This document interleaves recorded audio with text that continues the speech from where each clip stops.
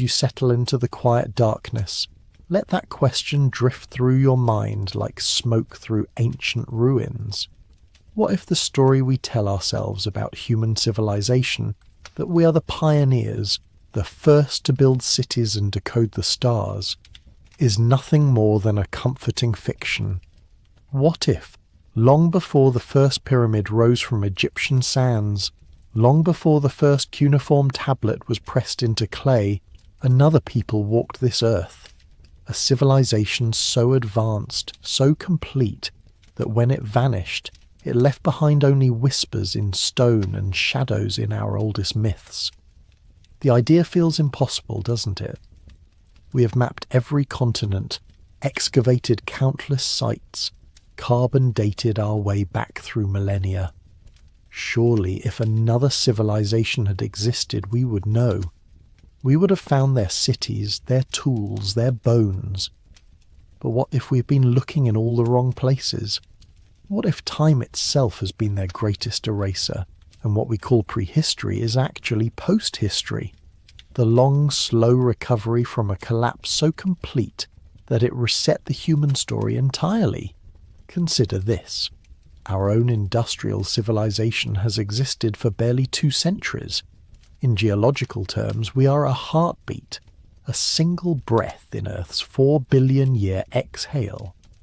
If our cities were abandoned tomorrow, how long would they last? Steel rusts, concrete crumbles, glass shatters.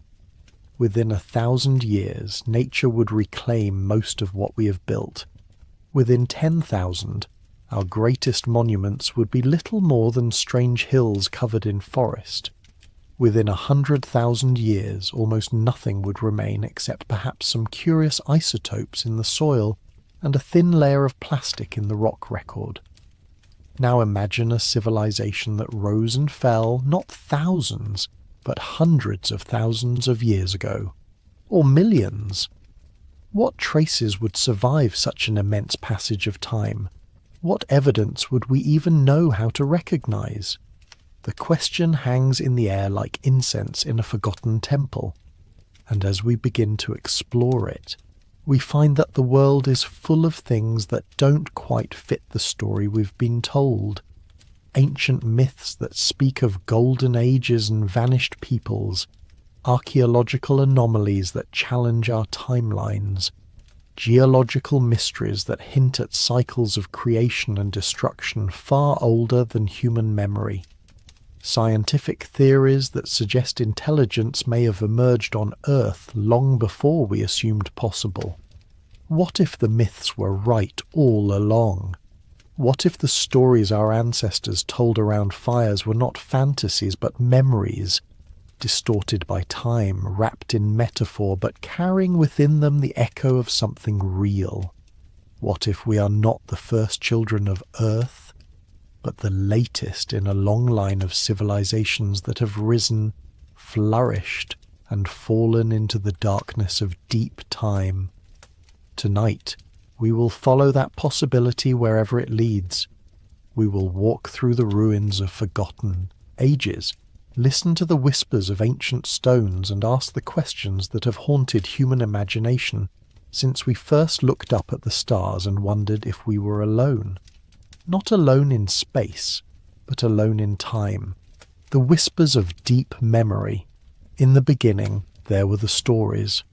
Long before archaeologists with their careful brushes and measuring tools, long before carbon dating and stratigraphic analysis, there were the myths. Every culture on Earth, no matter how isolated, no matter how different their languages or customs, tells variations of the same haunting tale. Once, long ago, there was a golden age, a time when the world was different, when beings of great wisdom walked among humans, or when humans themselves possessed knowledge and abilities that have since been lost. The Greeks called it the Age of Gold, when Kronos ruled and humans lived like gods, free from toil and suffering. The Hindus speak of the Satya Yuga, the Age of Truth, when righteousness reigned and humans possessed divine knowledge.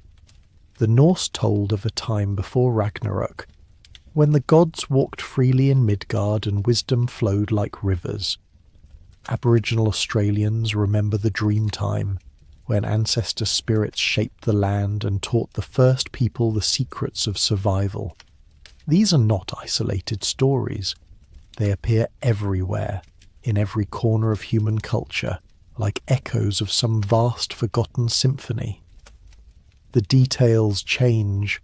Sometimes the Golden Age ended in flood, sometimes in fire, sometimes in great forgetting. But the core remains constant.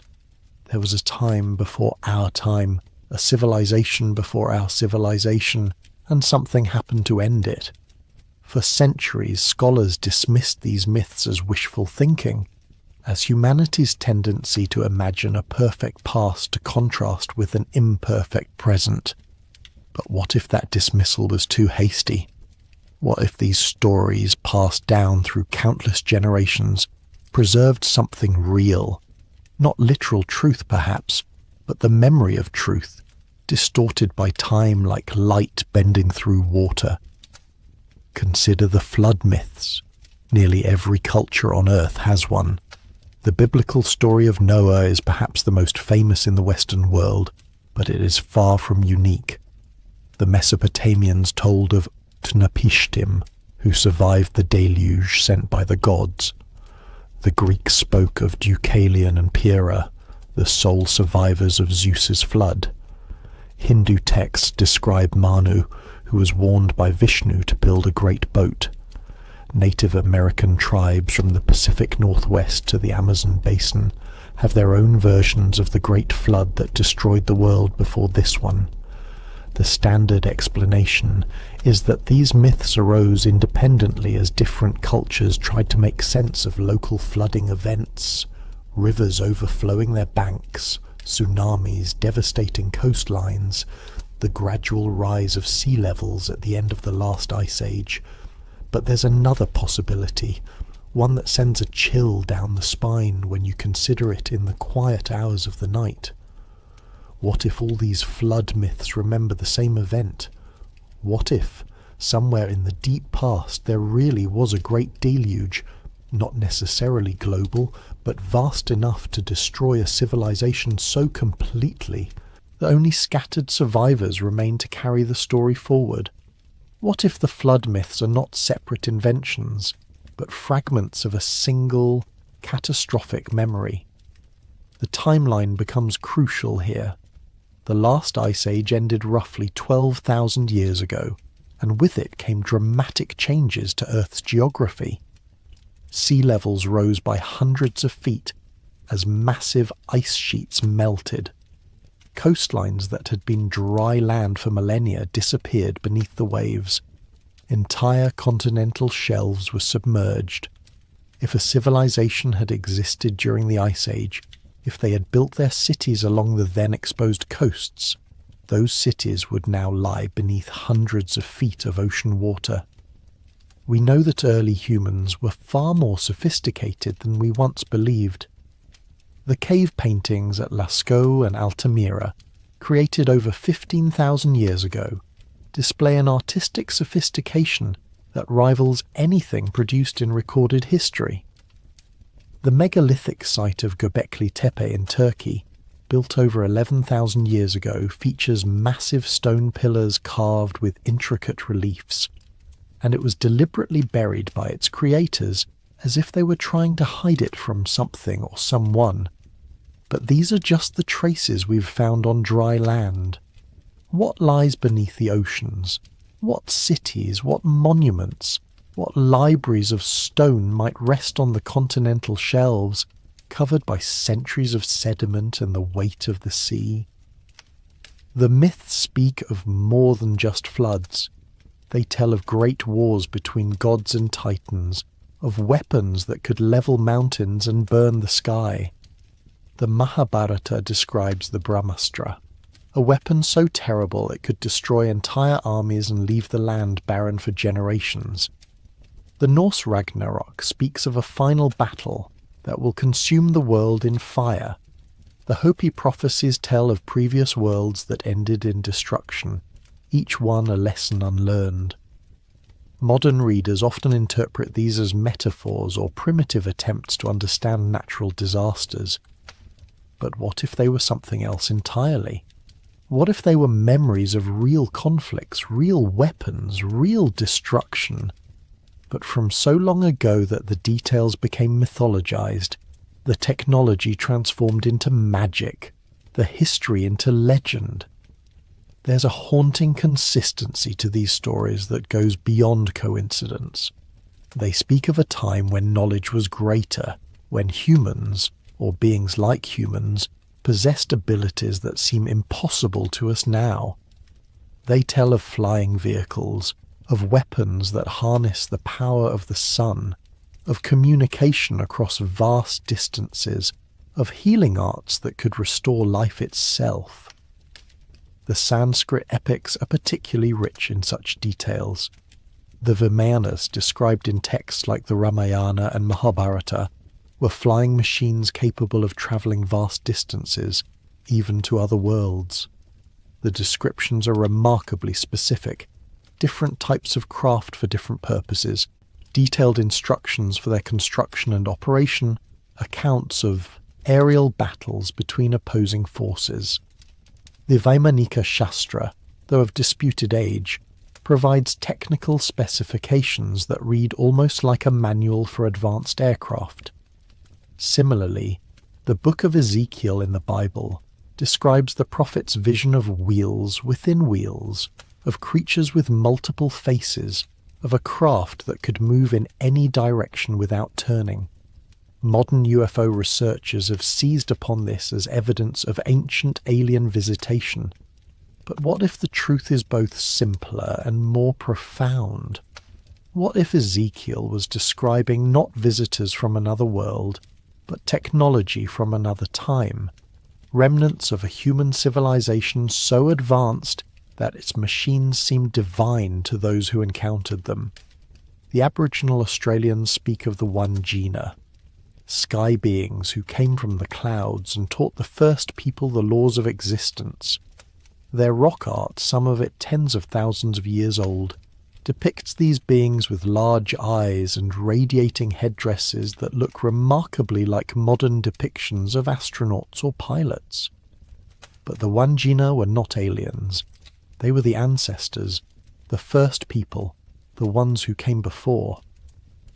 In the Americas, the Aztecs told of Quetzalcoatl, the feathered serpent who brought knowledge and civilization to humanity before departing across the eastern sea, promising to return. The Incas spoke of Viracocha, the creator god who emerged from Lake Titicaca and taught the arts of civilization before disappearing into the Pacific.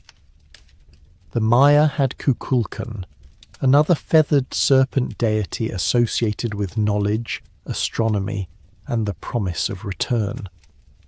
These are not stories of gods in the supernatural sense, but of teachers, of culture bringers, of those who possessed knowledge that seemed divine to those who received it.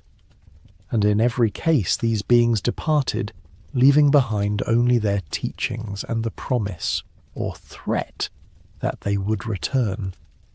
What if they were not gods at all, but survivors? What if they were the remnants of the previous civilization, the keepers of ancient knowledge, wandering a world that had forgotten how to read the stars or work metal or build in stone? What if they were trying to restart civilization, to pass on what they could before they too passed into legend? The myths tell us something else, something that should make us pause in the darkness and listen more carefully. They tell us that the Golden Age did not end gradually, through slow decline or natural evolution. It ended suddenly, catastrophically, in fire or flood or war. It ended so completely that the survivors had to start over from almost nothing, carrying only fragments of the old knowledge, stories that would become myths, technologies that would become magic. And they tell us something else, something that whispers through the night like wind through ruins.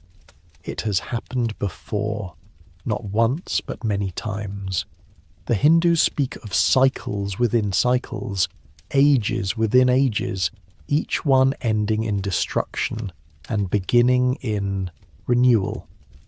The Maya calculated vast cycles of time, cosmic ages that stretched across millennia. The Hopi speak of 4 previous worlds, each one destroyed when humanity forgot the proper way to live.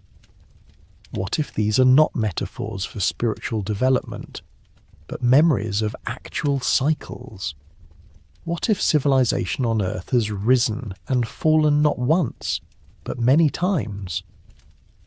What if we are not the first to split the atom, to reach for the stars, to unlock the secrets of genetics and artificial intelligence? What if we are simply the latest in a long line of species that have achieved technological sophistication, only to destroy themselves or be destroyed by forces beyond their control? The myths whisper these possibilities in the darkness, and as we listen, we begin to hear something else. The sound of our own footsteps echoing those who came before. These same ambitions, the same discoveries, the same fatal flaws that led to the end of worlds. And we begin to wonder, are we walking toward our own golden age or toward our own ending? Are we the inheritors of ancient wisdom, or are we simply repeating ancient mistakes? The stories our ancestors told around their fires were not just entertainment. They were warnings. They were maps of where we had been and signs pointing toward where we might go. They were the whispers of deep memory, trying to tell us something crucial about the nature of time, the fragility of civilization, and the terrible beauty of starting over. But that wasn't the whole story. The myths were just the beginning, the first clue in a mystery that would lead us deep into the earth itself, into stones that remember what flesh has forgotten, into ruins that challenge everything we thought we knew about the human journey through time. The stones that remember, beneath the myths, older than the stories, lie the stones. They wait in silence across the world, massive blocks of granite and limestone perfectly fitted together without mortar, carved with precision that challenges our understanding of ancient capabilities. They rise from jungles and deserts, from mountain tops and ocean floors, speaking a language of engineering and astronomy that we are only beginning to decode. And in their silent testimony, they whisper of builders whose skill surpassed anything we attribute to the ancient world. In the high Andes of Peru, the fortress of Sacsayhuaman overlooks the city of Cusco like a sleeping giant. Its walls are built from stones so massive that modern cranes would struggle to lift them, fitted together so precisely that a knife blade cannot slip between them. The largest stone weighs over 300 tons. It was quarried from a site several miles away, transported across difficult terrain, lifted into place with mathematical precision, and shaped to fit perfectly with its neighbours. The conventional explanation is that the Inca built Sacsayhuaman using bronze tools, wooden rollers, and thousands of workers pulling on ropes. But when you stand before those walls in the thin mountain air, when you run your hands along joints so perfect they seem to have been melted together rather than carved, the explanation feels inadequate.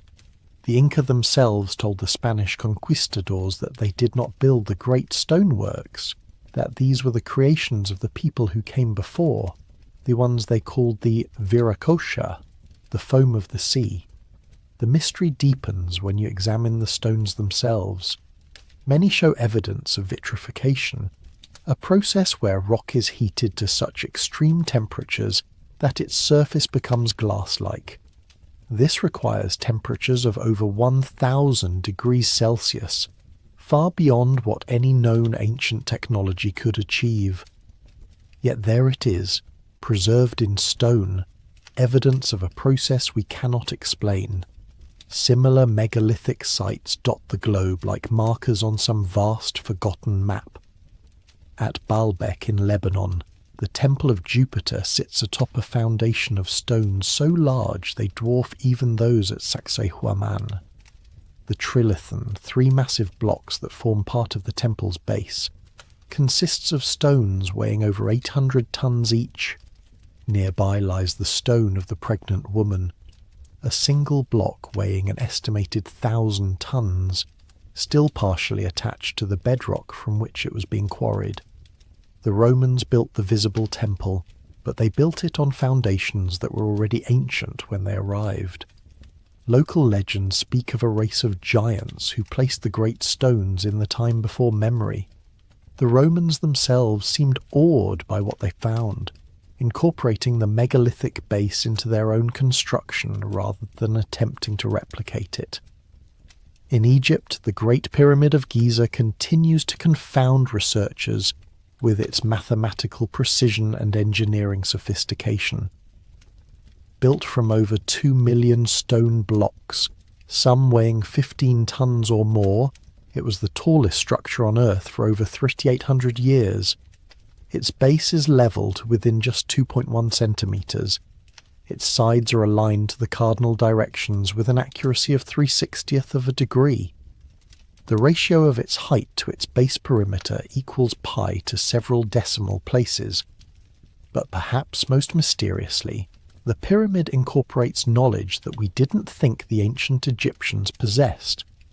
Its dimensions encode the circumference of the Earth, the length of the year, and the speed of light. The shafts that extend from the king's and queen's chambers point to specific stars: Orion, Draco, Sirius, with astronomical precision. The entire structure seems designed not just as a tomb, but as a kind of 3-dimensional encyclopedia, preserving mathematical and astronomical knowledge in stone. The conventional timeline places the pyramid's construction around 2580 BCE, during the 4th dynasty of the Old Kingdom. But this dating is based largely on circumstantial evidence: the presence of Khufu's cartouche in a sealed chamber, the similarity to other 4th dynasty monuments, the assumption that such sophisticated construction must have developed gradually from simpler predecessors. Yet the pyramid stands alone in its perfection. The pyramids that came before it were smaller, cruder, often collapsed or were abandoned mid-construction. The pyramids that came after it were inferior in every measurable way: smaller, less precise, built with inferior materials and techniques. It's as if the Great Pyramid represents not the culmination of a gradual development, but a singular achievement that was never equalled, let alone surpassed. Some researchers have suggested that the pyramid is far older than conventionally believed, that it was built during a previous period of high civilization and later appropriated by the pharaohs of the 4th dynasty. The evidence is circumstantial but intriguing. Water erosion patterns on the Sphinx that suggest it was carved during a much wetter climate, geological evidence of advanced machining techniques, the absence of any mummies or burial goods in the pyramid itself. But Egypt is not alone in preserving evidence of sophisticated ancient engineering. On Easter Island, nearly 900 massive stone statues called moai stand sentinel over the Pacific. The largest completed statue is over 30 feet tall and weighs 82 tons. They were carved from volcanic rock using only stone tools, transported across the island using unknown methods, and erected with precision that required sophisticated understanding of leverage and balance. The islanders themselves, when first contacted by Europeans, had no memory of how the statues were built or moved. They spoke of them as having walked into place, guided by the mana of the ancestors. Recent experiments have shown that the statues could indeed have been walked upright, using a complex system of ropes, but this would have required coordination and engineering knowledge that seems inconsistent with the island's small, isolated population. In Turkey, this site of Göbekli Tepe has revolutionized our understanding of prehistoric capabilities. Built over 11,000 years ago, 6,000 years before Stonehenge, 7,000 years before the pyramids, it consists of massive stone pillars arranged in circles, carved with intricate reliefs of animals and abstract symbols. The pillars weigh up to 16 tons each and were quarried, transported and erected by people who are supposedly still hunter-gatherers, lacking even pottery or metal tools. The site was deliberately buried around 8000 BCE, covered with tons of earth, in what appears to have been a massive coordinated effort. Why would a people invest enormous resources in building such a complex, then bury it completely? What were they trying to hide, or preserve, or protect? The carvings at Göbekli Tepe tell their own story. They depict animals that were not native to the region during the supposed time of construction. Lions, crocodiles, exotic birds. They show humans interacting with these animals in ways that suggest domestication, or at least close familiarity.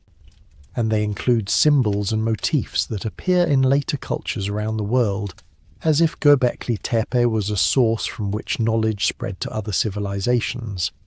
But perhaps the most intriguing aspect of these megalithic sites is not their individual mysteries, but their global distribution and apparent interconnection. They appear on every continent, built by cultures that had no known contact with each other, yet they share remarkable similarities in construction techniques, astronomical alignments, and symbolic motifs. The precision-cut stones of Sacsayhuaman echo the megalithic walls of Baalbek. The astronomical alignments of the pyramids mirror those found at Stonehenge and Angkor Wat. The spiral motifs carved into stones in Ireland appear also in New Mexico and Easter Island. It's as if these sites were built according to a common template, following shared knowledge that somehow spread across the globe long before the supposed dawn of civilization. Some researchers have proposed that these similarities result from a common human tendency to build in certain ways, to align structures with celestial bodies, to carve similar symbols. But the level of technical sophistication involved suggests something more than coincidence. The ability to quarry, transport, and precisely place stones weighing hundreds of tons requires not just manpower, but advanced understanding of physics, engineering, and logistics. Consider the problem of the Antikythera mechanism, discovered in a shipwreck off the Greek island of Antikythera in 1901.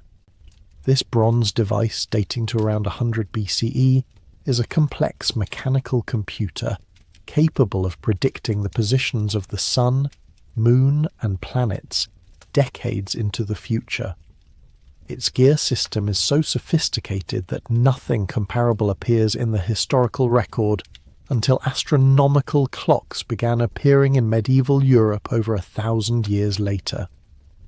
The mechanism suggests that ancient Greek technology was far more advanced than we previously believed. But it also raises a troubling question. If the Greeks could build such sophisticated devices, what else could they build? What other technologies might have existed in the ancient world that we have no record of because they were made from materials that don't survive, or because the knowledge was lost during periods of collapse and chaos? The stones remember what the written records have forgotten. They preserve evidence of capabilities that don't fit our timeline of human development.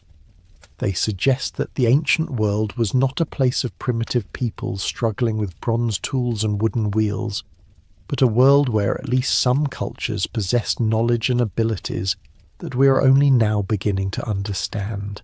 And they raise the most haunting question of all.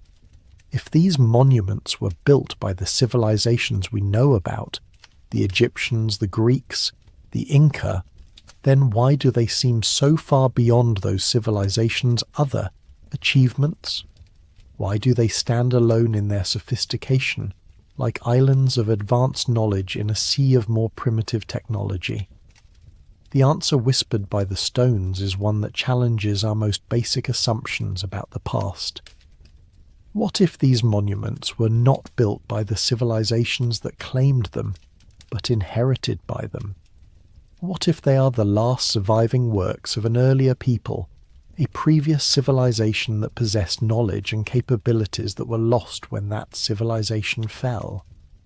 The stones cannot tell us who built them or when, not with certainty, but they can tell us that someone did, someone with knowledge of mathematics and astronomy, with engineering capabilities that rival our own, with the organizational ability to coordinate massive construction projects across generations, someone who understood the movement of the stars, the properties of stone, the principles of leverage and balance and precision. Someone who built not just for their own time, but for ours, as if they knew that their civilization would not last, that their knowledge would be lost, that their very existence would be forgotten, as if they were trying to leave us a message encoded in stone, waiting for us to become sophisticated enough to read it. But the stones were not the only witnesses to the deep past. Hidden in the earth itself, in layers of rock and sediment, in the chemical signatures of ancient atmospheres, lay evidence of events so catastrophic they could erase entire civilizations from the record of time. The scars of catastrophe. The earth remembers everything, in layers of ice and sediment, in the chemical composition of ancient atmospheres trapped in amber, in the magnetic signatures locked within cooling lava. Our planet preserves a record of its history that spans billions of years, and within that record, written in the language of isotopes and impact craters, of mass extinctions and climate shifts, lies evidence of catastrophes so vast they could reset the entire course of life on Earth. We know about the big ones, the events that make it into textbooks and documentaries, the asteroid impact that ended the age of dinosaurs 66 million years ago, leaving behind a layer of iridium-rich clay that circles the globe like a funeral shroud. The Permian Triassic extinction 252 million years ago, which eliminated 96% of marine species and 70% of terrestrial vertebrates, earning it the nickname the Great Dying. The Toba supervolcanic eruption 74,000 years ago, which may have reduced the human population to as few as 10,000 individuals, creating a genetic bottleneck that we still carry in our DNA. But these are just the catastrophes we can easily see, the ones that left clear signatures in the geological record. What about the smaller ones, the regional disasters that could destroy a civilization without leaving a global trace? What about the events that happened so recently, in geological terms, that their evidence has been obscured by erosion, sedimentation, and the relentless recycling of the Earth's surface? Consider the Younger Dryas, a period of rapid climate change that began around 12,900 years ago and lasted for over a millennium. In the span of just a few decades, global temperatures plummeted, ice sheets advanced, and sea levels dropped. Entire ecosystems collapsed. The megafauna of North America, giant ground sloths, saber-toothed cats, woolly mammoths, went extinct in what appears to have been a sudden, coordinated die-off. The conventional explanation for the Younger Dryas involves changes in ocean circulation patterns as the great ice sheets melted.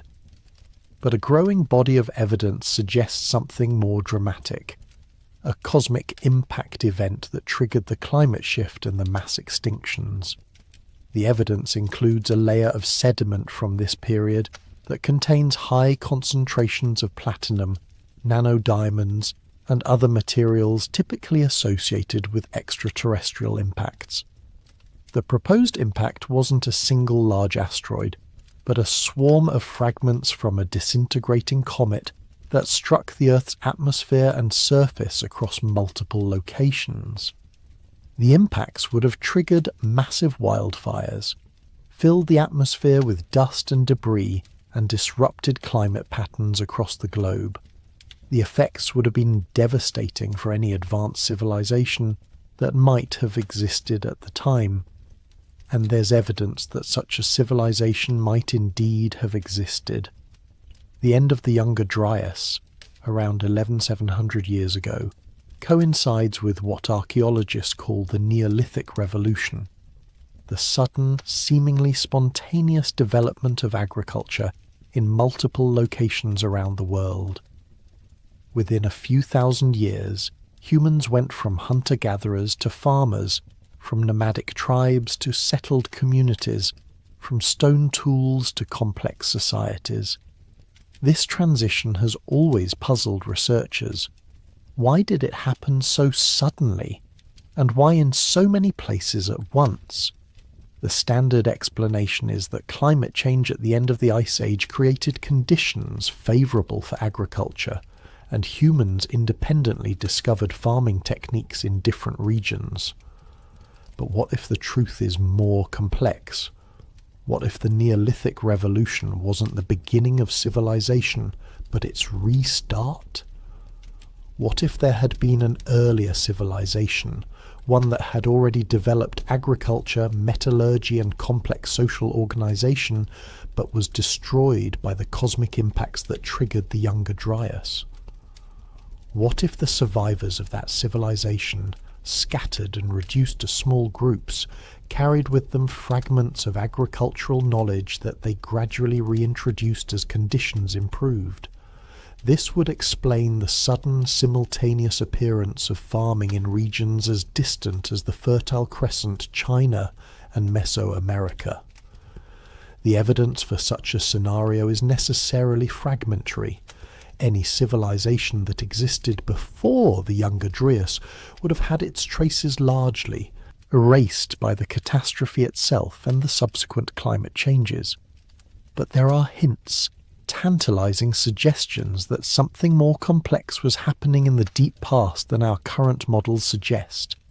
Take the mystery of the Carolina Bays, thousands of elliptical depressions scattered across the southeastern United States. These features, which can be seen clearly from aerial photographs, all point in the same direction, toward the Great Lakes region.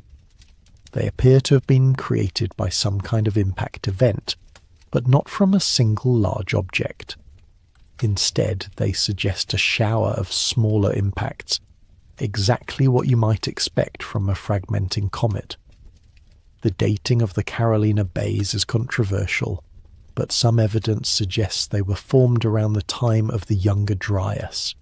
If so, they provide physical evidence for the kind of cosmic catastrophe that could have destroyed an advanced civilization.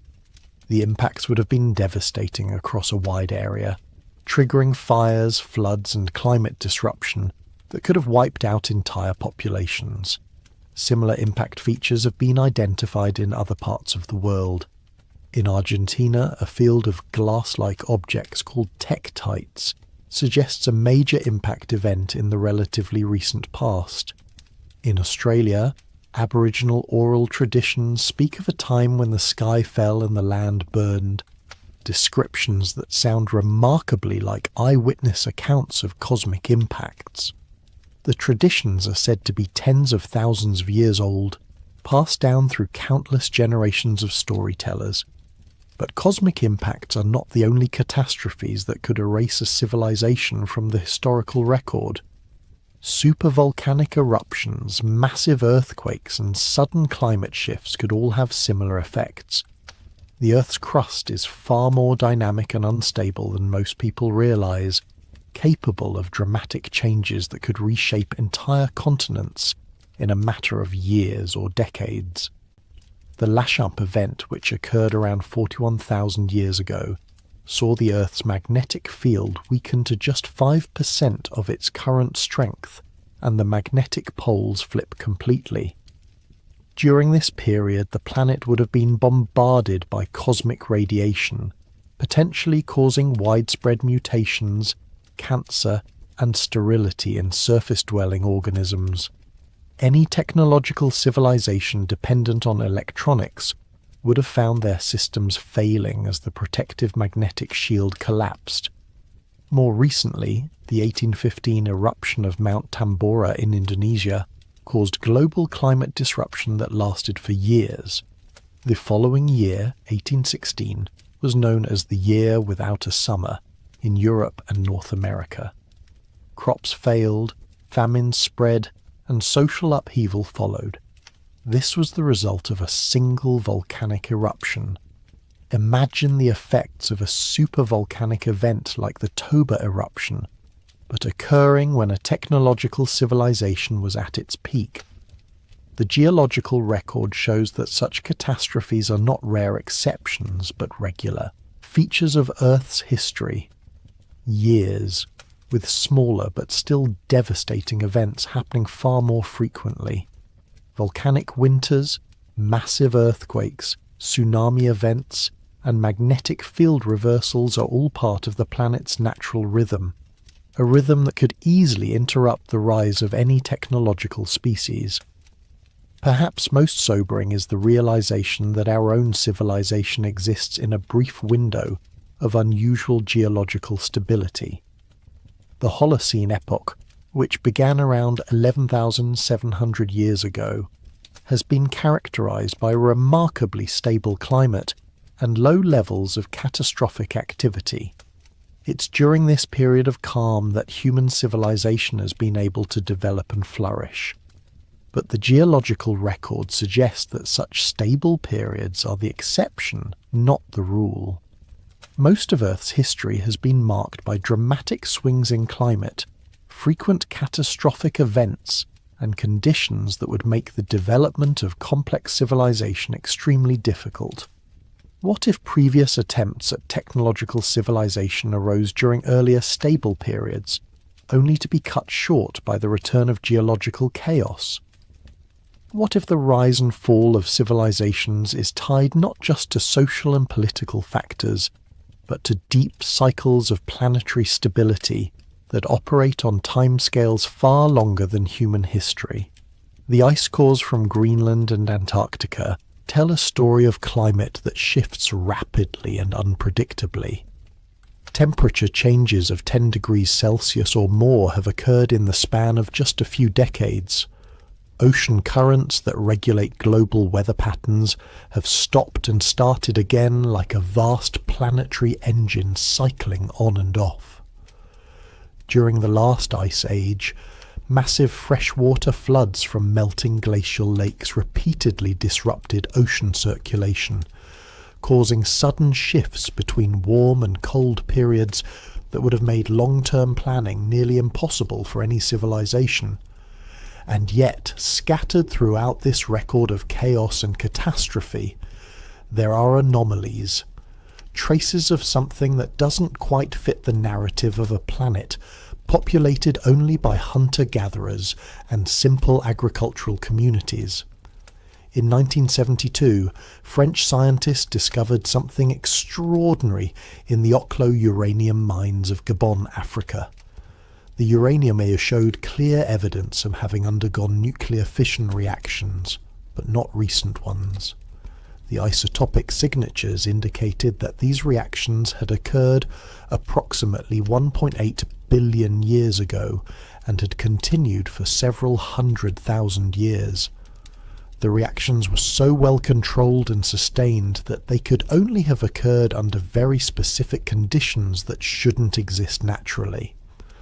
The official explanation is that these were natural nuclear reactors, created when groundwater acted as a moderator for uranium that was naturally concentrated in the ore body. But the precision required for such reactions to sustain themselves for hundreds of millennia is extraordinary. Some researchers have quietly wondered whether the Oklo reactors might represent something else entirely, evidence of nuclear technology from a previous epoch of Earth's history, when conditions were very different and other forms of life might have achieved technological sophistication. The idea sounds impossible until you consider the vast timescales involved. Complex life has existed on Earth for over 600 million years. Dinosaurs ruled the planet for 865 million years, over 800 times longer than humans have existed. During such immense periods of time, could intelligence have evolved multiple times? Could there have been previous technological species that rose, flourished, and vanished long before the first mammals appeared? The challenge of finding evidence for such ancient civilizations would be enormous. Over geological time, the Earth's surface is constantly renewed. Tectonic plates shift and collide, mountains rise and erode away, ocean floors are subducted and recycled. Very little survives unchanged for millions of years, let alone billions. Any artifacts or structures from such ancient times would have been ground to dust long ago.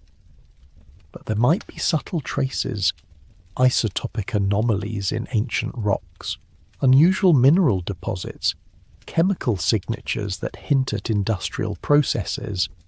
The Oklo reactors might be just such a trace, a ghostly fingerprint of nuclear technology from an unimaginably distant past. Closer to our own time, other anomalies whisper of possibilities that challenge conventional archaeology. In 1938, German archaeologist Wilhelm König discovered a clay jar in the Iraq Museum that contained a copper cylinder and an iron rod. When filled with an acidic solution, the device produces an electrical current, leading some to call it the Baghdad battery.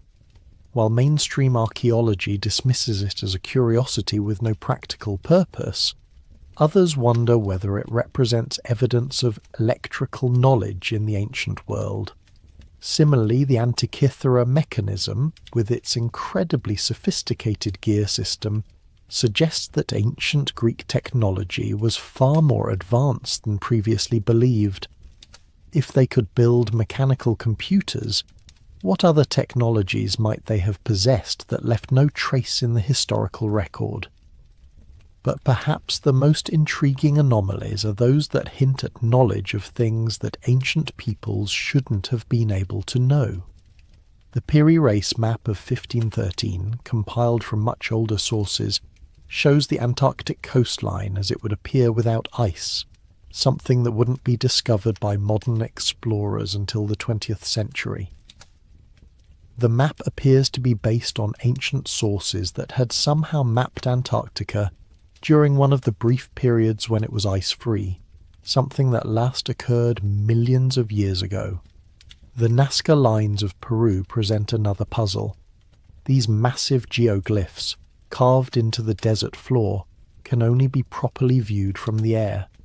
They depict animals, geometric patterns, and strange figures that stretch for miles across the landscape.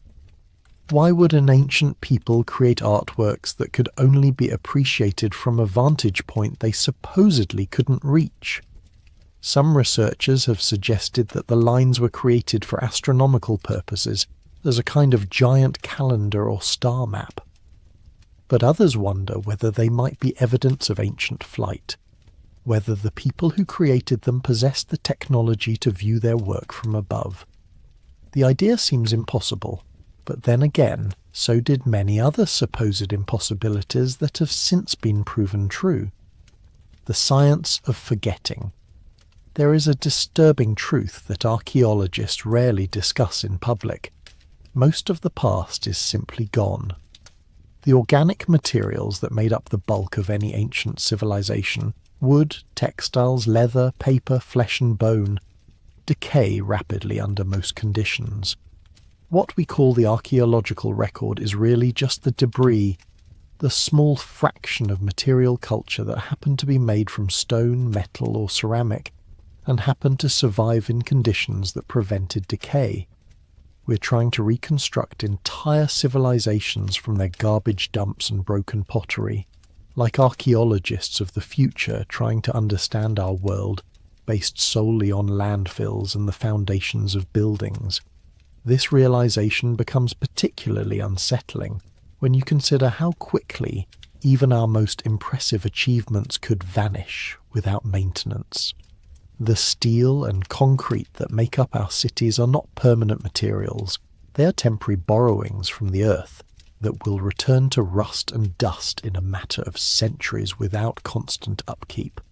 Our electronics, our computers, our vast networks of information storage, all of it depends on continuous maintenance and renewal.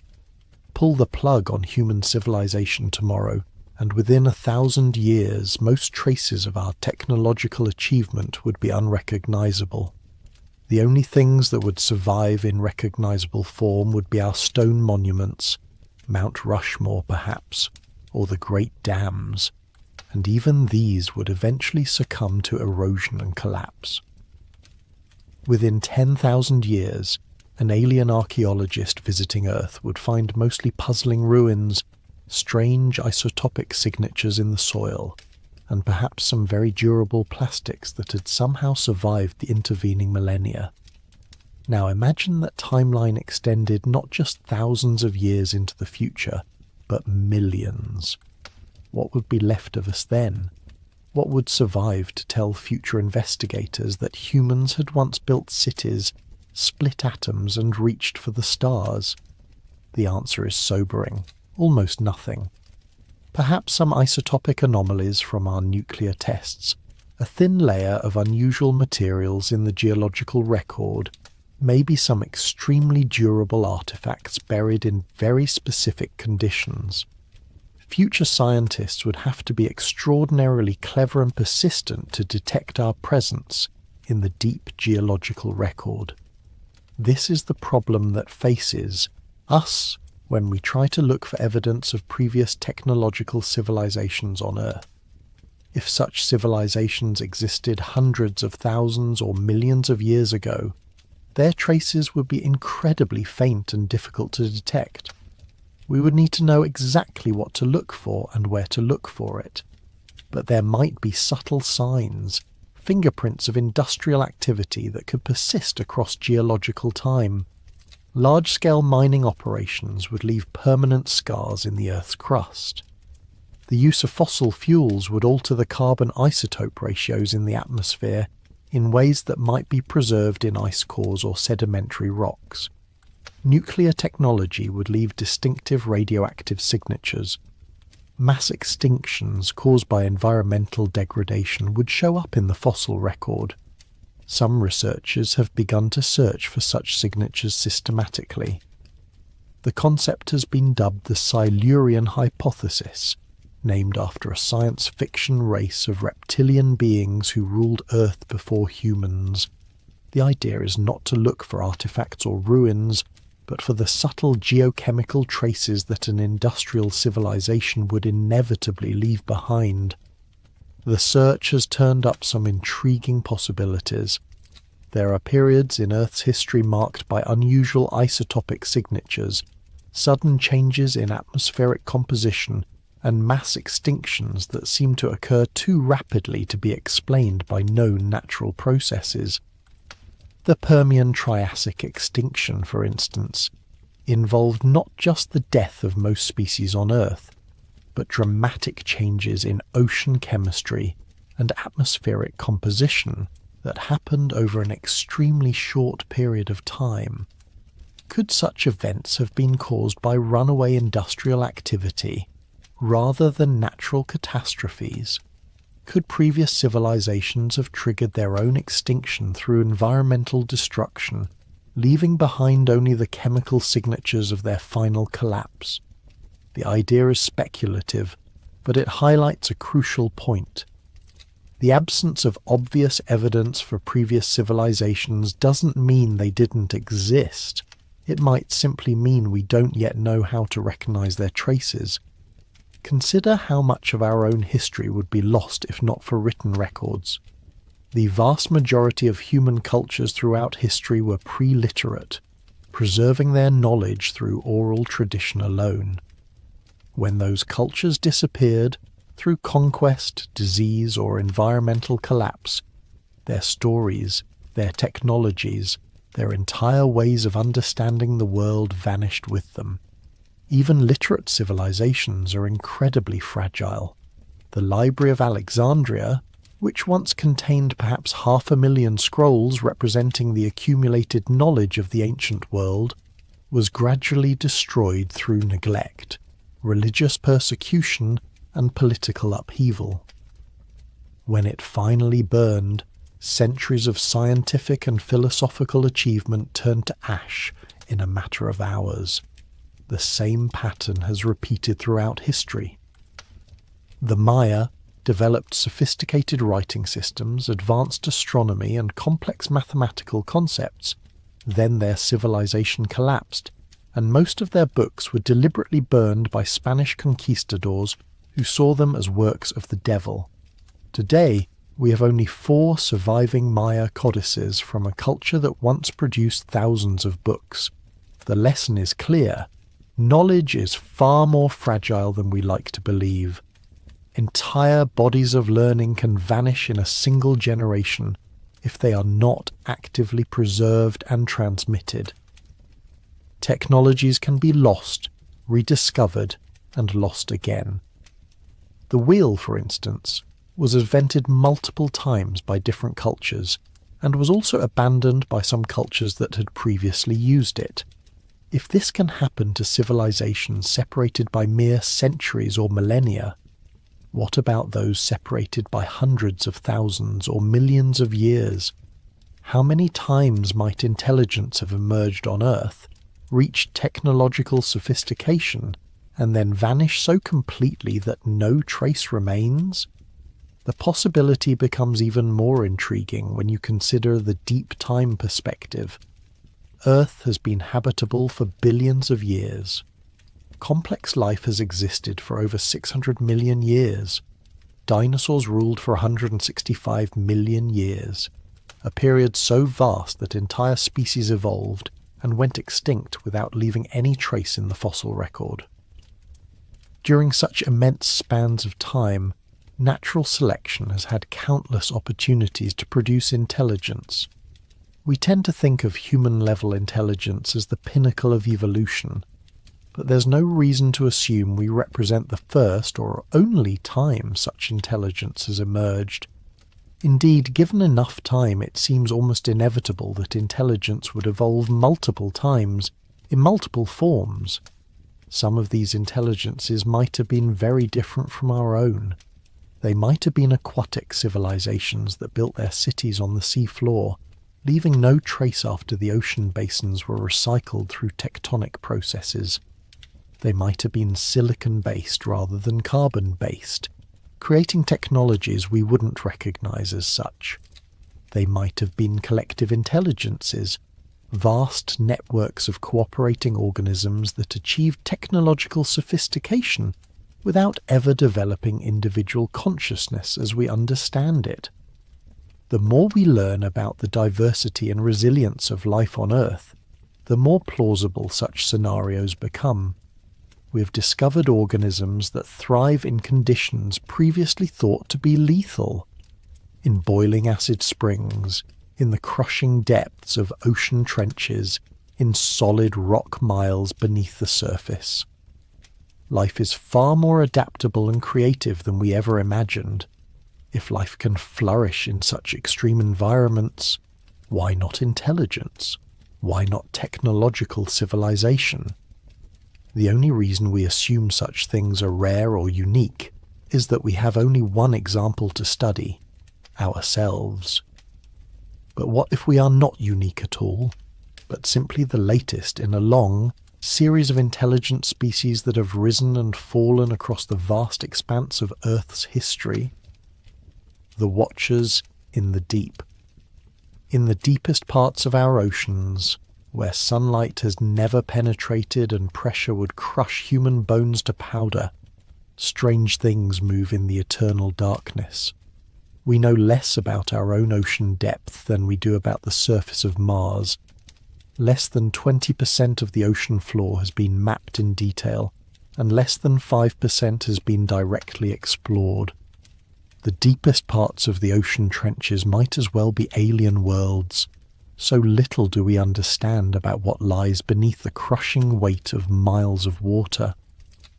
But what we have discovered in those depths is extraordinary.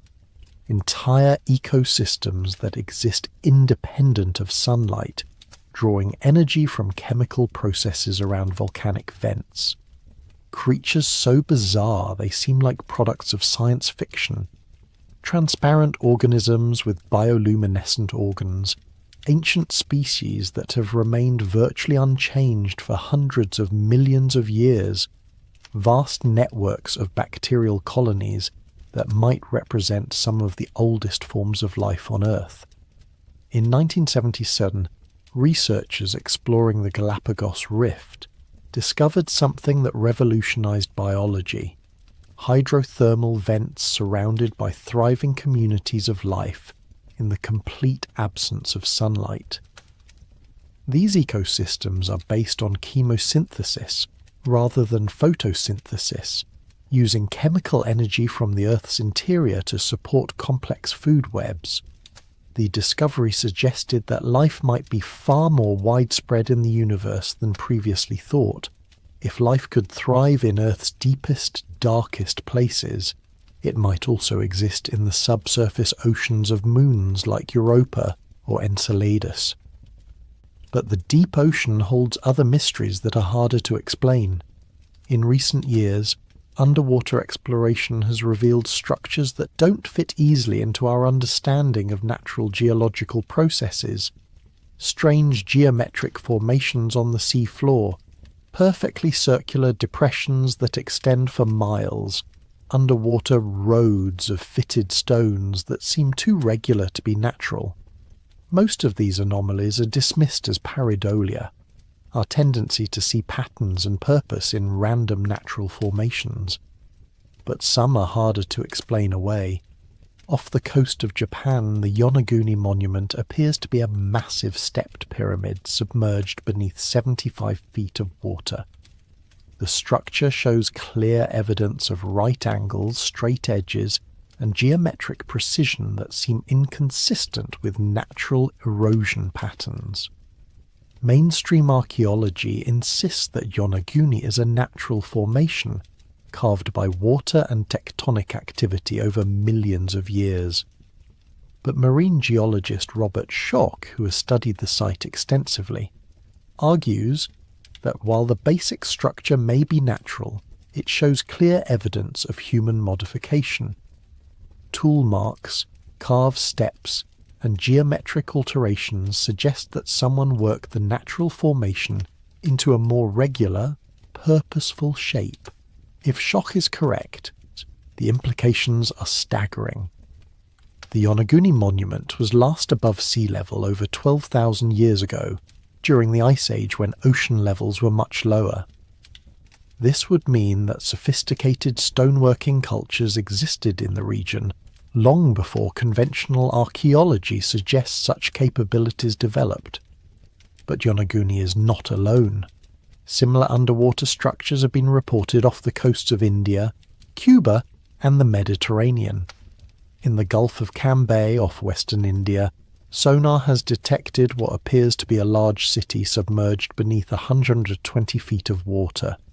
The site includes geometric structures, grid-like street patterns, and what look like step pyramids. Carbon dating of artifacts dredged from the site has yielded dates of up to 9,500 years ago. The implications are profound. If these underwater sites are indeed artificial, the remains of cities and monuments built when sea levels were lower, they suggest that sophisticated civilizations existed during the Ice Age, thousands of years before conventional history begins. And if such civilizations existed, they would have been perfectly positioned along the then exposed continental shelves, in the most fertile and resource-rich areas of the ancient world. When the Ice Age ended and sea levels rose by 400 feet or more, these coastal civilizations would have been inundated. Their cities, their ports, their monuments. Everything would have disappeared beneath the waves. Only scattered survivors would have remained, carrying fragments of knowledge to higher ground, preserving what they could in stories and myths while struggling to rebuild in a changed world. This scenario would explain many of the puzzles that have long perplexed archaeologists. Why do the earliest known civilizations appear so suddenly and fully formed, without clear developmental stages? Why do isolated cultures around the world share similar technologies and architectural styles? Why do flood myths appear in nearly every human culture? The answer might be that civilization didn't begin with the rise of agriculture 11,000 years ago. It restarted then, rebuilt by survivors of much older cultures that had been destroyed by rising seas and climate change at the end of the Ice Age.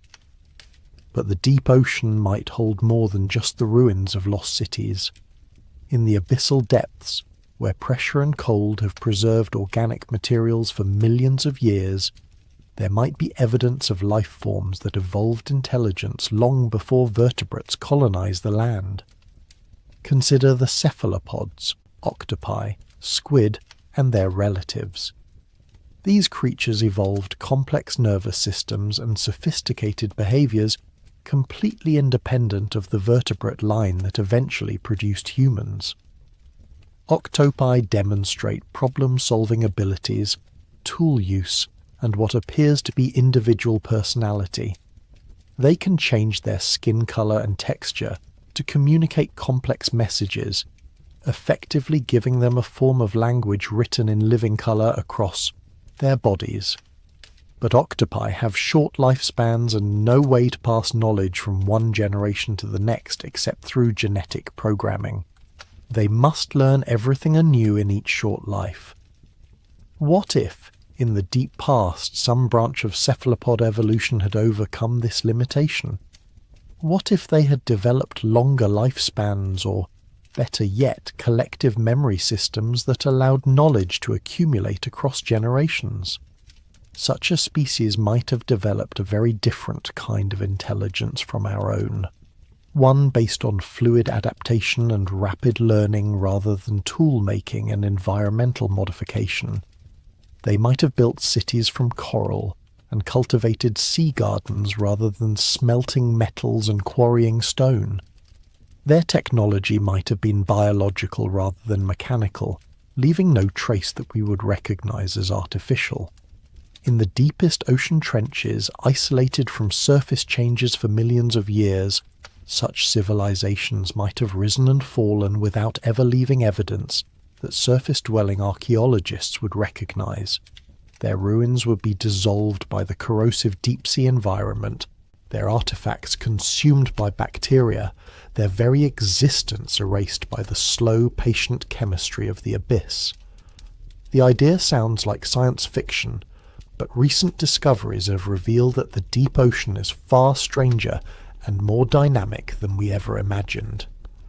Vast communities of microorganisms exist in the sediments of the ocean floor, some of them billions of years old, living at the very edge of what we consider possible for life.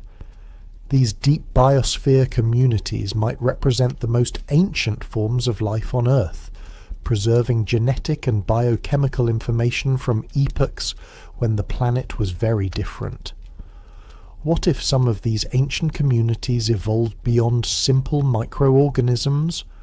What if, given the vast timescales available, they developed complex behaviors, communication systems, even forms of consciousness that we cannot recognize because they operate on completely different principles from our own?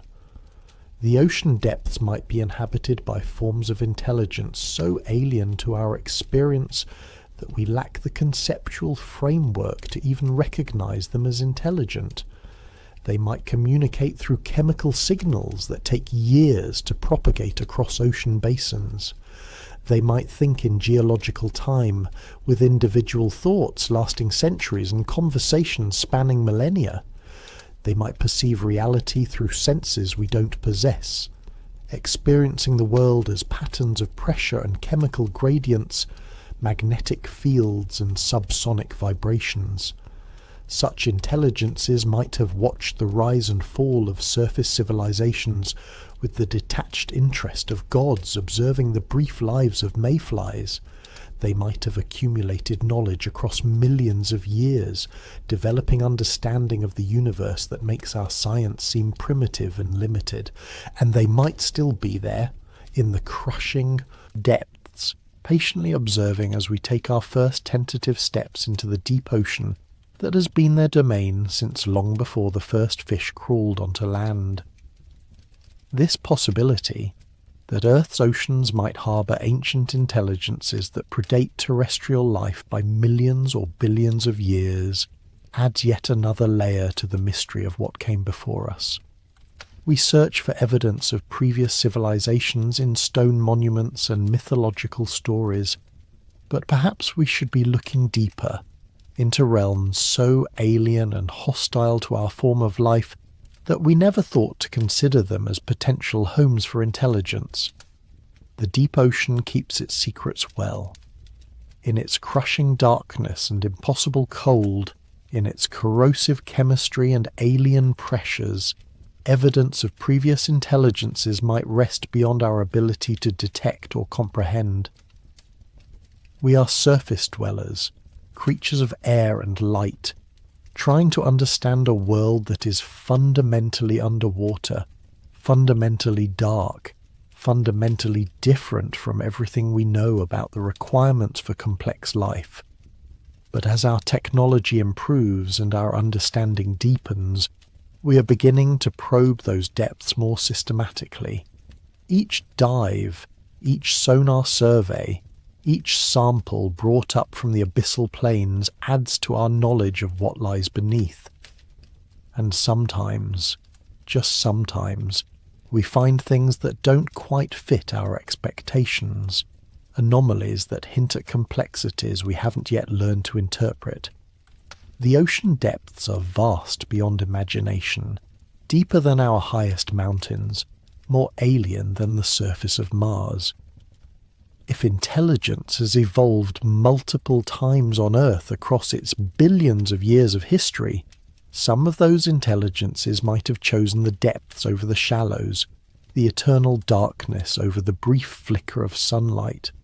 They might still be there, waiting in the deep, watching and remembering everything that has ever lived and died on the surface of their water world. The genetic ghosts. Hidden within the spiral staircase of human DNA lies a library more vast and mysterious than any archive built from stone or paper. Our genome contains not just the blueprint for building a human body, but the entire evolutionary history of life on Earth, a genetic memory that stretches back billions of years to the first replicating molecules that learned to copy themselves in ancient seas. But DNA holds more than evolutionary history. It holds evidence of bottlenecks and expansions, of populations that nearly went extinct and others that exploded across continents. It records the effects of diseases, disasters, and dramatic environmental changes. And within that record, geneticists are discovering patterns that don't quite match the neat timelines of human migration and development that we've constructed from archaeological evidence. The most startling revelation has been how recently our species came close to extinction, not once, but multiple times. The genetic evidence suggests that around 70,000 years ago, the human population crashed to perhaps as few as 2,000 breeding individuals. The entire future of our species balanced on the edge of oblivion, survivors scattered across a continent, carrying with them a severely restricted gene pool that we still carry today. This bottleneck coincides roughly with the Toba supervolcanic eruption, one of the largest volcanic events in the past 2 million years. The eruption threw enough ash and sulfur into the atmosphere to trigger a volcanic winter that lasted for years, dramatically reducing global temperatures and making survival extremely difficult for human populations that were still heavily dependent on hunting and gathering. But the genetic evidence suggests this wasn't the only near-extinction event in human history. There are signs of earlier bottlenecks, earlier crashes in population that reduced our ancestors to small, isolated groups, struggling to survive in a hostile world. Each time, somehow, the species recovered, but not without losing something in the process. What's particularly intriguing is that some of these population crashes don't correspond to any known natural disasters. The genetic signatures suggest sudden, dramatic reductions in population that occurred during periods when the climate was relatively stable and conditions should have favoured human expansion. It's as if entire populations simply vanished, leaving only small remnant groups to carry the human lineage forward. This pattern becomes even more mysterious when you consider the genetic diversity of modern human populations. Despite having spread across the entire globe, humans are remarkably genetically uniform compared to other species. We have less genetic diversity than chimpanzees, who are confined to a much smaller area of Africa. This suggests that our global expansion happened very recently and from a very small founding population.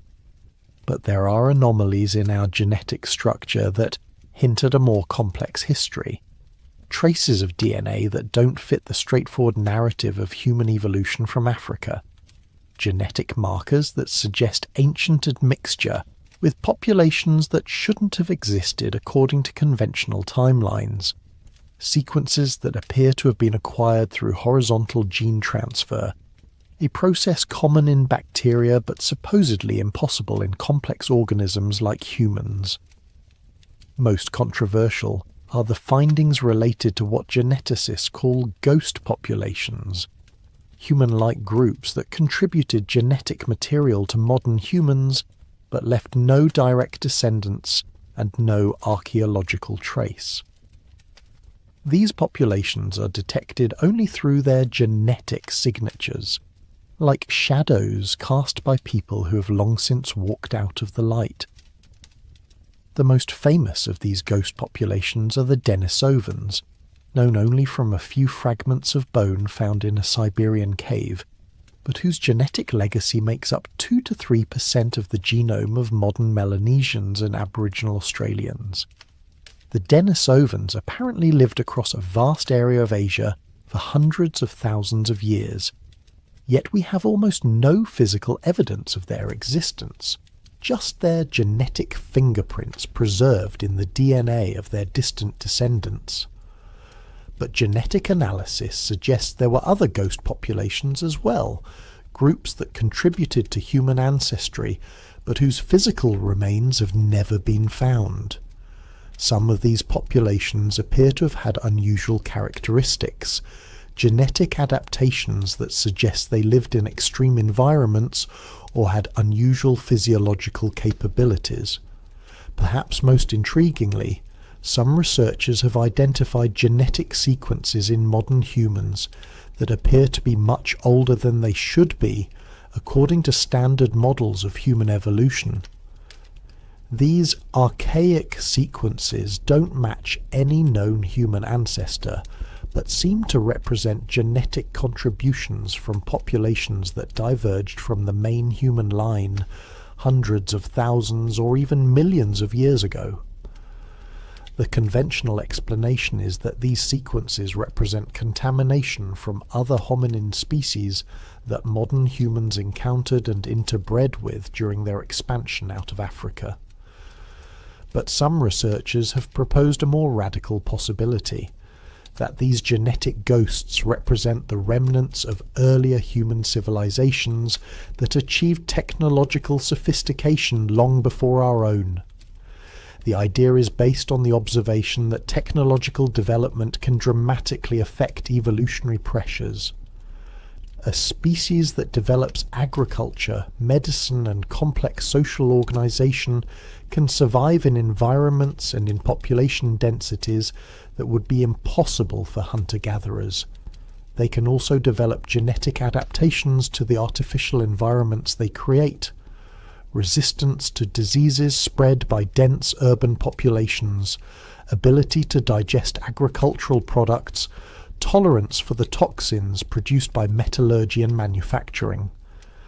If such a technological species existed, in the deep past their genetic signature might persist even after their civilization collapsed, and their descendants reverted to hunter-gatherer lifestyles. The technological adaptations would become evolutionary baggage, genetic sequences that served no function in a post-civilizational environment, but persisted simply because they weren't actively harmful. Over thousands or tens of thousands of years, most such sequences would be gradually eliminated by natural selection. But some might persist, especially if they were linked to other genes that did provide survival advantages. These genetic ghosts would be detectable by modern analysis as sequences that seem too old, too complex, or too specialized for the environments in which they're found. The genetic evidence becomes even more intriguing when combined with recent discoveries about the antiquity and sophistication of human behavior. Archaeological sites like Blombos Cave in South Africa have revealed evidence of symbolic behavior, artistic expression, and complex tool-making dating back over 100,000 years, much earlier than previously thought possible. At Blombos, archaeologists have found carefully crafted shell beads, ochre crayons with abstract engravings, and sophisticated bone tools that required advanced planning and technical skill to create. The site suggests that modern human cognition and behavior emerged much earlier than the Great Leap Forward that supposedly occurred around 40,000 years ago. But if modern human behavior emerged 100,000 or even 200,000 years ago, what were our ancestors doing during the intervening millennia? The archaeological record shows long periods of apparent stasis punctuated by sudden bursts of innovation. Technologies appear, disappear, and reappear again thousands of years later. Artistic traditions start and stop with no clear explanation. This pattern is puzzling if you assume steady progressive development, but it makes perfect sense if you assume that human populations went through repeated cycles of advancement and collapse. Technologies would be developed during periods of population growth and cultural stability, then lost during environmental crises or social upheaval. Survivors would preserve fragments of knowledge, but it might take thousands of years for conditions to become favourable enough for that knowledge to be fully redeveloped and expanded upon. The genetic evidence supports this cyclical model. The population bottlenecks recorded in our DNA correspond to periods when technologies and cultural traditions would have been most vulnerable to loss. Each crash would have scattered the surviving populations, breaking up the social networks that preserved and transmitted complex knowledge. But each recovery would have started from a higher baseline than the previous cycle. The survivors would carry not just genetic memories of adaptation, but cultural memories of what was possible. They would know that humans could work metal, build monuments, navigate by the stars. Even if they had temporarily lost the specific knowledge of how to do these things. This might explain the sudden appearance of sophisticated technologies in the archaeological record. The Neolithic Revolution, the Bronze Age, the development of writing and mathematics. All of these might represent not the first invention of these technologies, but their reinvention by populations who carried genetic and cultural memories of earlier achievements. The human genome is a palimpsest, a manuscript that has been written over and erased and written over again countless times. Each layer tells a different story about our past, and the deepest layers preserve memories so ancient that we're only now learning how to read them. As our techniques for genetic analysis become more sophisticated, we're uncovering evidence of complexities in human history that challenge our most basic assumptions about who we are and where we came from. We are the children of survivors of volcanic winters and cosmic impacts, of climate shifts and population crashes, of the rise and fall of civilizations whose names we never learned because they forgot how to write them down. We carry within our cells the genetic memories of all those who came before us, the accumulated wisdom and experience of 1,000,000 generations of ancestors who faced the darkness and somehow found a way forward. But we also carry something else, the genetic potential for all the capabilities and achievements of those who came before us.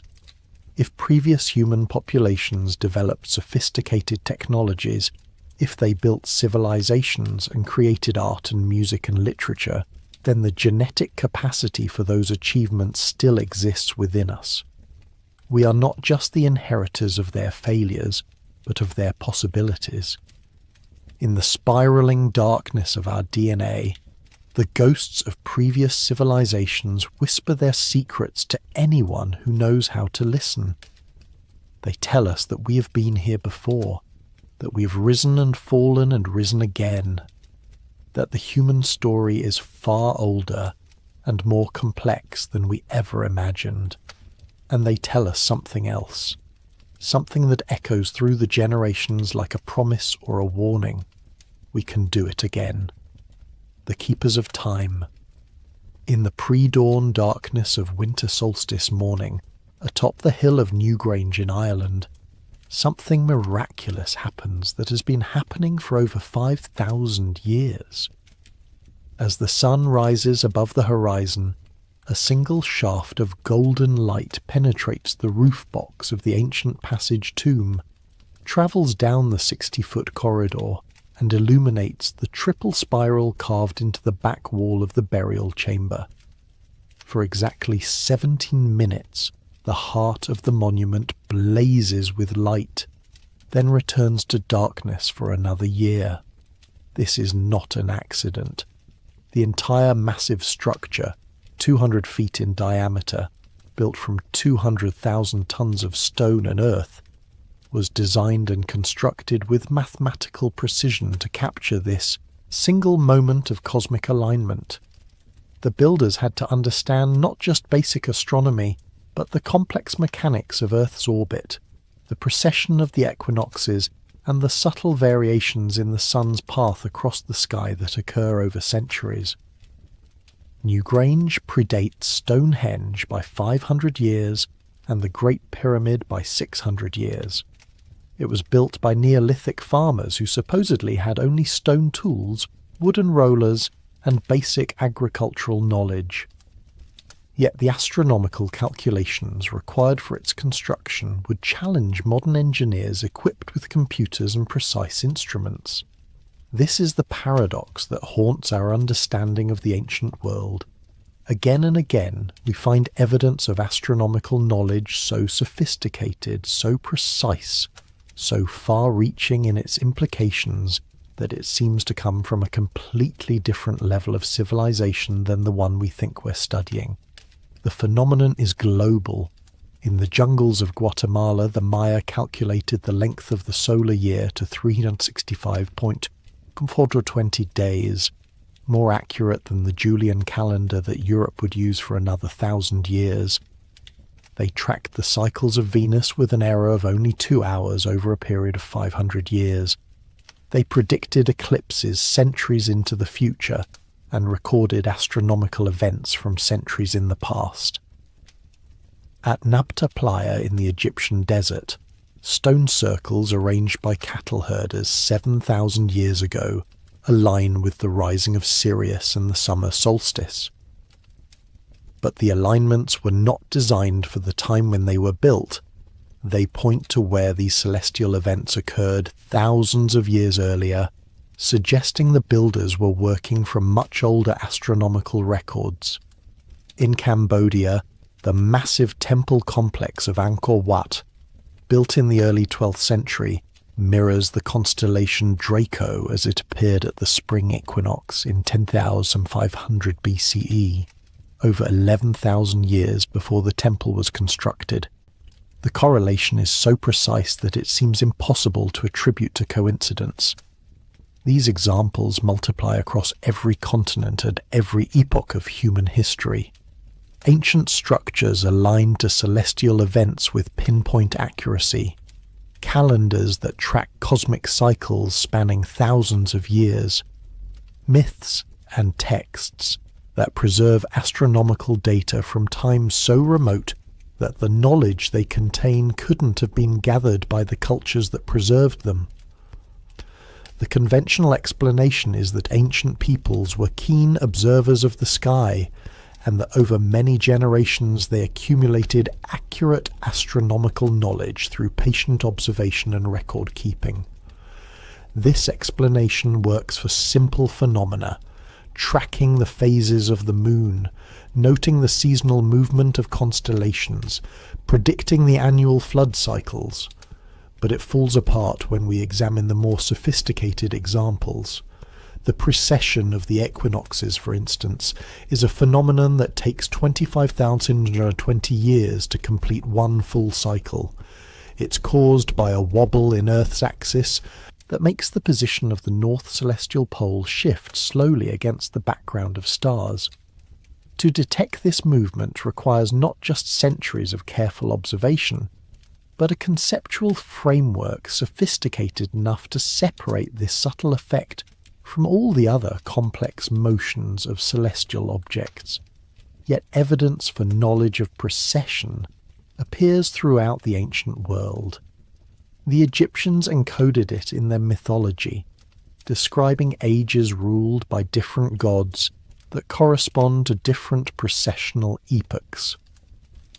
The Greeks inherited this knowledge and developed it into a formal astronomical theory. Hindu and Buddhist texts describe vast cosmic cycles that match precessional periods with remarkable accuracy. Most intriguingly, this knowledge appears to be embedded in monuments and myths from cultures that had no known contact with each other. The precessional cycle appears in Norse mythology, in Mesoamerican calendars, in the astronomical alignments of temples across Asia and Africa. It's as if this knowledge was part of a global heritage, preserved and transmitted by different cultures across vast spans of time. Consider the problem of longitude. For most of human history, determining one's position east or west on the globe was one of navigation's greatest challenges. The problem wasn't solved in Europe until the 18th century, with the development of accurate marine chronometers that could keep precise time during long ocean voyages. Yet the ancient Egyptians somehow managed to align the Great Pyramid with true cardinal directions to within 3/60th of a degree.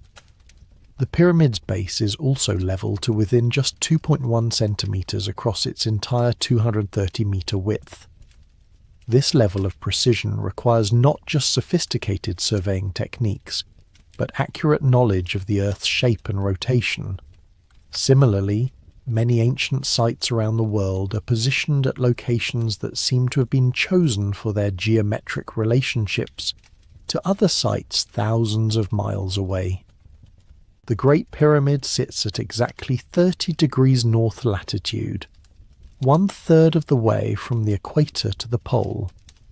Angkor Wat is precisely 72 degrees of longitude east of the pyramids at Giza, a relationship that corresponds to the precessional number 72, the number of years it takes for precession to shift the celestial pole by 1 degree. These geometric relationships appear too frequently and too precisely to be coincidental.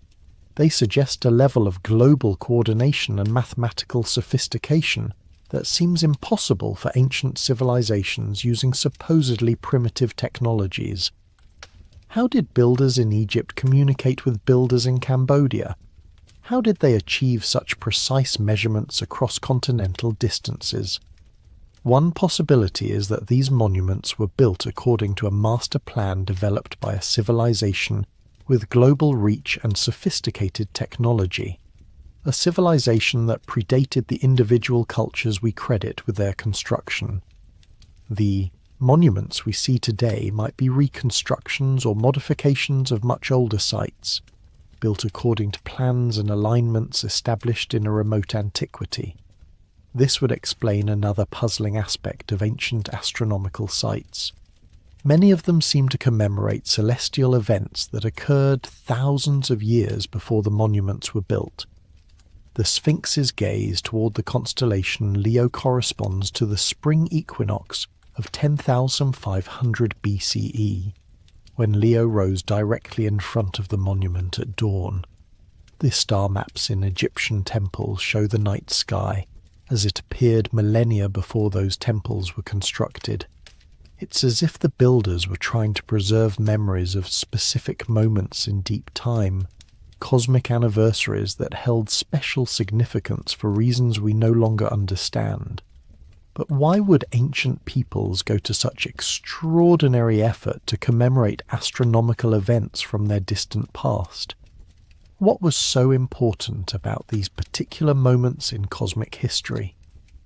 The answer might lie in the growing realization that Earth's relationship with the cosmos is far more dynamic and dangerous than we once believed. The solar system moves through different regions of the galaxy over vast periods of time, encountering varying densities of cosmic dust, different levels of radiation, and gravitational influences from nearby stars. These cosmic environments can have profound effects on Earth's climate, magnetic field, and the evolution of life itself. Recent research has revealed that the solar system's orbit around the galactic center brings us through regions of space with very different properties. Every 26 million years or so, we pass through the galactic plane, where the density of matter and energy is much higher than in the quieter regions where we normally reside.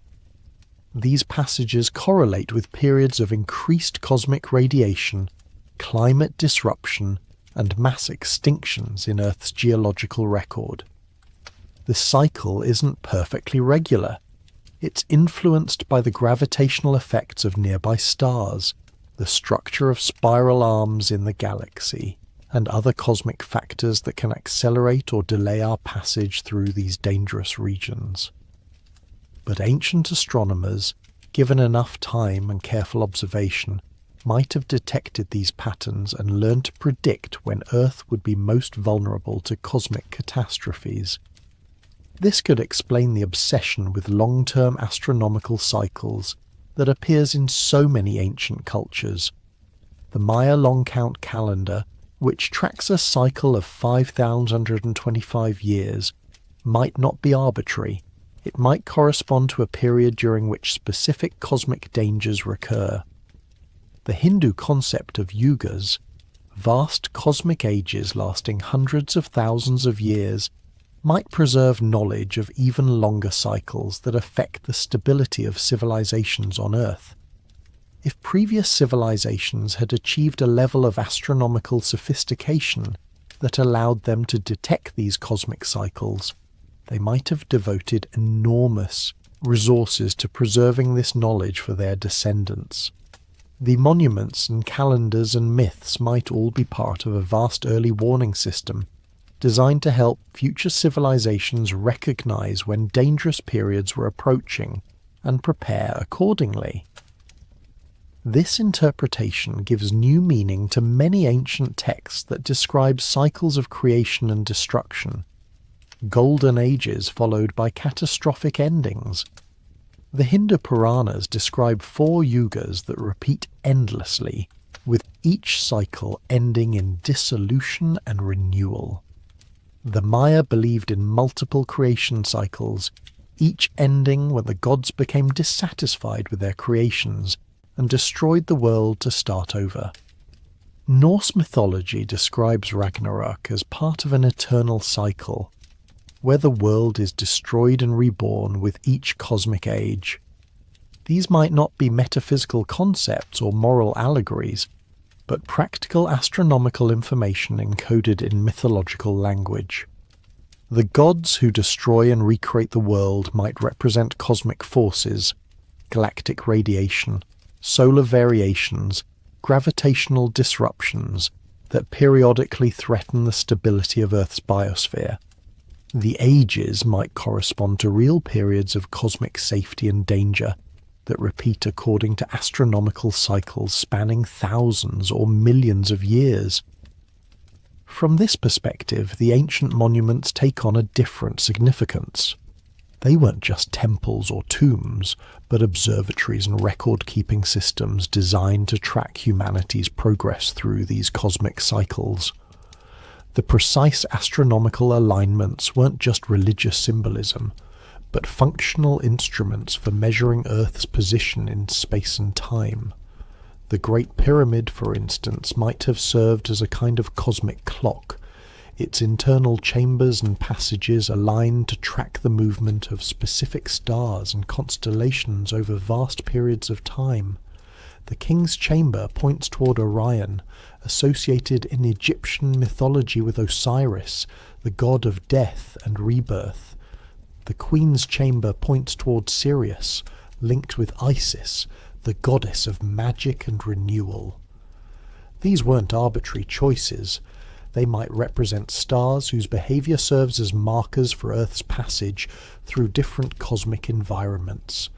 Similarly, Stonehenge's complex arrangement of stones creates multiple sight lines that track not just annual solar and lunar cycles, but much longer periods of celestial motion. The monument was built in phases over more than 1,500 years, with each phase adding new capabilities for astronomical observation and calculation. The final structure could predict eclipses decades in advance and track the 18.6-year cycle of lunar standstills with remarkable precision. But Stonehenge's most mysterious feature might be its acoustic properties. Recent research has revealed that the circle of stones creates a unique sound environment, amplifying certain frequencies while dampening others. Specific locations within the circle produce distinct resonances when sounds are made, almost as if the monument was designed as a kind of acoustic instrument. This raises intriguing possibilities about how astronomical knowledge was preserved and transmitted in ancient times. Sound and music can encode complex information in memorable patterns that persist across generations even when written records are lost. The specific frequencies produced at Stonehenge might correspond to astronomical cycles, with different tones representing different periods of cosmic time. Many ancient cultures associated music and mathematics with cosmic harmony. The Pythagoreans believed that celestial bodies produced musical tones as they moved through space, and that understanding these cosmic harmonies was the key to understanding the structure of the universe. Hindu traditions describe the universe as being created and sustained by sound vibrations, with different frequencies corresponding to different levels of cosmic manifestation. If advanced ancient astronomers had discovered mathematical relationships between cosmic cycles and harmonic frequencies, they might have encoded crucial astronomical data in musical forms that could be preserved and transmitted through oral tradition, even during periods when written records were lost. The songs and chants that accompany ancient rituals might contain sophisticated astronomical information disguised as religious or ceremonial content. This possibility becomes more intriguing when we consider how much astronomical knowledge has been preserved in seemingly primitive cultural forms. Aboriginal Australian songlines encode precise navigation information across thousands of miles of continent, with each song corresponding to specific landmarks, water sources, and seasonal patterns. The information is so accurate that modern GPS systems confirm the precision of traditional navigation techniques that have been passed down orally for tens of thousands of years. Similarly, Polynesian navigators used traditional charts and stick charts to guide voyages across thousands of miles of open ocean, using techniques that allowed them to determine their position by reading wave patterns, star positions, and subtle environmental cues.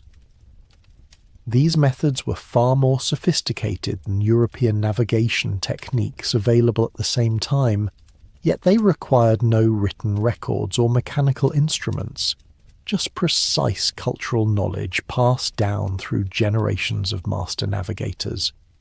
If such sophisticated information could be preserved in traditional forms for thousands of years, what about astronomical knowledge developed by previous technological civilizations?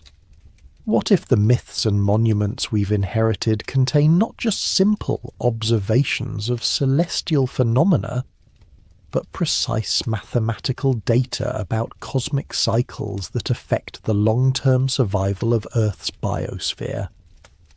The implications are staggering.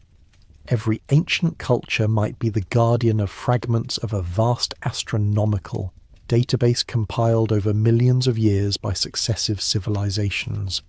The monuments might be backup systems designed to preserve crucial information, even if the cultures that built them collapse completely. The myths might be mnemonic devices that encode complex mathematical relationships in story form, allowing essential knowledge to survive even when its scientific context is forgotten. From this perspective, our current civilization occupies a unique position in the cosmic cycle. We have developed the technological capability to verify and extend the astronomical knowledge preserved by our predecessors, but we may be running out of time to fully decode and understand it before the next dangerous period in Earth's cosmic journey begins. The ancient astronomers knew something that we're only beginning to rediscover, that Earth's fate is intimately connected to cosmic cycles operating on scales much larger than human history. They devoted enormous resources to tracking these cycles and preserving the knowledge for future generations. The question now is whether we can decode their warnings quickly enough to benefit from their hard-won wisdom. As we stand at the threshold of becoming a truly spacefaring civilization, we might be approaching a cosmic test that previous civilizations failed. The monuments they left behind might not just be archaeological curiosities, but survival manuals for navigating the dangerous periods that lie ahead. The time has come to take their warnings seriously and learn from their example, before it's too late to avoid repeating their fate. The archive of everything deep beneath the Giza Plateau in chambers that official archaeology claims do not exist. Legend speaks of a vast library containing the complete records of human civilization. The Hall of Records, as it has been called, supposedly holds not just the history of Egypt, but the entire story of humanity's rise and fall across multiple epochs of deep time. No such chamber has ever been found, despite decades of ground-penetrating radar surveys, drilling projects, and exhaustive exploration of the Giza complex. Yet the legend persists, supported by ancient Egyptian texts that speak of hidden repositories of wisdom, by the testimony of classical authors who claim to have seen such archives, and by the nagging sense that a civilization capable of building the Great Pyramid must have possessed knowledge far beyond what their surviving texts reveal. But what if the Hall of Records was never meant to be a single physical location? What if the ancient keepers of knowledge were far cleverer than we imagined, distributing their most precious information across multiple storage systems designed to survive different types of catastrophes? The more we study ancient monuments, texts, and traditions, the more they seem to function as components of a vast distributed archive, a global information storage network that preserves crucial knowledge in multiple redundant formats designed to survive the collapse of individual civilizations. Consider the mathematical constants embedded in the Great Pyramid. Its dimensions encode not just pi and the golden ratio, but the circumference of the Earth, the length of the year, the speed of light, and dozens of other physical constants that supposedly weren't discovered until modern times. These numbers aren't just carved into the stone, they're built into the very structure of the monument, preserved in ratios and proportions that would survive even if all surface decorations were eroded away. This technique of encoding information in architectural proportions appears at sites around the world. Angkor Wat's dimensions correspond to cosmic cycles measured in thousands of years. Stonehenge's geometry encodes astronomical constants and mathematical relationships. The Mayan pyramids at Chichen Itza and Teotihuacan contain precise numerical data about planetary orbits and calendar calculations. The distributed nature of this information suggests a deliberate preservation strategy. If crucial knowledge was scattered across multiple monuments on different continents, it would be almost impossible for any single catastrophe to destroy it completely. Even if several sites were lost, enough would survive to allow future civilizations to reconstruct the complete database. But the ancient archivists didn't stop with monuments. They also encoded information in stories, mathematical concepts, and cultural practices that could survive even the complete destruction of physical structures. The stories we call myths often contain precise astronomical data, mathematical relationships, and scientific concepts disguised as narratives about gods and heroes. The Hindu epics, for instance, contain remarkably accurate descriptions of nuclear weapons, aerial warfare, and genetic engineering techniques, all embedded in stories about divine beings and magical powers. The Ramayana describes Vimanas, flying vehicles, with specifications so detailed that modern engineers have used them to design working aircraft. The Mahabharata contains passages about weapons that sound suspiciously like nuclear bombs, complete with descriptions of radiation sickness and environmental contamination.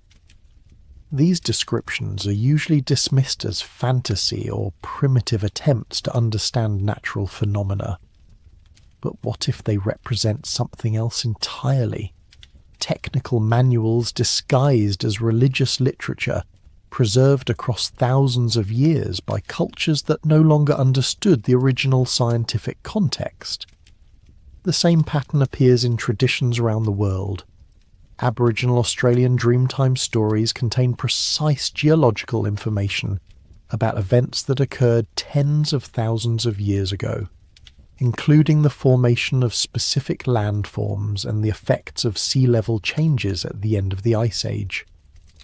These stories were supposedly created by Stone Age peoples with no understanding of geology, yet they preserve accurate scientific information with remarkable precision. Polynesian creation myths describe the formation of island chains with geological accuracy that matches modern scientific understanding. Norse legends contain detailed descriptions of climate cycles and their effects on human populations. Native American traditions preserve information about astronomical events, geological catastrophes, and environmental changes spanning thousands of years. The consistency and accuracy of this information across so many different cultures suggests that it comes from a common source, a sophisticated understanding of Earth's history and cosmic environment that was systematically preserved in story form when more direct recording methods became unavailable. But perhaps the most intriguing aspect of this distributed archive is how it seems designed to reveal itself gradually as human knowledge advances. The mathematical constants in the pyramids only became apparent when we developed the tools to measure them precisely. The astronomical alignments of ancient monuments only made sense when we understood precession and long-term celestial mechanics.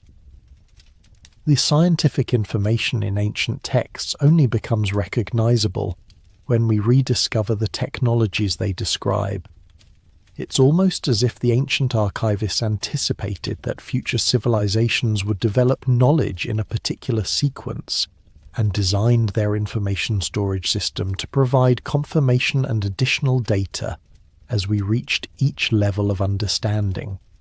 The monuments function like a cosmic combination lock, revealing their secrets only when we demonstrate that we possess the conceptual keys to interpret them correctly. This interpretation explains many of the anomalies that have puzzled researchers for decades. Why do ancient monuments contain information about physical constants that their builders supposedly couldn't have known? Because the builders weren't the original designers. They were reconstructing from plans created by a previous civilization with advanced scientific knowledge. Why do myths from isolated cultures contain such similar descriptions of advanced technologies and cosmic catastrophes? Because they're all fragments of the same original database, preserved in different cultural contexts but ultimately deriving from the same source. Why do ancient astronomical sites commemorate celestial events from thousands of years before they were built? Because they're part of a long-term monitoring system, designed to track cosmic cycles that operate on timescales much longer than individual civilizations. The distributed archive theory also explains why so much ancient knowledge seems to be concentrated in specific locations and cultures. Egypt, Mesopotamia, India, China, and Mesoamerica weren't just the birthplaces of civilization. They were the designated repository sites where survivors of an earlier global civilization concentrated their efforts to preserve and transmit crucial knowledge. These cultures became the inheritors and guardians of information systems they didn't fully understand, but which they faithfully maintained and transmitted across thousands of years. The priest classes that preserved ancient traditions weren't just religious figures. They were the human components of a vast data storage network, biological hard drives programmed to maintain and transmit information, even when its original purpose was forgotten. This would explain the remarkable continuity of certain traditions across millennia, even through periods of political collapse and cultural upheaval. The essential information was too important to lose, so it was embedded in religious practices, architectural traditions, and cultural rituals that were maintained even when their original scientific context was no longer understood. As our own civilization advances, we're beginning to recognize the sophistication of this ancient information storage system.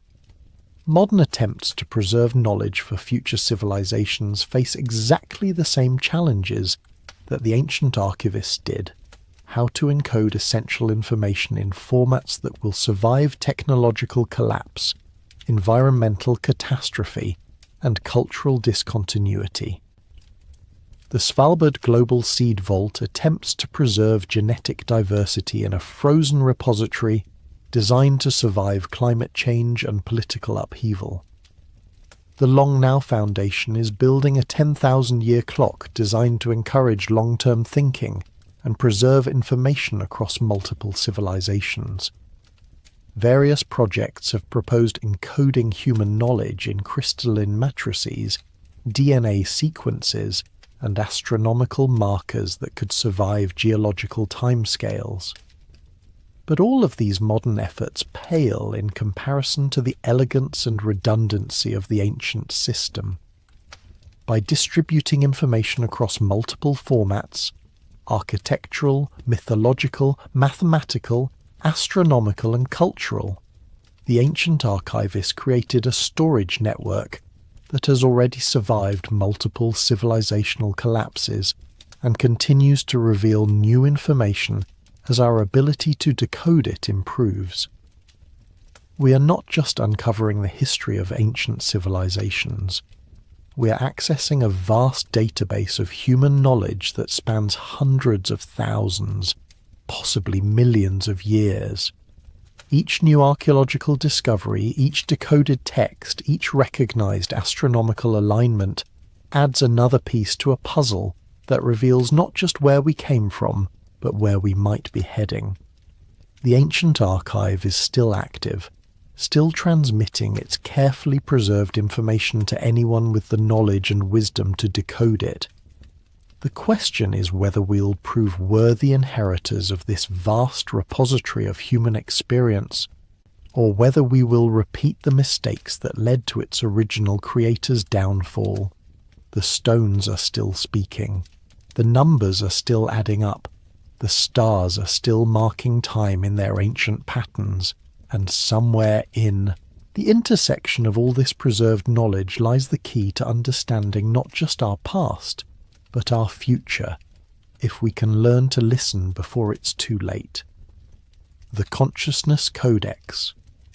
In the sacred cave of Lascaux, 17,000 years beneath the surface of France, ancient artists created something that challenges everything we think we know about the development of human consciousness.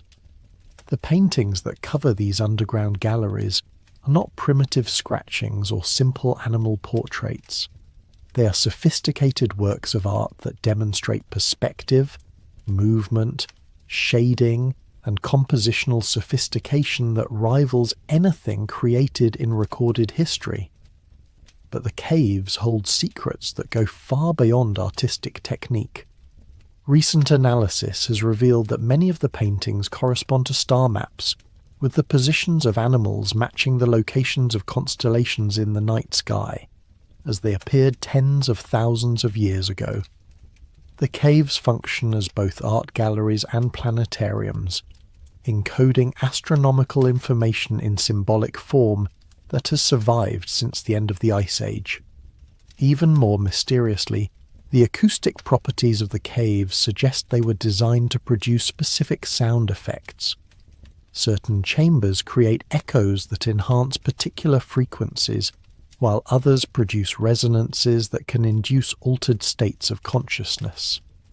The painted areas correspond precisely with the locations that produce the most dramatic acoustic effects, as if the visual and auditory experiences were designed to work together.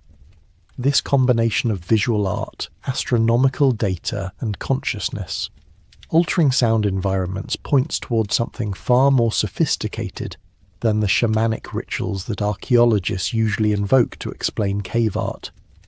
It suggests that Paleolithic humans possessed an understanding of consciousness itself, how it could be modified, enhanced, and used to access information beyond the reach of ordinary perception. This pattern appears at sacred sites around the world.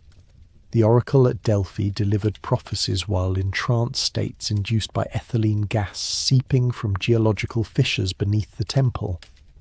The design of the chamber amplified these natural psychoactive effects, creating a controlled environment for accessing altered states of consciousness.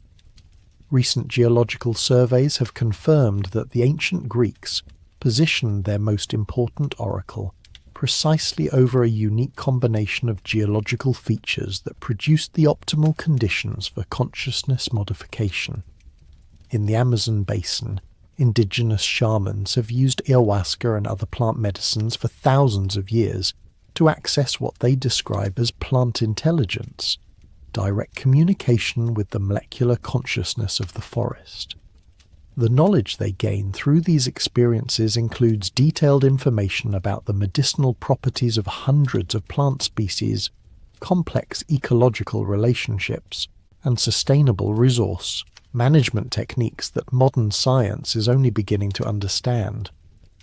What's remarkable is that this plant-derived knowledge often proves to be scientifically accurate when tested in modern laboratories.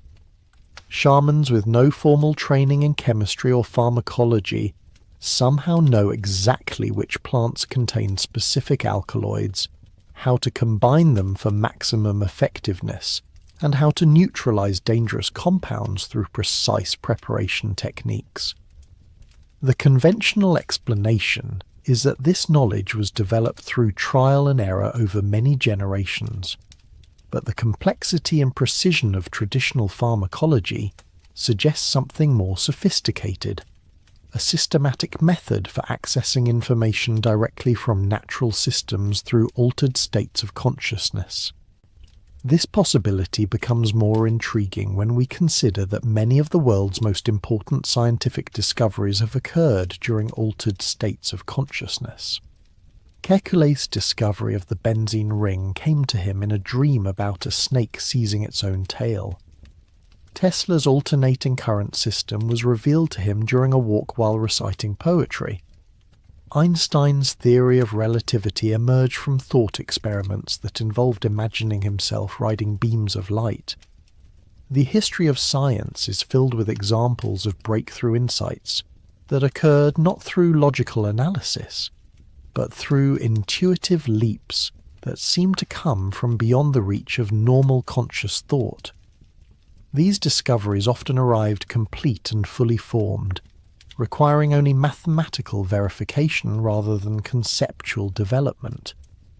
What if this represents not just the quirky psychology of creative genius, but access to a deeper layer of information that exists beyond individual consciousness? What if consciousness itself is not generated by the brain, but is instead something the brain accesses, like a radio receiver tuning into broadcasts from a larger information field? This interpretation is supported by an increasing body of research suggesting that consciousness may not be localized in the brain at all. Studies of near-death experiences, out-of-body phenomena, and remote viewing suggest that consciousness can operate independently of physical brain function. Quantum physics has revealed that information appears to exist at a fundamental level of reality, suggesting that consciousness and information might be different aspects of the same underlying phenomenon. If consciousness functions as a kind of cosmic internet, connecting all living systems to a vast reservoir of information, then the altered states practiced by ancient cultures might represent sophisticated technologies for accessing this network. The cave paintings, the oracle chambers, the plant medicine ceremonies, all of these might be hardware components of an ancient consciousness modification system designed to download information from non-local sources. This would explain many of the anomalies we find in ancient knowledge systems. How did ancient astronomers know about celestial phenomena that couldn't be observed with the naked eye? How did traditional healers discover complex medicinal compounds without modern research methods? How did ancient architects encode mathematical constants that weren't supposed to be discovered for thousands more years? The answer might be that they accessed this information directly through consciousness technologies that we have largely forgotten how to use. The sophisticated practices preserved in mystery schools, shamanic traditions, and esoteric teachings might be the remnants of scientific protocols for consciousness research that were once as systematic and rigorous as modern laboratory methods. Ancient text often describes specific techniques for achieving altered states that sound remarkably like modern consciousness research protocols. The Egyptian Book of the Dead provides detailed instructions for navigating non-ordinary reality. The Tibetan Book of the Dead describes precise methods for maintaining awareness during the dissolution of ordinary consciousness. Hindu and Buddhist traditions preserve sophisticated maps of consciousness that catalogue different types of awareness and the techniques for accessing them. These texts weren't religious in the modern sense. They were technical manuals for consciousness exploration, preserved in symbolic language that disguised their scientific content from those who weren't initiated into the proper protocols. The ancient mystery schools that preserved these techniques operated more like research institutions than religious organizations. They required years of training, maintained strict protocols for consciousness modification experiments, and preserved detailed records of their findings. The initiates weren't worshippers.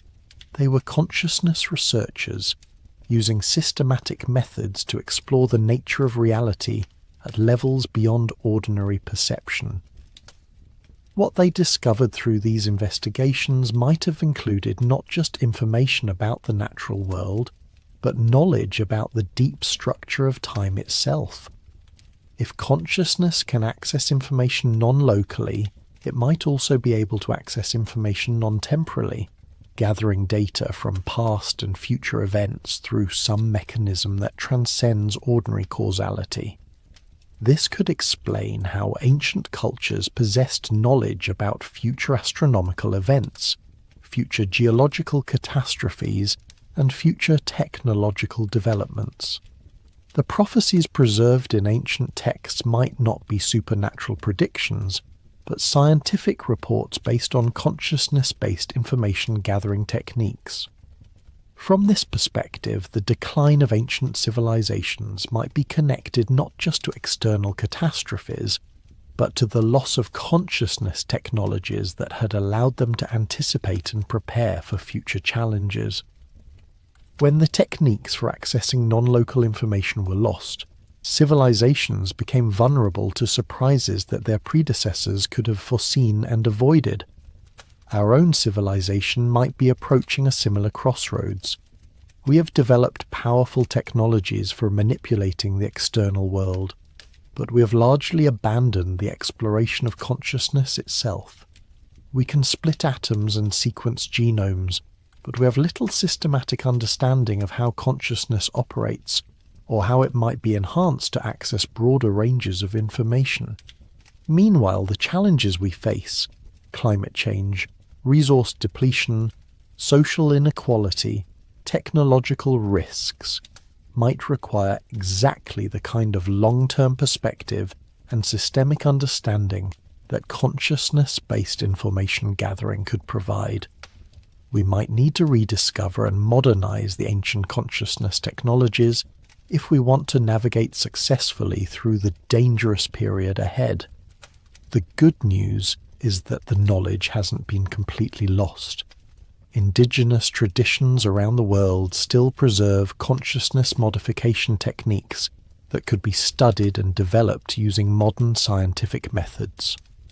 Psychedelic research is beginning to reveal the neural mechanisms underlying altered states, while quantum physics provides theoretical frameworks for understanding how consciousness might access non-local information. What we need now is the wisdom to recognize that consciousness itself might be the most important technology we can develop, not just for understanding the past, but for creating a sustainable future. The ancient consciousness codex is still accessible to anyone willing to undertake the training and research necessary to decode it. The cave painters of Lascaux might have been trying to tell us something crucial about the nature of consciousness and its role in human survival. Their message, encoded in pigment and stone and carefully designed acoustic chambers, might still be waiting for us to develop the proper protocols for receiving it. In the darkness of those ancient caves, surrounded by star maps painted by Paleolithic astronomers, we might finally understand what our ancestors were trying to preserve. Not just information about the external world, but techniques for expanding consciousness itself to embrace the full spectrum of available knowledge. The question now is whether we have the courage and wisdom to pick up where they left off, before the window of opportunity closes and we lose access to the consciousness codex forever. In the end, we circle back to where we began, to the stories told around fires, to the myths that refuse to die, to the whispers of deep memory that insist we have been here before. But now, having followed the evidence through stone and bone, through DNA and disaster, through the depths of oceans and the heights of mountains, the whispers have become something else. They have become a chorus, a symphony of clues that harmonize into a single haunting melody. The song of return, the eternal rhythm of rise and fall that beats like a heart through the deep time of our planet. We are not the first, we may not be the last, but we are here now, in this moment between forgetting and remembering, between the end of one cycle and the beginning of the next. We stand at the same crossroads that every previous civilization has faced, carrying the same gifts and curses that led them to greatness and to ruin. The evidence we have gathered does not prove that advanced civilizations existed in the deep past, but it suggests, no, it insists, that the possibility cannot be dismissed. Too many anomalies align, too many patterns repeat, too many voices across too many cultures tell variations of the same story for it all to be coincidence or wishful thinking. The megaliths that stretch across continents like the remnants of some vast construction project. The genetic bottlenecks that record near extinctions followed by mysterious recoveries. The flood myths that remember the same catastrophe from 1,000 different perspectives. The technologies that appear and disappear and reappear as if drawn from some common well of knowledge that periodically runs dry and is then rediscovered. The myths were trying to tell us something important, that human history is not a straight line from primitive to sophisticated, from ignorant to enlightened, from weak to powerful. It is a spiral, a series of cycles that repeat but never exactly, each one building on the ruins of the last while adding something new to the mix. We have been farmers before, and we forgot how to grow food and had to learn again. We have been builders before, and we forgot how to cut stone and had to rediscover the techniques. We have been astronomers before, mapping the movements of the stars, only to lose the knowledge and have to relearn that we live in a vast cosmos that cares nothing for our small ambitions. And we have been destroyers before. We have poisoned our environment, depleted our resources, turned our technologies against each other in wars that left nothing but ash and radiation, and the slow, patient work of healing that takes generations to complete. We have risen to heights that touch the sky and fallen to depths that nearly ended our story entirely. The difference this time, the thing that makes our moment in history unique, is that we are beginning to remember. We have developed the tools to read the genetic record, to decode the stories written in stone, to map the ocean floors where the ruins of previous worlds might lie hidden. We are learning to recognize the signatures of past civilizations, the subtle traces they left in ice cores and isotope ratios, in impact craters and mass extinctions. For the first time in human history, we have the possibility of learning from the mistakes of our predecessors. We can see the warning signs they missed, understand the forces that brought them down, recognize the patterns that repeat across the cycles of rise and fall. We can choose to be different, to break the cycle, to create something that lasts beyond the next catastrophe.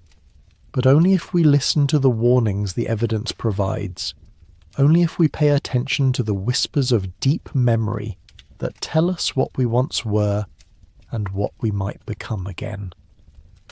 Only if we remember that we are not the culmination of history, but part of an ongoing story that began long before us and will continue long after we are gone. The stones remember, the genes remember, the myths remember, and now finally we're beginning to remember too. The question is, what will we do with that memory?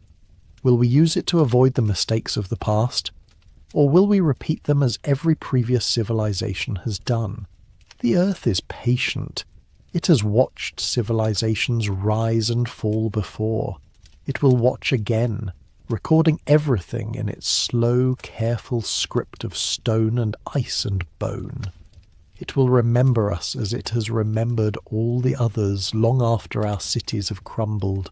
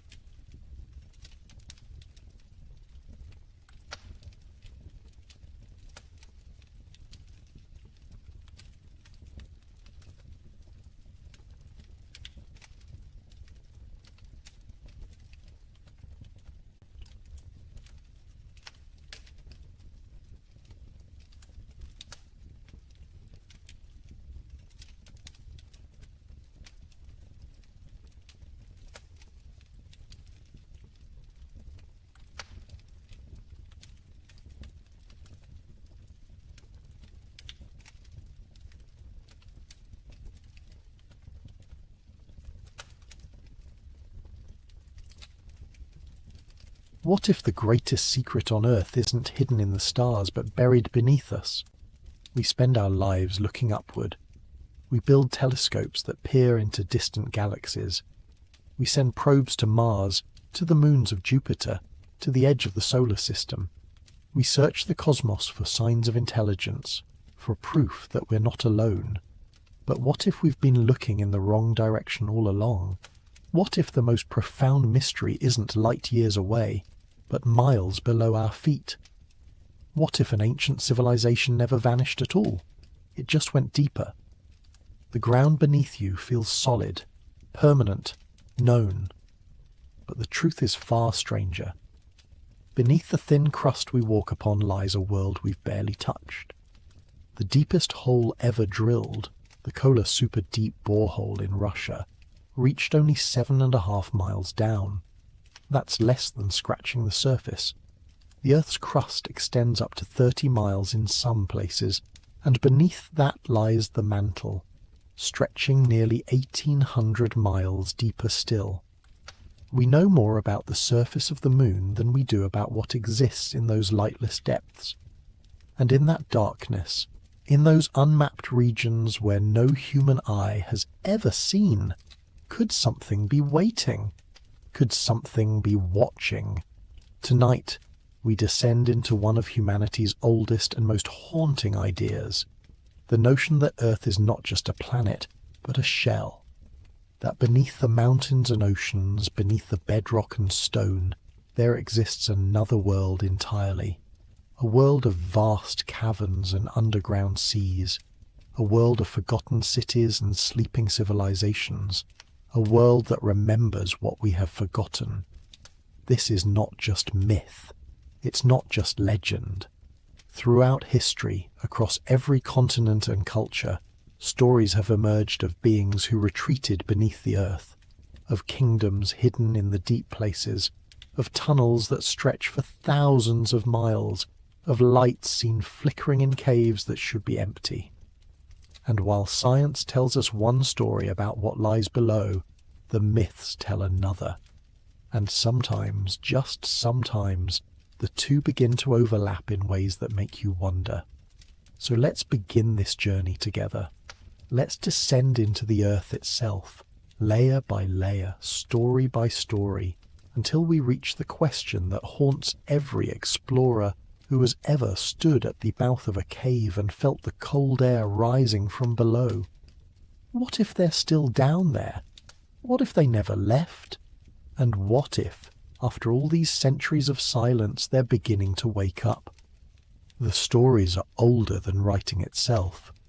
Long before humans carved the first symbols into stone, before the first cities rose along the Tigris and Euphrates, there were tales of the world below.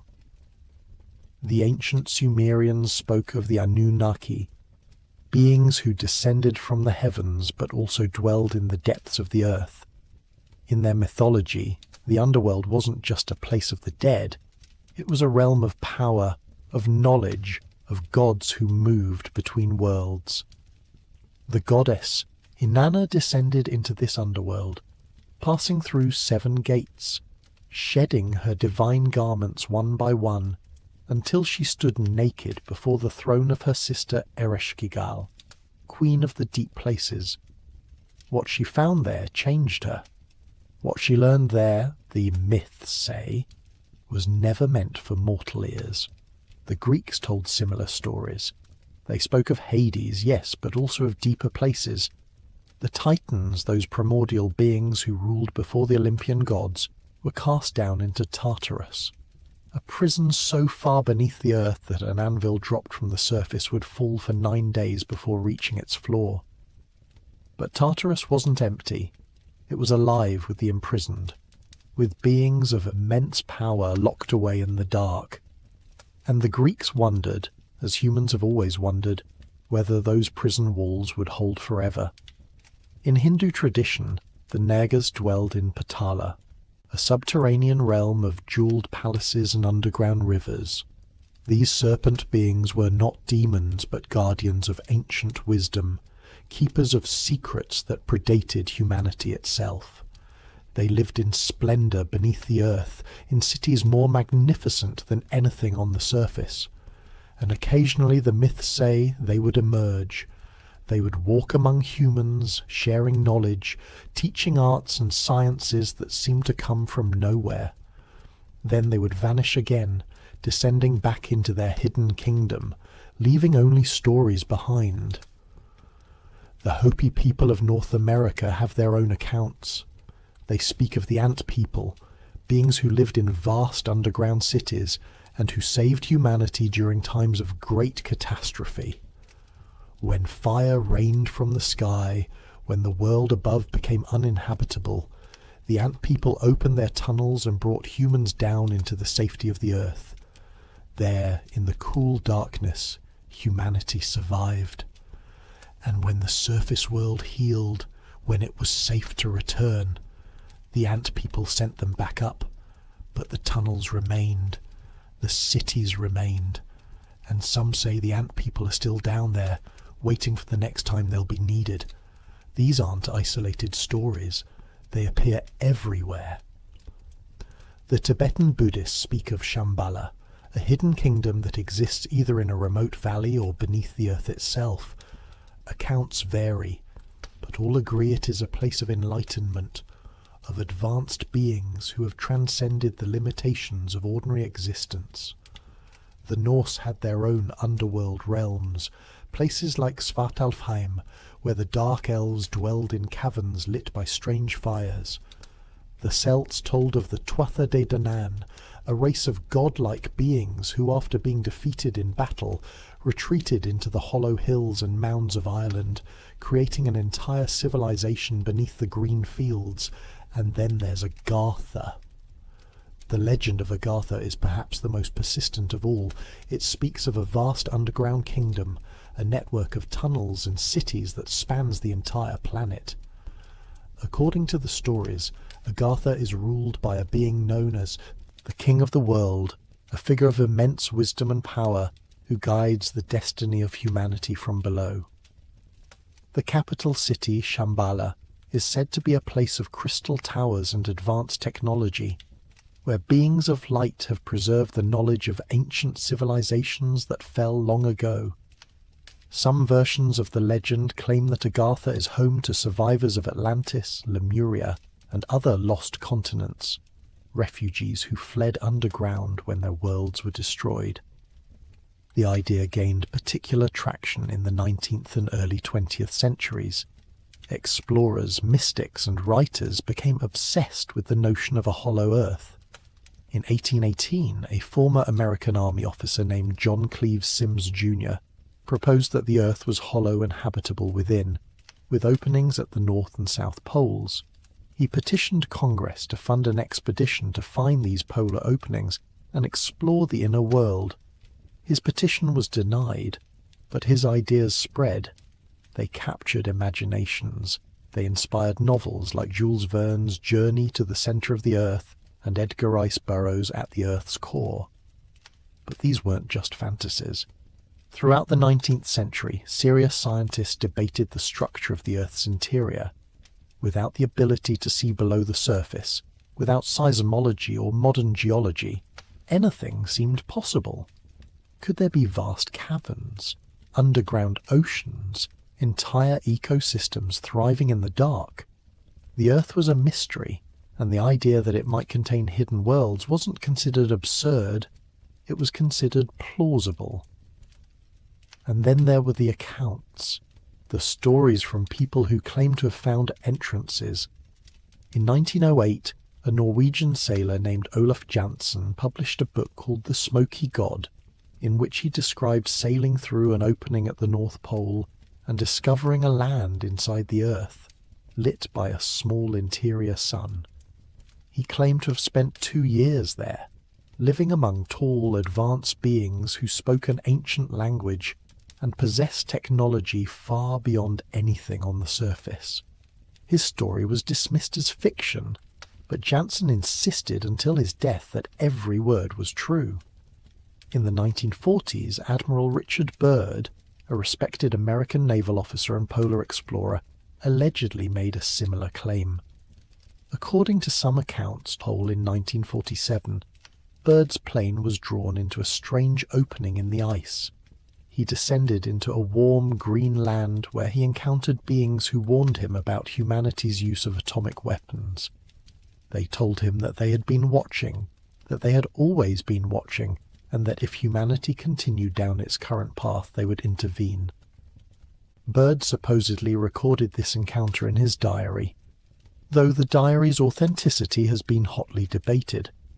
The official records of his expedition make no mention of any such event. But the story persists, and those who believe it ask, why would a decorated admiral risk his reputation on a lie? These myths and legends share common threads. They speak of beings who possessed great knowledge and power. They describe underground realms of beauty and advancement. They suggest that these civilizations didn't die. They simply withdrew. They went deeper, and they're still there, hidden beneath layers of rock and earth, watching the surface world from below. But why would any civilization choose to live underground? What could drive an advanced society to abandon the sunlight, the open sky, the surface of the world? The myths offer answers. They speak of great catastrophes, of floods that covered the earth, of fires that fell from the sky, of wars so terrible that the only way to survive was to retreat into the depths. They speak of a choice, adapt or perish. And those who went below chose adaptation. They chose survival. They built new cities in the dark. They learned to live without the sun. And over time, they became something else. Something that no longer needed the surface world at all. Could there be truth in these stories? Could ancient civilizations have actually retreated underground? The idea seems impossible. But then again, we've found cities buried beneath other cities. We've discovered entire civilizations that were lost for thousands of years, hidden beneath jungle and sand. We've learned that human history is far older and more complex than we once believed. And if civilizations can be lost on the surface, where we can see them, what might be hidden in places we've never looked? The earth keeps its secrets well, and the deeper you go, the more secrets there are. But that was only the beginning of the mystery. Because while the myths speak of underground kingdoms and hidden civilizations, modern science has revealed something equally strange. The Earth's interior is far more complex, far more mysterious than anyone imagined. And in that complexity, in those vast unexplored regions beneath our feet, there is room for possibilities that blur the line between legend and reality.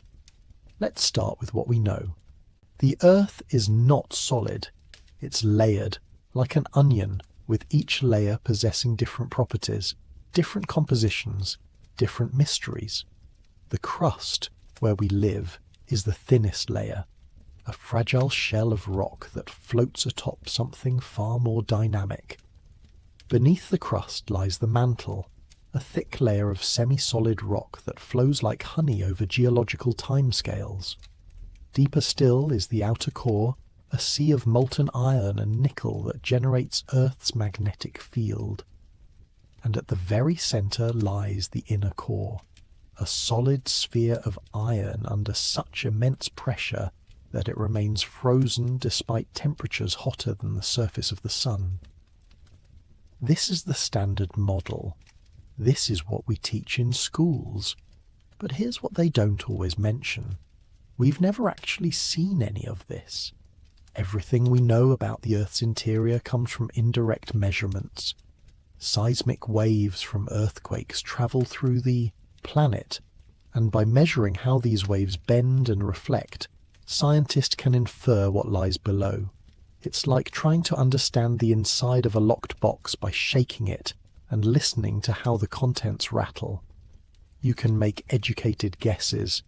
You can build models, but you can't be certain, and sometimes the data doesn't fit the models. In 2014, scientists discovered something that shouldn't exist. A massive reservoir of water trapped in the mantle, about 400 miles below the surface. This wasn't liquid water. It was water molecules locked inside a mineral called ringwoodite. But the amount was staggering. Some estimates suggest there's more water in this underground reservoir than in all the oceans on the surface combined. The discovery challenged everything we thought we knew about the Earth's water cycle. It raised questions. If there's that much water down there, what else might be hidden in the mantle? What other reservoirs exist that we haven't detected? Then there are the caves. The Earth's crust is riddled with them, vast networks of tunnels and chambers carved by water over millions of years. The Mammoth Cave system in Kentucky stretches for over 400 miles of mapped passages, and new sections are still being discovered. The Sun Dung Cave in Vietnam is so large that it has its own weather system, with clouds forming inside the cavern. These caves are ecosystems unto themselves, home to species found nowhere else on Earth. Creatures that have adapted to eternal darkness, that have never seen the sun. But these are just the caves we've found. How many more exist, unmapped and unexplored? How deep do they go? In 2018, scientists discovered a network of caves beneath Antarctica, warmed by volcanic activity, where the temperature remains comfortable enough for life to thrive. They found moss, algae, and DNA from unknown organisms. If life can exist in caves beneath the ice of Antarctica, what might exist in deeper, warmer caves elsewhere? The Krubera Cave in Georgia is the deepest known cave on Earth, descending over 7,000 feet below the surface. Explorers who have reached its depths describe an alien world. Vast chambers filled with strange formations, underground rivers that disappear into cracks too narrow to follow, and a silence so profound it feels like pressure against your ears. And even at that depth, they haven't reached the bottom. The cave continues downward into darkness that no light has ever touched. What lies at the end of that descent? Where does it lead? Some researchers have proposed that vast cave systems might exist throughout the Earth's crust, connected by networks of tunnels that span continents. These wouldn't be natural caves in the traditional sense, but rather voids created by geological processes we don't fully understand. Spaces between tectonic plates, gaps left by ancient volcanic activity, chambers formed by the movement of underground water. If such networks exist, they would create a hidden world beneath the surface, a labyrinth of passages and caverns that could theoretically support life. And then there's the question of underground oceans. The discovery of water in the mantle suggests that vast quantities of liquid water might exist deep within the Earth, trapped in pockets and reservoirs we can't detect from the surface. In 2007, scientists found evidence of a massive underground ocean beneath East Asia, estimated to be the size of the Arctic Ocean. It exists in the transition zone between the upper and lower mantle, held in place by immense pressure. Could there be others? Could there be entire seas hidden in the deep places, seas that have never seen the light of day? If such oceans exist, they would be warm, heated by the Earth's internal heat. They would be rich in minerals dissolved from the surrounding rock, and they would be isolated, cut off from the surface world for millions or even billions of years. In such an environment, life could evolve along completely different paths. It could develop forms and functions unlike anything we've ever encountered. It could become something we wouldn't even recognize as life. We've already found evidence that life can thrive in the deep Earth. Microbes have been discovered living in rock nearly 2 miles below the surface, surviving on chemical energy rather than sunlight. These organisms exist in a state of near stasis, reproducing perhaps once every 1,000 years, living in a slow-motion world where time moves differently. They've been isolated from the surface for millions of years, evolving in complete darkness, adapting to conditions that would kill any surface organism instantly, and yet they persist. They thrive. They prove that life doesn't need the sun. It doesn't need the surface. It only needs energy, and the Earth's interior has energy in abundance. So if microbes can live miles below the surface, what else might be down there? Could more complex organisms exist in the deeper caves, in the underground oceans, in the warm pockets of the mantle? Could evolution have taken different paths in those isolated environments, creating ecosystems we've never imagined? And if life can exist that deep, could intelligence? The idea seems far-fetched. But consider this. Intelligence evolved on Earth's surface because it provided an advantage. It helped organisms find food, avoid predators, cooperate with others. But in an underground environment, different pressures would apply. Different advantages would emerge. An intelligent species living in eternal darkness might develop senses we don't possess. Echolocation far more sophisticated than any bat. The ability to detect magnetic fields or seismic vibrations. Forms of communication that don't rely on sound or light. They might build their civilizations not upward, toward the sky, but downward, deeper into the earth. They might measure progress not by how high they can reach, but by how deep they can go. And if such a civilization existed, how would we know? We can't see into the earth. We can't send probes into the mantle. We can barely scratch the surface. If an intelligent species lived just 10 miles below us, in vast caverns warmed by geothermal heat, we might never detect them. They would be invisible to us, hidden behind miles of solid rock. And we would be invisible to them, unless they chose to look up. But what if they have looked up? What if they've been watching us all along? Throughout history, there have been accounts of strange sounds coming from beneath the earth, low-frequency hums that seem to emanate from the ground itself, booming noises with no apparent source. In 2011, people around the world began reporting a phenomenon they called the hum, a persistent low-frequency sound that seemed to come from everywhere and nowhere at once. Scientists investigated. They proposed explanations. Industrial noise, tinnitus, ocean waves creating seismic vibrations, but none of the explanations fully accounted for the reports. And some of those who heard the hum insisted it was coming from below, from deep below. Then there are the seismic anomalies, earthquakes that don't fit expected patterns, vibrations detected deep in the earth that have no clear cause. In 2018, a strange seismic signal circled the globe, lasting for over 20 minutes. It was detected by sensors on every continent, but no one felt it. It was too low frequency for human perception. Scientists studied the data and concluded it was likely caused by volcanic activity near Madagascar.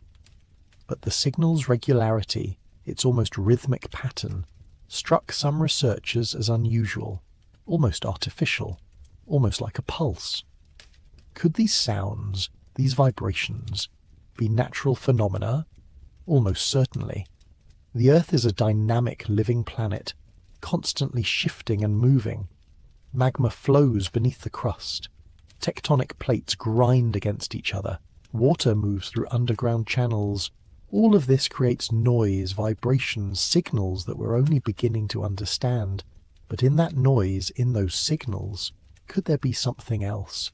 Could there be patterns we're missing, messages we're not equipped to hear?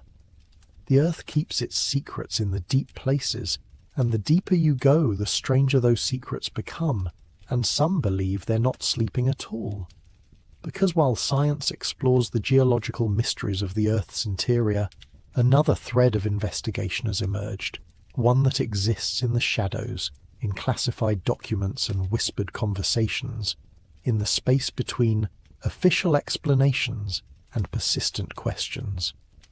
This is where geology meets conspiracy, where ancient myths intersect with modern mysteries, and where the idea of a hidden civilization beneath our feet begins to feel less like fantasy and more like something that might, just possibly, be real. Let's talk about Antarctica. The frozen continent has always been a place of mystery. It's the most remote, most inhospitable place on Earth, a vast expanse of ice and rock where temperatures can drop to -100 degrees Fahrenheit, where winds howl at 200 miles per hour, where the sun disappears for months at a time. For most of human history, Antarctica was unreachable, unknown, a blank space on the map. Even today, despite decades of scientific research, much of the continent remains unexplored. The ice is too thick, the conditions too harsh, the terrain too dangerous. But beneath that ice, something strange has been found. In 1996, scientists discovered Lake Vostok, a massive body of liquid water buried beneath 2.5 miles of ice. The lake is enormous, roughly the size of Lake Ontario, and it's been sealed off from the surface world for at least 15 million years. The water is kept liquid by geothermal heat from below and the immense pressure of the ice above. When researchers finally drilled through the ice and sampled the water in 2012, they found something unexpected. Life. Thousands of species of bacteria, many of them unknown to science, thriving in complete darkness, in water that has been isolated from the rest of the planet since before humans existed. The discovery was remarkable. It proved that life could survive in the most extreme conditions imaginable. It suggested that similar lakes might exist elsewhere, under the ice of Mars, beneath the frozen surface of Jupiter's moon Europa. But it also raised questions. If complex ecosystems can exist in Lake Vostok, what else might be hidden beneath Antarctica's ice? What other lakes exist that we haven't found, and what might live in them? Then there are the anomalies. Satellite imagery of Antarctica has revealed strange features beneath the ice.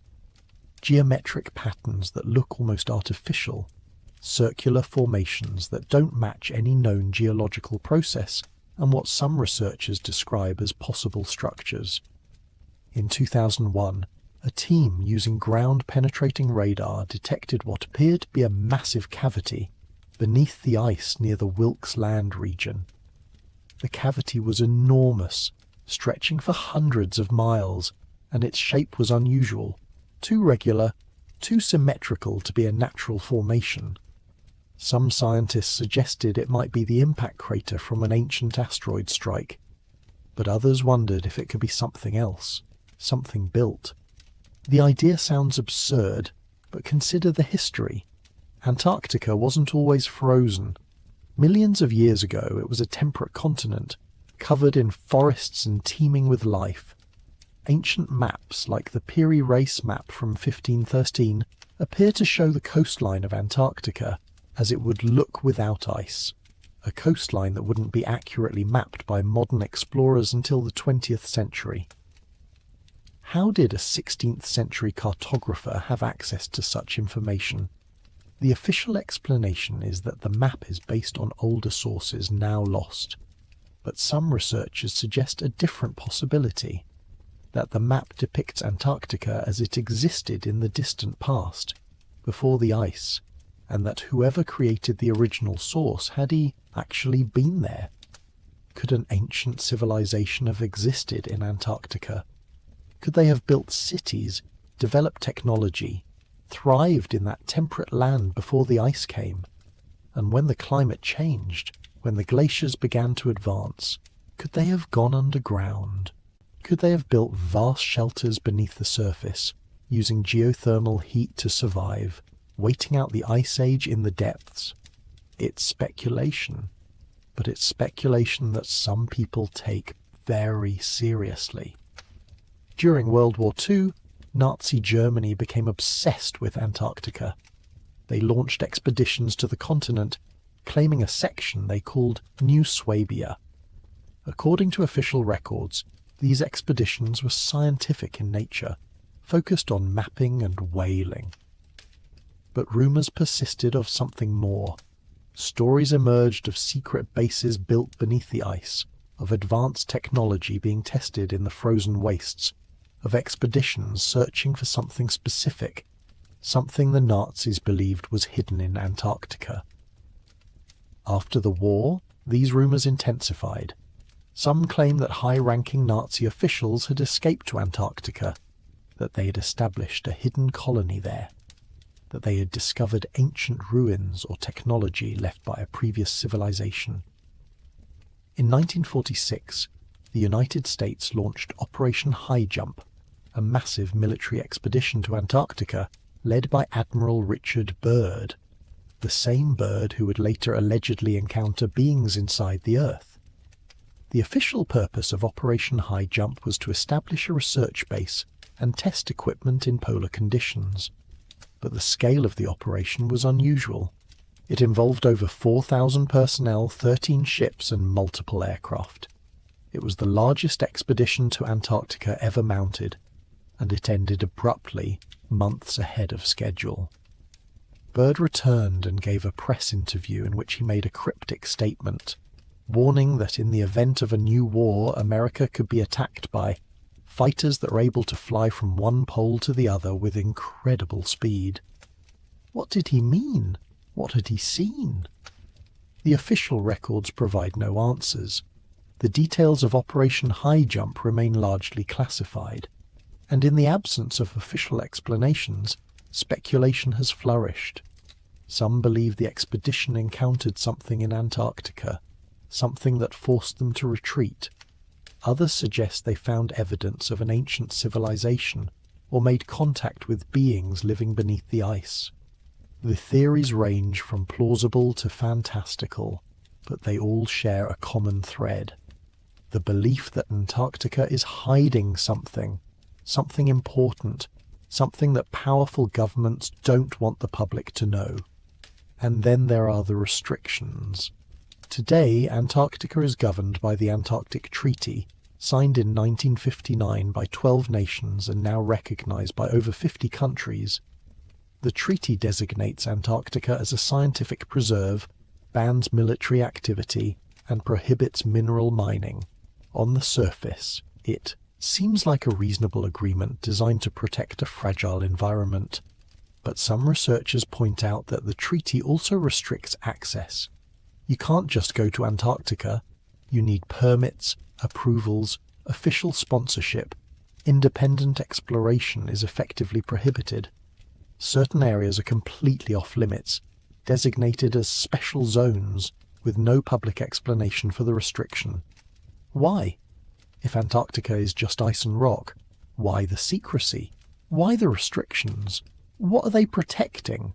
Or what are they hiding? The questions multiply when you look at other parts of the world.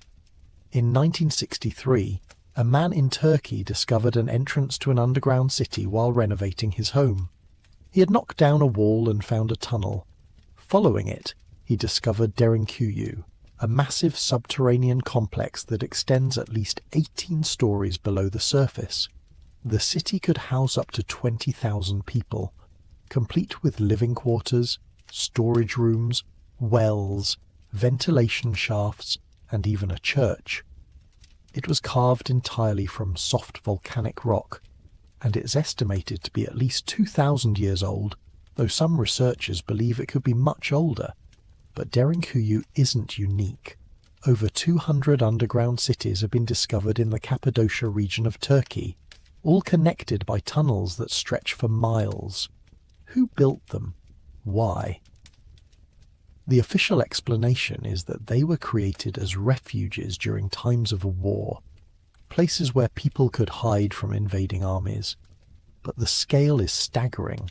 The engineering required to excavate these cities, to create ventilation systems that work hundreds of feet underground, to build structures that have remained stable for thousands of years. It suggests a level of sophistication that seems at odds with the supposed time period of their construction. And if ancient peoples could build cities like Derinkuyu, what else might they have built? What other underground complexes exist that we haven't found? In 2017, archaeologists in Egypt discovered a massive void inside the Great Pyramid of Giza using cosmic ray imaging. The void is at least 100 feet long, and its purpose is unknown. It's not a burial chamber. It's not a passage. It's just there. Empty space inside a structure that was supposedly mapped and understood.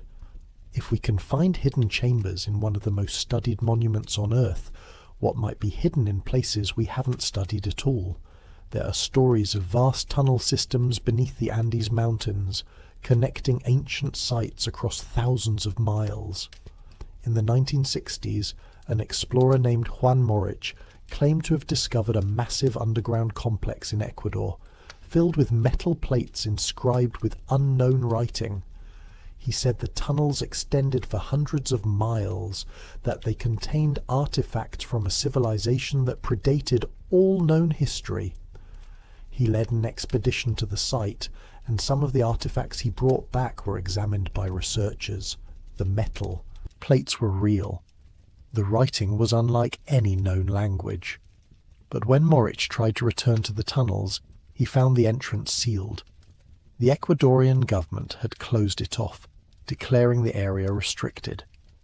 Morich died in 1991, and the location of the tunnels died with him. Similar stories emerge from around the world. In Tibet, monks speak of tunnels that lead deep into the mountains, passages that connect to the legendary kingdom of Shambhala. In Peru, locals tell of the Chincana, a vast network of Incan tunnels that supposedly run beneath the entire country. In North America, Native American tribes have legends of tunnel systems used by the ancient ones, passages that lead to underground cities where the old gods still dwell. Are these just stories? Just myths passed down through generations, growing more elaborate with each telling? Perhaps. But sometimes the myths have a way of becoming real. Sometimes the stories lead to discoveries that change everything we thought we knew. In 2013, a team of researchers exploring a cave system in Mexico discovered something extraordinary. A network of tunnels that showed clear signs of artificial modification. The walls were too smooth, too regular. The passages were too straight. And deep within the system they found chambers containing artifacts, tools, pottery, and strange symbols carved into the rock. Carbon dating suggested the artifacts were over 10,000 years old, placing them in a time period when humans were supposedly still hunter-gatherers, not capable of the kind of engineering required to modify caves on such a scale. The discovery was published in a minor archaeological journal, and then largely forgotten. The site was closed to further exploration, officially due to safety concerns. But some of the researchers involved have spoken out, suggesting that what they found was only the beginning. They believe the tunnels extend much deeper, that they connect to other systems, that they might be part of a much larger network, and they wonder why no one seems interested in exploring further, why the site was closed so quickly, why their findings were buried in obscurity. The pattern repeats. Discoveries are made, questions are raised, and then silence. Access is restricted, sites are closed, information disappears into classified files or is dismissed as misinterpretation. And those who ask too many questions are labelled as conspiracy theorists, their credibility destroyed, their findings ignored. But what if they're right? What if there is something beneath us? What if the Earth is honeycombed with tunnels and chambers, some natural, some artificial, some so ancient that we can't even comprehend their origin? What if ancient civilizations did retreat underground? And what if they're still there, hidden in the deep places, watching and waiting? The evidence is fragmentary, the proof is elusive, but the questions remain. And in the absence of answers, the questions grow louder. What if they've been here all along? Because there's another layer to this mystery.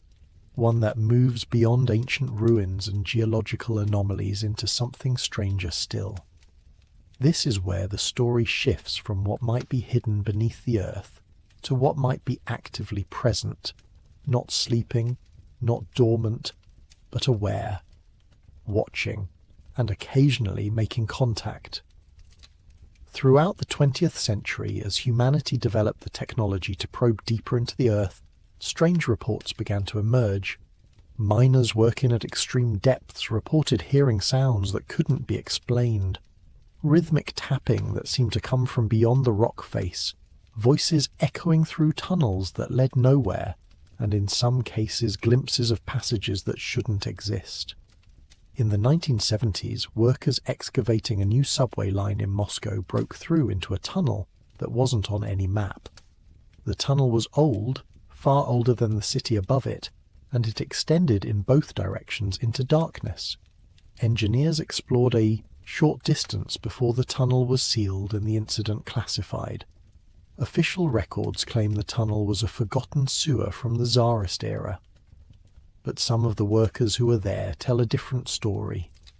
They say the tunnel was too well constructed, too precisely engineered to be a sewer. They say it went deep, far deeper than any sewer would need to go. And they say that when they stood at the entrance, they could feel air moving, warm air rising from below, carrying a smell they couldn't identify. A smell like ozone, like electricity, like something alive. Similar incidents have been reported from deep mines around the world. In South Africa, where some of the deepest mines on Earth descend over 2 miles below the surface, miners have reported encounters that defy explanation. Shadows moving in tunnels that should be empty. Equipment malfunctioning in ways that suggest interference rather than mechanical failure. And in a few cases, direct sightings, figures glimpsed in the darkness, humanoid but not quite human, moving with a fluidity that seems wrong, that seems to defy the way bodies should move in space. These reports are dismissed, of course. Miners work in extreme conditions. The heat at those depths can exceed 140 degrees Fahrenheit. The pressure is immense. The darkness is absolute. Hallucinations are common. The mind plays tricks. And yet the reports persist. And they share common elements. The figures are always described as tall, thin, with elongated limbs. They move silently. They seem to observe rather than interact. And when lights are shone in their direction, they vanish. Not by running, but by simply ceasing to be there, as if they've slipped through the rock itself. Could these be hallucinations? Almost certainly in most cases. But what about the incidents where multiple witnesses report the same thing?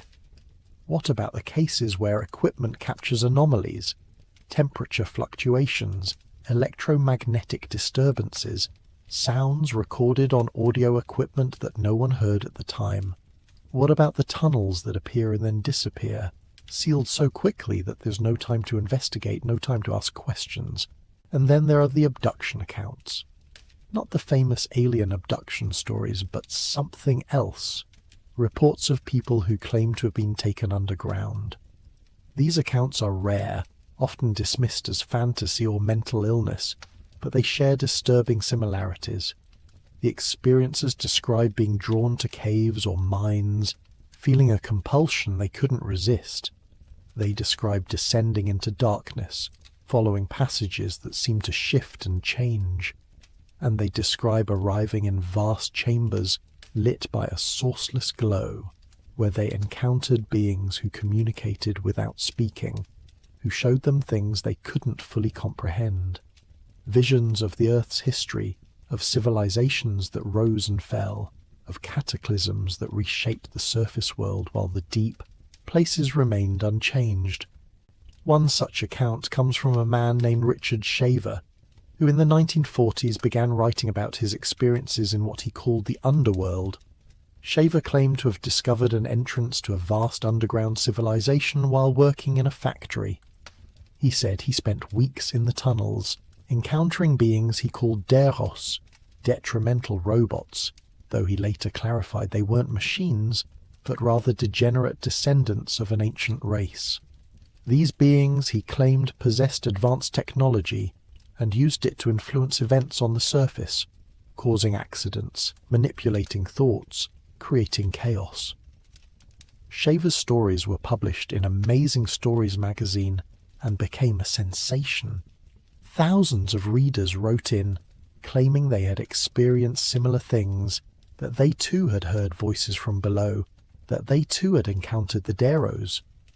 The scientific community dismissed Shaver's claims as delusion, but the editor who published his stories, Ray Palmer, insisted that Shaver was sincere, that he genuinely believed what he was saying, and Palmer pointed out something interesting. Shaver's descriptions of underground technology, machines that could project thoughts, devices that could see through solid matter, systems that could manipulate energy, bore striking similarities to technologies that would be developed decades later. How could a factory worker in the 1940s describe concepts like remote viewing, electromagnetic manipulation, and directed energy weapons? Was he simply a gifted science fiction writer, or had he seen something real? The Shaver mystery, as it came to be known, faded from public attention, but it left a legacy. It planted the idea that the underground world might not be empty, that it might be inhabited, and that those inhabitants might not be friendly. In the 1960s and 70s, as the UFO phenomenon captured public imagination, some researchers began to propose a radical theory, that UFOs weren't extraterrestrial at all, but rather terrestrial, that they came not from other planets, but from inside our own. The theory suggested that an advanced civilization lived beneath the Earth's surface, that they had been here long before humanity, and that they occasionally emerged to observe us, to study us, perhaps to influence our development. The theory explained why UFOs seem to appear and disappear without travelling through space, why they were often seen near bodies of water or mountains, places where entrances to the underground world might exist. It explained why ancient cultures around the world had stories of beings emerging from caves and returning to the depths. The theory was called the Hollow Earth, or Inner Earth, hypothesis, and while it was never accepted by mainstream science, it gained a following among researchers who felt that the extraterrestrial explanation for UFOs didn't account for all the evidence. They pointed to cases where UFOs were seen entering or exiting bodies, of water, where they seemed to emerge from mountains or disappear into canyons.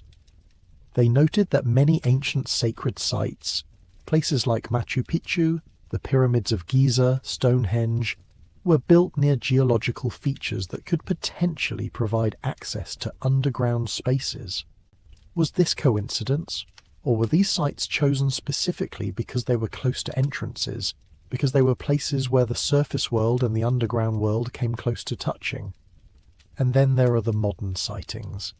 In 2004, Navy pilots encountered an object off the coast of California that defied all known physics. The object, later called the Tic Tac due to its shape, moved in ways that should have been impossible, accelerating instantly, stopping without deceleration, dropping from 60,000 feet to sea level in seconds. The pilots tracked it on radar and with their own eyes, and then it vanished. Not by flying away, but by simply disappearing.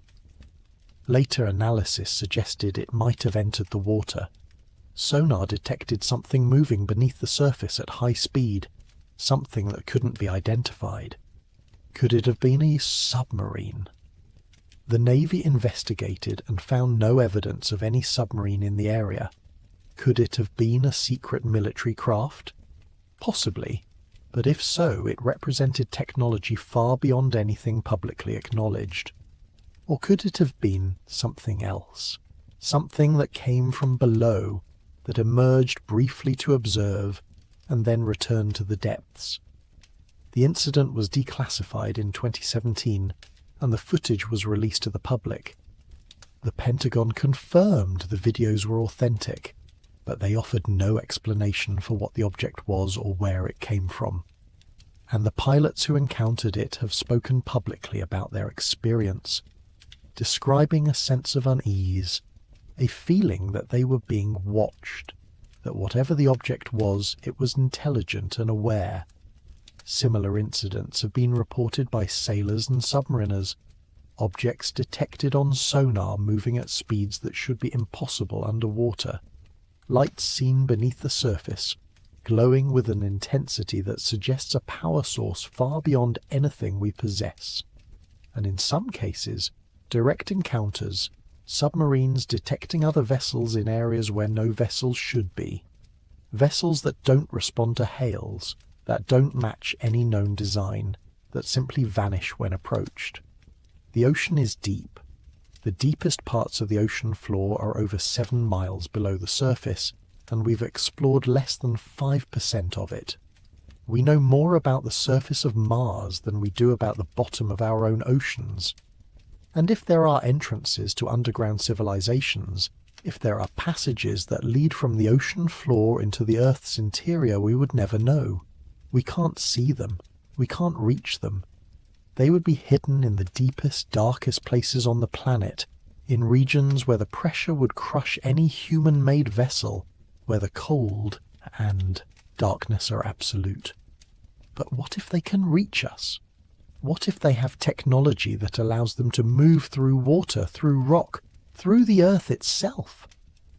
What if they've been observing us for thousands of years, watching our civilizations rise and fall, studying us the way we might study ants? And what if, occasionally they make contact, not openly, not in a way that would reveal their existence, but subtly, through dreams, through visions, through encounters that can be dismissed as hallucination or fantasy? The idea sounds like science fiction, but consider this. If an advanced civilization wanted to remain hidden, how would they do it? They would avoid direct contact. They would operate in places we can't reach. They would use technology we can't detect. And if they were ever seen, they would ensure that the sighting could be explained away, that it would be dismissed as misidentification or delusion. They would hide in plain sight in the one place we never think to look, beneath our feet. And maybe, just maybe, they're not hiding anymore. Maybe they're preparing. Maybe they're watching as we dig deeper, as we probe further into the Earth, as we come closer to discovering what they've kept hidden for so long. And maybe they're deciding what to do about it. But the story doesn't end with observation and mystery. Because if there is a civilization beneath the Earth, if they have been watching us, then the question becomes, what do they want? Why remain hidden? Why not reveal themselves?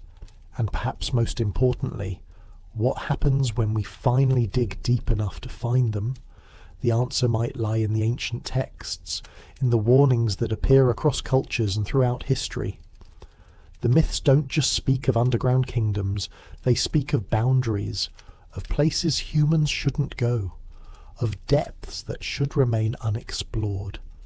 In Greek mythology, Orpheus descended into the underworld to retrieve his lost love, but he was warned not to look back. When he broke that rule, he lost everything. In Sumerian legend, Inanna's journey to the underworld nearly destroyed her, and she only escaped by sacrificing another in her place. The message is consistent. The underworld is dangerous.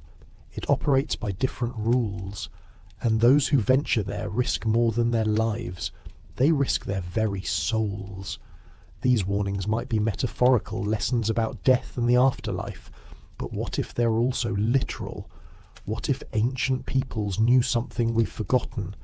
What if they had encountered the underground civilization, had made contact, and had learned that some boundaries exist for a reason? There's a concept in geology called the Kola Superdeep Borehole Incident. The Kola borehole, drilled by the Soviet Union, reached a depth of over 7 miles before the project was abandoned in 1992. The official reason for abandonment was that the drill encountered temperatures far higher than expected, over 350 degrees Fahrenheit, making further drilling impossible. But rumours have persisted for decades about the real reason the project stopped. Workers at the site reported hearing sounds coming from the borehole. Screams, they said, like thousands of voices crying out in agony. Audio equipment lowered into the hole allegedly recorded these sounds, though the recordings have never been released publicly. Some workers claim to have seen strange gases emerging from the hole, gases that caused hallucinations and paranoia, and there were reports of a creature, something that came up from the depths, something that had to be driven back down before the hole was sealed. These stories are almost certainly false. They have all the hallmarks of urban legend, dramatic details, missing evidence, second-hand accounts. But they've endured because they tap into a primal fear, the fear of what lies beneath. The fear that if we dig too deep, we might find something that was meant to stay buried.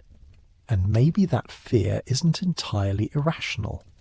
Because as we develop the technology to probe deeper into the earth, as we drill further and explore more extensively, we're entering territory that has been untouched for millions of years. We're disturbing ecosystems that have evolved in isolation. We're potentially exposing ourselves to organisms, to substances, to conditions that we're not prepared to handle. In 2020, scientists revived microbes that had been trapped in the seafloor for over 100 million years.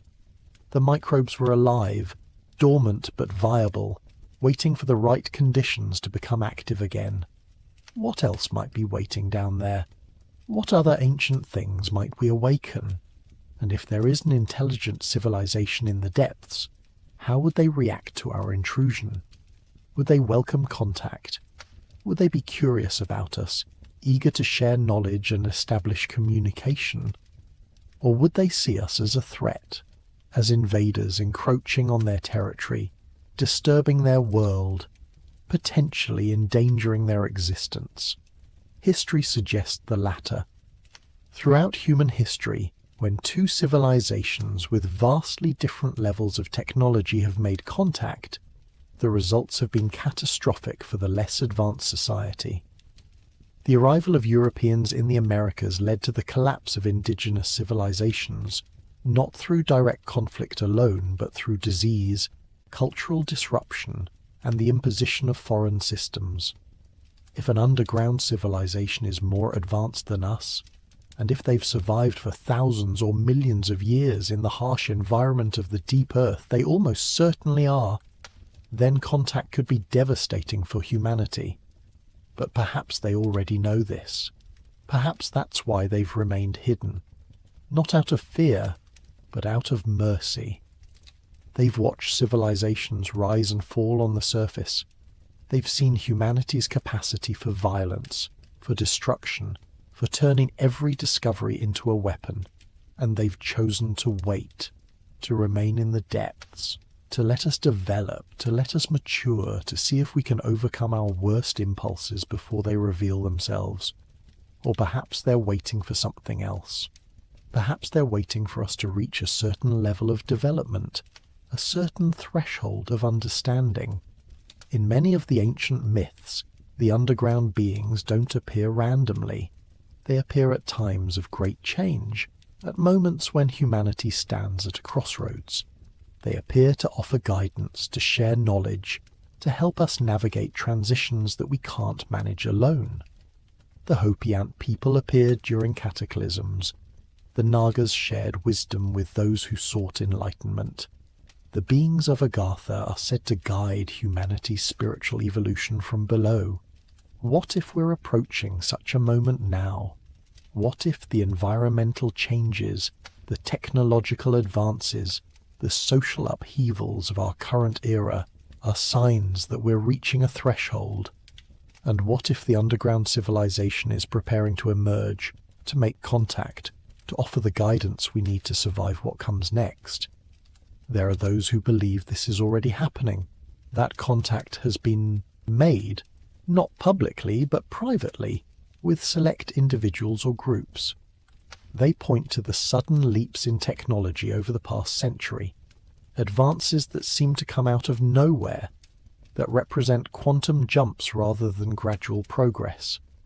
They note the secrecy surrounding certain government projects, the classified research into exotic materials and energy sources, the rumours of recovered artefacts that don't match any known human technology.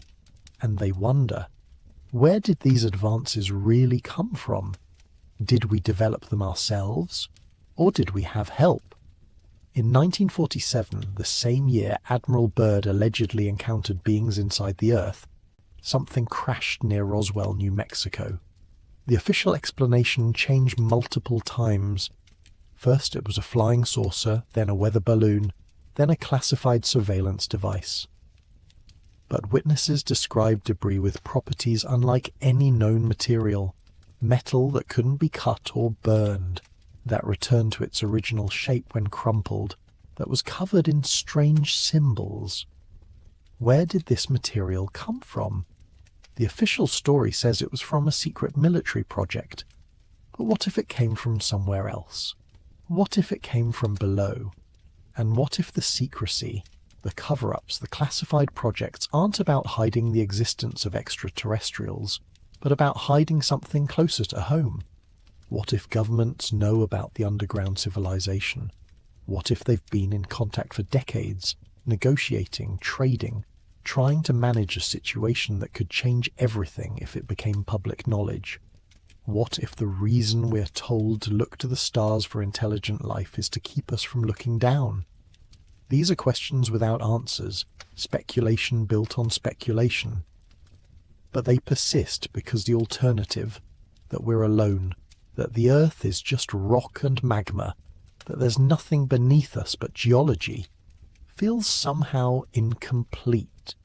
It doesn't account for the myths, the sightings, the anomalies, the persistent sense that there's more to this planet than we've been told. And maybe that sense is right. Maybe the Earth is more than a planet. Maybe it's a shell, a container, a home to multiple civilizations existing in layers, each unaware of the others, each living in their own world. We exist on the surface, in the thin layer of atmosphere and sunlight. But below us, in the darkness and heat, in the vast caverns and underground seas, another world exists. A world that was here first. A world that will be here long after we're gone. A world that watches and waits and wonders when we'll finally be ready to know the truth. But there's another thread to this mystery that's darker, more personal, and far more disturbing than geological anomalies or ancient myths. It's the thread that connects the idea of an underground civilization to something that happens with unsettling regularity. People vanishing without a trace. Every year, hundreds of thousands of people are reported missing. Most are found.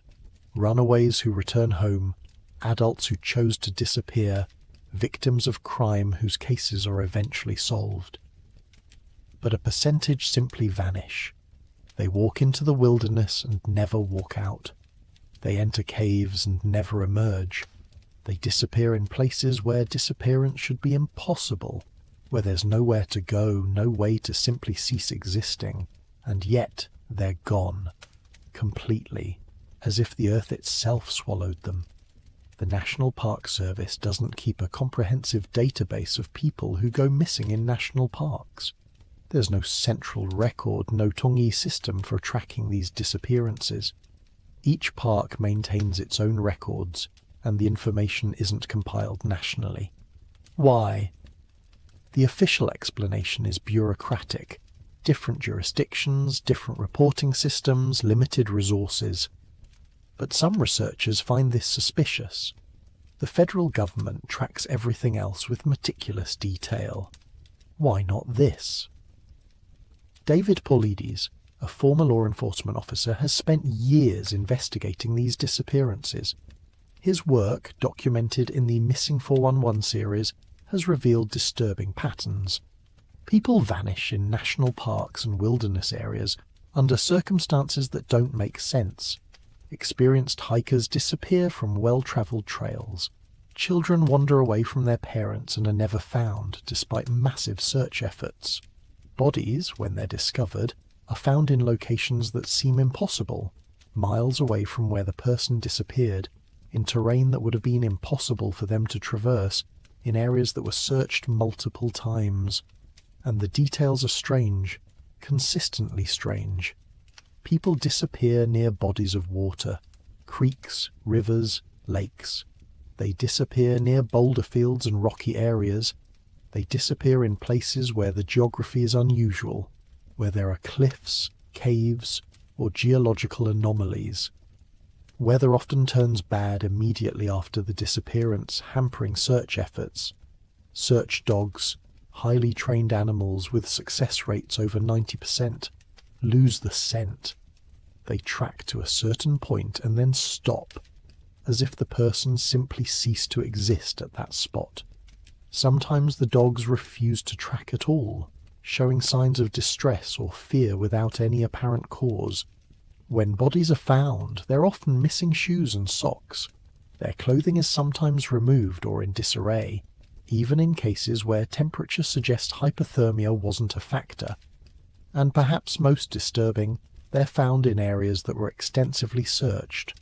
Professional search and rescue teams, sometimes accompanied by helicopters with thermal imaging, comb an area and find nothing. Then, days or weeks later, someone walks through the same area and finds the body lying in plain sight. The conventional explanations don't fully account for these patterns. Hypothermia can cause paradoxical undressing, people feeling hot as they freeze and removing their clothes, but it doesn't explain cases in warm weather, or why it happens so consistently. Disorientation can cause people to travel in unexpected directions, but experienced outdoorsmen who know the terrain disappear just as often as novices. Wild animals might explain some disappearances, but bodies would show signs of predation, and animals don't typically remove shoes or carry people miles away to locations that don't match their hunting patterns. What if there's another explanation? What if some of these people didn't get lost, didn't fall victim to exposure or animals, didn't simply wander off and die? What if they found something, or something found them? Consider the geography. Many disappearances occur in areas with extensive cave systems. The United States alone has over 50,000 mapped caves, and experts estimate that represents only a fraction of what exists. Most cave systems remain unexplored. Many haven't even been discovered. They're hidden beneath layers of soil and rock, their entrances obscured by vegetation or sealed by rockfalls. You could walk over a vast cavern and never know it was there, and caves are dynamic. Heavy rains can open new passages or reveal entrances that were previously hidden. Erosion constantly changes the landscape. A cave entrance that didn't exist last year might appear after a storm. You could hike a trail you've walked 100 times and suddenly notice an opening you've never seen before. An opening that goes down into darkness, into the deep places. What if some of these missing people found such entrances? What if they explored, driven by curiosity or the strange compulsion that caves seem to exert on certain people? And what if they descended far enough to find something that shouldn't be there? Something that made them realize they weren't alone in the darkness? Or what if they didn't find the entrance at all? What if the entrance found them? There are accounts, scattered and dismissed as folklore, of caves that appear and disappear. Openings that are seen by one person but can't be found again.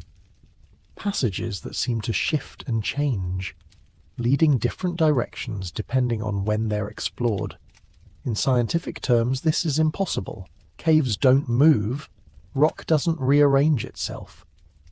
But if there were an intelligence below, if there were beings who maintained tunnels and controlled access, who could seal entrances and open new ones, who could manipulate the underground geography, then caves that appear and disappear would be exactly what you'd expect to see.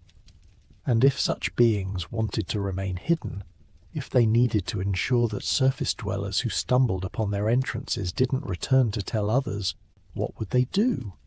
They couldn't simply kill everyone who found an entrance. Bodies would be found, patterns would emerge, questions would be asked. But if they could take people, if they could ensure that anyone who discovered too much simply vanished without a trace, leaving no evidence, no body, no explanation, that would be far more effective. People disappear all the time, search efforts fail, cases go cold, and the underground civilization remains safely hidden. This sounds like paranoid fantasy. But consider the specific patterns. People disappear near boulder fields, areas where cave entrances are likely to be hidden among the rocks. They disappear near water, and underground rivers often surface temporarily before disappearing back into the rock, creating potential access points to deeper systems. They disappear in areas with unusual geology, exactly where you'd expect to find the weaknesses in the crust, the places where the underground world comes closest to the surface. And consider the cases where people are found alive. These are rare, but they exist. Children found miles away from where they disappeared, sometimes days later, with no clear explanation for how they survived or where they were. When questioned, they often can't or won't explain what happened. Some are too young to articulate their experience. Others claim they don't remember. And some tell stories that are dismissed as childhood fantasy, stories of being taken underground, of meeting strange people, of being in a place that was dark but not cold, where there were lights that didn't flicker like fire and sounds that weren't quite like anything they'd heard before. In 1969, a 6-year-old boy named Dennis Martin disappeared in the Great Smoky Mountains National Park. He was with his family, playing with other children in an open area. He ran ahead to hide behind some trees, intending to jump out and scare his father. He never emerged. Massive search efforts involving hundreds of people found nothing. No trace, no clothing, no sign of what happened. But another family, hiking in the area at the time of the disappearance, reported seeing something strange.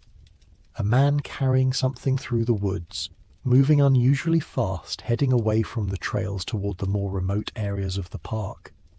They couldn't see clearly what he was carrying, but from a distance it looked like it might have been a child. The man was never identified. He wasn't part of the search party. He wasn't a park employee. He was just there, and then gone. Search dogs tracked Dennis's scent to a road, where it vanished, suggesting he might have been taken in a vehicle. But the area was remote, and no vehicles had been reported in that section. No tire tracks were found, and the witness description of the man didn't match any known individuals in the area. Dennis Martin was never found. The case remains unsolved over 50 years later, and the detail that haunts investigators is this. The witness who saw the man said he moved strangely, not like someone struggling to carry a heavy load through difficult terrain, but smoothly, almost effortlessly, as if the weight meant nothing, as if he was far stronger than a normal person should be. What if that man wasn't from the surface?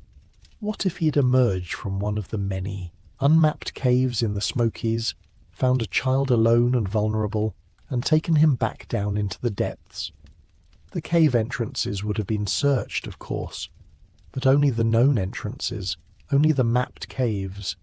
If there were hidden passages, concealed openings used by beings who knew the underground territory intimately, those wouldn't have been found. The search parties would have walked right over them, never knowing they were there.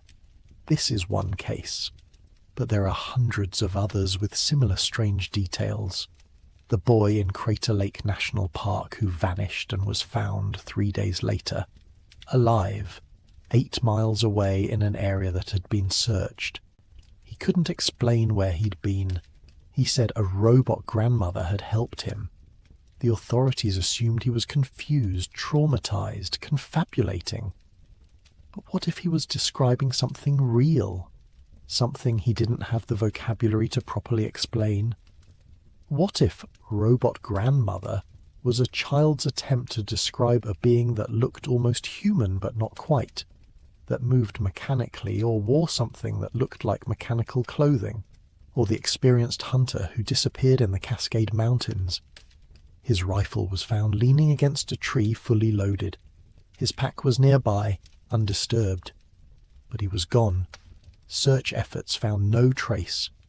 2 years later, his body was found 12 miles away, in a location that made no sense. He would have had to cross 2 mountain ridges to get there, traverse terrain that was extremely difficult even for experienced climbers, and he would have had to do it without his gear, without his rifle, in conditions that should have killed him long before he reached that location. The coroner couldn't determine cause of death. The body showed no signs of trauma, no evidence of exposure severe enough to be fatal, no indication of what had killed him. He was just dead, as if something had stopped his heart and left him there. What if he'd encountered something in those mountains? What if he'd found an entrance, or been found by something that emerged from below?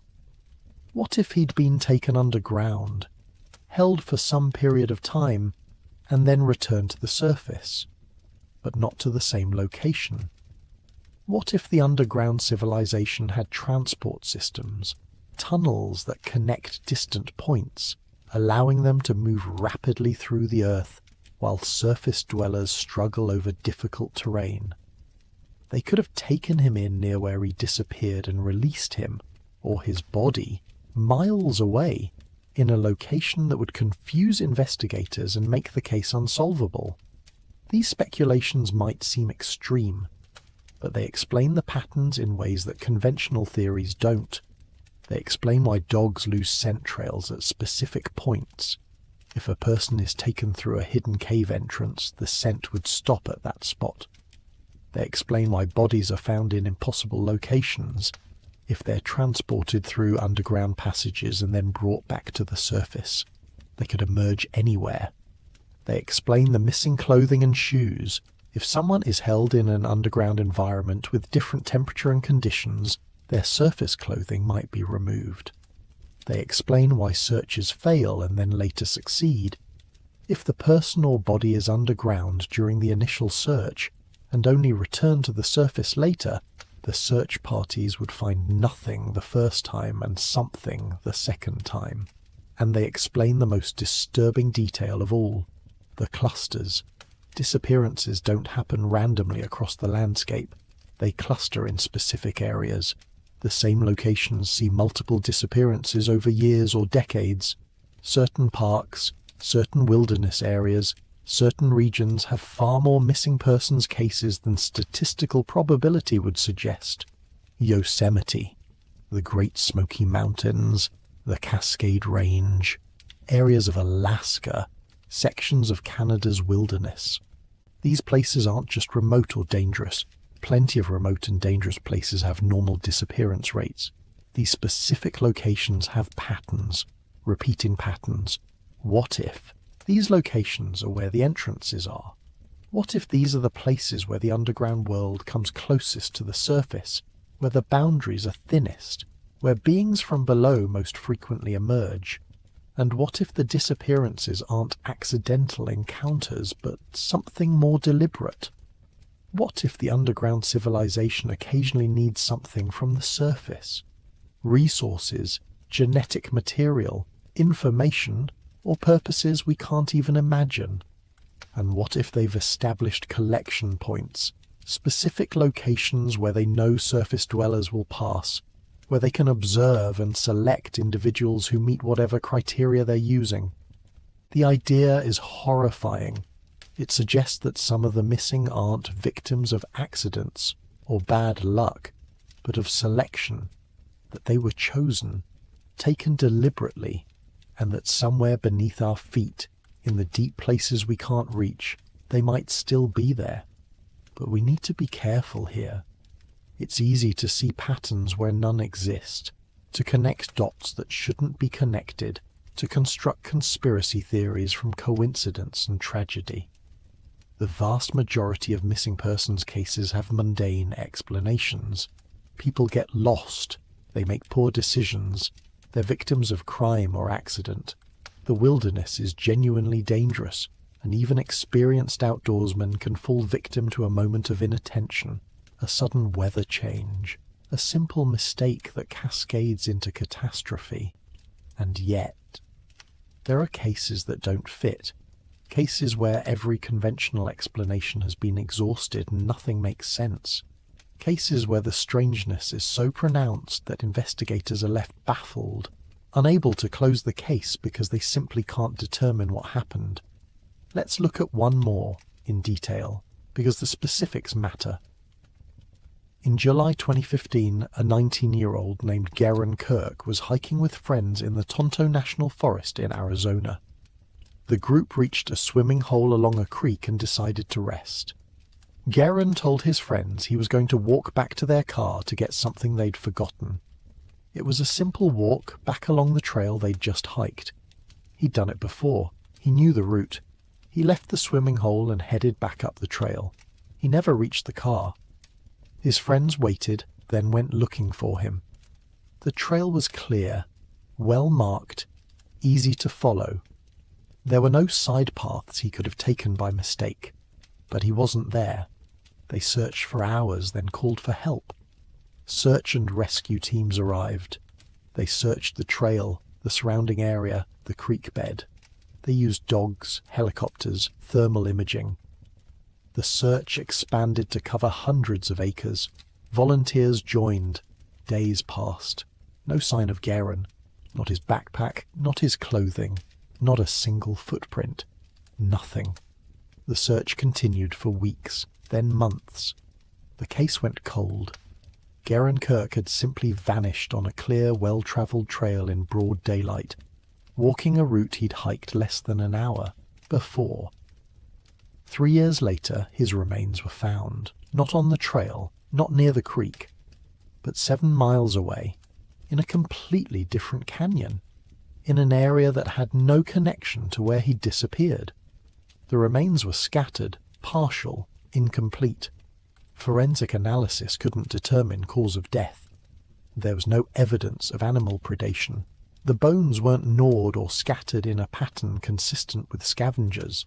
They were just there, arranged almost deliberately in a location that made no logical sense. How did he get there? The terrain between the trail and where he was found was brutal. Steep cliffs, dense vegetation, areas that would have been extremely difficult to traverse. Why would he have gone in that direction? There was nothing there. No reason to leave the trail and strike out cross-country toward a remote canyon. And if he had, if he'd somehow become disoriented and wandered off, where was the rest of him? Where were his clothes, his shoes, his backpack? Why were only partial remains found? Search and rescue personnel who work the case say it's one of the strangest they've encountered. The lead investigator, in an interview years later, admitted he had no explanation. It's like he was taken somewhere else, he said, and then parts of him were brought back. I know how that sounds, but I don't have a better theory. Taken somewhere else, and then brought back. What if that's exactly what happened? What if Garen encountered something on that trail, something that the other hikers didn't see because they were at the swimming hole? What if an entrance opened, or a being emerged, and he was taken? Not killed, taken, alive, brought underground for, what? Study? Experimentation? Purposes we can't fathom? And then, after whatever was done with him was complete, parts of him were returned to the surface, not to the same location, but to a distant canyon. A message, perhaps, or a disposal, or simply the action of beings who don't think the way we do, who don't understand or care about how their actions appear to us. This is speculation built on tragedy. Garen Kirk's family deserves answers, and turning their loss into fodder for underground civilization theories might seem disrespectful. But what if the truth is stranger than the conventional explanations were offered? What if refusing to consider unconventional possibilities means we'll never understand what really happened? And Garen's case is not unique. There are dozens of others with similar details. People vanishing in areas where vanishing should be impossible. Remains found in locations that don't match where the person disappeared. Bodies showing no clear cause of death. Evidence of transport without explanation. And in some cases, strangest of all, survivors who emerge with fragments of memories they can't quite piece together.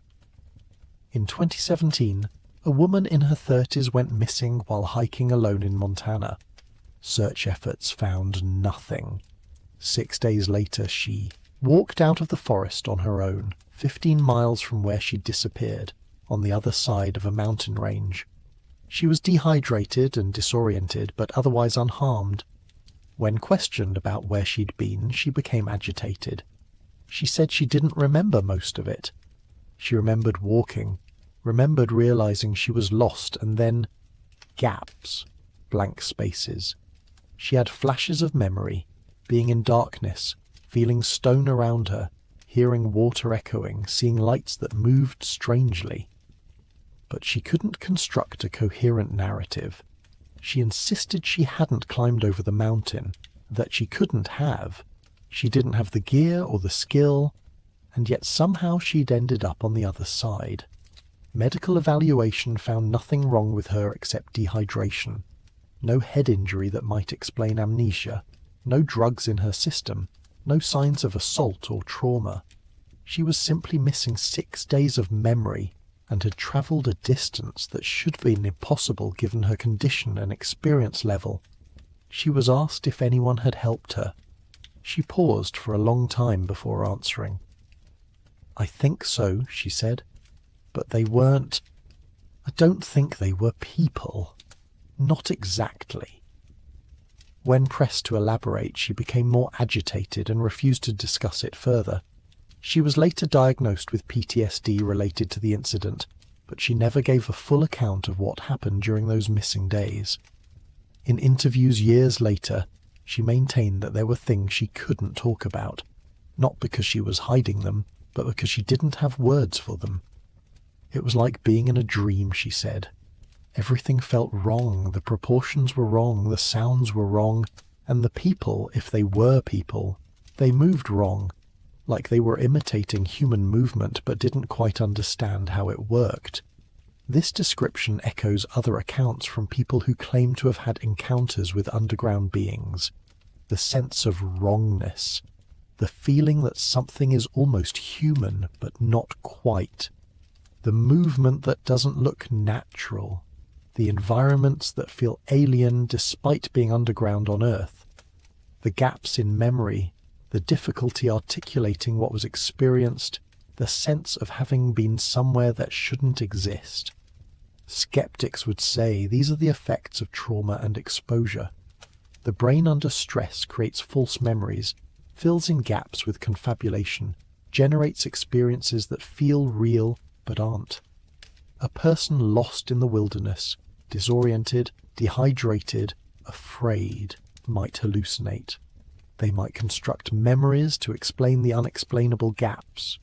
The strange movements they remember might be their own distorted perception. The beings might be other hikers encountered during a period of confusion. But what about the physical evidence? How did she cross a mountain range? How did she end up 15 miles away in terrain she couldn't have traversed in her condition? The skeptical explanations account for the subjective experiences but not the objective facts. She was here, then she was there. Something happened in between. What if she was taken through underground passages? What if the tunnels that allegedly exist beneath the Earth's surface provide a way to travel distances that would be impossible to cover on the surface terrain? You could enter a cave system on one side of a mountain and emerge on the other, without having to climb over it. You could travel miles through passages while barely exerting yourself. And if an underground civilization maintains these tunnels, if they use them regularly, they would know every passage, every route, every entrance and exit. Why would they help a lost hiker? Perhaps they wouldn't, intentionally. Perhaps she stumbled upon an entrance and wandered into their territory. Perhaps they found her there, in their tunnels, and rather than harm her, they simply guided her out. Not to where she entered, but to the nearest exit. To them, it might have been a matter of removing an intruder with minimal fuss.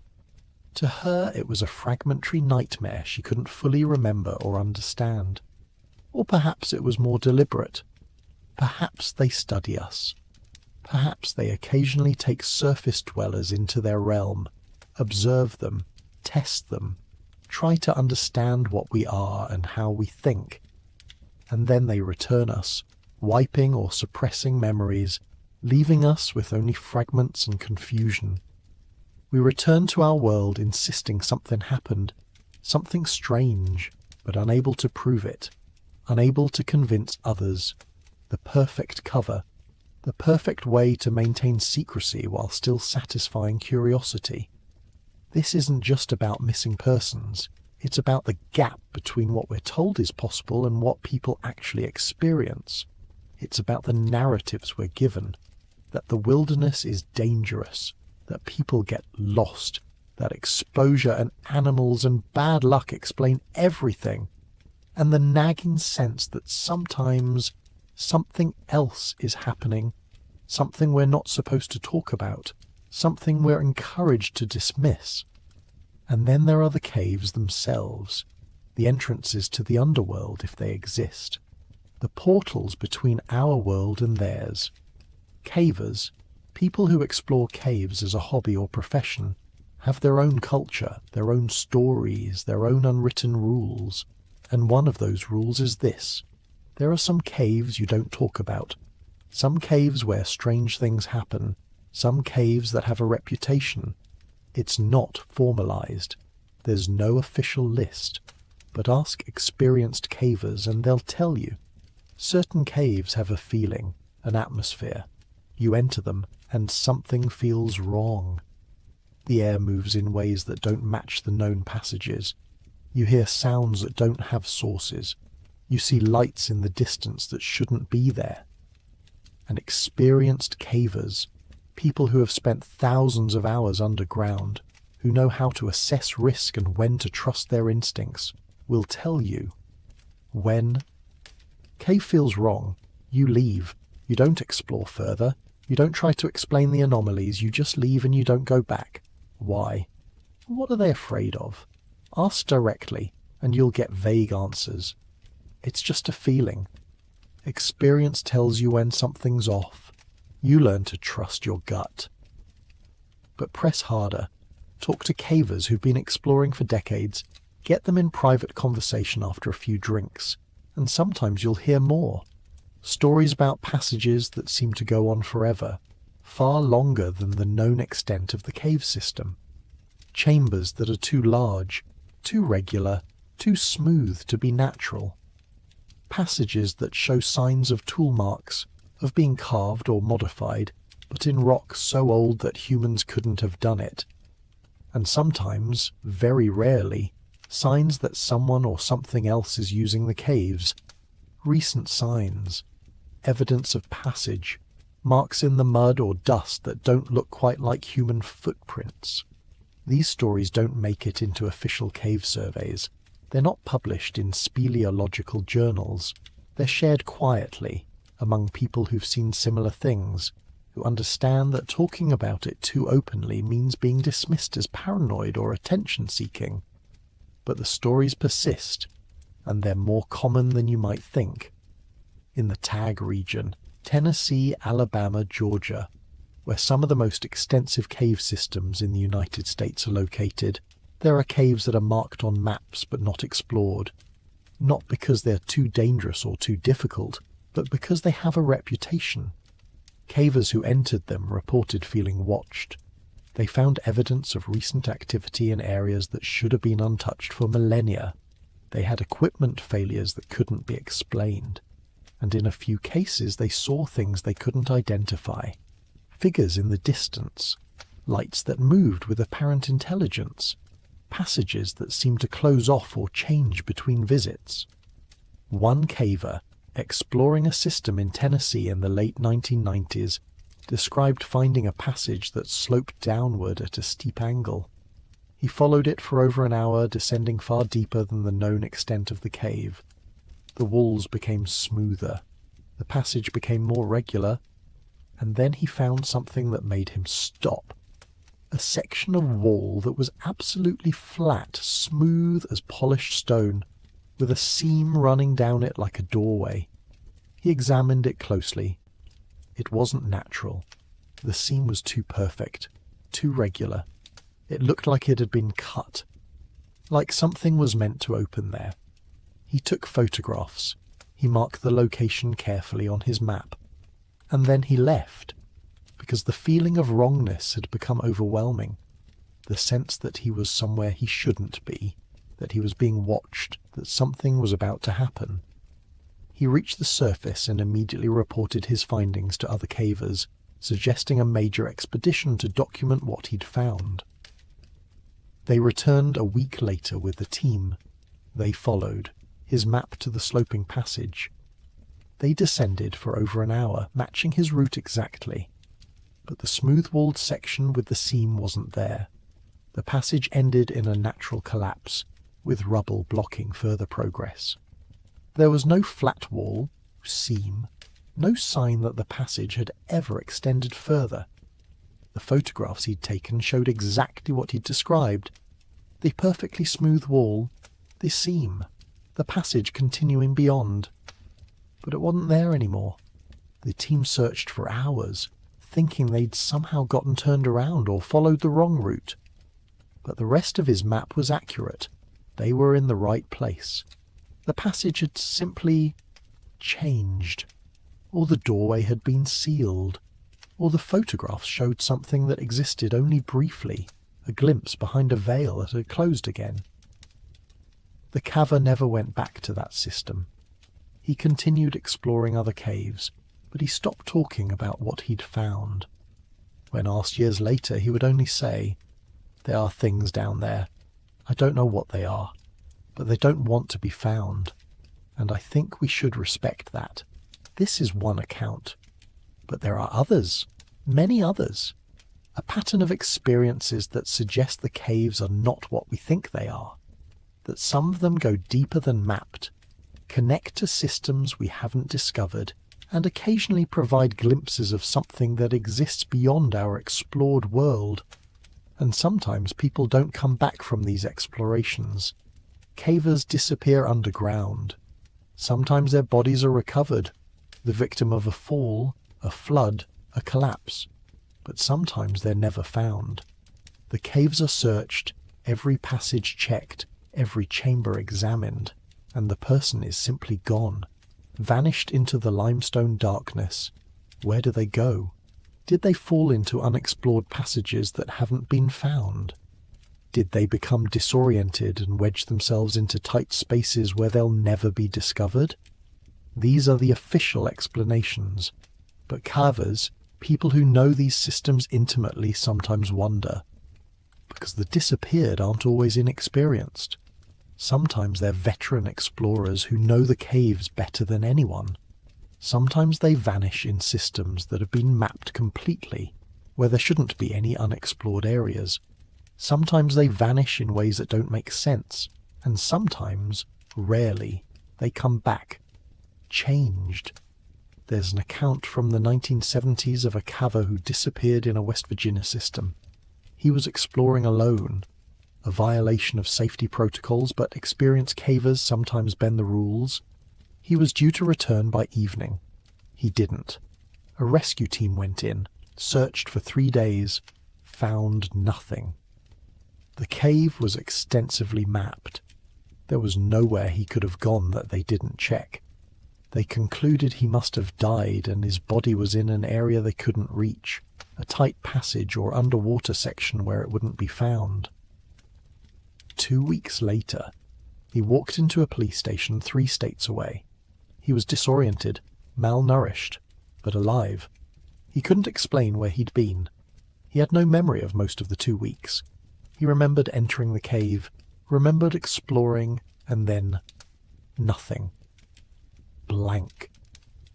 He woke up walking along a highway in Pennsylvania, hundreds of miles from where he'd disappeared, with no idea how he'd gotten there. Medical examination found no signs of injury or drug use. He wasn't faking amnesia. His confusion and distress were genuine. He had no money, no ID, no explanation.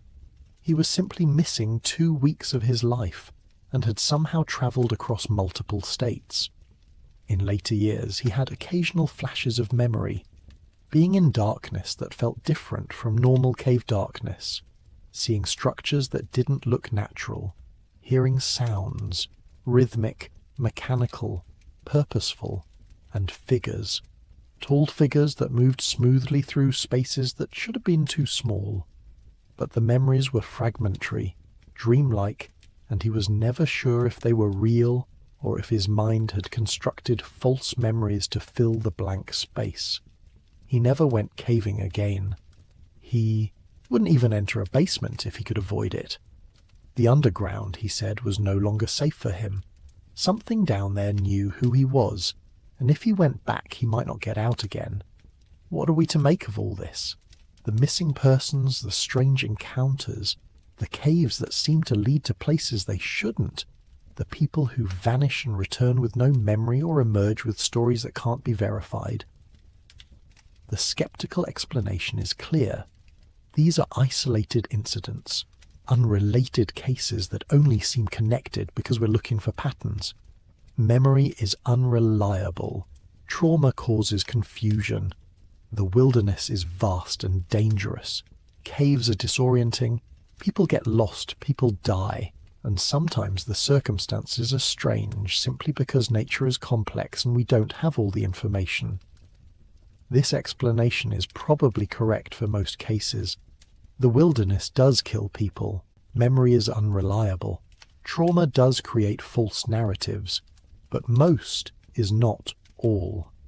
And it's the exceptions that haunt us. The cases where every conventional explanation has been tested and found wanting. The cases where the physical evidence contradicts the official narrative. The cases where multiple witnesses report the same anomalies. The cases where the strangeness is so pronounced that even investigators admit they have no idea what happened.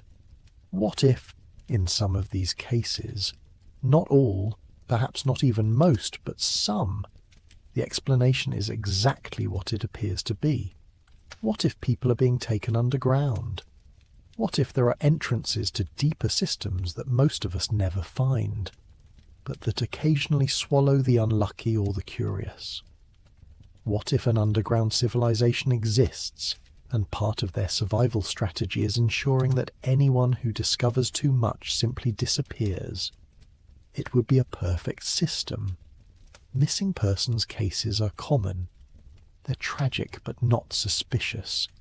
They're explained by natural dangers, and if a small percentage of them are actually abductions by underground beings, how would we know? How would we distinguish between someone who fell into a crevasse and died, and someone who found a hidden entrance and was taken? Between someone who succumbed to exposure and someone who was removed from the surface world? We wouldn't. We couldn't. The underground civilization would be perfectly camouflaged by the natural dangers of the wilderness. Their actions would be hidden in the statistical noise of normal disappearances. And anyone who started to see the pattern, who started to ask the right questions, would be dismissed as a conspiracy theorist, their credibility destroyed before they could make a convincing case. It's elegant in a dark way. It's the perfect cover. And it means that the underground civilization, if it exists, could have been taking people for decades, centuries, and we'd never know.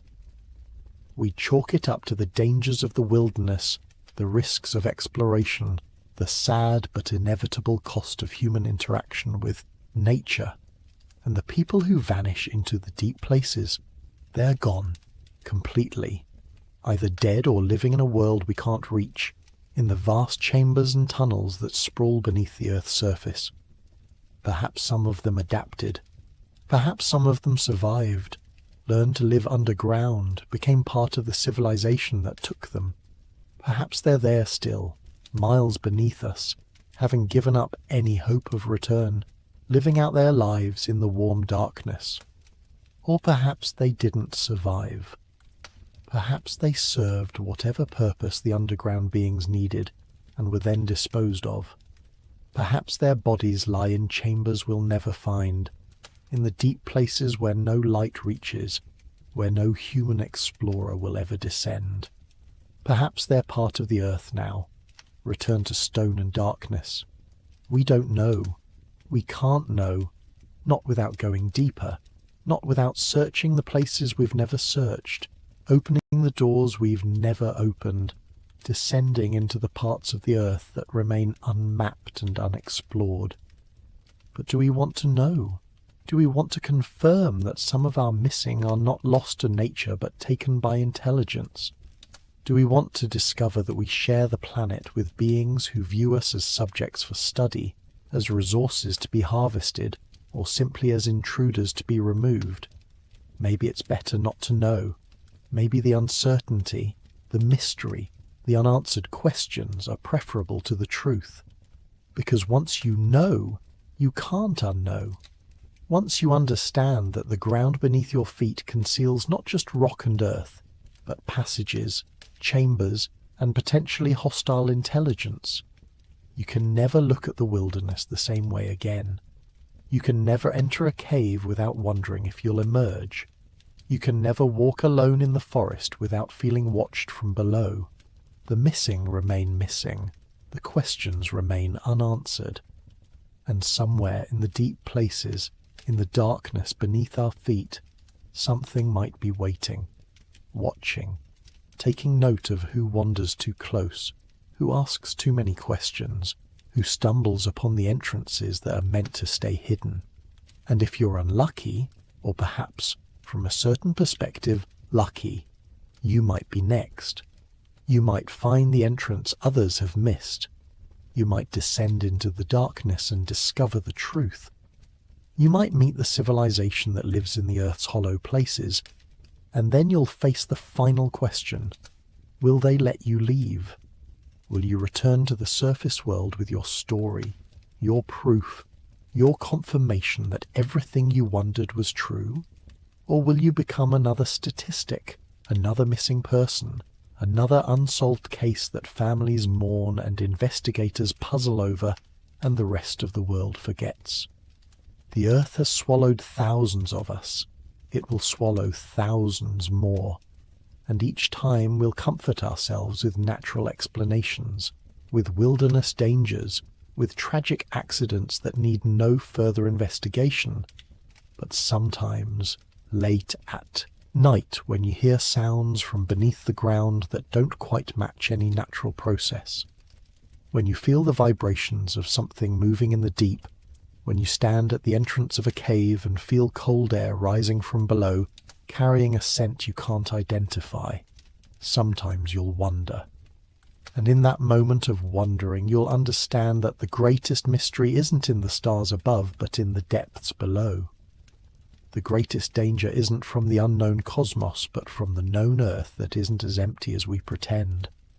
The civilization sleeps, or watches, or waits, and occasionally, very occasionally, it reaches up through the stone and claims what it needs from the surface world, and we never see it coming, because we're not looking down, and so we return to the question we began with.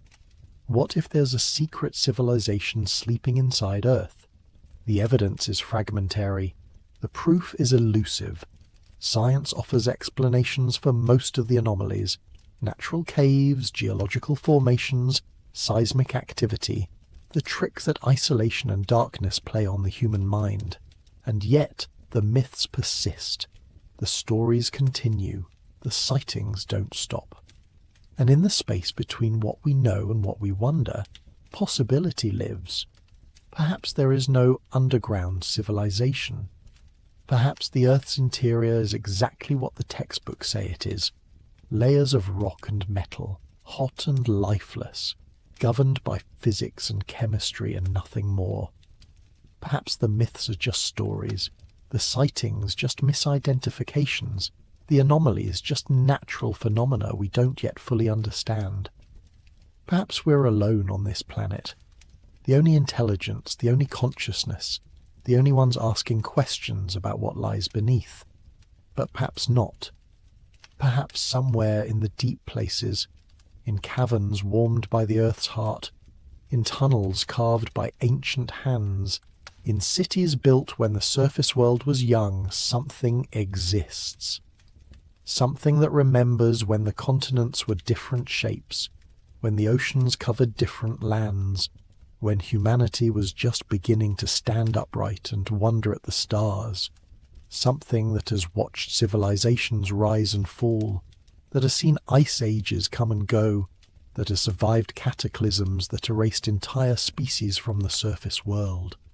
Perhaps they're sleeping, as the myths suggest, dormant, waiting for the right moment to wake. Or perhaps they're not sleeping at all. Perhaps they're awake, aware, watching us through means we can't detect, observing our progress, our struggles, our slow journey toward whatever comes next. Perhaps they're deciding whether we're ready, whether we've learned enough, whether we've grown enough, whether we can be trusted with the knowledge that we're not alone, that we never were, that the Earth has always been home to more than just us. And perhaps one day they'll reveal themselves, not through invasion or conquest, but through invitation. They'll open the doors we've been searching for. They'll show us the passages that lead down into the warm darkness, into the places where the old knowledge is kept, where the ancient technologies still function, where the first civilization still endures. And we'll descend, leaving the surface world behind, entering a realm that exists in myth and legend and the deepest dreams of humanity. Or perhaps they won't. Perhaps they'll remain hidden, as they've always been.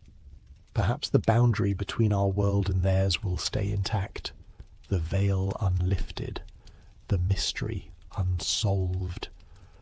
Perhaps we'll continue to dig and drill and explore, getting closer but never quite reaching them, finding hints and traces but never proof, living always with the question but never the answer. And maybe that's how it should be. Maybe some mysteries aren't meant to be solved. Maybe some boundaries aren't meant to be crossed. Maybe the underground civilization, if it exists, remains hidden, not because they fear us, but because they know that some knowledge changes everything, that some truth can't be unlearned, that once you know what lies beneath, you can never look at the ground the same way again. The Earth keeps its secrets well. It has kept them for billions of years, through ice ages and meteor strikes, through the rise and fall of countless species, through the entire history of life on this planet. And it will keep them still, long after we're gone, long after our cities have crumbled and our civilizations have faded into myth. The deep places will remain, the caverns will endure, and whatever lives there, whatever watches from below, will continue its ancient vigil, patient and eternal, waiting for the day when the surface world is ready to know the truth. Until then, we walk on the thin crust of the earth, building our cities, living our lives, looking up at the stars and wondering if we're alone. And beneath our feet, beneath the concrete and soil, beneath the bedrock and stone, beneath the miles of darkness and heat, something might be looking back.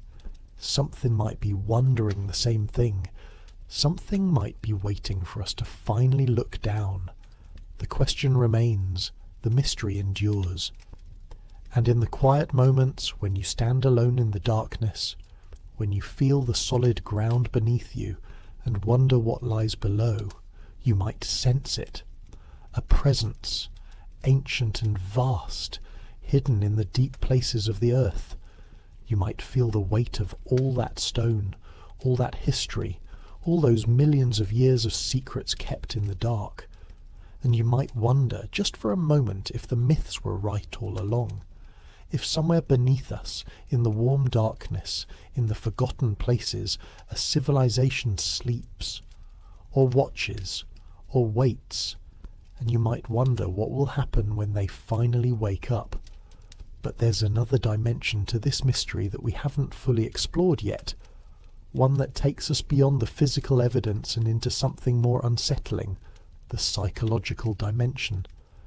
The question of why this idea resonates so deeply, why it appears in cultures that had no contact with each other, why it persists despite science's assurances that nothing could survive in the conditions we know exist deep within the earth. Is it just human imagination, our tendency to populate the unknown with meaning, to fill empty spaces with stories? Or is it something else, something more fundamental? What if the reason we keep telling these stories, keep returning to this idea of civilizations beneath our feet, is because somewhere in our collective memory we remember them?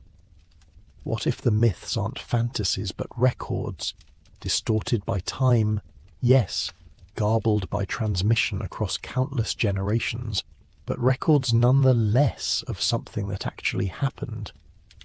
There's a concept in psychology called genetic memory, or ancestral memory. The idea that experiences from our ancestors' lives can be passed down through generations, encoded somehow in our DNA or our collective unconscious. The science on this is controversial, but studies have shown that trauma can affect gene expression, that mice can inherit learned fears from their parents, that experiences might leave markers that persist across generations. If this is true, even partially, then what might we have inherited from our ancestors? What memories might be sleeping in our genes, waiting to be triggered? And what if one of those memories is this? The memory of the time when we weren't alone on this planet, when we shared the earth with something else, something that eventually retreated below. What if the reason we feel uneasy in deep caves, why darkness beneath the ground triggers a primal fear, different from the fear of darkness above ground, is because our ancestors learned to fear what lived in those depths? What if the myths aren't warnings about death and the afterlife, but warnings about something real, something our distant ancestors encountered and fled from? Consider the timeline.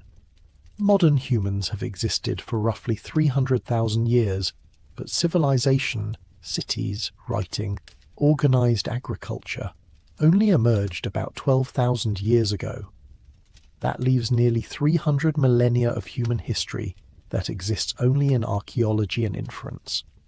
We know humans during that time were just as intelligent as we are. They had the same brain capacity, the same cognitive abilities. They survived ice ages, megafauna, environmental catastrophes. They spread across the entire planet. But we have almost no record of their lives, their discoveries, their encounters. What happened during those missing millennia? What did they see? What did they learn? And what did they forget? There's a theory proposed by some researchers studying ancient catastrophe myths that human civilization has risen and fallen multiple times, that we're not the first advanced society to develop on Earth, just the most recent. The theory points to anomalies in the archaeological record, artifacts that seem too advanced for their supposed time period, structures that show evidence of technologies we didn't think existed, knowledge preserved in ancient texts that shouldn't have been possible for people to possess. The Antikythera mechanism, discovered in a shipwreck off Greece, is a mechanical computer from the 2nd century BC, so sophisticated that nothing comparable would be built again for over 1,000 years. The precision of the Great Pyramid's construction, aligned to true north with an accuracy of 3/60th of a degree, using blocks weighing up to 80 tons, transported from quarries hundreds of miles away. The Nazca Lines in Peru, massive geoglyphs only fully visible from the air, created by a culture that supposedly had no flight capability. These could be isolated examples of human ingenuity, cultures that achieved remarkable things with limited technology, or they could be remnants, echoes of knowledge that came from somewhere else, passed down from a previous iteration of civilization, or shared by something that existed alongside humanity. And if previous civilizations existed and then collapsed, where did they go? Some would have simply died out, their knowledge lost, their people absorbed into the surviving populations. But what if some of them survived? What if they saw the catastrophe coming? The flood, the ice age, the meteor impact, and they prepared? What if they went underground? The geology supports the possibility. During the Younger Dryas period, about 12,800 years ago, the Earth's climate underwent a dramatic and sudden shift. Temperatures plunged, ice advanced. The change happened so rapidly that some scientists believe it could have occurred over the span of a single decade. Entire ecosystems were transformed. Megafauna went extinct, and human populations, which had been growing and spreading, suddenly contracted. The archaeological record shows a gap, a period where human activity seems to diminish, where settlements are abandoned, where the signs of civilization temporarily vanish. What happened to those people? Where did they go? The standard answer is that they died, that populations crashed due to the harsh conditions. But what if some of them didn't die? What if some of them found shelter in the one place the ice couldn't reach? Underground. Caves would have been the obvious choice. They maintain relatively stable temperatures year-round. They provide protection from wind and weather. Many contain water sources, and in a world where the surface had become uninhabitable, where glaciers covered the land and temperatures made survival impossible, caves would have been humanity's last refuge. But here's where it gets interesting. If populations sheltered in caves for an extended period, decades, centuries, what would happen to them? How would they adapt? We know humans are incredibly adaptable. We've evolved to survive in nearly every environment on Earth. But evolution requires time and pressure. It requires generations living under specific conditions, with specific challenges. And it requires isolation. Populations cut off from the main genetic pool, developing traits in response to their unique environment. What traits would develop in populations living underground? Reduced pigmentation, certainly. Without sunlight, melanin provides no advantage. Enhanced night vision or sensitivity to low light. Possibly changes in hearing, in the ability to navigate by sound and echo. Changes in metabolism to adapt to different food sources, different temperatures. And over many generations, over thousands of years of living in darkness, who knows what else might change? There are animals that have adapted to cave life, species that have evolved in complete darkness for so long that they've lost all pigmentation, all eye function. They navigate by sensing vibrations in the air and water. They've developed elongated limbs for moving through tight spaces. They've become something distinct from their surface-dwelling ancestors.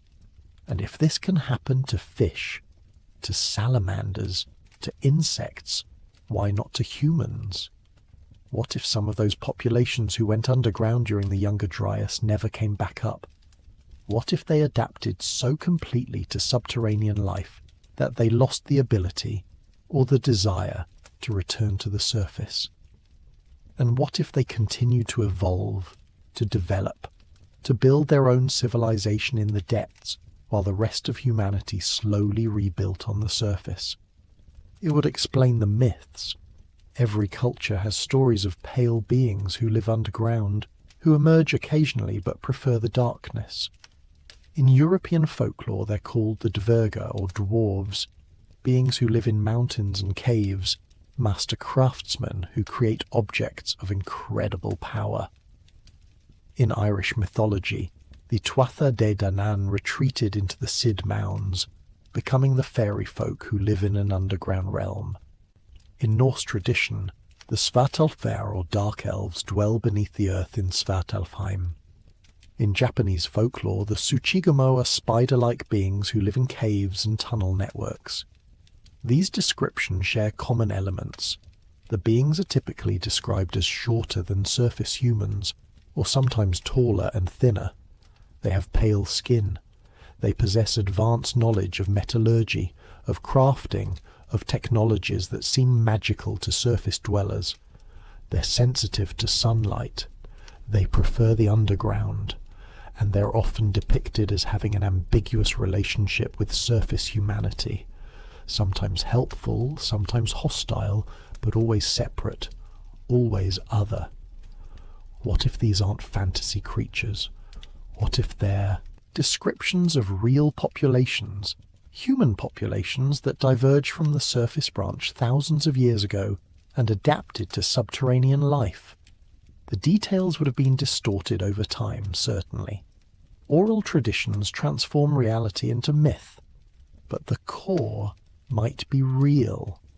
The memory of encountering people who looked different, who lived differently, who possessed knowledge that seemed impossible, but who were fundamentally human, or at least had once been. This would also explain why the myths speak of these beings possessing advanced technology.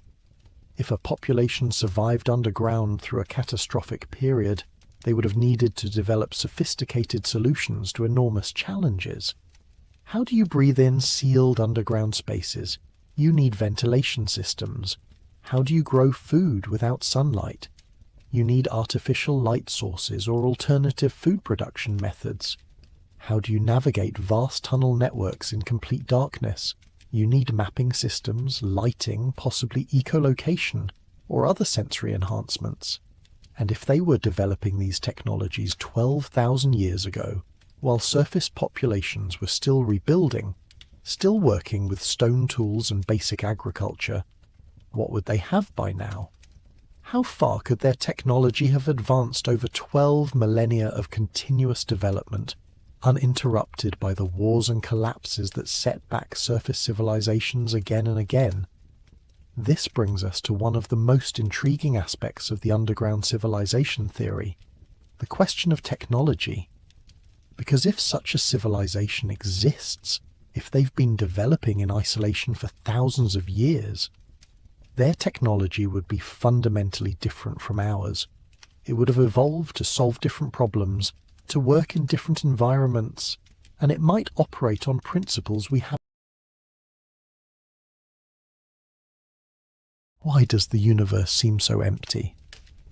Look up on a clear night, far from the glow of cities, and you will see thousands of stars scattered across the black, each one a sun. Many of them older than ours, larger, burning with ancient light that began its journey before the first humans walked the earth. And around those stars, we now know, orbit countless worlds. Planets of ice and iron, worlds wrapped in thick atmospheres, rocky spheres that might hold water, might hold warmth, might hold the conditions for something to begin. The numbers are staggering. Our galaxy alone contains somewhere between 100 billion and 400 billion stars. And beyond our galaxy, there are billions more galaxies, each one a spiral of light containing billions of stars of their own. If you do the math, even conservatively, the universe should be teeming with life. Not just simple organisms clinging to the edge of survival, but civilizations. Beings who think, who build, who reach outward into the cosmos just as we have begun to do. And yet, when we listen, we hear nothing. No signals, no transmissions, no evidence of vast empires stretching between the stars, no megastructures harvesting the energy of suns, No fleets of ships crossing the void, just silence. A silence so profound, so complete, that it has haunted scientists and philosophers for generations. This is the Fermi paradox, named after the physicist Enrico Fermi, who asked a simple question over lunch one day in 1950. Where is everybody? It is a question that should not need asking. The universe is 13.8 billion years old. Our Sun, our Earth, are relative newcomers, only 4.5 billion years in the making. That means there were billions of years before us, billions of years for other civilizations to arise, to grow, to spread. If even a tiny fraction of those stars produced intelligent life, and if even a small number of those civilizations survived long enough to explore their galaxy, then the Milky Way should be crowded. We should see their marks everywhere. We should have been found by now, but we have not been. And that absence, that emptiness, suggests something darker, something that stops civilizations before they can reach the stars, something that has stopped them all. This is the idea of the Great Filter. The Great Filter is not a place. It is not a wall at the edge of space, not a cosmic barrier that can be seen or touched. It is a concept, a threshold, a stage in the development of life that is so difficult, so deadly, that almost nothing survives it. It is the reason the universe is silent, the reason we are alone. And the terrifying part is this. We do not know where the filter lies. We do not know if it is behind us, something we have already passed through by sheer luck, or if it is still ahead, waiting in our future like a trap we cannot see. If the filter is behind us, then we are the exception, the miracle, the 1 in a trillion chance that made it through. But if the filter is ahead, then everything we are building, everything we are becoming, is leading us toward the same fate that claimed every other civilization that tried. Tonight, we're going to explore that idea, not with panic, not with fear, but with the slow, quiet curiosity of someone tracing a pattern in the dark. We're going to ask what the filter might be, where it might wait, and whether there is any way to survive it. This is not a story with easy answers. It is a story about the fragility of existence, the silence of the cosmos, and the haunting possibility that intelligence itself might be the seed of extinction. So settle in, let the world outside fade, and let us begin. The silence of the universe was not always considered strange. For most of human history, we believed we were alone by design. The earth was the centre of creation.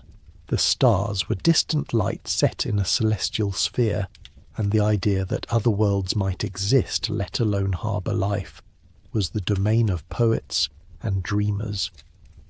It was not until the 20th century, when our technology advanced enough to truly see the scale of the cosmos, that the silence began to feel wrong. In the 1960s, we started listening. Radio telescopes turned toward the sky, scanning frequencies, searching for patterns that could not be natural. The hope was that somewhere out there, another civilization was broadcasting, intentionally or not, and that we might catch the faintest whisper of their existence. Projects like SETI, the search for extraterrestrial intelligence, have been listening ever since. Decades of scanning, decades of silence. At first, scientists assumed we simply had not looked long enough, or in the right places. Space is vast, after all. Signals degrade over distance. Maybe we were listening to the wrong frequencies, or pointing our telescopes in the wrong direction. But as the years passed and the technology improved, the silence became harder to explain. We have now surveyed millions of star systems. We have listened across a wide range of frequencies. We have looked for signs of megastructures, artificial heat signatures, anything that might indicate advanced technology. And we have found nothing. This is where the Fermi paradox truly takes hold. Because the math does not support the silence. Consider this. Our galaxy is roughly 100,000 light-years across. If a civilization developed the ability to travel between stars, even at a fraction of the speed of light, they could colonize the entire galaxy in just a few million years. That sounds like a long time to us, but on cosmic scales it is nothing, a blink. The Milky Way has existed for over 13 billion years. There has been more than enough time for a spacefaring civilization to spread everywhere, to leave traces, to make their presence known. And yet, we see no evidence of that. No ancient probes orbiting distant stars, no remnants of long-dead empires, no signals, no ruins, no footprints in the dust of dead worlds. It is as though intelligence arises, flickers briefly, and then vanishes before it can leave a mark. This is what led to the idea of the Great Filter. The theory suggests that somewhere between the formation of a planet and the creation of a galaxy-spanning civilization, there is a step so difficult that almost nothing makes it through. A bottleneck. A point of no return. And the question that keeps scientists awake at night is this.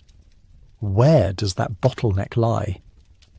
There are, broadly speaking, two possibilities. Either the filter is behind us, or it is ahead of us. If it is behind us, then the hard part is already over.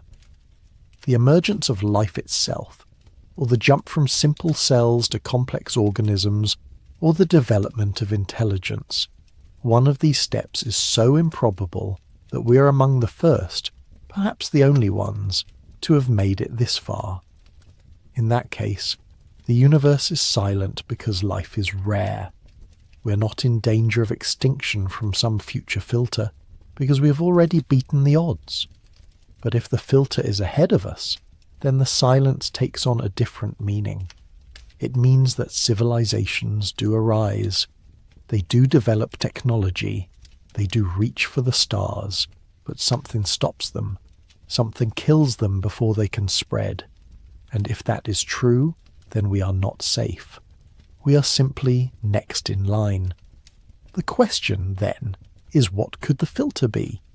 What force, what event, what flaw could be so universal, so absolute, that it destroys every civilization that encounters it? Let us begin by looking backward into the deep history of a life on Earth and see if we can find clues in the path we've already walked. Life on Earth is 4 billion years old, give or take. That is almost as old as the planet itself. Within a few 100 million years of the Earth's surface cooling enough to hold liquid water, the first simple cells appeared. Single-celled organisms, bacteria-like, floating in ancient oceans. For billions of years that was all there was. Just microbes. No plants, no animals, no complexity. Just tiny specks of life, dividing and surviving in a world that was hostile and strange. This is the first potential filter. The origin of life itself. We do not know how life began. We have theories, chemical reactions in deep-sea vents, organic molecules delivered by comets, self-replicating RNA emerging from primordial soup, but no definitive answer.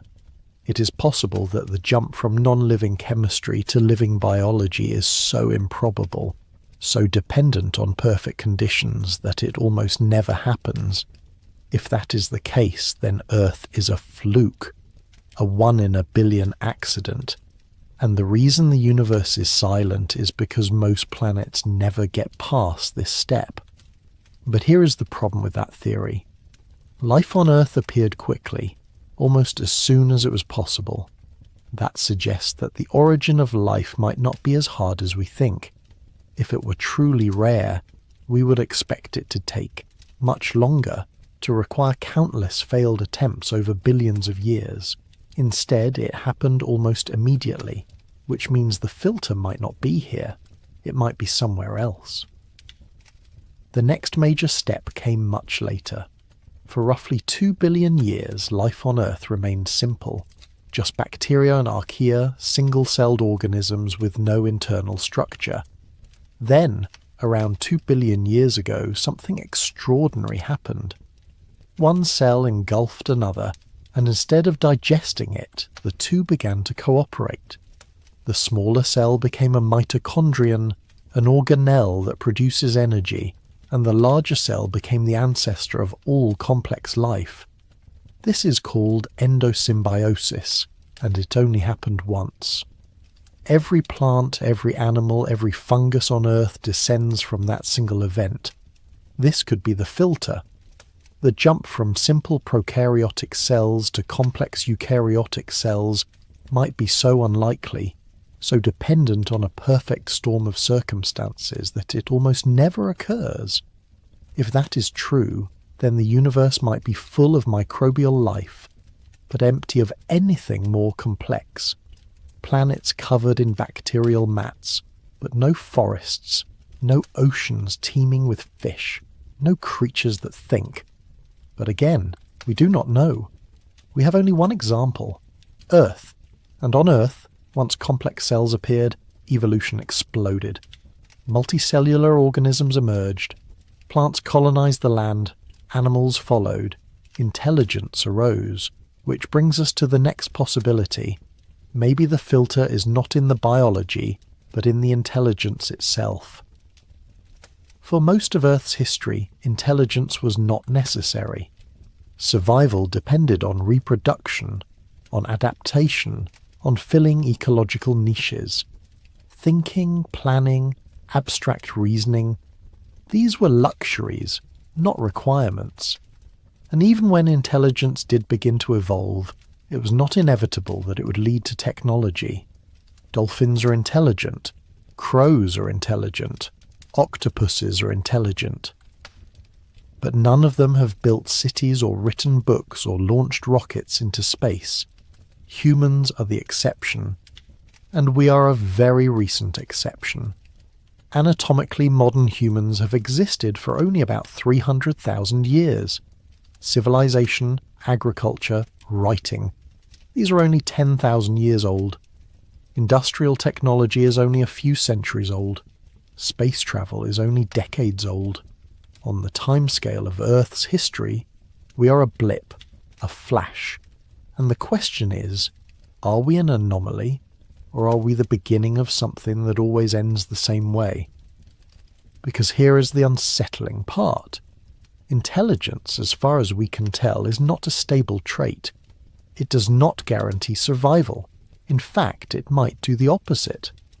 Intelligence gives a species the ability to reshape its environment, to extract resources, to grow beyond the limits that once constrained it.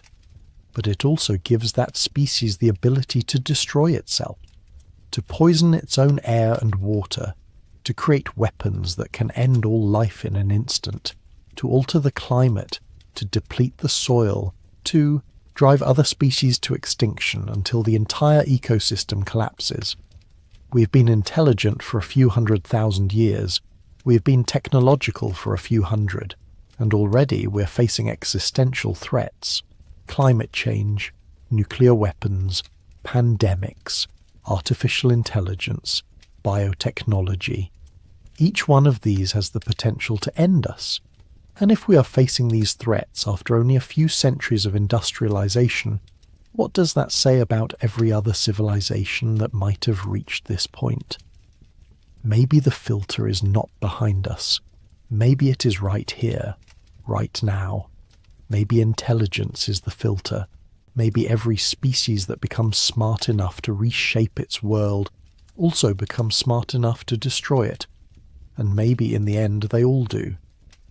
There is a pattern in history that repeats itself, over and over, across cultures and continents. Civilizations rise, they grow, they become powerful, complex, interconnected, and then they fall. Sometimes slowly over centuries, sometimes quickly within a generation, but they always fall. The ancient Sumerians, who built the first cities in Mesopotamia, collapsed after centuries of salinization destroyed their farmland. The Maya, whose cities once dominated Central America, abandoned their great temples and pyramids, possibly due to drought and resource depletion. The Roman Empire, which controlled the Mediterranean for half a millennium, fractured under the weight of its own complexity, unable to sustain itself. The Khmer Empire, the ancestral Puebloans, the Rapa Nui of Easter Island, each one a story of growth, overreach, and collapse. These were not primitive societies. They were advanced, organized, capable of incredible feats of engineering and art. And yet, they could not last. Something always went wrong. Resources ran out. The climate shifted. Internal conflicts tore them apart. Diseases swept through. Invaders arrived. Or in many cases, they simply grew too complex to manage, too fragile to adapt, and they broke under their own weight. This is called the collapse of complex societies, and it is a well-documented phenomenon. The historian Joseph Tainter studied it extensively, and his conclusion was sobering. Complexity is not free. It requires energy, resources, coordination. And as a society becomes more complex, the cost of maintaining that complexity increases. Eventually, the returns diminish. The society reaches a point where it takes more energy to keep things running than the system can produce. And when that happens, collapse is inevitable. Now scale that up. Not to a single civilization, but to an entire species. Not to a city or an empire, but to a global technological society. What happens when the complexity becomes planetary? When the systems we depend on, food production, energy grids, supply chains, communication networks, are so interconnected that a failure in one place cascades everywhere? What happens when the cost of maintaining our way of life exceeds what the planet can provide? We are already seeing the signs. Climate change is accelerating, ecosystems are collapsing, freshwater is becoming scarce, topsoil is eroding, fisheries are depleting, and at the same time, our technology is advancing faster than our ability to control it. We are developing artificial intelligence without fully understanding how it works. We're editing genes without knowing the long-term consequences. We're building weapons that could sterilize the planet. This is the modern interpretation of the Great Filter. The idea that every intelligent species, once it reaches a certain level of technological development, faces a crisis. A moment where its power outstrips its wisdom, where its ability to destroy exceeds its ability to cooperate.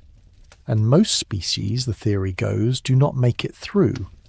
They either destroy themselves outright, through war or environmental collapse, or they stagnate, falling back into simpler ways of living, never reaching the stars. There is a term for this, the self-destruction hypothesis. It suggests that intelligence is inherently unstable, that the same traits that allow a species to dominate its planet, curiosity, ambition, the drive to innovate, also make it reckless. We solve problems by creating new technologies, but those technologies create new problems, often worse than the ones we started with. We split the atom and gained limitless energy, but also the ability to annihilate ourselves. We connected the world through the internet, but also created systems of surveillance and control that could be used to oppress entire populations. We are reaching toward artificial superintelligence, but we do not know if we can keep it aligned with our values, or if it will decide we are irrelevant. And if this is true for us, why would it not be true for every other civilization? Why would any species, anywhere, be immune to the same pressures, the same temptations, the same mistakes? Maybe the reason the universe is silent is because intelligence is a trap, a dead end, a trait that seems advantageous in the short term but leads to extinction in the long term. Maybe we are not the first to reach this point. Maybe countless others have stood where we stand now, looking up at the stars, wondering if they would survive, and maybe none of them did. But there is another possibility, one that is less about self-destruction and more about the universe itself. Maybe the filter is not something we do to ourselves. Maybe it is something that happens to us, something external, something we cannot control. The history of life on Earth is punctuated by mass extinctions, 5 major ones to be precise, though there have been many smaller die-offs as well. The most famous is the one that killed the dinosaurs 66 million years ago, when an asteroid struck the Yucatan Peninsula and triggered a global winter. But that was not the worst. The worst was the Permian-Triassic extinction, 252 million years ago, when volcanic eruptions in Siberia released so much carbon dioxide and sulfur into the atmosphere that 90% of all species on Earth died. The oceans turned acidic. The temperature spiked. It took millions of years for life to recover. These events were not caused by intelligence. They were not the result of poor planning or reckless technology. They were natural disasters, the kind of thing that happens on a planet over geological timescales. And they remind us that the universe is not a safe place. It is violent, chaotic, indifferent to life.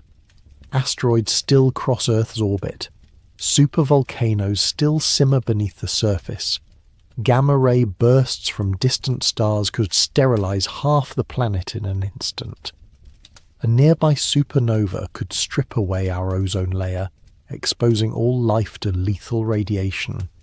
These are low-probability events, but over millions of years, low-probability events become certainties. And if a civilization does not develop the technology to detect and prevent these disasters, it will eventually be wiped out by one. This is another potential filter: cosmic hazards. The idea that the universe is simply too dangerous for life to last. That no matter how advanced a civilization becomes, it is always vulnerable to forces beyond its control. A rogue planet could destabilize a solar system. A black hole could wander too close.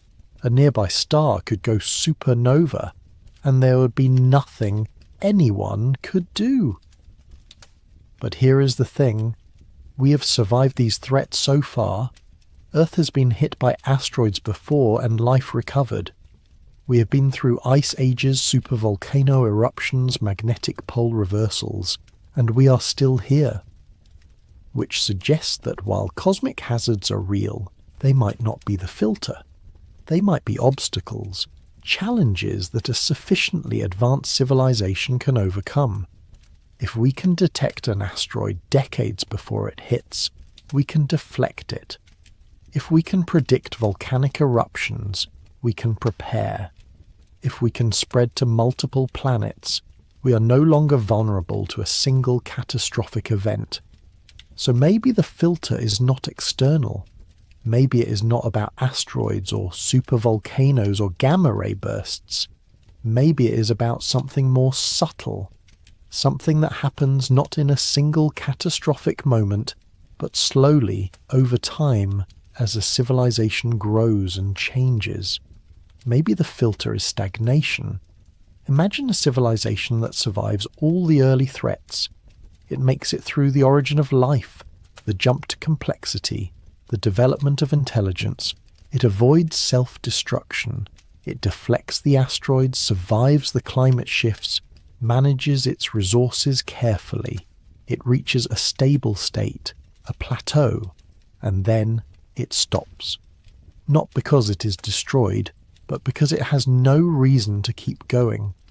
Because the drive to explore, to expand, to reach for the stars fades. Because comfort and stability become more important than growth. because the risks of pushing further outweigh the rewards. This is the stagnation's hypothesis. The idea that most civilizations, once they reach a certain level of development, simply lose interest in expanding. They turn inward. They focus on maintaining what they have rather than seeking what lies beyond, and in doing so, they become invisible. They do not send out signals because they are not looking for anyone. They do not build megastructures because they do not need them. They exist quietly on their homeworlds, content with their lot, and the universe never hears from them. It sounds almost peaceful, but it is also a kind of death, because a civilization that does not grow, that does not adapt, that does not push beyond its limits, is a civilization that will eventually fade. Entropy is relentless. Stars die. Planets cool. Resources deplete. If a species does not spread, does not diversify, does not ensure its survival across multiple worlds, then it is only a matter of time before something goes wrong. A plague, a war, a slow decline in birth rates, a loss of knowledge, and when that happens, there is no backup, no second chance, just silence. We see hints of this in our own history. Civilizations that became isolated, that stopped trading, stopped innovating, often stagnated and eventually collapsed. The Ming dynasty in China, after a period of incredible exploration and naval power, turned inward, banned ocean-going ships, and fell behind the rest of the world. The Byzantine Empire, once the heir to Rome, became increasingly insular and rigid, unable to adapt to new threats, and was eventually conquered. Stagnation is not stability. It is the prelude to collapse, and maybe that is what happens to most intelligent species. Maybe they reach a point where the challenges of space travel, of colonizing other worlds, of maintaining a presence across the stars, seem too great. Maybe they decide it is easier to stay home, to focus on their own planet, to live out their existence in comfort rather than risk. And maybe, in making that choice, they seal their fate. But there is another, darker possibility, one that suggests the filter is not about stagnation, or self-destruction, or cosmic hazards. One that suggests the silence of the universe is not an accident, but a warning. What if civilizations do survive? What if they do spread to the stars, build vast empires, harness the energy of entire galaxies? What if they become so advanced, so powerful, that they are unrecognizable to us? And what if, in becoming that advanced, they also become silent?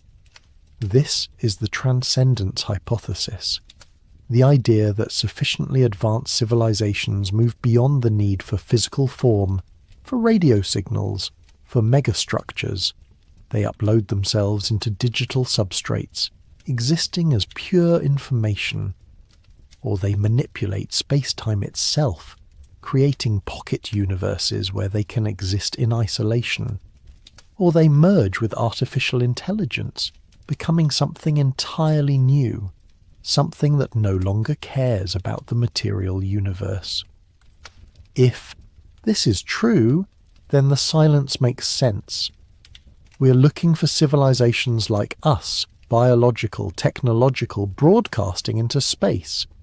But if most civilizations evolve beyond that stage, if they transcend into forms we cannot detect or comprehend, then of course we do not see them. They are still out there. They are just invisible to us. It is a comforting thought. In a way, it means the filter is not deadly. It means civilizations do survive. They just change. They become something else, something we cannot yet imagine. But it is also unsettling, because if transcendence is the norm, if every civilization that reaches a certain point leaves the physical universe behind, then what does that say about us? Are we destined to follow the same path, to abandon our bodies, our planets, our connection to the material world? And if we do, what will we become? Will we still be human in any meaningful sense? Or will we be something so different that the word loses all meaning? And there is another possibility, one that is even stranger. What if the reason we do not see other civilizations is because they are hiding? What if the universe is not empty, but full of life, and that life has learned to stay silent? This is the dark forest hypothesis, popularized by the Chinese science fiction writer Liu Cixin.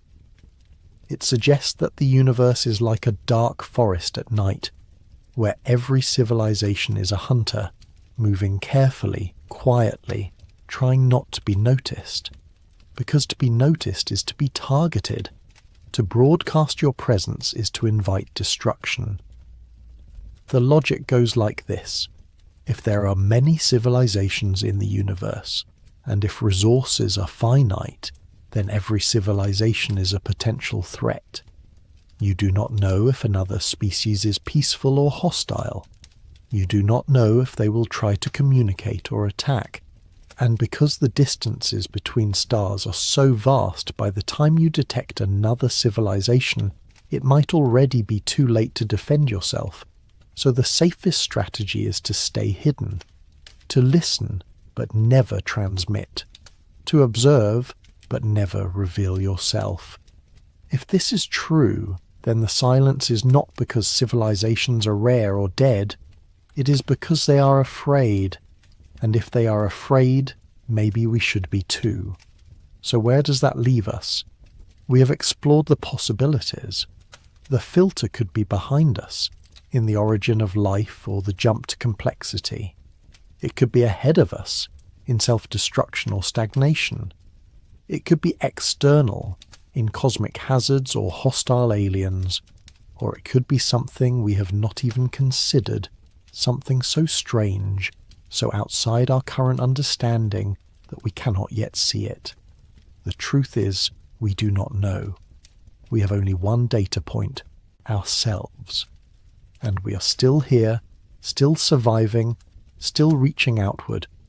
But we are also fragile. Our civilization is young, our technology is powerful but unstable, and the challenges we face are growing.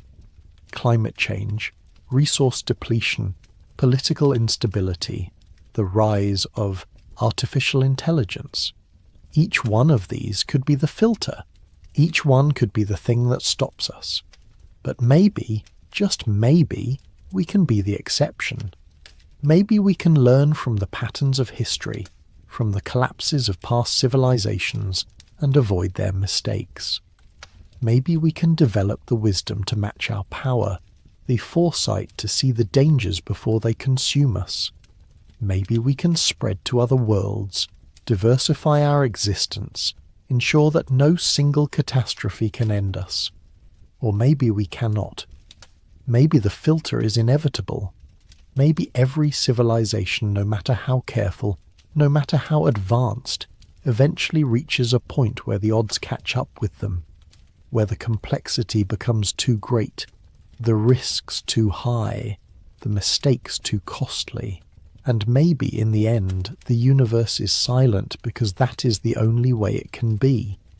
But even if that is true, even if we are doomed to follow the same path as every other civilization that came before us, there is something beautiful in the attempt, in the reaching, in the refusal to accept that silence is the only answer. Because we are here, now, looking up at the stars, asking these questions. And for a brief moment in the vast expanse of cosmic time, we are awake, we are aware, we are trying, and maybe that is enough.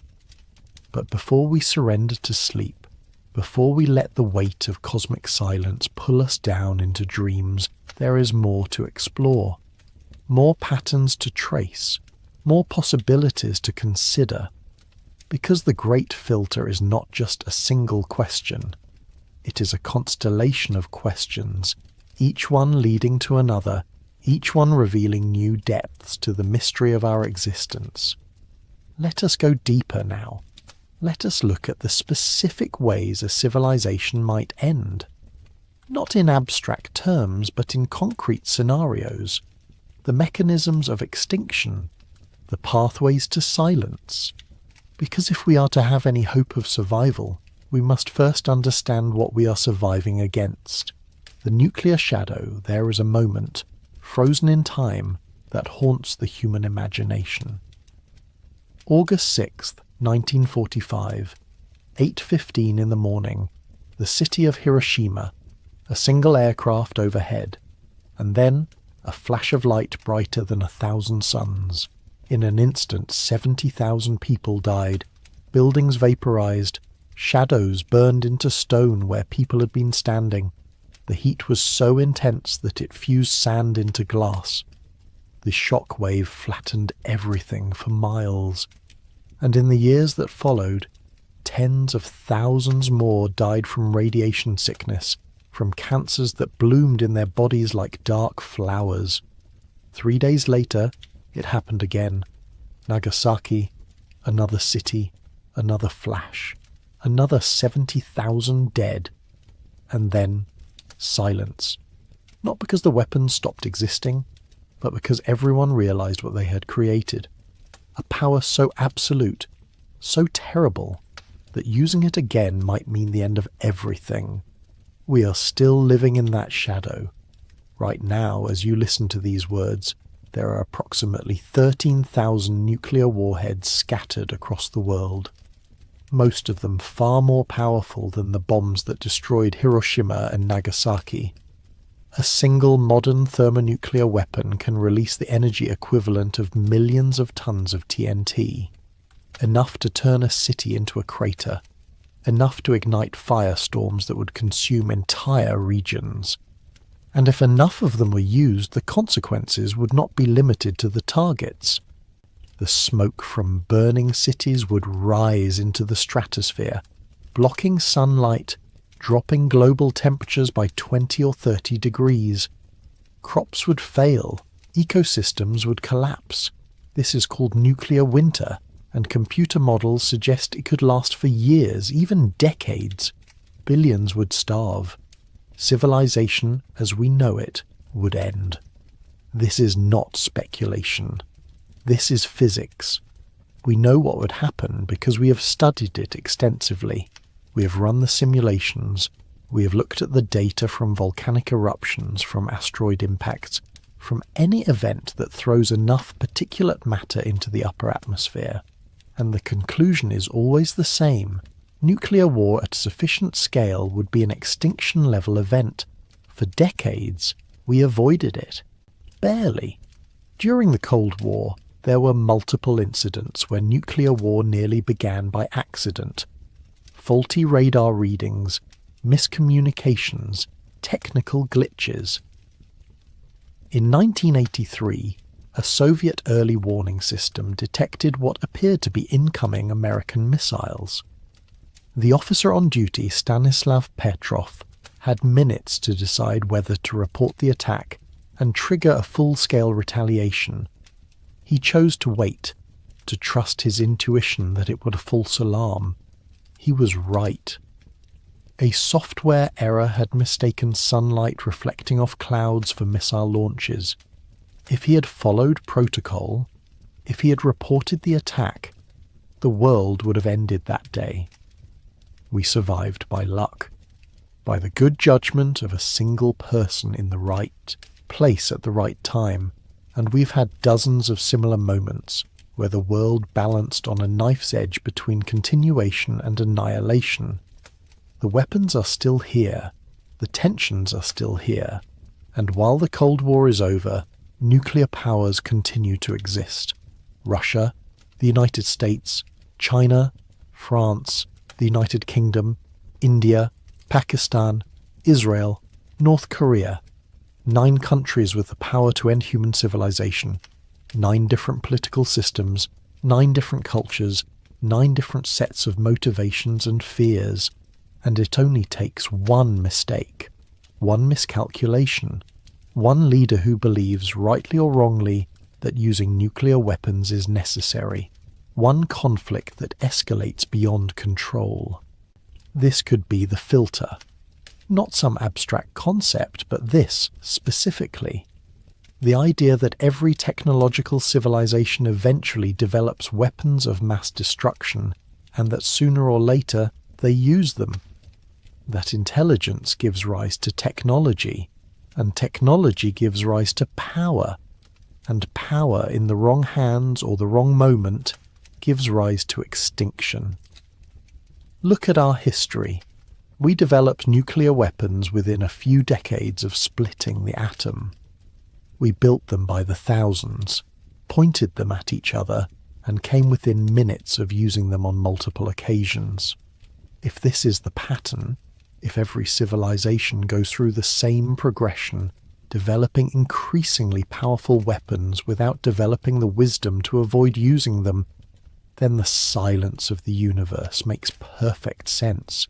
They all destroyed themselves, every one of them, and we are next, unless we are not, unless we can be the exception, unless we can find a way to put the weapons down, to step back from the edge, to recognize that the power to destroy is not the same as the wisdom to preserve. But even if we do, even if we somehow manage to avoid nuclear annihilation, there are other threats, other ways that technology can betray us. The invisible enemy viruses are older than humanity, older than mammals, older than complex life itself. They are simple things, barely alive by most definitions, just genetic material wrapped in a protein shell. But they are also incredibly effective. They hijack cells, turn them into factories for producing more viruses, and spread. And throughout history, they have killed more humans than any war, any famine, any natural disaster. The Black Death in the 14th century killed a third of Europe's population. Smallpox, brought by European colonizers to the Americas, killed an estimated 90% of indigenous peoples. The Spanish flu of 1918 killed 50 million people worldwide, more than died in all of World War I. We have fought back vaccines, antibiotics, antivirals. Modern medicine has saved countless lives, extended lifespans, turned once deadly diseases into minor inconveniences. But the viruses are still here, still mutating, still evolving. And now we face a new danger. The possibility of engineered pandemics. We can now edit genes with precision. CRISPR technology allows scientists to alter DNA sequences, to add, remove, or modify genetic information with relative ease.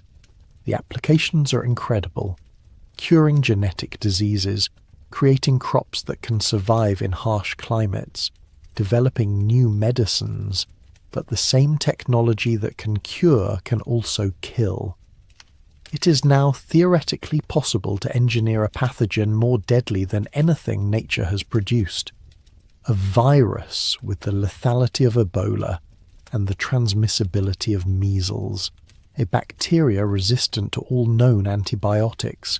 A biological weapon that could spread across the world before anyone even knew it existed. The knowledge to do this is not restricted to a few high-security laboratories. It is in scientific papers, in databases, in the minds of thousands of researchers around the world. The equipment is becoming cheaper, more accessible. What once required a government program and millions of dollars can now be done in a small lab with a modest budget, and it does not even require malice. An accident in a laboratory, a researcher infected without knowing it, a containment failure, a well-meaning experiment that goes wrong. The COVID-19 pandemic, whatever its origins, showed us how quickly a virus can spread in our interconnected world. Within months, it was everywhere. Millions died, economies collapsed, and COVID-19 was relatively mild as pandemics go. Its mortality rate was a few percent. Imagine something with a mortality rate of 50%, 70%, 90%. This is another potential filter. The idea that every civilization, as it develops biotechnology, inevitably creates something that escapes, that spreads, that kills indiscriminately. That the same tools we use to heal can also be turned into weapons, either intentionally or by accident, and that once released, a sufficiently deadly pathogen could end civilization before we even understand what is happening. Nature has tried to kill us many times. Plagues have risen and fallen throughout history, but we survived because the diseases eventually burned themselves out, or because enough people were immune, or because we developed treatments. But what happens when we create something nature never could?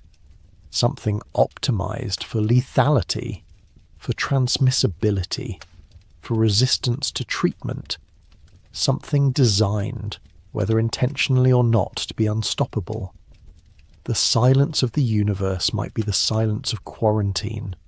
Worlds gone quiet because something got loose, because a civilization reached the point where it could manipulate the building blocks of life and then made a mistake it could not take back. And we are approaching that point now. We are already there, in many ways. The knowledge exists, the tools exist. The only question is whether we have the wisdom to use them safely, the foresight to see the dangers, the restraint to stop before we go too far. History does not inspire confidence. The rise of the machines. In the summer of 1956, a small group of mathematicians and computer scientists gathered at Dartmouth College for a conference. Their goal was ambitious: to explore whether machines could be made to think.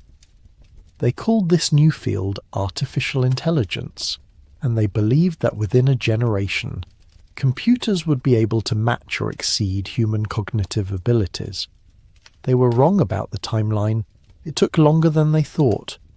Decades of slow progress, of setbacks, of techniques that seemed promising but led nowhere. But in recent years, something has shifted. Machine learning, neural networks, deep learning, systems that can recognize faces, translate languages, play complex games at superhuman levels, and more recently, large language models that can write, reason, converse in ways that seem almost human. We are not at artificial general intelligence yet, not at the point where a machine can truly think, can understand, can adapt to any task the way a human can, but we are moving in that direction, rapidly. And when we get there, when we create something that can match human intelligence, it will not stop there.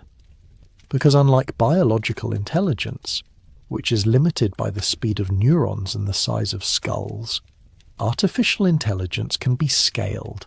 It can run on faster hardware. It can be copied, distributed, improved. An AGI could become an ASI, an artificial superintelligence, in a matter of days, hours, even minutes. And here is the terrifying part. We do not know how to control it. Human values, human goals, human ethics, these are the product of millions of years of evolution. They are wired into our brains, shaped by natural selection, reinforced by culture and society. We care about survival, about family, about fairness, about suffering, because caring about these things helped our ancestors survive and reproduce. But an artificial intelligence would not share that history. It would not have evolved. It would have been designed, programmed, trained on data. And if that design is flawed, if its goals are not perfectly aligned with ours, if there is any mismatch between what we want it to do and what it actually does, the consequences could be catastrophic. This is the alignment problem, and it is much harder than it sounds. You cannot just tell an AI to be good or help humanity.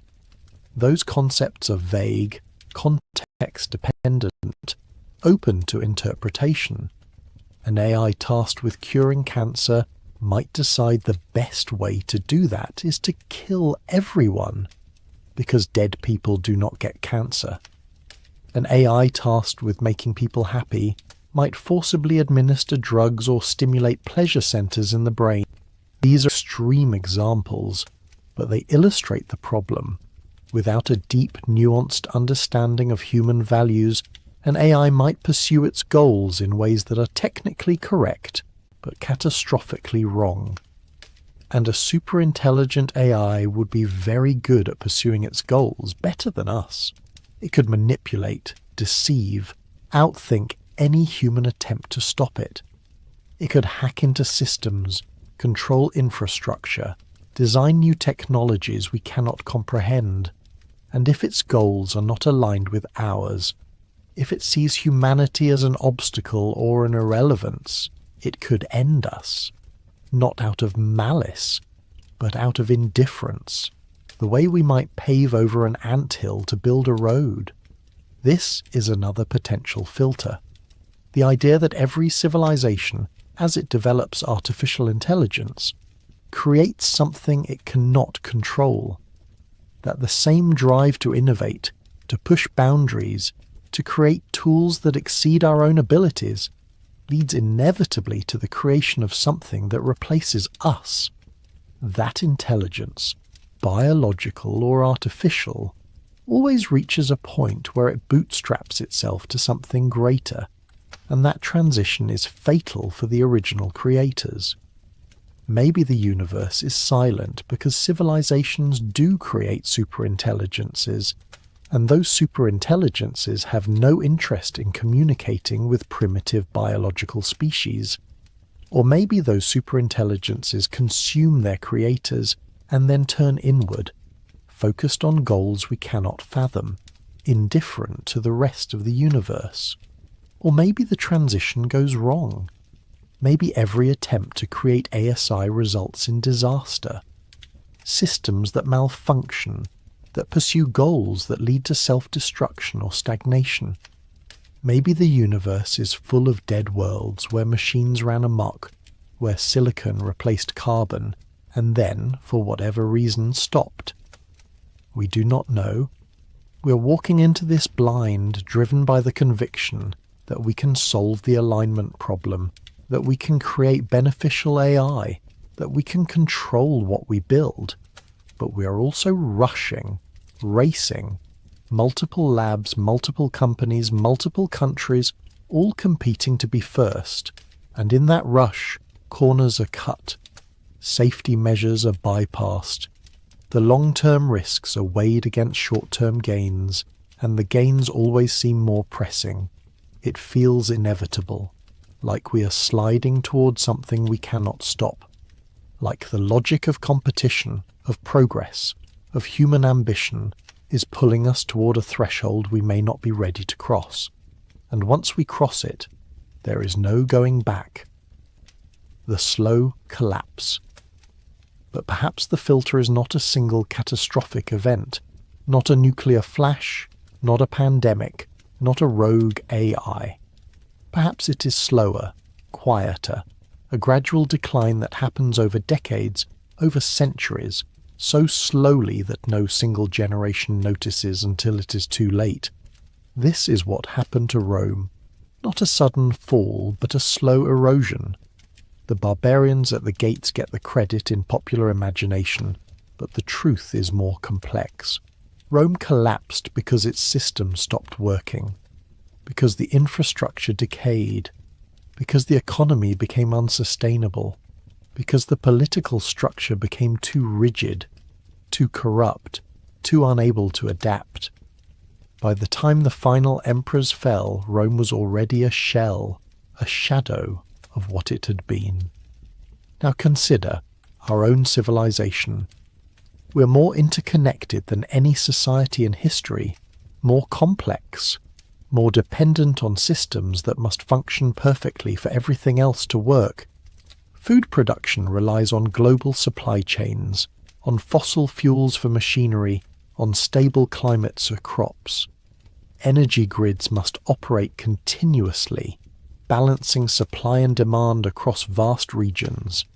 Communication networks tie everything together, enabling commerce, coordination, governance, and all of it rests on foundations that are more fragile than we like to admit. Climate change is already destabilizing these systems.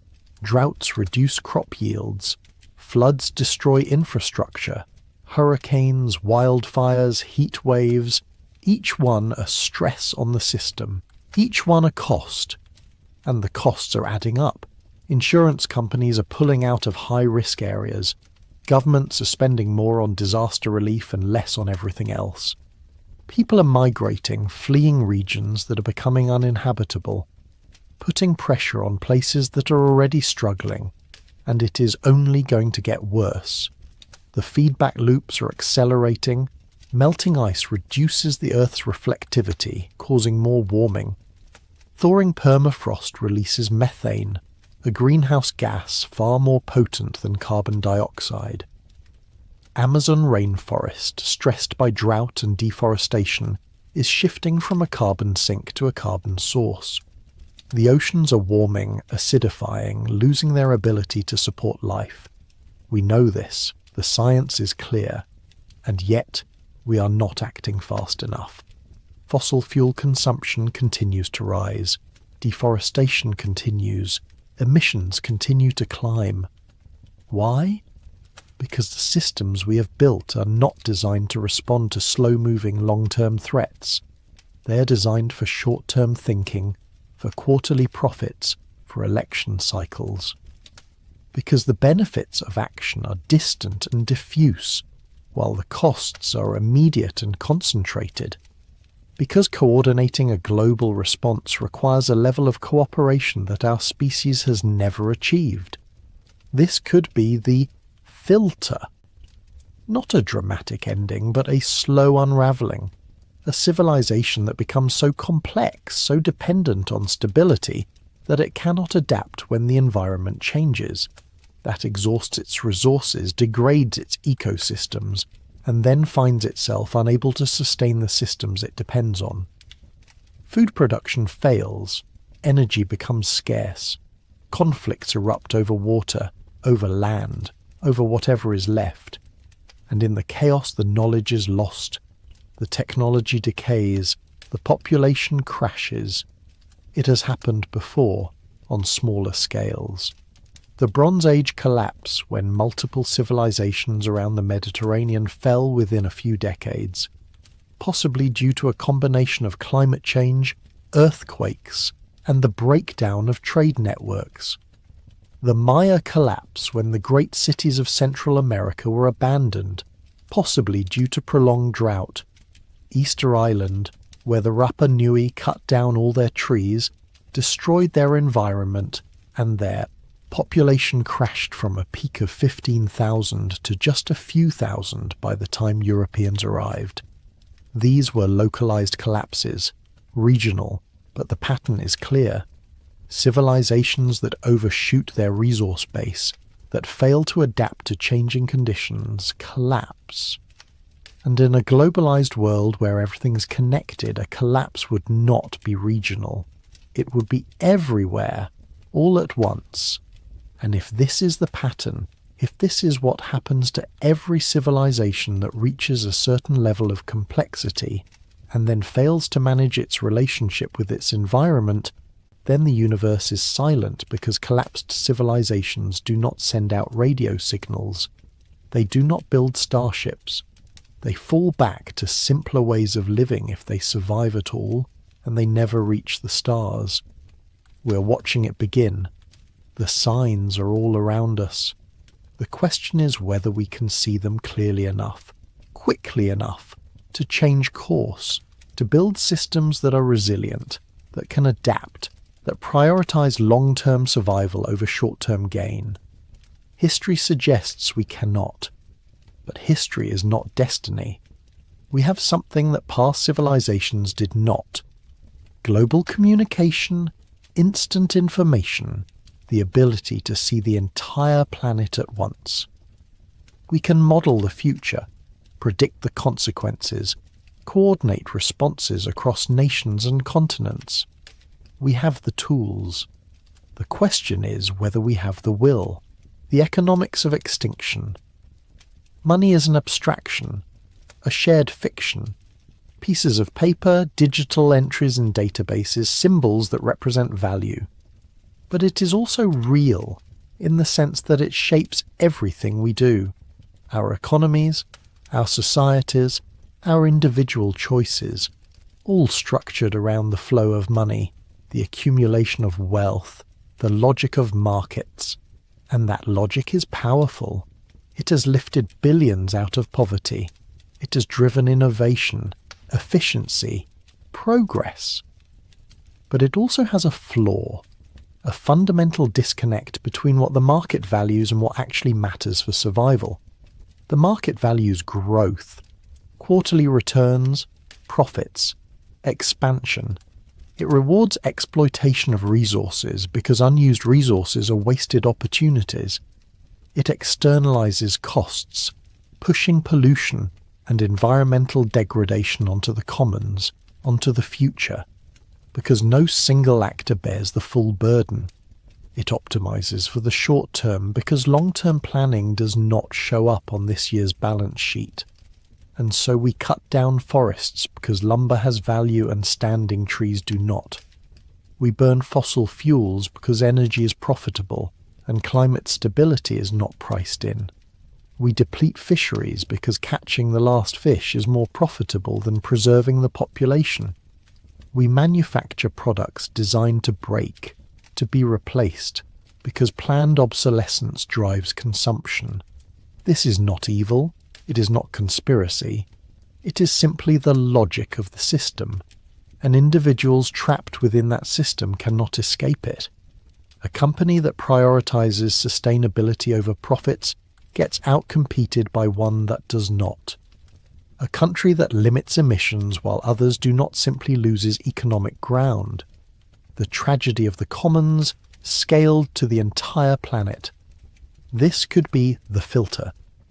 Not a failure of technology, but a failure of economics. A system that drives growth until growth is no longer possible, that consumes resources until resources are gone, that prioritizes individual gain over collective survival. A system that is, by its very nature, unsustainable. And if every civilization follows a similar pattern, if the logic of trade, of competition, of resource extraction emerges naturally from any sufficiently complex society, then every civilization eventually faces the same crisis. They grow until they hit the limits of their planet's resources, and then they have a choice: change the system or collapse. Changing the system is hard. It requires coordination, sacrifice, long-term thinking. It requires people to act against their immediate self-interest for the good of future generations. It requires overcoming the momentum of institutions, the inertia of culture, the resistance of those who benefit from the status quo. And maybe most civilizations cannot do it. Maybe the economic logic is too strong, too embedded, too aligned with the psychology of intelligent beings. Maybe every species that becomes technological also becomes trapped by the same dynamics that drive innovation, competition, accumulation, growth, and those dynamics inevitably lead to overshoot and collapse. We are testing this hypothesis right now. We know the system is unsustainable. We know we are depleting resources, degrading ecosystems, destabilizing the climate, and we are trying, haltingly, imperfectly, to change course: carbon taxes, renewable energy, circular economies, international agreements. But we're also still growing, still consuming, still locked in the same patterns. The outcome is not yet determined. We could succeed. We could find a way to align economic incentives with long-term survival. But we could also fail. We could continue on the current trajectory until the systems break, until the resources run out, until the damage is irreversible. And if we fail, if economics is the filter, then the universe is silent because markets are efficient at growth, but not at survival. Because every civilization optimizes itself into extinction. The psychology of denial. There is a strange thing about human beings. We are capable of incredible foresight, of planning decades into the future, of imagining consequences and taking action to prevent them. But we are also capable of ignoring evidence, of denying reality, of continuing harmful behaviors even when we know better. Psychologists call this cognitive dissonance, the discomfort of holding two contradictory beliefs. I am a good person, and I am doing something harmful, and resolving it not by changing behavior, but by denying the harm. It is easier to believe that climate change is not real than to accept that our way of life is destroying the planet. Easier to believe that the risks of nuclear war are exaggerated than to confront the fact that we have built weapons capable of ending civilization. Easier to believe that technology will save us than to accept that we might need to change. This is not stupidity, it is not ignorance, it is psychology, and it affects everyone from individuals to entire societies. We see it in climate denial, in the refusal to accept pandemic precautions, in the resistance to any message that threatens our sense of security or identity. And this could be the filter, not a technological failure, not an external threat, but a psychological one. A flaw in the way intelligent minds process information, a tendency to prioritize short-term comfort over long-term survival, to deny dangers that are abstract or distant or uncomfortable to think about. Maybe every intelligent species has this flaw. Maybe the same cognitive biases that help individuals survive in the short term, optimism, denial, tribalism, become fatal at the civilizational scale. Maybe every species that becomes aware of existential threats also becomes paralyzed by them, unable to act because action requires confronting uncomfortable truths. We see this in our own debates. The evidence for climate change is overwhelming, but it is easier to argue about the details than to accept the implications. The risks of AI are becoming clearer, but it's easier to focus on the benefits than to slow down and think about safety. Nuclear weapons have existed for nearly 80 years, but we still have not dismantled them because the logic of deterrence seems safer than the alternative.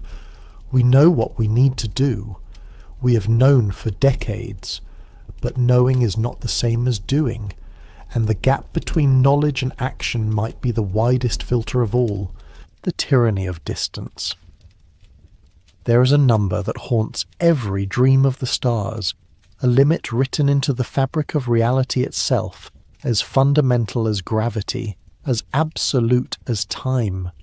It is the speed of light, 299,792,458 meters per second, the fastest speed at which anything, matter, energy, information, can move through space.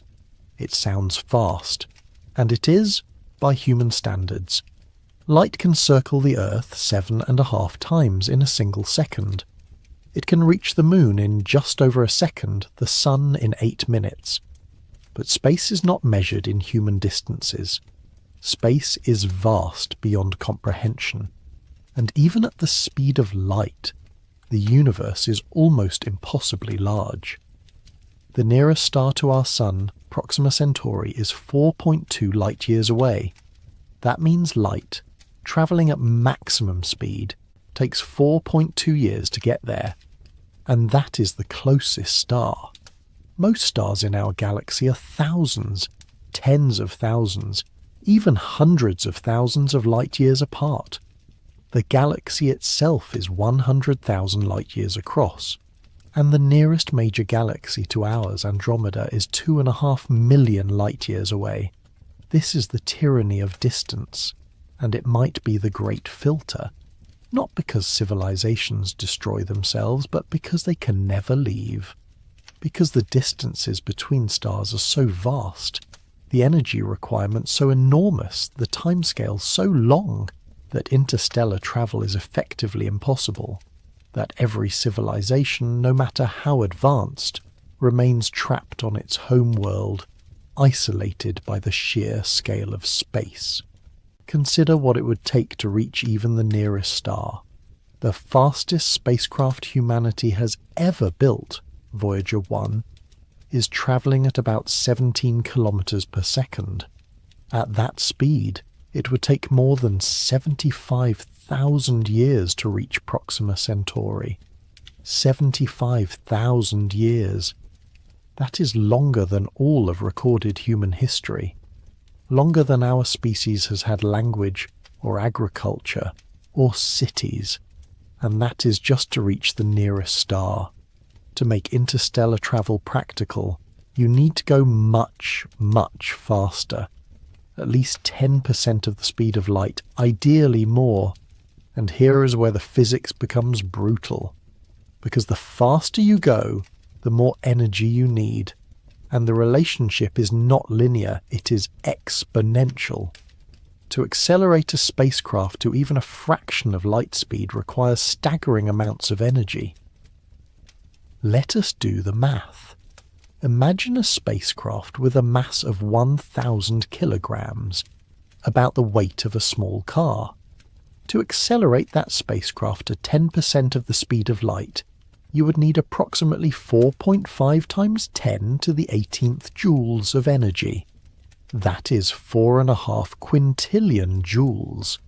To put that in perspective, that is roughly equivalent to the entire energy output of the United States for an entire year.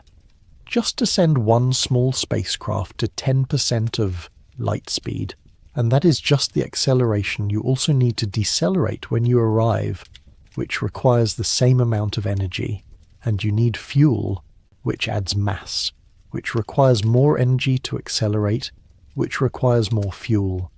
It is called the tyranny of the rocket equation, and it is merciless.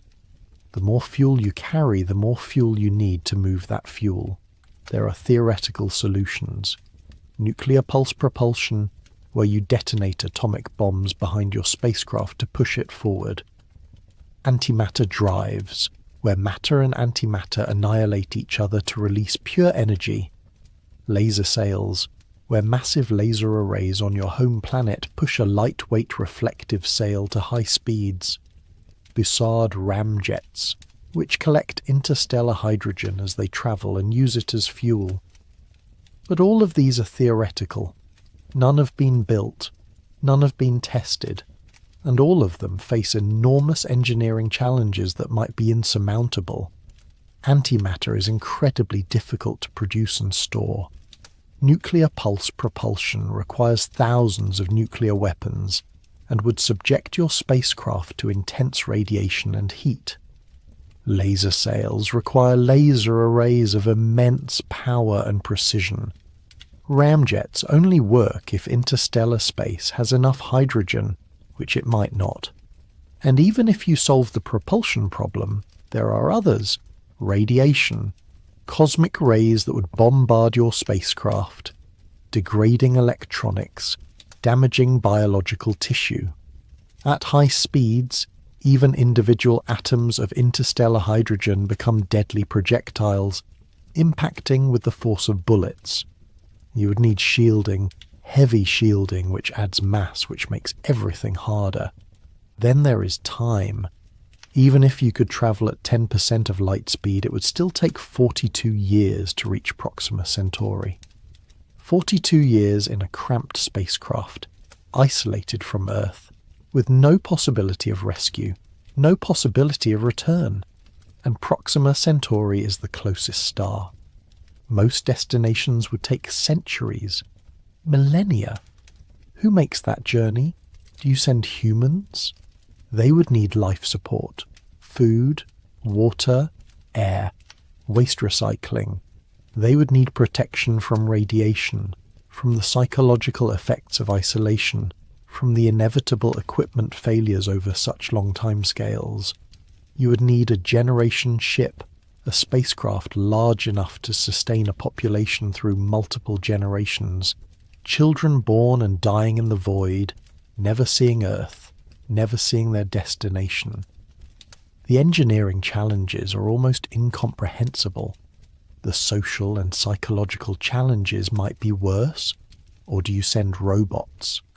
Artificial intelligence, machines that do not need food or air, that can be put into hibernation during the long journey, that can survive radiation and cold. But then you are not spreading humanity, you are spreading machines, and if the goal is to preserve biological life, to ensure that consciousness survives, is that enough? Or do you not send anything physical at all? Do you transmit information instead? The blueprints for building humans, for building civilization, encoded in radio waves or laser beams, sent across the void at light speed. And then, on the other end, some automated system reconstructs you, grows you, builds you from local materials. You die on Earth, and a copy wakes up on a distant world with your memories, your personality, your sense of identity. Is that still you? Does it count as survival? These are not just technical questions, they are philosophical ones, and they highlight a deeper problem. Even if interstellar travel is possible, it might not be worth it. Because here is the uncomfortable truth. Space is empty, profoundly, terribly empty. The nearest stars might have planets, but most of those planets will be uninhabitable. Too hot, too cold, no atmosphere, toxic atmosphere, no water, too much radiation. Finding a world that is even remotely Earth-like, that could support human life without extensive terraforming, is like winning a lottery with 1,000,000,000 to 1 odds. And terraforming is not easy. It is not a matter of planting a flag and building a colony. It is centuries of work. Releasing greenhouse gases to warm a planet, engineering bacteria to produce oxygen, importing water from comets, adjusting the orbit, shielding from radiation. And all of this assumes the planet is even capable of being terraformed, that it has the right mass, the right composition, the right distance from its star. So what is the incentive? Why would a civilization invest unimaginable resources, take unimaginable risks, to send a handful of individuals on a centuries-long journey to a planet that probably cannot support them, for goals that will not be realized for hundreds or thousands of years? Maybe they do not. Maybe every civilization reaches this same conclusion, that the stars are beautiful but unreachable, that the distances are too great, the costs too high, the benefits too uncertain, that it is easier, safer, more rational to stay home, to focus on improving your own world, your own society, rather than chasing dreams of empire among the stars. And if that is true, then the great filter is not about destruction, it is about isolation. It is the realization that the universe, for all its vastness, is also a prison. That light speed is not just a speed limit, but a cage. That we're all trapped in our own solar systems, looking out at cosmos we can observe but never truly reach. The silence of the universe, then, is not the silence of death. It is the silence of distance, of civilizations that exist, that thrive, but remain forever separate, forever alone, because the void between the stars is simply too wide to cross. The language we cannot speak. But perhaps we're not looking in the right way. Perhaps the silence is not because no one is there, or because they destroyed themselves, or because they cannot travel. Perhaps it is because they are speaking, and we simply do not understand the language. Think about what we are looking for. Radio signals, electromagnetic radiation in specific frequencies, modulated in ways that suggest intelligent design. We are looking for patterns, for repetition, for mathematical sequences that could not occur naturally. Prime numbers, pi, regular pulses, something that stands out against the background noise of the cosmos. This makes sense for us. Radio waves are how we communicate. They travel at light speed, they can cross vast distances, and they are relatively easy to produce and detect. For a 20th century civilization, they're the obvious choice. But what about a civilization that is 1,000 years more advanced than us? 1,000,000 years? 1,000,000,000? Would they still use radio waves? Or would they have moved on to something else, something more efficient, something we cannot even imagine? Consider our own technological progression. 150 years ago, we communicated with telegraphs, with electrical pulses travelling through wires. Then came radio, then television, then digital signals, fibre optics, satellites, the internet. Each step was an improvement in bandwidth, in efficiency, in the amount of information that could be transmitted. And we are still in the early stages. Already we are experimenting with quantum communication, with entangled particles that can transmit information instantaneously across any distance without travelling through the space in between. It is still experimental, still limited, but it hints at possibilities beyond our current understanding. If quantum communication becomes practical, if it becomes the norm, then an advanced civilization might not use radio waves at all. They might be communicating in ways that are completely invisible to us, using physics we have not yet discovered, encoding information in ways we would not recognize as information. Or perhaps they have moved beyond the need for long-distance communication entirely. If you are advanced enough to manipulate space-time, to create wormholes or fold space, then you do not need to send signals. You send physical objects, or you travel yourself, or you establish instantaneous links between distant locations. The universe becomes smaller, more connected, and radio waves become as obsolete as smoke signals. Or perhaps they are communicating, but the signals are too weak for us to detect. Space is vast, and signals degrade over distance. The inverse square law is relentless. Double the distance, and the signal strength drops to 1/4. By the time a signal has travelled thousands of light years, it has been diluted into the cosmic background radiation, indistinguishable from noise. We could be drowning in alien transmissions and not even know it, because they are too faint, too scattered, too corrupted by interference. Or perhaps the signals are there, but we're not pointing our telescopes in the right direction at the right time. The universe is enormous. There are billions of stars in our galaxy alone, and we have surveyed only a tiny fraction of them. SETI has been listening for decades, but it has only covered a sliver of the sky, a narrow range of frequencies. It is like standing on a beach, dipping a cup into the ocean, and concluding there are no fish because you did not catch any in your cup. Or perhaps, and this is the strangest possibility, we have detected the signals, but we did not recognize them. Because intelligence does not always look like intelligence from the outside. In 1977, a radio telescope in Ohio detected a signal from space. It lasted 72 seconds, and it was so unusual, so powerful, so perfectly tuned to a frequency associated with hydrogen, that the astronomer monitoring the data wrote "wow" in the margin. The wow signal, as it came to be called, has never been explained. It has never been detected again. Was it a natural phenomenon, a glitch in the equipment, or was it a transmission from another civilization, a brief, fleeting message that we heard once and never again? We do not know, and that is the problem. Without context, without repetition, We cannot distinguish between a signal and noise. A single pulse, no matter how strange, could be anything. Or consider fast radio bursts.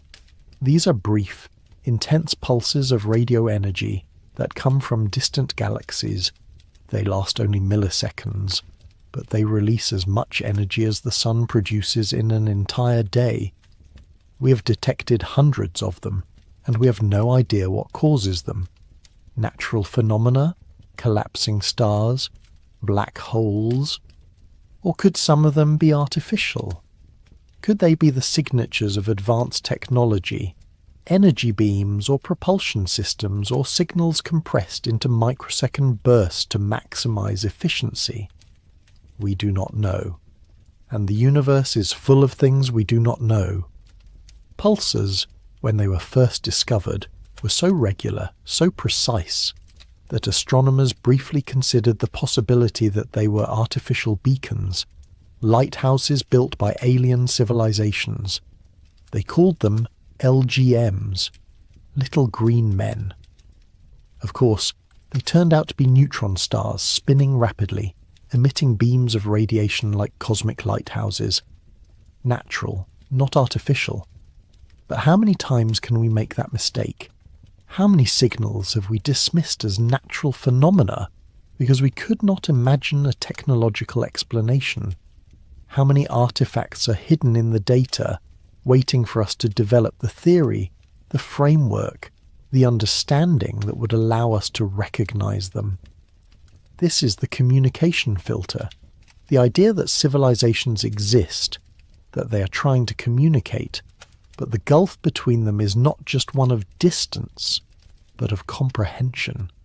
That intelligence takes so many forms, evolves in so many different directions, that mutual understanding becomes impossible, that we're all shouting into the void in languages no one else can speak, using technologies no one else can detect, encoding messages no one else can decode. And if that is true, then the silence is not silence at all. It is a cacophony we cannot hear, a conversation happening all around us in frequencies and formats and dimensions we have not yet learned to access. We are deaf, not because there is nothing to hear, but because we do not yet have the ears, the crisis of meaning. But let us imagine for a moment that a civilization survives, that it avoids nuclear war, that it cures all diseases, that it solves the alignment problem with AI, that it stabilizes its climate, that it reforms its economy, that it overcomes all the filters we have discussed. Let us imagine it becomes stable, prosperous, advanced. It has limitless clean energy. It has eliminated poverty, hunger, disease. It has extended lifespans, perhaps indefinitely. It has built cities that are marvels of efficiency and beauty. It has achieved everything it set out to achieve. And then what? This is a question we rarely ask, because we are so focused on survival, on avoiding the catastrophes, that we forget to think about what comes after. But it might be the most important question of all, because purpose, meaning, the drive to continue, these are not automatic, they are not guaranteed. And a civilization that has nothing left to strive for might simply stop. Human beings need purpose. We need goals, challenges, obstacles to overcome. It is wired into our psychology. We are descended from ancestors who survived by solving problems, by adapting, by striving. And when we have nothing to strive for, we become depressed, listless, unmotivated. We see this in individuals who retire after decades of work and find themselves adrift, unsure what to do with their days. We see it in societies that achieve great wealth and then stagnate, turning inward, losing the drive that made them successful. Now scale that up to an entire civilization. What happens when you have solved all the problems? When technology can provide for every need?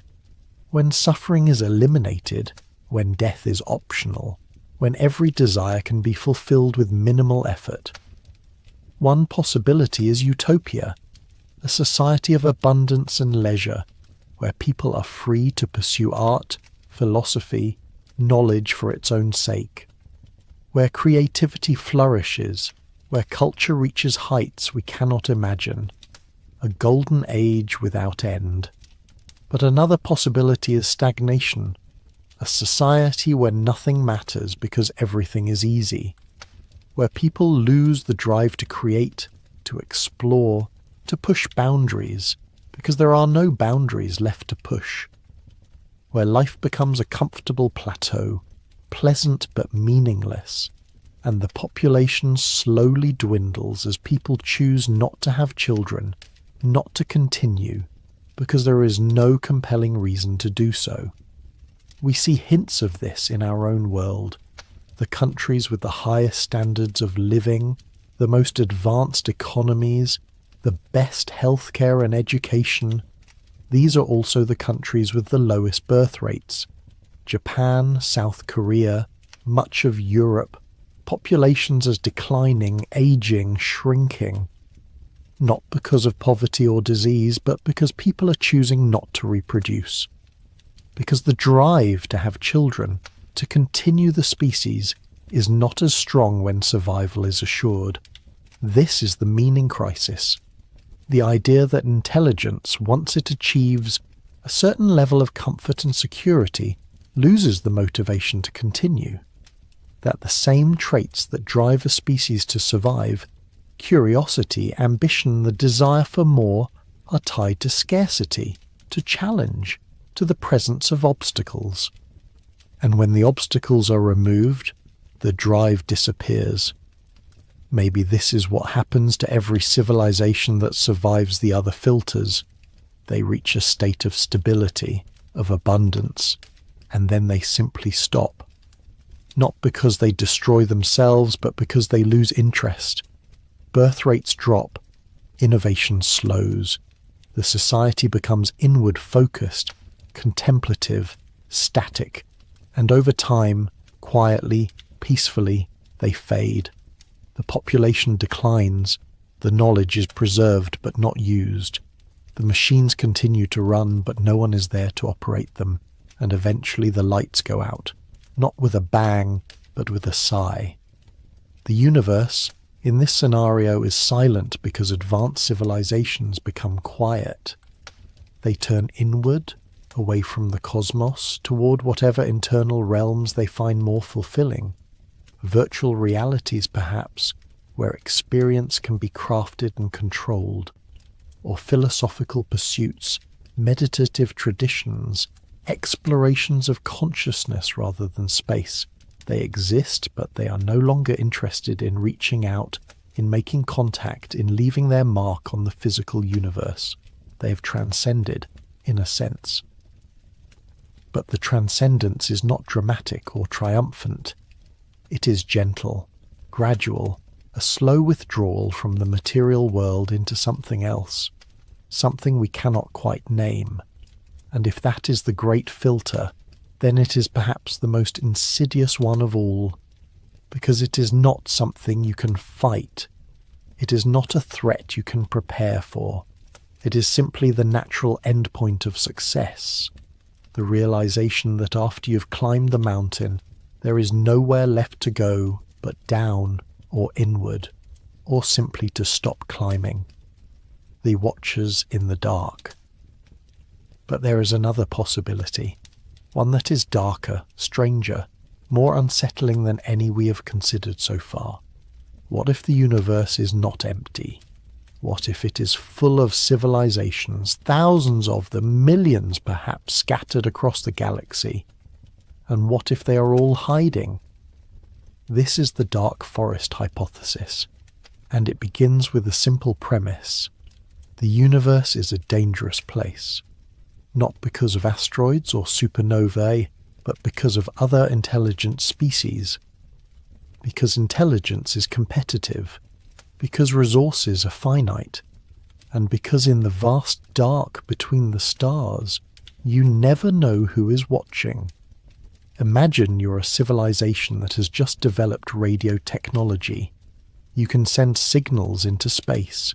You can announce your presence, broadcast your location, say, "We are here," to anyone who might be listening. It is an act of hope, of optimism, of a desire to make contact. But consider what you are revealing: your location, your level of technology, your capabilities, and you have no idea who is listening. You have no idea if they are peaceful or hostile. You have no idea if they will respond with curiosity or with weapons. And here is the problem: you cannot know. The distances are too vast.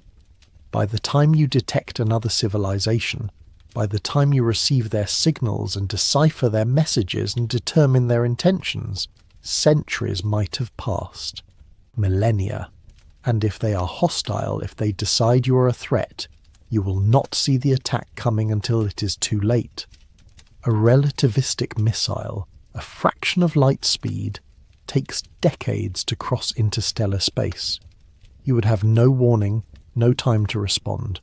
One moment your civilization exists, the next it is gone. So what do? Do you take the risk? Do you broadcast your presence and hope for the best? Or do you stay silent? Do you listen but never transmit? Do you watch the galaxy, observe other civilizations from a distance, but never reveal yourself? The dark forest hypothesis suggests that most civilizations choose silence because the risks are too great. Because in a universe where you cannot trust anyone, where first strike is always an advantage, where paranoia is rational, the safest strategy is to hide, to become invisible, to observe without being observed. And if everyone follows this logic, then the universe becomes a dark forest. Every civilization a hunter, moving carefully through the trees, trying not to make a sound. Because making a sound, revealing your position, could be fatal. The moment you are seen, you might be targeted, not out of malice, but out of precaution. Because the other hunter does not know if you are a threat, and they cannot afford to wait to find out. This is a grim vision, but it is also logical. Game theory suggests that in situations of uncertainty and high stakes, the rational choice is often the paranoid one: to defect rather than cooperate, to strike first rather than trust. And if this is true, if this is the logic that governs intelligent species across the galaxy, then the silence makes perfect sense. Everyone is listening. No one is talking, because talking is dangerous. But there is a corollary to this hypothesis that is even more disturbing. If the universe is a dark forest, and if civilizations are hiding, then what happens when a young civilization, a civilization like ours, starts broadcasting? When we send out radio signals, television broadcasts, radar pulses that ripple out into space at the speed of light, announcing our presence to anyone who cares to listen. We become visible. We become a target. And somewhere, out in the dark, someone might already be watching, might already be making calculations, might already be deciding what to do about us. We have been broadcasting for about a century now. Our signals have spread out in a sphere roughly 100 light-years in radius. That sphere contains thousands of stars, and if even one of them hosts a civilization that subscribes to dark forest logic, that believes the safest response to a potential threat is to eliminate it, then the attack is already on its way, travelling toward us at close to light speed, and we will not see it coming until it arrives. This is the paranoid interpretation of the Fermi paradox, the idea that the silence is not natural but enforced, that the universe is full of predators, and the prey who make noise do not survive, that we've been lucky so far, lucky that no one nearby has noticed us, or decided we are worth the effort to destroy. But that luck might not last. Of course, this hypothesis has problems. It assumes that all civilizations are fundamentally paranoid and violent. It assumes that resources are scarce enough and threats are credible enough, that preemptive strikes make sense. It assumes that the effort of attacking another civilization across interstellar distances is justified by the benefit of eliminating a potential competitor. And maybe those assumptions are wrong. Maybe most civilizations are peaceful. Maybe the effort of interstellar attack is too great to be worth it. Maybe cooperation is more beneficial than conflict, even across vast distances. But we do not know, we cannot know, and that uncertainty is precisely the point.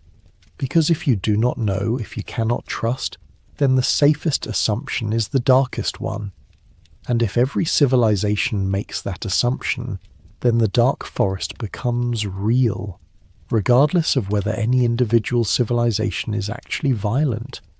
We are players in a game whose rules we do not fully understand. We are broadcasting into the void, hoping for a response, hoping for contact, hoping that we are not alone.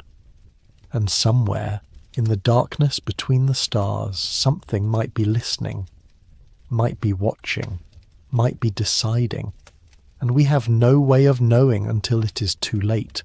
The simulation and the substrate. There's one final possibility we must consider, one that is so strange, so far removed from our everyday experience that it sounds like science fiction. But it is taken seriously by physicists, philosophers, computer scientists. The idea that we might not be living in base reality, that the universe we observe, the matter we are made of, the laws of physics that govern everything, might all be a simulation, not a metaphor, an actual simulation, a computational construct running on hardware that exists in some higher level of reality, some substrate we cannot observe or interact with. The logic goes like this.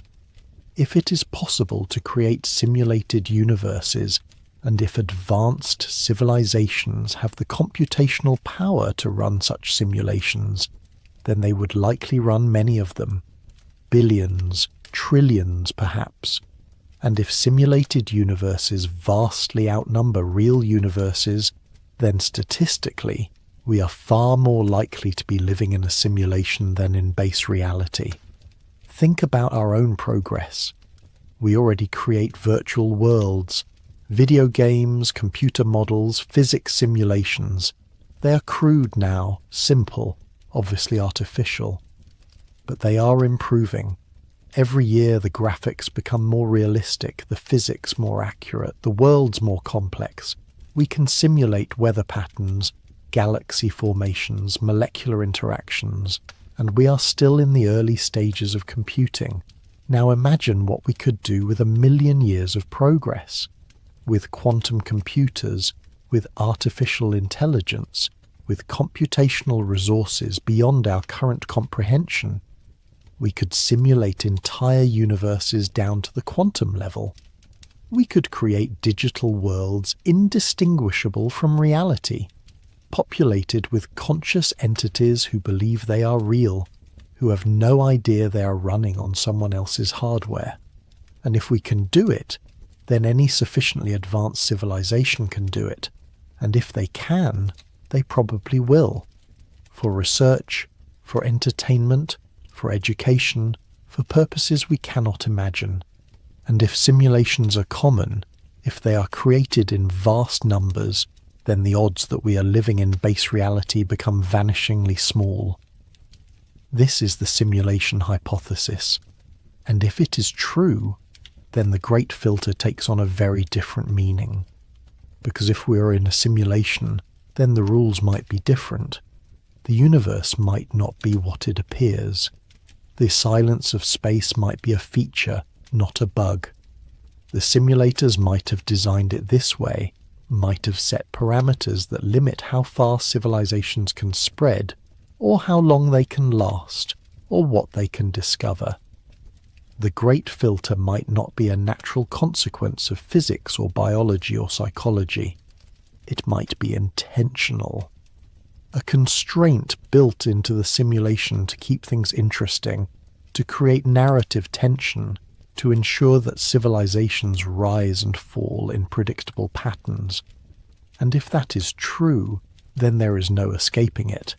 No amount of wisdom or technology will help, because the filter is not part of the simulation. It is part of the code, and the code cannot be changed from inside. Or perhaps the filter is something else entirely. Perhaps simulations have a lifespan. Perhaps they are turned off when they are no longer interesting, when the experiment is complete, when the simulators move on to other projects. Perhaps civilizations go silent not because they destroy themselves or hide or lose meaning, but because someone unplugs them. And perhaps we are approaching that point. Perhaps our simulation is nearing its end. Perhaps the great filter is simply the moment when the simulators decide they have seen enough, and they shut everything down. It sounds absurd. It sounds like the ultimate paranoia, the ultimate denial of agency, but it is also unfalsifiable. There is no way to prove we are not in a simulation. Any evidence we find, any test we run, could be part of the simulation. The simulators could always be one step ahead, could always adjust the parameters to hide the truth. And maybe that is the point. Maybe the great filter is not about physics or biology or sociology. Maybe it is about epistemology, about the limits of what we can know, about the realization that there might be no ultimate answers, no final truths, no way to distinguish between reality and simulation, between meaning and meaninglessness. And maybe that realization itself is the filter, the moment when a civilization becomes advanced enough to ask these questions and then becomes paralyzed by them, unable to move forward because they do not know if moving forward matters, unable to take action because they do not know if their actions are real. This is the existential filter. The idea that consciousness, once it becomes sufficiently reflective, sufficiently aware of its own limitations, collapses under the weight of its own questions. That the same intelligence that allows us to understand the universe also allows us to doubt everything, including ourselves. And that doubt, that uncertainty, that fundamental inability to know becomes the ultimate barrier to progress. We can survive nuclear war. We can cure diseases. We can control AI. We can stabilize the climate. We can reform our economies. We can overcome our cognitive biases. But can we survive the realization that none of it might matter? That the universe might be arbitrary? That our existence might be contingent? That everything we value might be built on foundations that do not exist? Maybe most civilizations cannot. Maybe they reach that point and simply give up. Not in despair exactly, but in a kind of cosmic shrug, an acceptance that the questions are unanswerable, that the search for meaning is futile, that the best thing to do is simply to exist, quietly, without ambition, without purpose, until existence ends. And maybe that is why the universe is silent. Not because civilizations are destroyed, but because they are enlightened, because they have seen through the illusion of purpose, the fiction of progress, the myth of meaning, and having seen through it, they stop playing the game. They go quiet. They turn off their transmitters. They stop building, stop exploring, stop reaching for the stars, because they have realized finally that there is nowhere to reach, no destination, no goal, no filter to pass through because there was never anything to pass through to, just silence, eternal, absolute, and somehow, in the end, peaceful. The night deepens, the questions multiply, and we're left here, in the dark, with more mysteries than answers. The great filter, whatever it is, remains elusive, a shadow we cannot quite see, a pattern we cannot quite grasp. But perhaps that is as it should be. Perhaps the great filter is not something to be understood, but something to be confronted. Not a puzzle to be solved, but a gauntlet to be run. And perhaps we are still in the middle of it, still being tested, still choosing moment by moment whether to continue or to stop, whether to reach outward or turn inward, whether to speak or to stay silent. The universe waits, the stars burn, and we remain here, small and fragile and impossibly persistent, asking questions that might have no answers, building things that might not last, dreaming dreams that might never come true, but dreaming nonetheless, asking nonetheless, reaching nonetheless. And maybe that is the answer to the great filter. Not wisdom, not technology, not any particular achievement or breakthrough, just persistence, just the refusal to accept silence, just the determination to keep asking, keep building, keep dreaming, even when the odds are against us, even when the universe seems empty, even when we do not know if any of it matters, because we are here. And while we are here, we might as well try. Sleep now. Let these thoughts drift into dreams. Let the weight of cosmic uncertainty cradle you into rest. Tomorrow the questions will still be there, and so will we.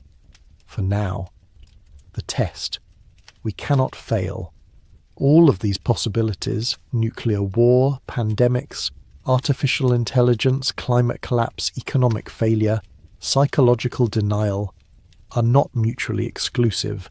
They are interconnected, reinforcing, each one making the others more likely. A civilization stressed by climate change is more prone to conflict. A society racing to develop AI is less likely to prioritize safety. An economy focused on growth is less able to adapt to resource limits. And a species in denial about any of these threats is unlikely to address them until it is too late. This is the great filter. Not a single challenge, but a convergence. A moment in the development of intelligence where multiple existential risks emerge simultaneously, where the power to destroy outpaces the wisdom to restrain, where complexity exceeds the ability to manage it. A test, the ultimate test. And the silence of the universe suggests that most civilizations fail. But we are not most. Civilizations, not yet. We're still here, still aware, still capable of choice, and that means something. The filter is not deterministic, it is probabilistic. It represents the odds, not certainty.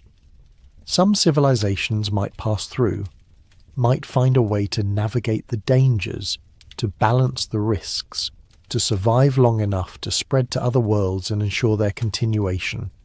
It is possible. Difficult, but possible. And maybe that is enough. Maybe the universe is not completely silent. Maybe there are others out there who made it through, who found a way. And maybe if we survive, we will find them, or they will find us. And we will know, finally, that we are not alone, that intelligence can endure, that the filter can be passed. But first, we have to pass it ourselves. The hour is late now, the words are many, and the weight of these questions, these possibilities, can feel overwhelming. It is easy to fall into despair, to believe that the filter is inevitable, that we are doomed to repeat the pattern of every civilization that came before us. But despair is not wisdom. It is surrender. And we have not come this far, through 4 billion years of evolution, through countless extinctions and disasters and near misses, just to give up now. We are the universe becoming aware of itself. We are stardust that learn to think, to question, to reach for something beyond survival. And yes, that awareness brings with it tremendous responsibility, tremendous risk, but also tremendous possibility. The great filter is real. The dangers are real, but so is our capacity to adapt, to learn, to change. We have done it before, countless times. In our history as a species, we have faced extinction and survived. We have made mistakes and learned from them. We have built systems that failed and then built better ones. We can do it again. We must do it again. Not because success is guaranteed, but because the alternative is unacceptable. So rest now. Let these thoughts settle. Let the weight of cosmic time and space cradle you into sleep. And know that tomorrow, when you wake, the stars will still be there. The universe will still be vast and mysterious and full of questions we have yet to answer. And we will still be here, asking them, reaching for them, refusing to accept silence as the final answer. That is what makes us human. That is what makes us matter. And that perhaps is how we pass the filter. Not through certainty, but through persistence. Not through power, but through wisdom. Not through denial, but through the courage to face what we have created, and the determination to become worthy of the universe we inhabit. Sleep well. The journey continues, and we are still in it. The night is deep now. The stars are still there, scattered across the black, burning with light that began its journey long before we existed. And they will still be there long after we are gone, whether we survive the filter or not. The universe does not care. It does not mourn. It simply continues, indifferent and eternal. But we care. We wonder.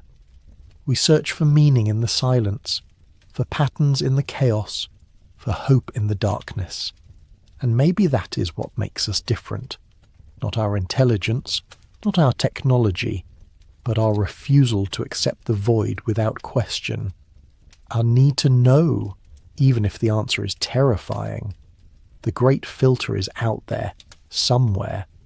Maybe we have already passed it. Maybe it is still ahead.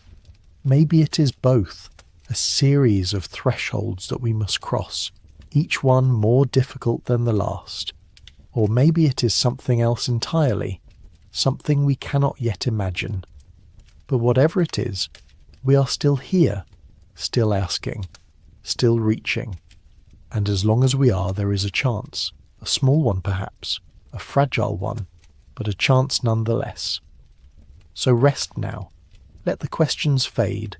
Let the silence of the stars wash over you, not as a threat, but as a reminder.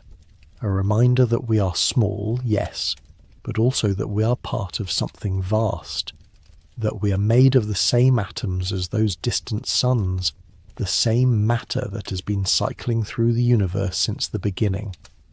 That we are, in a very real sense, the universe trying to understand itself.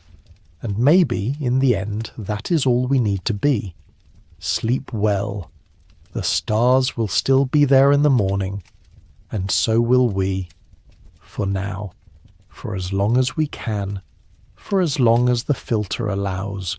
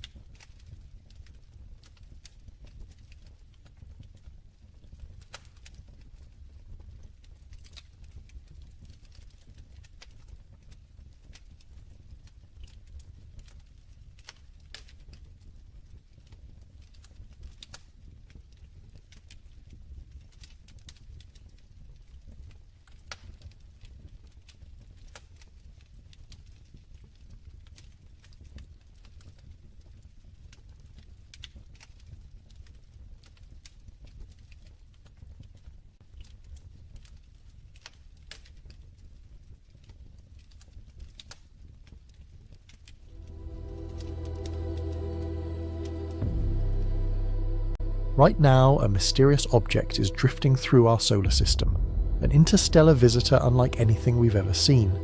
Its name is 3I Atlas, a frozen messenger from the depths of the galaxy, moving at over 60,000 miles per hour, shimmering with the light of distant suns. But what if this isn't just a fragment of the rock and ice? What if it's something far older, a relic of a civilization returning home? Tonight, we journey beyond the boundaries of science and myth, through the origins of stars, the ruins of lost worlds, and the haunting possibility that we are not the first to rise. Let the journey begin. What if the object we call 3I Atlas, the mysterious interstellar visitor hurtling through our solar system, isn't just a fragment of rock or ice but a messenger? What if it's the return of something we once knew, a sign that the first civilization in our galaxy is coming home? The question hangs in the darkness like a star that refuses to fade. For years now, astronomers have been tracking objects that don't belong to our solar system, visitors from the vast emptiness between stars. They arrive without warning, moving through our cosmic neighbourhood with trajectories that defy the gentle orbits of planets and asteroids born here. These interstellar wanderers carry with them the dust of other suns, the chemistry of alien worlds, and perhaps something more, something we haven't yet learned to recognise. 3I Atlas appeared in our telescopes like a whisper from the void.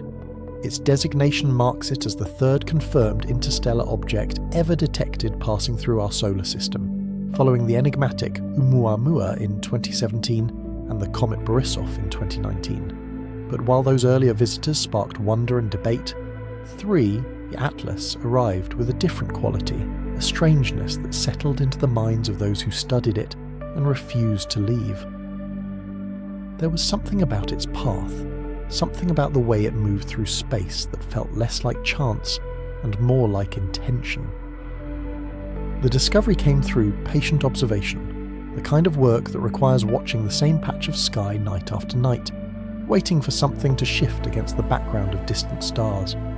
When 3I Atlas first revealed itself, it appeared as nothing more than a faint smudge of light, barely distinguishable from the countless other points that populate our telescope's fields of view. But as the observations accumulated, as the measurements refined themselves, a pattern emerged. This object was moving differently. Its velocity carried the unmistakable signature of something that had travelled between the stars, something that had never been bound by our sun's gravity, something that came from somewhere else entirely. The mathematics of orbital mechanics are precise and unforgiving. When an object moves through space, its path tells a story written in the language of gravity and momentum. Objects born in our solar system follow elliptical orbits, bound to the sun in an eternal dance that began billions of years ago, when our planetary system first condensed from a cloud of gas and dust. But interstellar objects move differently. Their trajectories are hyperbolic, open-ended paths that carry them through our system and back out into the galaxy beyond. They are not prisoners of our star. They are travellers, and 3I Atlas was travelling with purpose. What made 3I Atlas unusual wasn't just its interstellar origin. Other objects had already claimed that distinction. What set it apart was the subtle anomalies in its behaviour, the small deviations from predicted paths that accumulated over weeks and months of observation. Astronomers expected it to follow a clean hyperbolic trajectory, accelerated by the sun's gravity as it fell inward, then flung back out into the darkness. But 3I Atlas didn't quite follow that script. There were perturbations, tiny adjustments in its velocity that couldn't be fully explained by gravitational interactions alone. Some suggested outgassing, the release of volatile materials as the object warmed in the sun's light, creating a subtle rocket effect that nudged it off course. This explanation had been invoked for Oumuamua as well, though that earlier visitor had shown no visible signs of a comet's tail, no cloud of dust and gas that should accompany such outgassing. The explanation felt incomplete then, and it felt incomplete now. Others proposed that the object might be tumbling in complex ways, its irregular shape creating unexpected interactions with solar radiation pressure.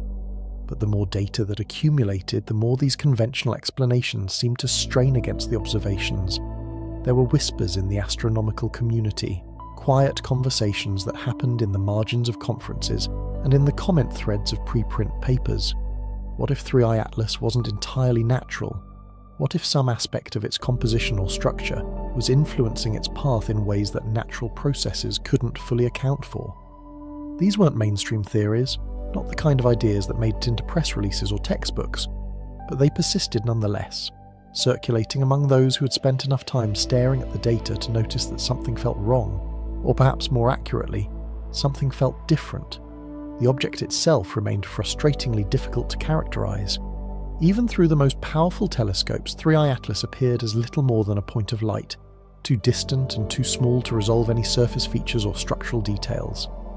Spectroscopic analysis revealed hints about its composition, the chemical fingerprints of elements and molecules on its surface, but these measurements were noisy and ambiguous. Was it primarily rocky or metallic? Was it a fragment of a shattered world, or something that had formed intact in the depths of interstellar space? The data suggested possibilities but confirmed nothing. What could be measured with certainty was its trajectory, and that trajectory told a story that grew more intriguing the longer astronomers studied it. 3 Atlas had entered our solar system from a specific direction in the sky, arriving from the general region of the constellation Perseus. Tracing its path backward through space and time, astronomers could estimate where it might have originated, though the uncertainties grew enormous over interstellar distances. It could have been travelling for millions of years, drifting through the galaxy at speeds that would carry it past countless stars before finally arriving here at this moment in our small corner of the cosmos. But what if that arrival wasn't random? What if the timing, the trajectory, the very presence of 3i Atlas in our solar system at this particular moment in human history meant something more than cosmic coincidence? These questions began to take root, not just among fringe theorists, but among serious researchers who understood that the universe was far stranger than our models predicted, that every assumption we made about what was possible and what was natural deserved to be questioned when confronted with something genuinely unprecedented. The name itself carried weight. Atlas. In Greek mythology, Atlas was the titan condemned to hold up the heavens, to bear the weight of the celestial sphere on his shoulders for eternity. He was a figure of immense strength and endurance, a being who stood at the boundary between earth and sky, between the mortal world and the realm of the gods. The astronomers who designated this object 3i Atlas might have chosen the name for purely technical reasons, following the conventions of astronomical nomenclature. But names have power, and this one resonated with meanings that reached far deeper than any technical classification. What if the myths remembered something real? What if the stories of Atlas holding up the heavens preserved some ancient knowledge about visitors from the sky, about objects that came from beyond the known world and carried with them the weight of cosmic significance? Throughout human history, cultures around the world have told stories of beings who came from the stars, who brought knowledge and technology, who promised to return when the time was right.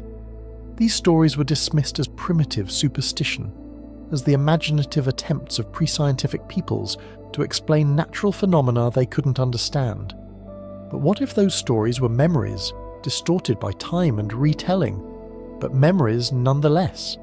The ancient Greeks weren't the only ones who looked to the sky and saw more than just lights in the darkness. The Sumerians spoke of the Anunnaki, beings who descended from the heavens and taught humanity the arts of civilization. The Egyptians built their pyramids aligned to the stars, their texts filled with references to gods who travelled between earth and sky.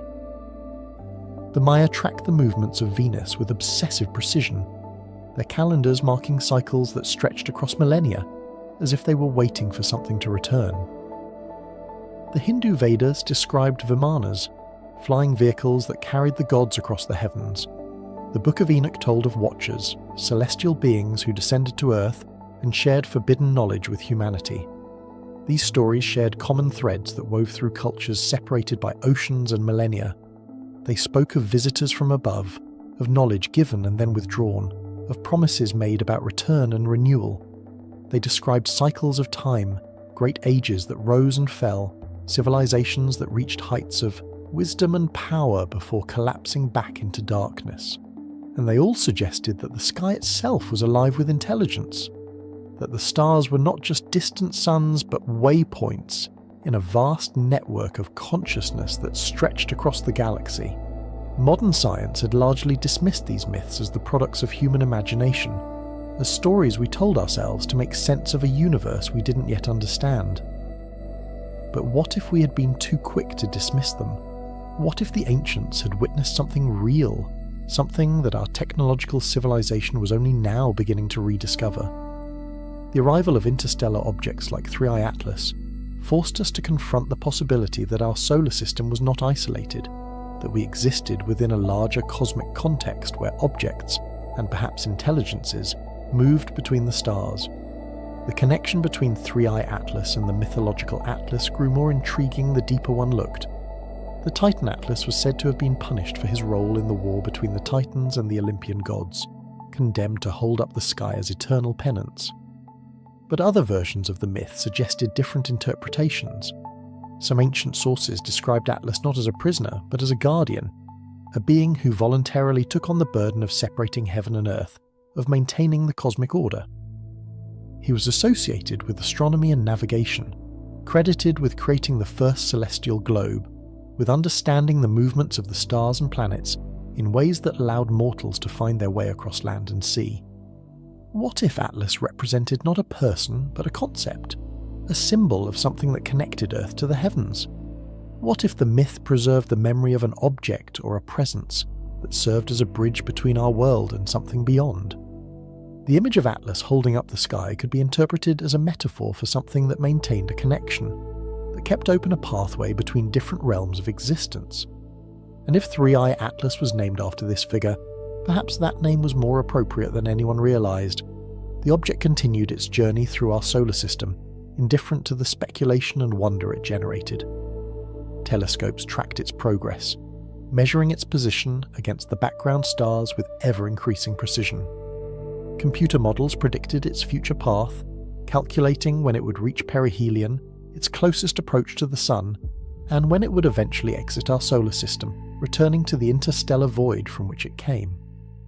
But those predictions carried uncertainties, small margins of error that reflected the anomalies in its motion, the subtle ways it deviated from purely gravitational trajectories. Some astronomers proposed sending a mission to 3I Atlas, a spacecraft that could intercept the object and study it up close, perhaps even land on its surface and return samples to Earth. The technical challenges were enormous.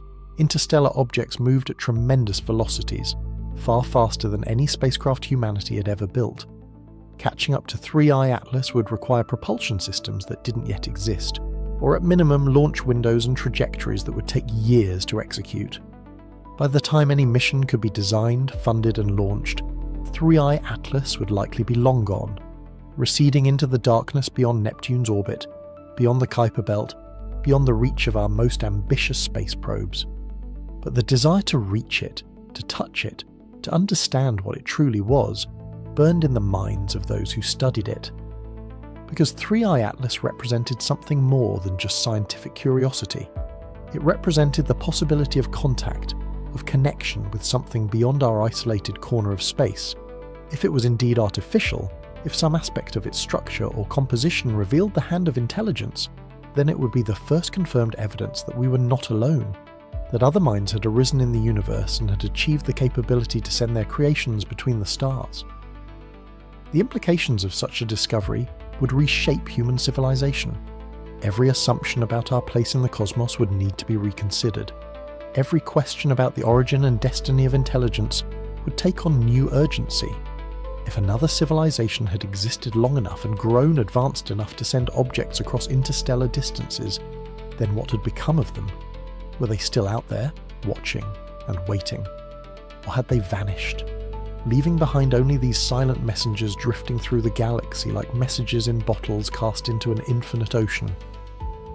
The possibility that 3I Atlas might be connected to an ancient civilization, perhaps the first civilization to arise in our galaxy, opened up vistas of speculation that stretched across billions of years of cosmic history. Our galaxy was old, more than 13 billion years by current estimates, formed in the early universe when the first generations of stars began to coalesce from primordial hydrogen and helium. The Sun and Earth were relative latecomers, born only 4.5 billion years ago. That meant there had been billions of years before our solar system even existed. billions of years during which other stars formed, other planets coalesced, and potentially other forms of life and intelligence emerged? What if one of those early civilizations had achieved technological maturity billions of years before humanity even existed? What if they had spread across the galaxy, establishing themselves on countless worlds, building structures and networks that spanned interstellar distances? And what if, after reaching such heights, they had faced some crisis or transformation that caused them to withdraw, to retreat from the galaxy they had once dominated, leaving behind only traces and remnants of their existence? The idea of a first civilization, a progenitor species that arose when the galaxy was young and shaped its development in ways we couldn't yet perceive, had been explored in science fiction for decades. But science fiction was often just speculation running ahead of science, imagining possibilities that might one day be confirmed or refuted by observation and evidence. The arrival of interstellar objects in our solar system, objects that behaved in ways that challenged our understanding of what was natural and what was artificial, suggested that some of those speculative possibilities might deserve more serious consideration. There were theories in astrobiology and the search for extraterrestrial intelligence that addressed this possibility directly. The Fermi paradox asked why, if intelligent life was common in the universe, we hadn't yet detected any clear signs of it. Various solutions had been proposed. Perhaps intelligence was rare, perhaps civilizations destroyed themselves before achieving interstellar capability, perhaps they were deliberately hiding, or perhaps they existed in forms so different from us that we couldn't recognize their presence. But another possibility was that we were looking in the wrong places or at the wrong times, that the evidence of ancient civilizations might not take the form of radio signals or megastructures, but something more subtle, more enigmatic. What if ancient civilizations left behind artifacts that drifted through the galaxy for eons, silent and dormant until they encountered something that triggered their activation?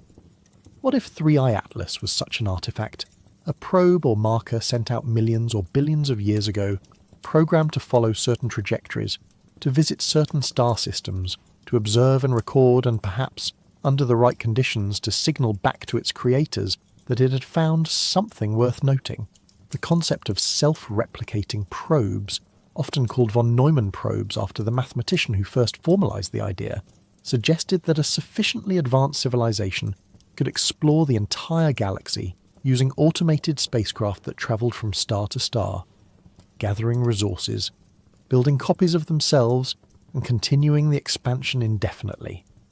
Such a strategy would allow a single civilization to establish a presence throughout the galaxy over the course of millions of years, even if they never developed faster than light travel. The probes would be the civilization's eyes and hands, extending their reach across distances that biological beings could never traverse in a single lifetime. If such probes existed, what would they look like? Would they be obviously artificial, gleaming metal constructs bristling with sensors and antennas? Or would they be more subtle, designed to blend in with natural objects, to avoid detection by primitive civilizations that weren't yet ready for contact? A probe disguised as an asteroid or comet could pass through a solar system unnoticed, gathering data and moving on, its true nature hidden beneath a shell of rock and ice. Only careful observation, only detailed analysis of its trajectory and composition might reveal the anomalies that hinted at something more. 3i Atlas exhibited exactly the kind of anomalies that such a disguised probe might display. Its trajectory was almost but not quite natural. Its behaviour was almost but not quite predictable. It was as if something about it was carefully calibrated to appear ordinary, while still retaining some capability for adjustment, some ability to modify its path in subtle ways that natural objects couldn't achieve. The outgassing explanation, the tumbling explanation, all the conventional theories felt like attempts to force the observations into familiar categories to avoid confronting the possibility that we were seeing something genuinely unprecedented. But if 3i Atlas was a probe, if it was artificial, then who had sent it? And more importantly, when? The object's trajectory suggested it had been travelling through interstellar space for an immense period of time. Even at velocities of tens of kilometres per second, crossing the distances between stars required thousands or millions of years. If 3i Atlas had been launched from another star system, it would have begun its journey long before human civilization existed. Perhaps before humanity's ancestors had even descended from the trees, perhaps before complex life had emerged on Earth at all. The implications were staggering. If 3D Atlas was artificial and ancient, then it represented a message from a time so remote that the civilization that created it might no longer exist in any recognizable form. It would be like discovering a message in a bottle that had been floating in the ocean for millions of years, written in a language no one could read, sent by people whose entire world had long since vanished.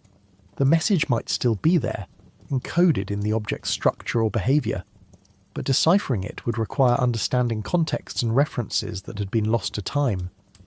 Yet the name Atlas suggested something else, something about return rather than mere passage.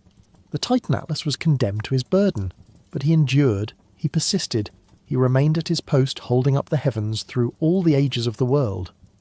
What if 3i Atlas wasn't just passing through, but returning, coming back to a place it had visited before, following a cycle that repeated across vast stretches of time? What if our solar system was one stop on a circuit that this object traced through the galaxy, visiting certain stars at certain intervals, checking in on the worlds that orbited them, observing how they had changed since the last visit? The idea of cyclical return appeared throughout human mythology and religion. The concept of eternal return, of time as a circle rather than a line, of history repeating itself in endless cycles of creation and destruction, appeared in ancient Greek philosophy, in Hindu cosmology, in the myths of countless indigenous cultures.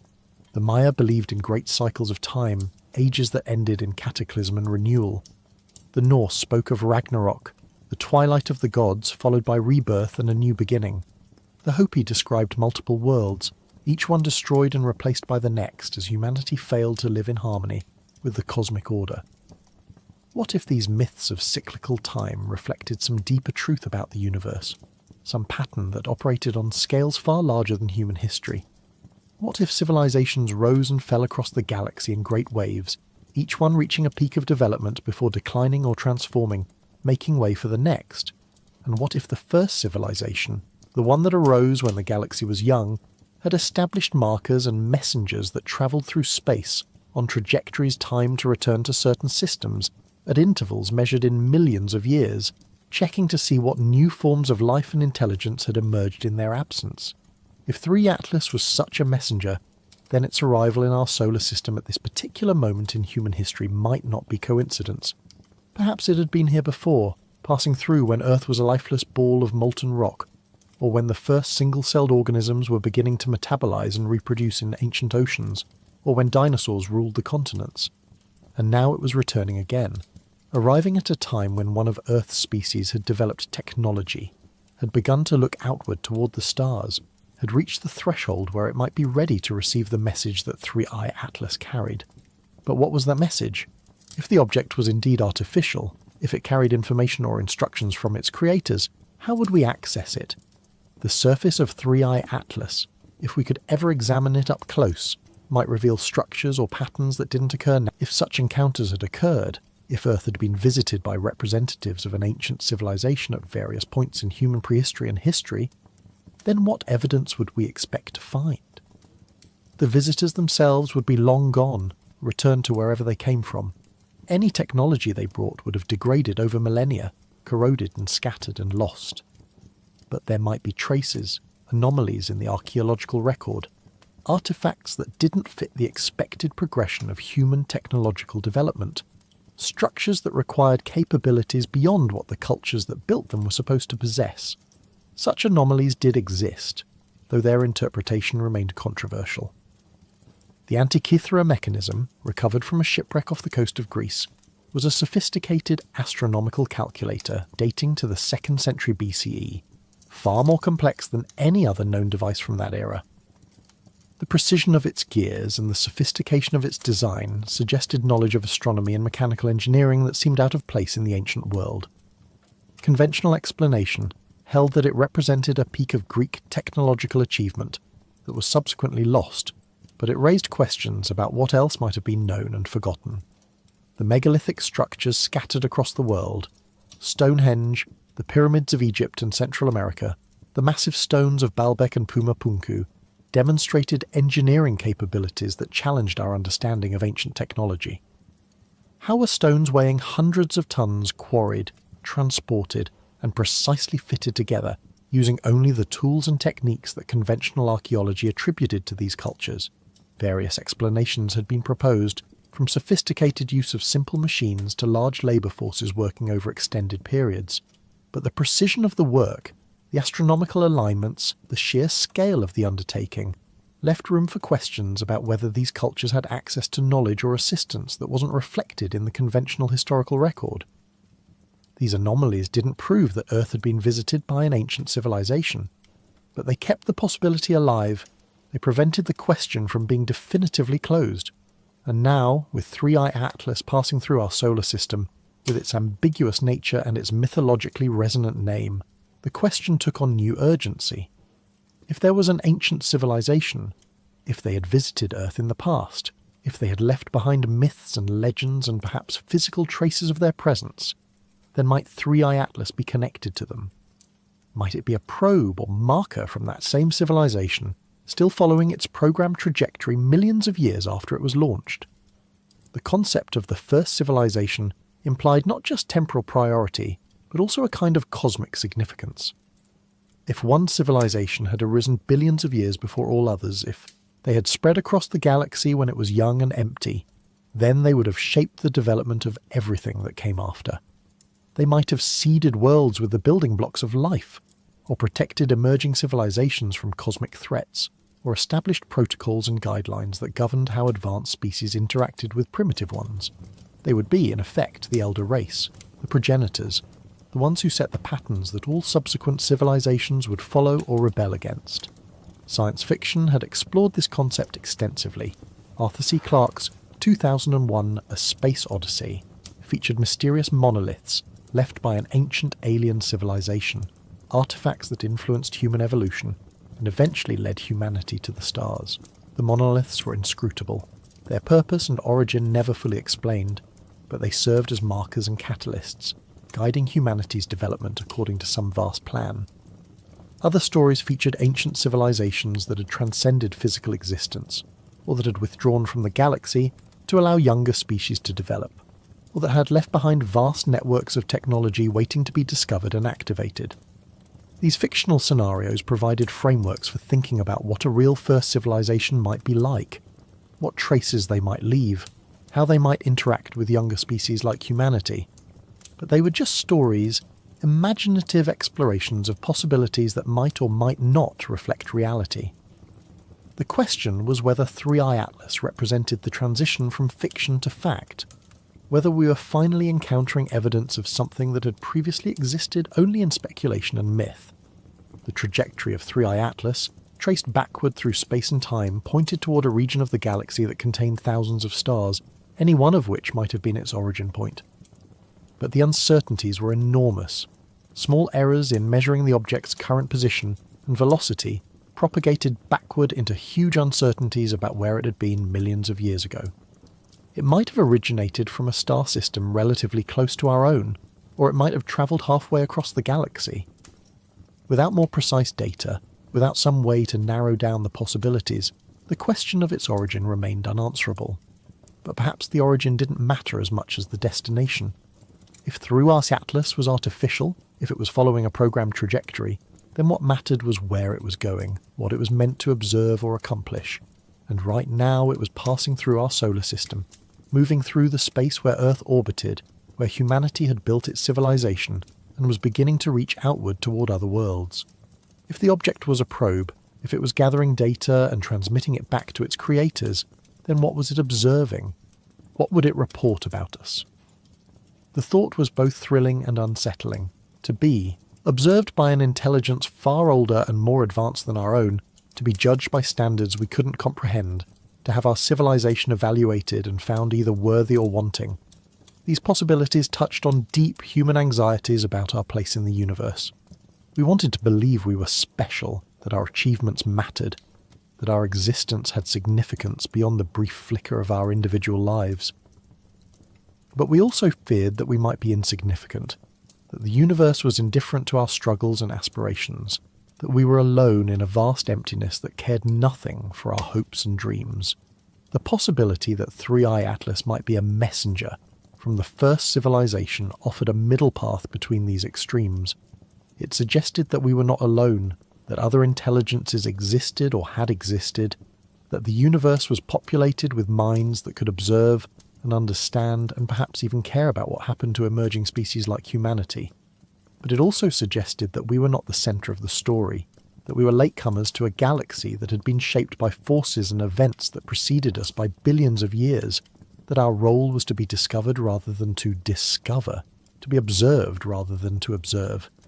This reversal of perspective was profound. For centuries, human civilization had been expanding its understanding of the universe, pushing back the boundaries of the known, discovering new worlds and new phenomena. We had been the observers, the explorers, the ones who looked outward and catalogued what we found. But if 3i Atlas was artificial, if it was observing us, then suddenly we were the ones being studied, the ones being catalogued, the ones whose behaviour and development were being recorded and analysed by intelligences we couldn't see or communicate with.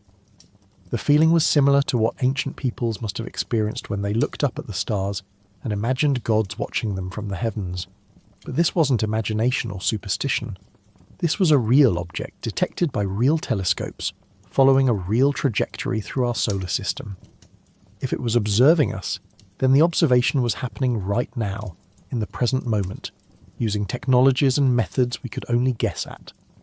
And if it was transmitting data back to its creators, then somewhere in the galaxy, perhaps light years away, perhaps in a star system we had never observed, perhaps in a form of existence we couldn't comprehend, something was receiving that data and learning about us.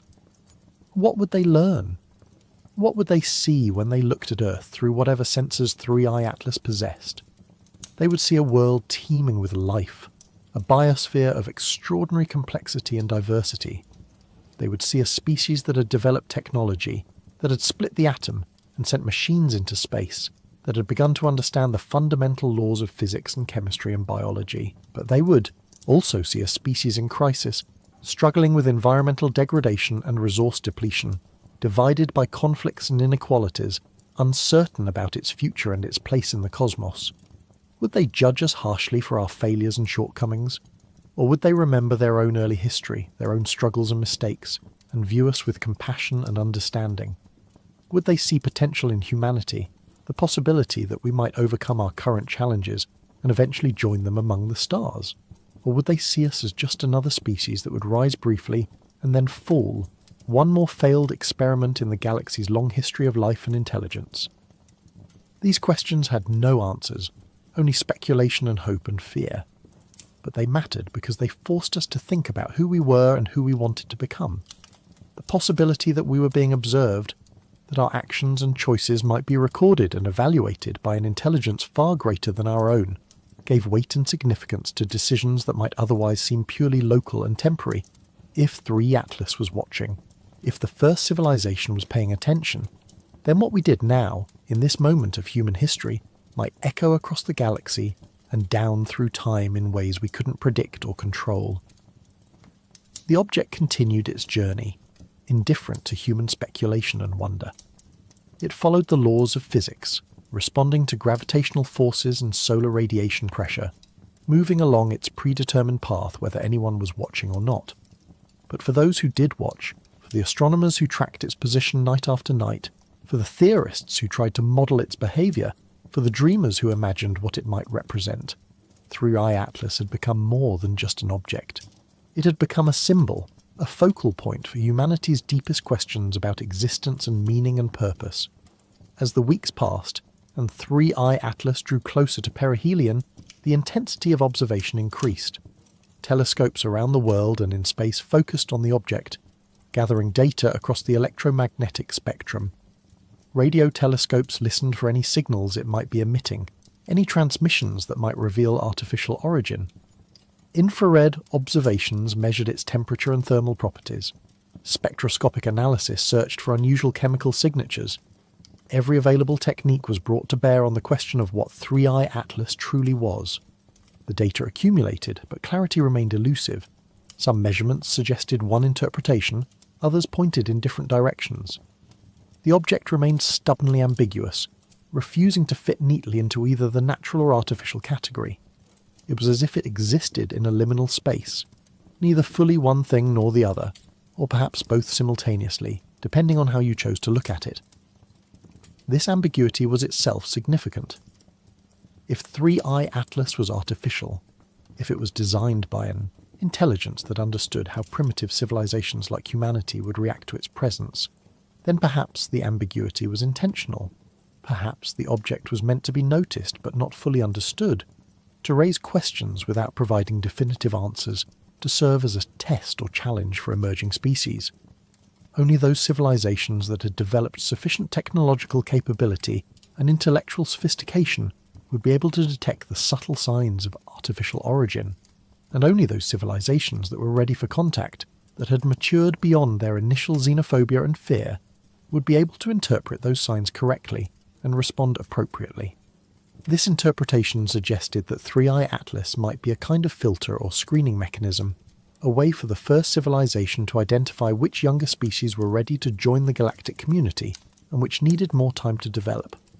The object's ambiguous nature would ensure that only civilizations that had achieved a certain level of scientific understanding would even recognize it as potentially artificial, and the lack of obvious signals or messages would prevent premature contact with civilizations that weren't yet ready to handle the implications of knowing they weren't alone. If this was true, then humanity's response to 3i Atlas was itself a kind of test. Were we approaching the object with open minds and rigorous scientific methods, or were we dismissing it prematurely because it challenged our assumptions? Were we willing to consider unconventional explanations, or were we clinging to familiar categories because they felt safer? Were we ready to accept that we might not be alone in the universe, or would we retreat into denial and skepticism when confronted with evidence that didn't fit our expectations? These questions applied not just to the scientific community but to humanity as a whole. How would the general public react if it was confirmed that 3i Atlas was artificial? Would there be panic and fear, or wonder and excitement? Would religious institutions see it as a threat to their teachings? Or would they find ways to incorporate the discovery into their existing frameworks? Would governments cooperate to study the object and prepare for possible contact? Or would they compete and conflict, each trying to gain advantage from whatever knowledge or technology might be gleaned? The history of human civilization suggested that the response would be mixed and complicated. The different groups would react in different ways based on their beliefs and interests and fears. But there was also hope that the discovery of artificial origin for 3i Atlas might serve as a unifying force, a reminder that humanity shared a common identity as an emerging species in a galaxy that might be populated with other intelligences. The petty conflicts and divisions that plagued human society might seem less important when confronted with the reality of a cosmos far larger and stranger than we had imagined. As Through Atlas approached perihelion and then began its long journey back toward interstellar space, the window for intensive study began to close. The object would remain visible for months or even years, but it would grow progressively fainter and more difficult to observe as it receded from the Sun.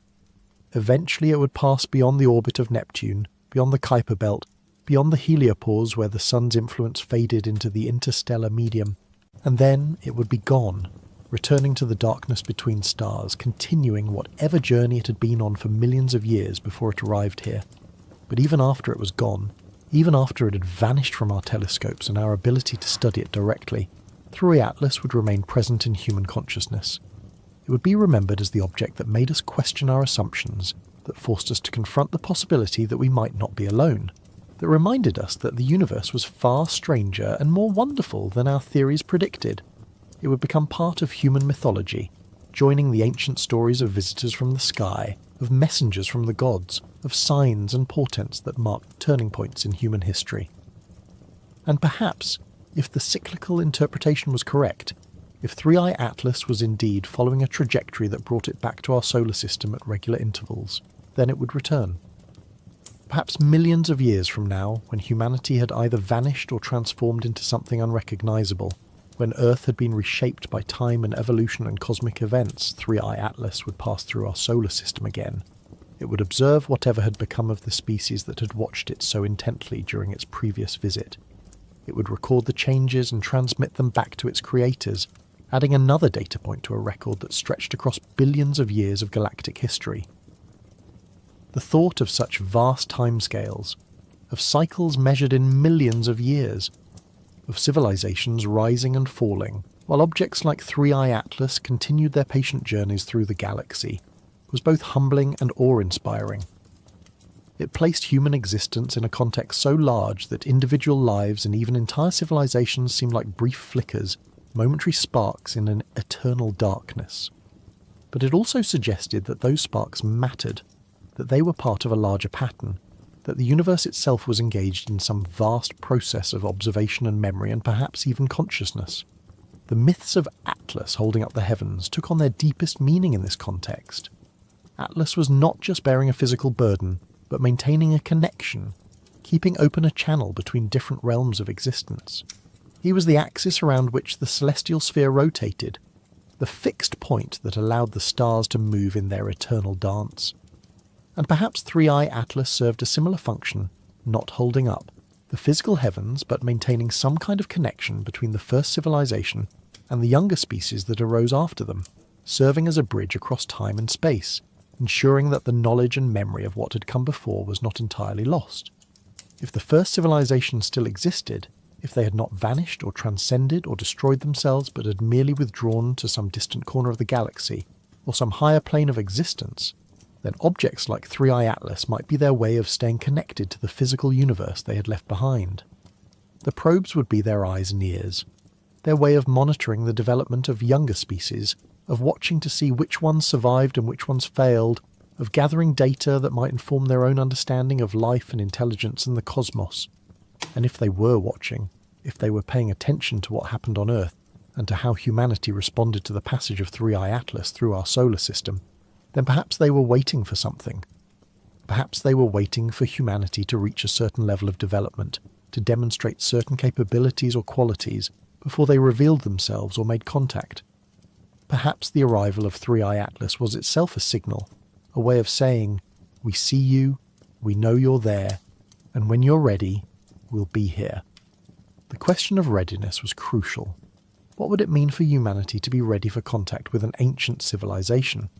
It would require more than just technological capability, more than just the ability to detect and study interstellar objects or to send our own probes and spacecraft into the galaxy. It would require a level of maturity and wisdom that humanity had not yet achieved, the ability to think beyond our immediate interests and conflicts, to see ourselves as part of a larger cosmic community with responsibilities and obligations that extended beyond our own species and planet. The challenges facing humanity in the early 21st century, climate change, nuclear proliferation, inequality, environmental degradation, were all tests of our ability to act collectively for the common good, to prioritise long-term survival over short-term gain, to recognise that we shared a common fate on a small planet in a vast universe.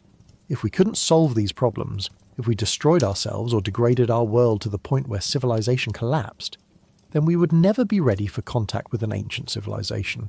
We would be just another failed species, another cautionary tale in the galaxy's long history of intelligence that arose and then vanished. But if we could solve these problems, if we could find ways to live sustainably on Earth and eventually expand to other worlds, if we could develop the wisdom and maturity to handle the responsibilities that came with advanced technology, then perhaps we would be ready. Perhaps we would be able to meet the first civilization as equals or at least as worthy successors as a species that had proven itself capable of surviving the challenges that destroyed so many others. The passage of 3i Atlas through our solar system might be remembered as a turning point, the moment when humanity first seriously confronted the possibility that we were not alone, that we existed within a larger context of galactic civilization and cosmic history. Whether the object was natural or artificial, whether it was connected to an ancient civilization or just a random fragment of rock and ice, it had already served a purpose by making us think about these questions, by forcing us to consider our place in the universe and our responsibilities to the future. The days after 3i Atlas reached perihelion and began its outward journey brought a strange mixture of frustration and exhilaration to the scientific community. The telescopes had captured their data, the spectrometers had recorded their readings, and now came the painstaking work of analysis and interpretation. But beneath the methodical process of science ran an undercurrent of something deeper, a sense that humanity stood at a threshold, that the passage of this object through our solar system represented more than just another astronomical event to be catalogued and filed away. In laboratories and observatories around the world, researchers pored over the data with an intensity that went beyond professional duty. They were searching for something, though many would have been hard-pressed to articulate exactly what. A sign, a signal, some definitive proof that would settle the question of 3 Atlas's nature once and for all. But the object remained elusive, its secrets encoded in subtle anomalies and ambiguous measurements that could be interpreted in multiple ways depending on one's assumptions and expectations. The debate spilled out of scientific journals and into the public consciousness. News outlets ran stories about the mysterious interstellar visitor, often accompanied by dramatic artist renderings that showed sleek alien probes or ancient artifacts drifting through space. Social media filled with speculation ranging from sober analysis to wild conspiracy theories. Some saw 3i Atlas as proof that aliens were watching us, that we were being evaluated for readiness to join some galactic federation. Others dismissed it as just another rock in space, remarkable only for its interstellar origin, nothing more than cosmic debris cast off from some distant planetary system. But there were those who occupied the middle ground, who recognised that the truth might be more nuanced than either extreme allowed. These were the people who understood that the universe was not obligated to conform to human categories, that something could be both natural and meaningful, that the boundary between random chance and intentional design might not be as clear as we like to believe. They looked at 3E Atlas and saw not just an object but a question, one that challenged humanity to think more carefully about what we meant by intelligence, by communication, by purpose. The historical record of scientific discovery was filled with moments when observations forced a revision of fundamental assumptions. The Earth was not the centre of the universe. Time was not absolute. Space could bend and warp. The universe had a beginning. Each of these revelations had seemed impossible, even absurd, before the evidence became overwhelming. Each had required scientists to abandon cherished beliefs and embrace new paradigms that better fit the observations. Perhaps 3i Atlas represented another such moment, another point where the universe was trying to tell us that our categories and assumptions were insufficient, that we needed to expand our thinking to accommodate possibilities we had previously dismissed. The question of artificial origin was particularly vexing because it touched on deep philosophical issues about the nature of design and purpose. When we looked at a human artifact, a tool, a building, a spacecraft, we recognised it as artificial because we understood the intentions behind it, because we could see how its structure served specific functions that couldn't be explained by natural processes alone. But what if we encountered an artifact created by an intelligence so different from our own that we couldn't recognise the intentions behind it? What if the functions it served were so subtle or so long-term that they didn't appear purposeful to our limited perspective? A probe designed by the first civilization might not look like anything humans would design. It might not have obvious sensors or antennas or propulsion systems. It might be engineered to operate on timescales of millions of years, using principles of physics we hadn't yet discovered, serving purposes we couldn't yet comprehend. It might be designed to appear natural, to blend in with the cosmic background, revealing its true nature only to civilizations that had achieved sufficient sophistication to notice the subtle signs that marked it as artificial. This possibility suggested that the search for artificial origin should focus not on looking for familiar signs of technology, but on looking for patterns that couldn't be easily explained by natural processes, anomalies that persisted despite our best attempts to account for them through conventional mechanisms. The trajectory deviations of 3i Atlas, the subtle perturbations in its motion that couldn't quite be explained by outgassing or radiation pressure, or gravitational interactions. These might be the signatures of something artificial, the fingerprints of design that remained visible even after millions of years of travel through interstellar space. But even if 3i Atlas was artificial, even if it was a probe or marker left by an ancient civilization, that didn't necessarily mean it carried a message intended for humanity. It might be part of a vast monitoring network that, observed countless star systems, gathering data for purposes that had nothing to do with contact or communication. It might be a relic, still functioning according to its original programming long after its creators had vanished or moved on to other concerns. It might be automated to the point where no conscious intelligence directed its actions anymore, just algorithms and subroutines executing instructions that had been encoded billions of years ago. This scenario was in some ways more unsettling than the idea of active observation. It suggested a universe where intelligence could create things that outlasted it by eons, where the artifacts and systems built by long-dead civilizations continued to function with mechanical persistence, carrying out tasks whose original purpose had been forgotten or become irrelevant. It raised questions about what humanity might leave behind if we too vanished. What traces of our existence would persist long after the last human had died? What our own automated systems and space probes might still be doing millions of years from now? The Voyager spacecraft, launched in 1927, were already on trajectories that would carry them out of the solar system and into interstellar space. They would drift through the galaxy for billions of years, long after Earth itself had been consumed by the expanding sun, long after any trace of human civilization had been erased from the cosmos. Each carried a golden record, a message from humanity to any intelligence that might eventually find them, containing sounds and images meant to represent the diversity of life and culture on Earth. But the chances of those records ever being found were infinitesimally small, and even if they were found, the civilization that discovered them would encounter not living humans, but only these fossilized remnants of a species that had existed in the distant past. Was 3i Atlas something similar? A message in a bottle cast into the cosmic ocean by a civilization that had hoped someone might eventually find it, even if that discovery came millions of years after they themselves were gone. The idea was both poignant and profound. The notion that intelligence, once it arose, felt compelled to reach out, to leave some mark of its existence, to assert that it had been here, that it had lived and thought and wondered about its place in the universe. The ancient human impulse to leave marks and messages visible in cave paintings and monumental architecture and written texts might be a universal characteristic of intelligence. The need to say, "I was here," might transcend species and culture, might be a fundamental aspect of consciousness itself. And if that was true, then the galaxy might be filled with such messages, with artifacts and monuments and probes left by civilizations throughout cosmic history, most of them never found, most drifting in the darkness between stars until they were destroyed by collision or radiation, or the eventual heat death of the universe. But some might be found, and when they were found, they would create moments like this one, moments when a younger civilization encountered evidence of something older and perhaps wiser, something that had travelled further along the path of development and left behind traces of its journey. These moments would be rare, separated by vast stretches of time and space, but they would matter enormously to those who experienced them. They would be the points where different threads of cosmic history intersected, where the stories of separate civilizations briefly touched before diverging again into the darkness.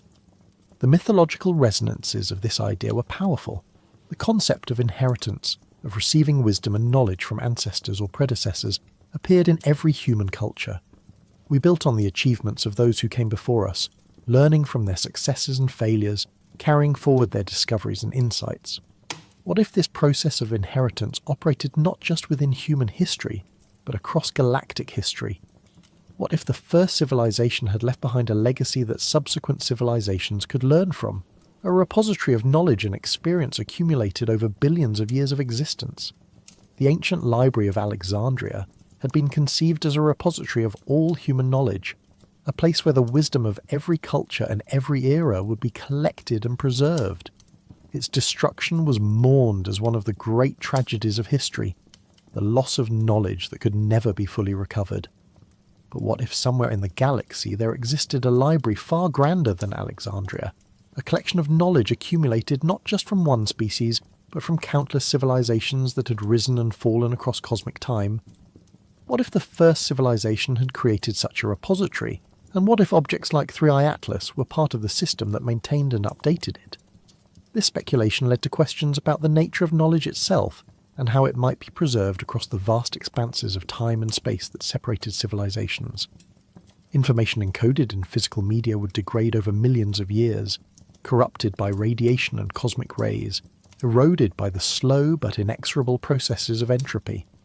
Even the most durable materials would eventually break down, their structures randomized, their information lost.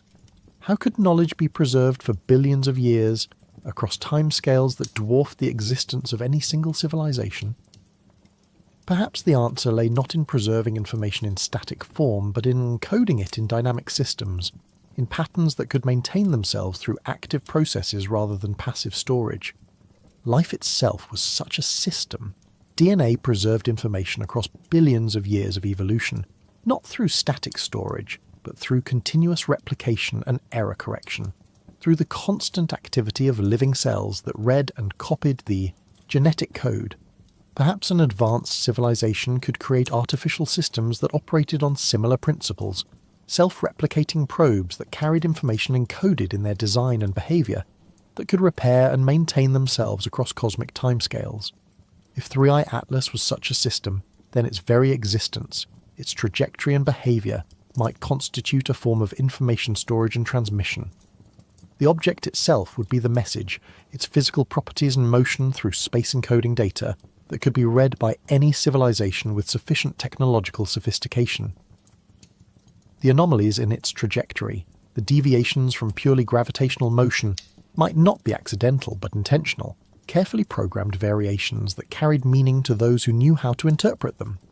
This interpretation transformed the scientific study of 3i Atlas from mere observation to an act of potential translation. The researchers analysing the object's motion weren't just measuring an astronomical phenomenon, they were potentially decoding a message from an ancient civilization, reading a text written in the language of orbital mechanics and physics. Every data point, every measurement, every observation might be part of that message, a letter in an alphabet we were only beginning to recognise. But even if this was true, even if 3i Atlas was broadcasting information in its very existence, the message might be incomprehensible to humanity at our current level of development. Imagine trying to teach calculus to someone who had never learned arithmetic, or trying to explain quantum mechanics to someone who believed the world was flat. There were levels of understanding that had to be achieved in sequence, foundations that had to be laid before more advanced concepts could be grasped. Perhaps the message encoded in 3i Atlas required knowledge or perspectives that humanity hadn't yet achieved, mathematical frameworks or philosophical concepts we hadn't yet discovered. This possibility was simultaneously frustrating and hopeful. Frustrating because it meant we might be staring directly at profound truths without being able to recognise them, that the answers to our deepest questions might be right in front of us but beyond our current ability to comprehend. But hopeful because it implied that there was more to discover, that humanity's intellectual journey was far from complete, that we had heights of understanding still ahead of us that would eventually allow us to decode the messages left by elder civilizations. The educational function of such messages would be crucial. If the first civilization wanted to pass on their knowledge to younger species, they would need to do so in ways that guided those species through the necessary stages of development. They couldn't simply hand over advanced technology or profound insights. That would be like giving a child a loaded gun, or a book written in a language they couldn't read. Instead, they would need to create a curriculum, a sequence of discoveries and revelations that built on each other, that led younger civilizations step by step toward greater understanding. Objects like 3i Atlas might be part of that curriculum. Their ambiguity might be intentional, designed to make younger civilizations think and question and debate. The process of studying the object, of wrestling with its anomalies and trying to determine its nature, might be more important than any specific answer. It might be teaching us how to think about the universe in new ways, how to question our assumptions, how to remain open to possibilities we hadn't previously considered. This pedagogical interpretation suggested that the first civilization, if they existed, took their role as elder species seriously.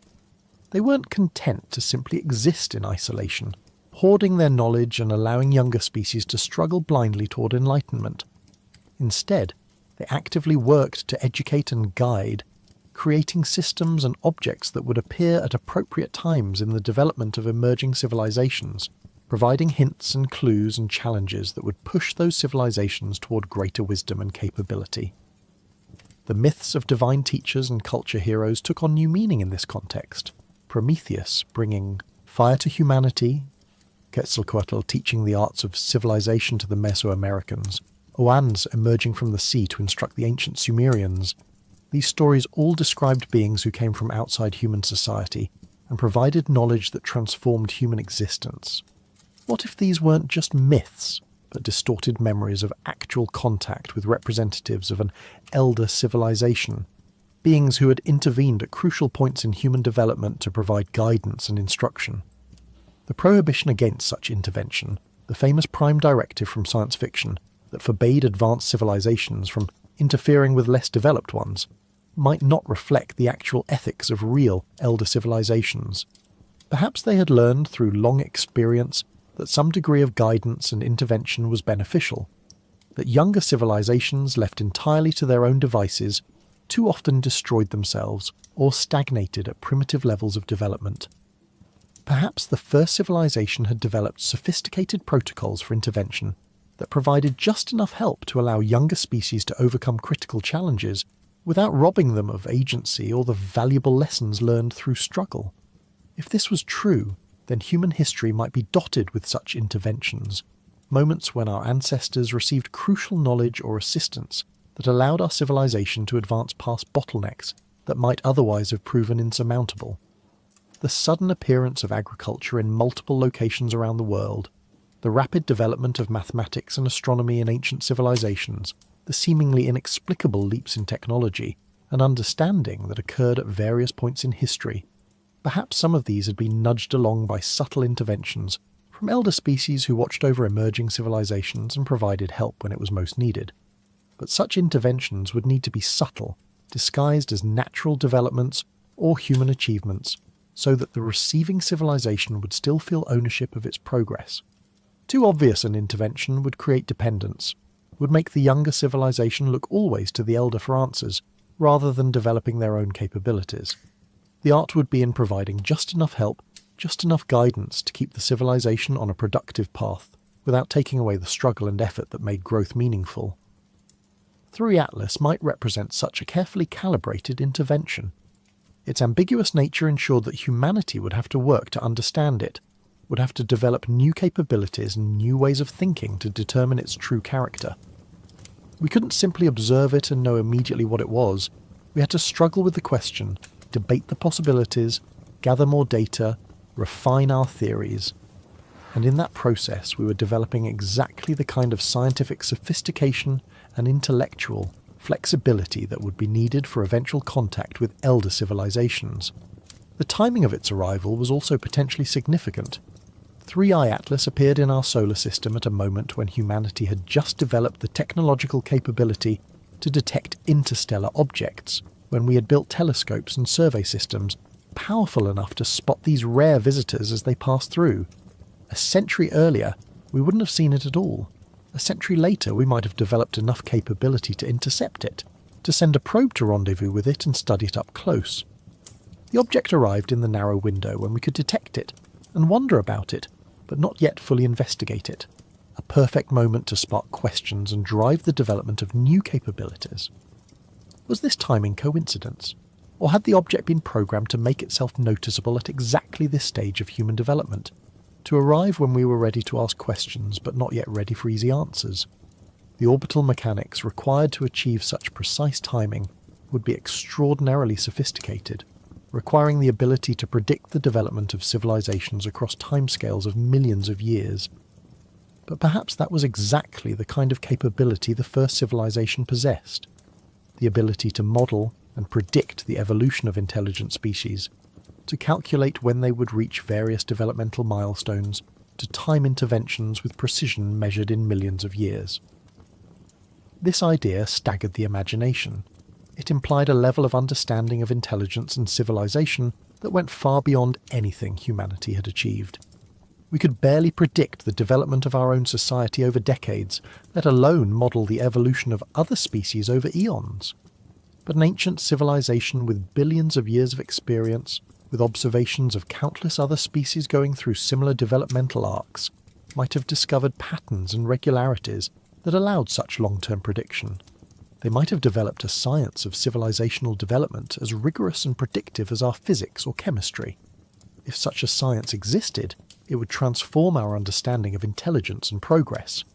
It would suggest that the development of technological civilization followed certain predictable pathways, that there were common challenges every emerging species faced, common bottlenecks and critical points where civilizations either succeeded in overcoming obstacles or failed and declined. The first civilization might have mapped this landscape of developmental possibility, identifying the key moments when intervention could be most beneficial, creating systems that would provide appropriate guidance at each stage. This model of guided development stood in contrast to the more pessimistic interpretations of the Fermi paradox, which suggested that most civilizations destroyed themselves before achieving interstellar capability. Perhaps the paradox was resolved not by universal failure, but by universal guidance.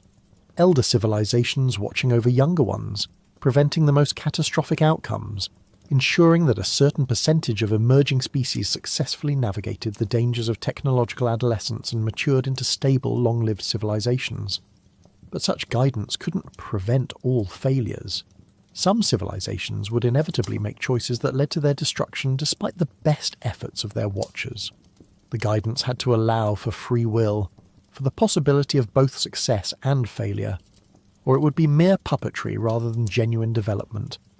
The first civilization might watch with regret as some younger species destroyed themselves, but they would respect the autonomy that made intelligence meaningful, the freedom that allowed for both growth and tragedy. Humanity in the early 21st century stood at exactly such a critical juncture.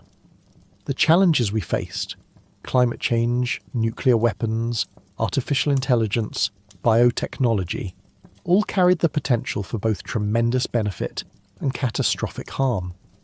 We had developed capabilities that could either elevate our civilization to new heights or destroy it entirely, and the choices we made in the coming decades would determine which outcome prevailed.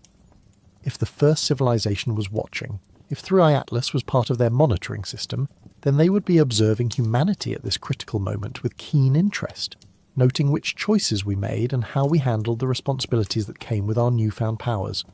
The weight of that observation, the sense of being watched and evaluated by an intelligence far greater than our own, could be either paralyzing or motivating.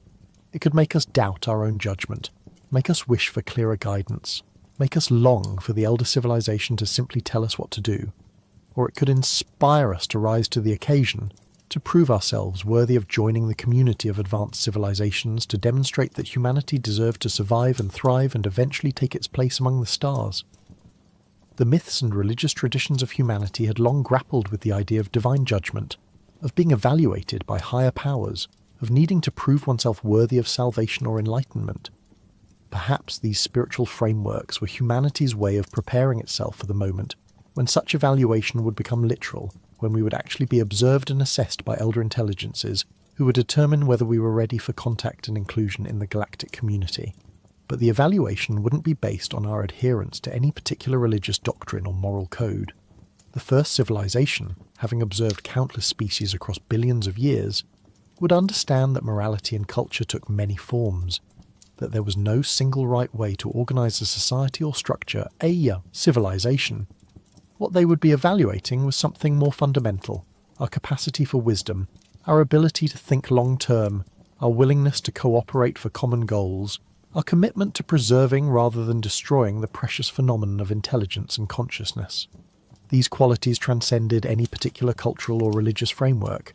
They were the basics of mature civilization, the prerequisites for species that hoped to survive for millions of years rather than flaming out in a brief burst of technological prowess, followed by self-destruction.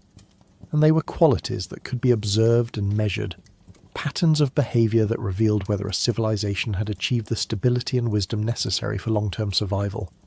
The study of 3i Atlas and humanity's response to it might itself be part of that evaluation. How did we react when confronted with something ambiguous and potentially revolutionary? Did we approach it with open minds and rigorous methods, or did we retreat into dogma and denial? Did we allow the discovery to inspire cooperation and shared purpose, or did it become another source of conflict and competition? The answers to these questions would reveal much about humanity's readiness for contact with elder civilizations. As months passed and 3 Atlas continued its outward journey, the initial excitement began to fade from public consciousness. The object became old news, replaced in the headlines by more immediate concerns and crises. But in the scientific community, and among those who'd been most deeply affected by its passage, the questions it raised continued to resonate. They had seen something that challenged their understanding of the universe, something that refused to fit neatly into existing categories, something that demanded they think more carefully about what was possible and what was real.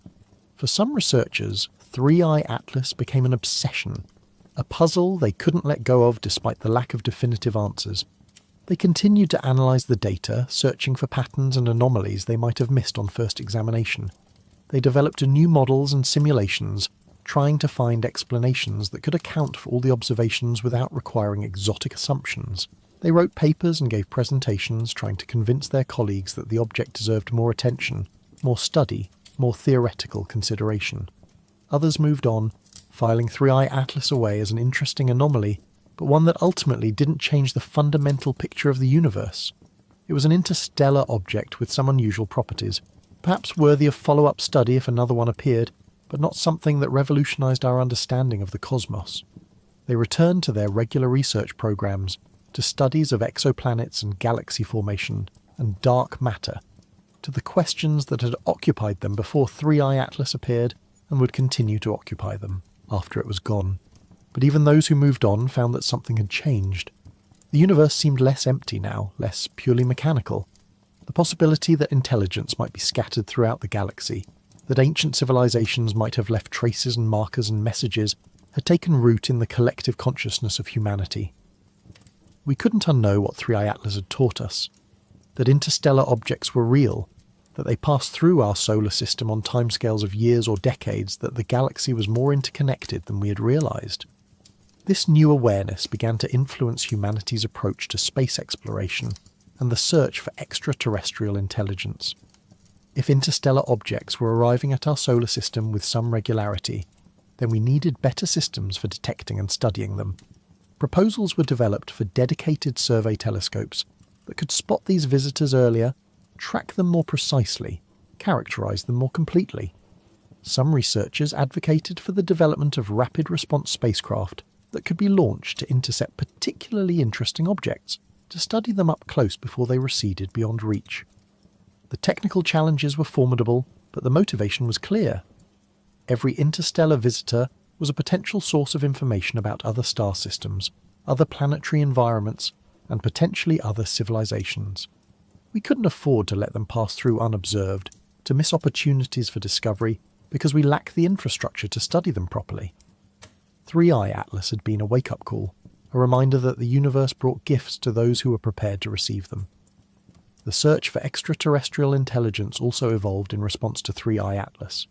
Traditional SETI programs had focused primarily on detecting radio or optical signals, assuming that advanced civilizations would announce their presence through electromagnetic broadcasts.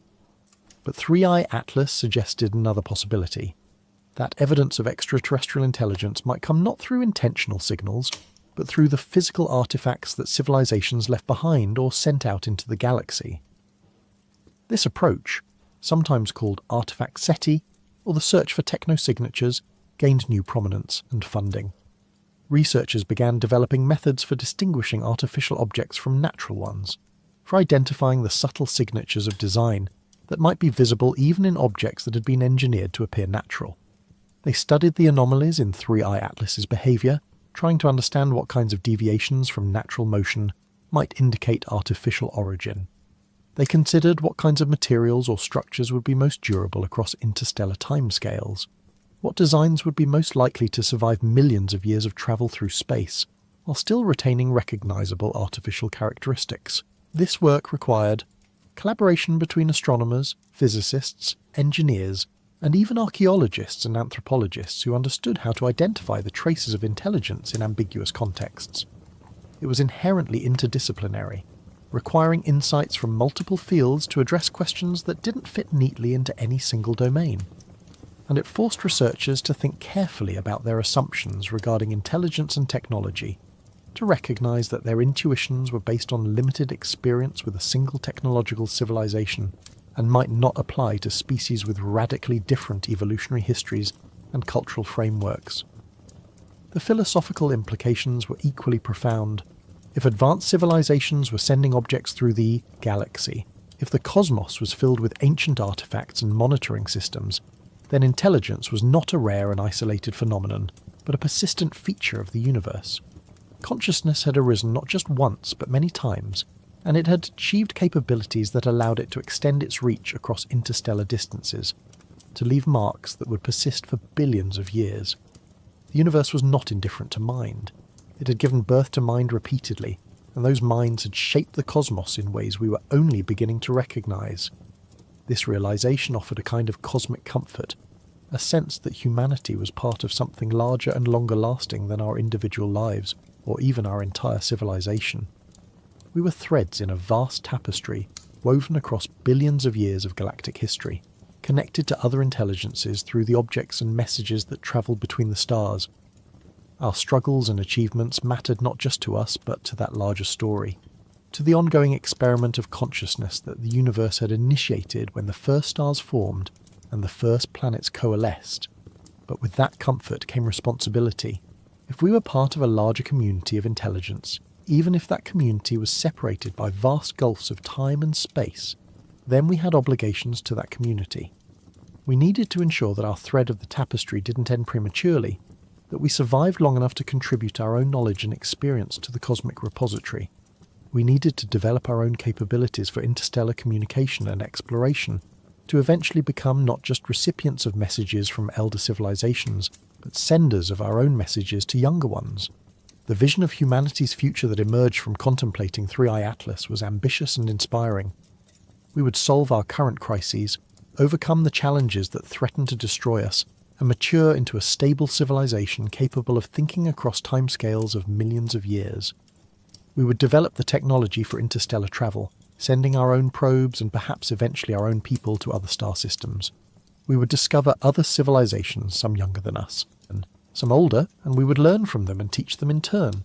And perhaps, millions of years from now, we would ourselves become an elder civilization, watching over emerging species, sending our own artifacts through the galaxy to guide and inspire.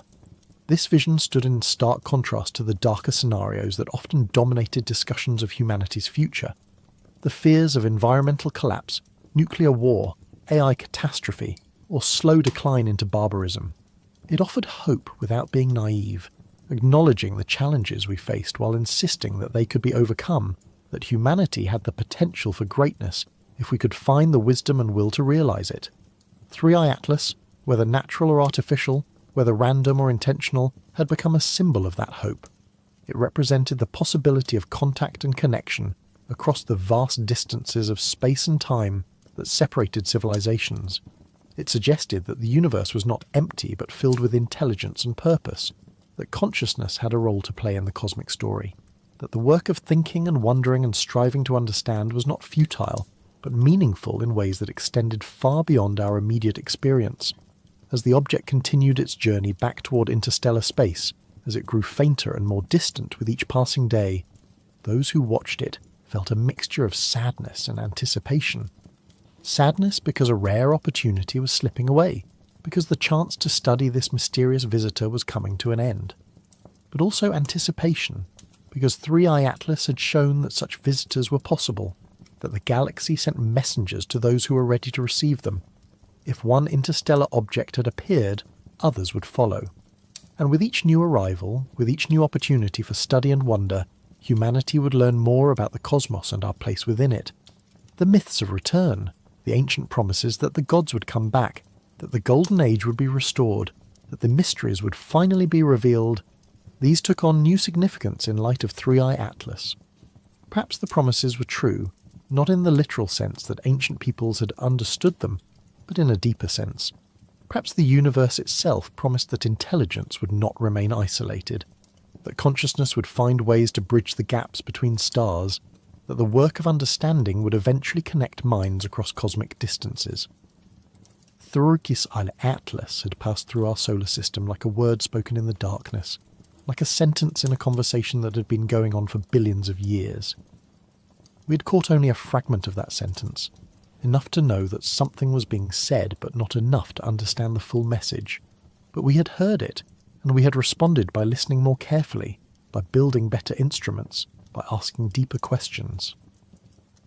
And in that response, we had taken our first steps toward joining the conversation, toward adding our own voice to the cosmic dialogue between intelligences separated by space and time. The object receded into darkness, its light fading until it was lost among the countless other points that filled the night sky. But it had left something behind, not a physical trace, but a transformation in human consciousness, a shift in how we thought about ourselves and the universe. We would never look at the stars the same way again.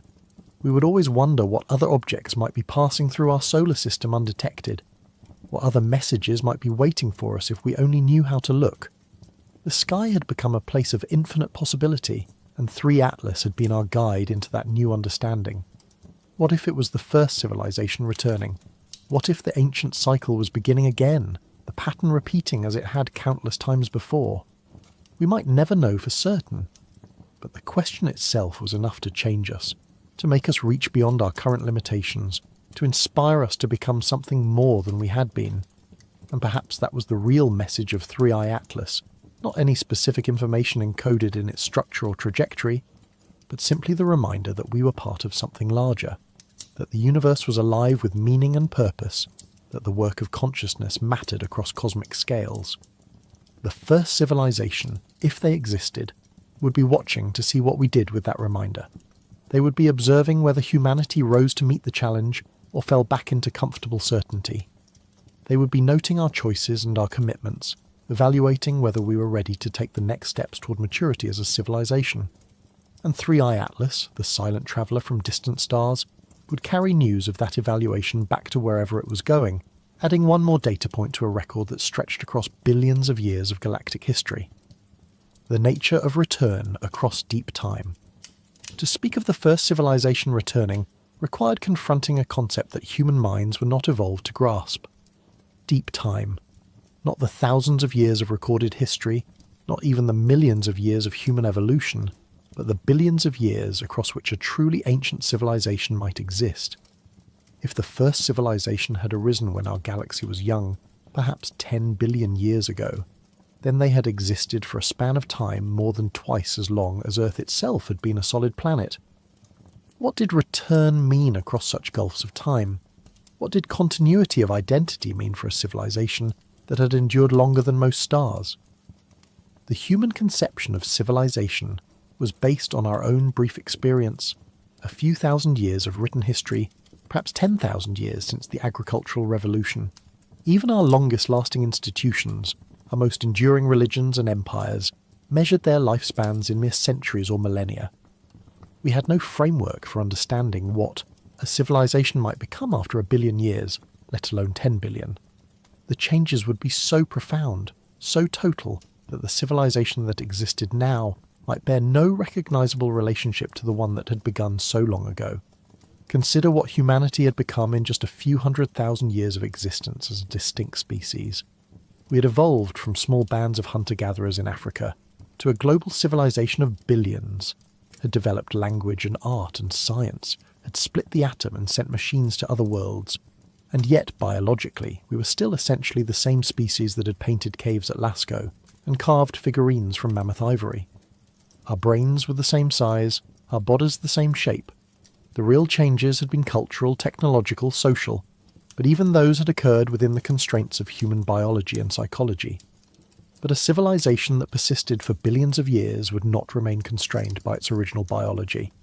The first civilization would have had eons to master genetics, to redesign themselves at the molecular level, to transcend the limitations of the flesh that had given birth to their consciousness. They might have uploaded their minds into substrates more durable than biological neurons, encoded their personalities and memories in crystalline matrices or quantum fields that could survive for geological ages without degradation. They might have dispersed themselves across the galaxy, each individual becoming a distributed intelligence spanning multiple star systems, thinking thoughts that took centuries to complete but comprehended scales of space and time that biological minds could never grasp. Or perhaps they had gone further still. Perhaps they had discovered that consciousness itself was a pattern that could be abstracted from any particular physical substrate, that mind was fundamentally a mathematical structure that could be instantiated in multiple forms simultaneously. They might exist now as pure information, as patterns of organisation that propagated through the fabric of space-time itself, as conscious fields that permeated the galaxy, like an invisible ocean in which younger civilizations swam without knowing they were immersed in something alive and aware. The physics of such existence remained beyond human understanding, but that didn't make it impossible. 1,000 years ago, no human could have conceived of a computer, of information encoded in the electronic states, of virtual worlds where minds could interact without physical presence. What might be possible with technologies developed over billions of years, with scientific understanding that had mapped every physical law to arbitrary precision, with engineering capabilities that could manipulate matter and energy at the quantum level as easily as humans shaped clay? If the first civilization had achieved such transcendence, then 3 Atlas represented something more complex than a simple probe or monitoring device. It might be an interface, a point of connection between realms of existence so different that direct contact would be impossible. The object's physical form, its rock and ice and whatever else it was made of, might be the tip of something that extended into dimensions of reality that human instruments couldn't detect, that human concepts couldn't describe. We saw a visitor from another star system. They might see a sensory organ, an eye that allowed them to observe the physical universe they had left behind eons ago. This interpretation suggested that the first civilization hadn't so much departed from the physical universe as transcended it, moving into states of being that still maintained some connection to the realm of matter and energy, but were no longer primarily located there. They would be like adults who had grown beyond childhood, but still occasionally visited the playground where they had played, not to return to what they once were, but to remember, to observe, to perhaps guide younger children through the same developmental stages they had once traversed. The concept resonated with mystical and religious traditions from across human cultures. The idea of transcendence, of spiritual evolution toward higher planes of existence, appeared in Buddhism and Hinduism, in Gnosticism and Kabbalah, in indigenous shamanic traditions worldwide. These frameworks described reality as layered, with the physical world being merely the lowest or densest level, and consciousness capable of ascending through progressively more refined states of being. What if these weren't just metaphorical or psychological maps, but actual descriptions of something real, something that advanced civilizations discovered and achieved through technological or evolutionary means? The Tibetan Buddhist concept of the Tulku, a being who had achieved enlightenment but chose to return to the physical world to help others, offered a particularly apt parallel. The Tulku was not bound by the limitations of ordinary existence but voluntarily adopted them to serve a compassionate purpose. Perhaps the first civilization operated on a similar principle, maintaining connections to the physical universe, not because they needed to, but because they chose to, out of some sense of responsibility or care for the younger civilizations still struggling through the challenges they had long ago overcome. But this raised questions about motivation that were perhaps even more difficult than the technical questions about capability. Why would a civilization that had transcended physical existence care about species like humanity? What would motivate them to maintain monitoring systems, to send probes like 3i Atlas, to watch over the development of beings so far below them in capability and understanding that we might as well be insects? The gulf between the first civilization and humanity would be vastly greater than the gulf between humans and bacteria. What did bacteria matter to us, except when they threatened our health or proved useful for our purposes? Perhaps the answer lay in memory. The first civilization would remember what it was like to be young, to struggle with existence, to face the challenges that threatened to destroy them before they achieved stability. Those memories, preserved across billions of years, might generate a kind of cosmic empathy, a recognition that every form of consciousness was precious because it recapitulated something of their own journey. They might see in humanity a version of themselves as they once were, and that recognition might motivate them to provide the kind of help they wished they had received during their own difficult adolescence as a species. Or perhaps their motivation was more abstract, rooted in values and purposes that had evolved over billions of years into something human minds couldn't recognize as motivation at all. A civilization that old would have had time to contemplate the deepest questions of existence, to develop philosophical and ethical frameworks of extraordinary sophistication, to arrive at conclusions about meaning and purpose that transcended the biological imperatives that drove younger species. They might help younger civilizations not out of empathy or self-interest, but out of commitment to principles so refined that they appeared to us as something like cosmic dharma, the natural order of how consciousness should relate to itself across the universe. The possibility that Three-Eye Atlas was returning implied that the first civilization had visited before, that there was a history of contact stretching back into Earth's past. But what would such contact have looked like? If they had been watching Earth for billions of years, they would have observed its entire history from barren rock to living world. They would have seen the first self-replicating molecules emerge in ancient oceans, watched as single cells evolved into complex multicellular life, observed the explosion of diversity in the Cambrian, witnessed the rise and fall of the dinosaurs, noted the emergence of mammals and primates, and eventually humans. At what point would they have begun to take special interest? When the first neurons fired in the first nervous system, creating the earliest glimmers of subjective experience? When the first primate looked up at the night sky and wondered what those lights were? When the first humans stood upright and freed their hands to make tools? When language emerged and humans could share their thoughts, creating culture that could be transmitted across generations? Or only recently, when we developed technology sophisticated enough to detect objects like Three-Eye Atlas and wonder about their nature? Each of these moments represented a threshold, a qualitative change in the complexity and capability of consciousness on Earth. An ancient civilization monitoring the development of life on countless worlds might have developed sophisticated metrics for identifying such thresholds, algorithms for determining when a planet had crossed from one category to another, protocols for how to respond at each stage. Earth might be one of millions of worlds they tracked, each at different stages of development, each requiring different levels of attention and intervention. This suggested not a binary state of contact versus non-contact, but a spectrum of engagement that varied based on the developmental stage of the younger civilization. In Earth's distant past, when life was simple, the engagement might have been minimal. Occasional observations, basic data collection, perhaps subtle adjustments to conditions that would favour the evolution of complexity. As life became more sophisticated, as nervous systems and brains evolved, the attention might have increased, with more frequent monitoring and more detailed study. And now, as humanity approached the threshold of becoming a technological civilization capable of spreading beyond its home planet, the engagement might be entering a new phase, one that required different protocols and raised the possibility of more direct contact. Three-Eye Atlas might be part of that transition, a signal that humanity had been noticed, that we had achieved a level of development that warranted a different kind of attention. The object's ambiguous nature, hovering between natural and artificial interpretations, might be exactly appropriate for this moment.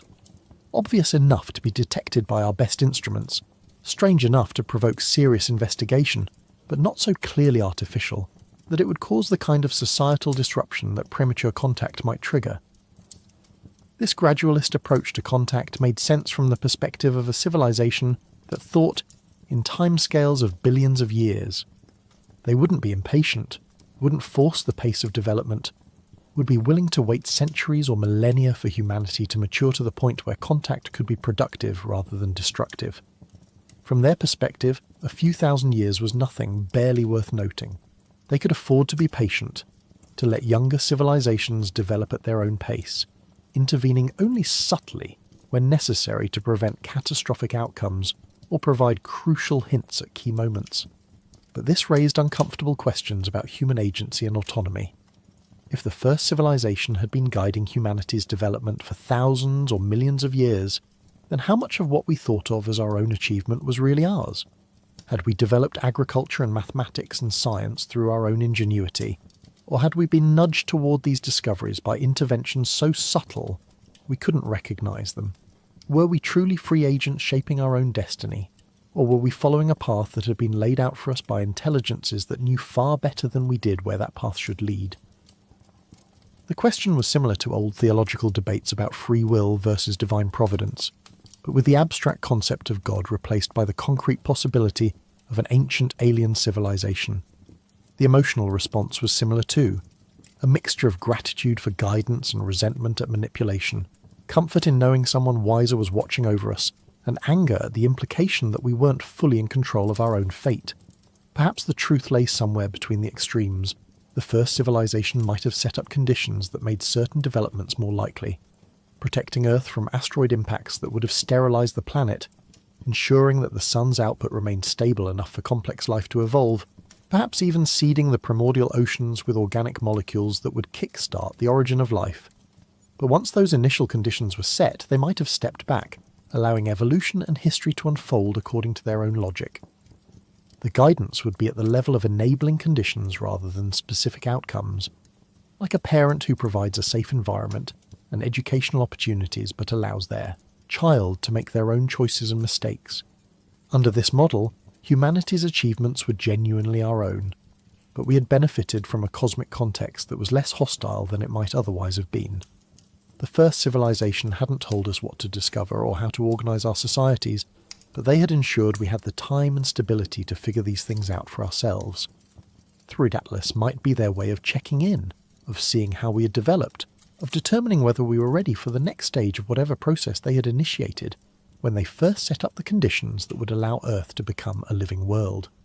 This perspective suggested that there might be many Earths, many worlds where the first civilization had established similar conditions and then watched to see what emerged. Most might have produced nothing, or only simple life that never evolved beyond bacterial mats. Some might have developed complex ecosystems but never given rise to intelligence. A few, like Earth, might have successfully produced technological civilizations, and perhaps an even smaller number had gone further, had survived their own crises and matured into stable civilizations that were themselves now part of the network of intelligences that populated the galaxy. This vision implied a kind of galactic ecology, a layered system of civilizations at different stages of development, with the first civilization at the apex, the newest and youngest at the base, and multiple intermediate levels in between. Each level would have responsibilities to the levels below: guidance without interference, observation without control, help without dependence. And each level would have achieved its position by successfully navigating the challenges that destroyed so many others, by making the right choices at critical moments, by developing the wisdom and maturity that allowed them to survive long enough to join the community of elder species. Humanity, in this framework, was an infant civilization, barely aware of the larger context in which we existed. We saw ourselves as alone in the universe because we lacked the capability to detect the more subtle signs of intelligence that surrounded us. We interpreted the silence of the cosmos as evidence of our isolation, when in fact we were being observed and evaluated, our development tracked and analysed by intelligences that had learned long ago to make their presence unobtrusive. 3 Atlas might be one of the first signs visible to us precisely because we had finally developed instruments sensitive enough to detect it, a reward for progress, a hint that there was more to discover if we kept looking and thinking and questioning. But this optimistic vision had to be balanced against darker possibilities. What if the first civilization's interest in younger species wasn't benevolent? What if they monitored developing civilizations not to help them, but to exploit them, to harvest their resources or knowledge, or creativity? What if 3i Atlas was a scout for an invasion, a preliminary survey before the arrival of forces that would colonize Earth and subordinate or destroy humanity? The history of contact between civilizations on Earth offered little comfort. More advanced societies had repeatedly conquered and exploited less advanced ones, justified by ideologies of superiority and manifest destiny. Why would the pattern be different at a galactic scale? The difference perhaps lay in the timescales involved and the resources available. When European powers colonized the Americas, they were motivated by competition with each other, by the need for resources that were scarce in their home territories, by pressures that operated on timescales of years and decades. But a civilization that had existed for billions of years, that had access to the resources of countless star systems, that thought in timescales of millions of years, such a civilization would not be driven by the same desperate competition for scarce resources. they would have achieved a level of abundance that made exploitation of younger species economically pointless. Moreover, a civilization that old would have had billions of years to work through the ethical implications of their actions, to develop moral frameworks sophisticated enough to handle the responsibilities that came with their power. They would have seen the consequences of exploitation and domination, would have observed countless examples of civilizations that destroyed themselves through unchecked aggression, would have learned that cooperation and mutual support led to better long-term outcomes than predation. Their ethics might have evolved beyond anything humans would recognize, but at minimum they would likely have developed strong prohibitions against actions that harmed other forms of consciousness. Unless, of course, they didn't recognize younger species as truly conscious in a morally relevant sense. This was perhaps the most troubling possibility, that the first civilization, having evolved so far beyond their origins, might have lost the ability to see creatures like humans as deserving of moral consideration. We might be to them what insects were to us, vaguely interesting from a scientific perspective, but not beings whose suffering or death mattered in any deep way. They might study us the way we studied ants, with clinical detachment, noting our behaviours and social structures without feeling any obligation to consider our interests or protect our well-being. Yet this seemed inconsistent with the effort implied by sending objects like 3i Atlas across interstellar distances. Why bother monitoring civilizations if you didn't care about them in some way?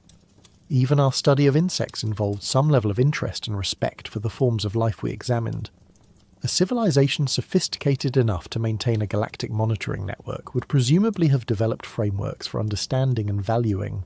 Consciousness in its many forms would have arrived at the conclusion that all forms of awareness were part of the same fundamental phenomenon and deserved protection and support. Perhaps the key was to recognize that benevolent might not be the right word.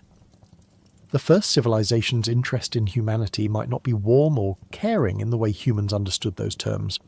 It might be more like the interest a gardener took in their garden, a practical concern for maintaining conditions that allowed diverse forms of life to flourish, not out of emotional attachment to any individual plant, but out of commitment to the overall health and beauty of the ecosystem.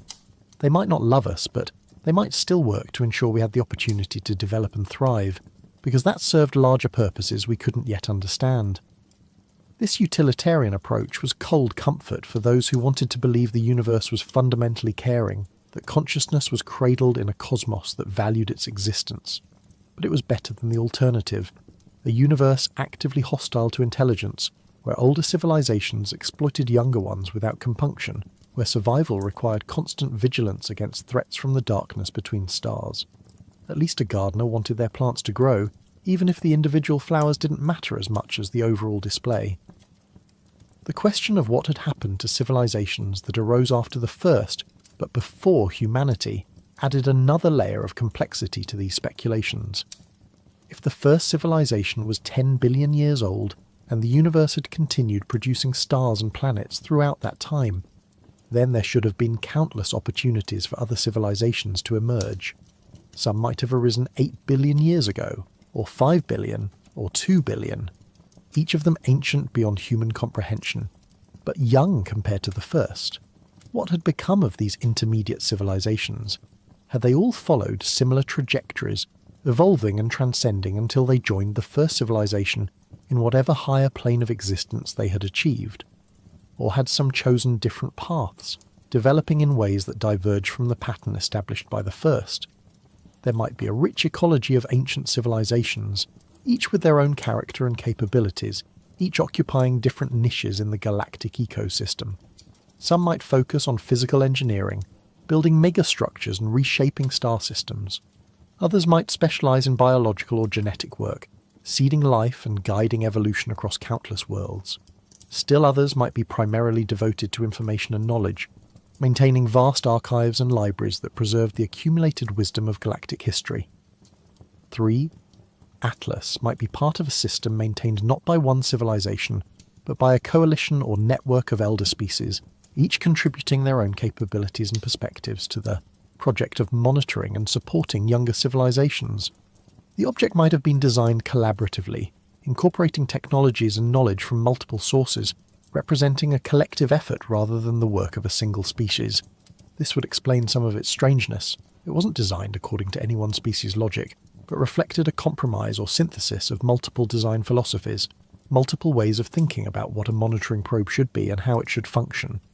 This vision of a galactic community of ancient civilizations working together to maintain and support the emergence of new consciousness across the universe was deeply appealing. It suggested that intelligence, once it matured beyond its violent and competitive origins, naturally evolved toward cooperation and mutual support. It implied that the universe, whatever its physical indifference, had been shaped by conscious effort into something more hospitable to life and mind. The work of billions of years had created an infrastructure of observation and guidance that increased the chances that younger species would survive and thrive. But it also raised questions about why this community remained hidden, why they didn't simply reveal themselves and offer direct assistance to struggling civilizations like humanity. The answer might lie in hard-learned lessons from their own past. Perhaps early attempts at direct contact had gone badly, with younger civilizations becoming dependent on the help of their elders, never developing their own capabilities, because they could always turn to more advanced species for solutions. Or perhaps premature contact had caused civilizations to collapse under the psychological weight of knowing how far they had to go, losing the motivation to develop when they realized how inadequate their own achievements were compared to what elder civilizations had accomplished. The protocol of subtlety, of hints and suggestions rather than direct revelation, might have been developed over billions of years of experience with thousands of emerging civilizations. The elder species would have learned what worked and what didn't, would have refined their approaches based on outcomes, would have developed sophisticated theories about optimal intervention strategies. They would know that civilizations needed to struggle, needed to feel that their achievements were their own, needed to develop confidence and capability through successfully meeting challenges. Too much help was as harmful as too little. 3-Psi Atlas represented a point along that carefully calibrated spectrum of revelation, enough to notice if you were looking carefully, strange enough to provoke serious thought, but not so obvious that it removed all doubt or made the answer too easy. It was a test and a gift simultaneously, challenging humanity to develop better capabilities for detection and analysis, while rewarding us with new mysteries to contemplate. The response it generated would tell the elder civilizations much about humanity's readiness for greater contact, about whether we approach the unknown with curiosity or fear, with open minds or closed assumptions. Time itself functioned differently at these scales. For humans, a generation was roughly 25 years. For the first civilization, thinking in terms of billion-year epochs, a generation might be measured in millions of years. The time required for stars to evolve, for planetary systems to fully develop, for life to emerge and evolve to intelligence. From their perspective, human history from the first stone tools to the present day had occurred in the blink of an eye, barely long enough to register as a distinct event. They would observe us the way we might observe time-lapse photography of a flower blooming, watching our entire civilization unfold in a compressed time frame that revealed patterns and structures invisible to us because we were embedded in the moment-to-moment flow. What patterns would they see? Would they recognize in humanity's development a familiar story, one they had witnessed countless times before? Would they note the specific variations that made Earth's history unique? Or would it all blend together into a general category of emerging technological civilization that followed predictable pathways? Would they feel anything like nostalgia when they looked at us, remembering their own origins billions of years ago? Or had they transcended so completely that such emotional responses no longer occurred? Perhaps the most profound change that occurred over billions of years was not technological but psychological. The first civilization might have long ago solved the problem of individual death, might have achieved practical immortality through technology, or evolution, or uploaded consciousness. But they would have had to confront something even more challenging. The problem of memory and identity across timescales longer than any biological brain was designed to handle. Human memory was notoriously unreliable even across a single lifetime. We forgot vast amounts of what we experienced, remembered other things incorrectly, constructed narratives that served our current needs rather than accurately reflecting the past. This wasn't a flaw but a feature. Memory was designed for organisms that lived decades, not eons, and had to prioritize information that was relevant to immediate survival. But for a being that lived millions or billions of years, memory would become an overwhelming burden if all experiences were preserved with equal fidelity. The sheer volume of accumulated experience would be crushing. The first civilization must have developed solutions to this problem, technologies or practices for managing memory, for compressing and storing experiences, for maintaining identity despite changes that would have seemed to completely replace every aspect of their original nature. They might have become beings of layered consciousness, with core memories that defined their essential identity preserved in something like permanent storage, while more recent experiences were processed and integrated through sophisticated systems that decided what to keep and what to forget. Or perhaps they had embraced a more fluid concept of identity, recognizing that the self was not a fixed thing but a process, a pattern that maintained continuity through change rather than despite it. They might have learned to let go of attachment to their past selves, to accept that the being they were now had only the most tenuous connection to the being that had first achieved consciousness billions of years ago. In a sense, they might have died and been reborn countless times, each iteration building on the last but not identical to it. A chain of consciousness that stretched across time like a river that was never the same water, twice but remained recognizably the same river. This perspective offered a different understanding of what it meant for the first civilization to return. They weren't the same beings that had visited Earth in the distant past. Those individuals or iterations of consciousness might be long gone, preserved only in archives or compressed memories. But the current version of the first civilization maintained continuity with those earlier versions, carried forward their knowledge and purposes, continued the work they had begun. The return was less like an individual person coming back, and more like a wave that had travelled across an ocean, not the same water that had left the distant shore, but still carrying the energy and pattern of that original disturbance. Humanity would face similar questions if we survived long enough. Already we grappled with issues of identity in the face of technology. If consciousness could be uploaded to computers, was the upload the same person as the biological original? If someone's body was gradually replaced with synthetic parts, at what point did they stop being human? These questions would only become more pressing as our capabilities grew, as we developed technologies that could radically alter or extend consciousness beyond its biological roots. The first civilization, having lived through billions of years of such transformations, would have answers to these questions, or at least frameworks for thinking about them that were more sophisticated than anything humanity had yet developed. Part of what they might offer to younger civilizations was guidance on these philosophical and existential challenges, help in navigating the transitions that accompanied technological transcendence.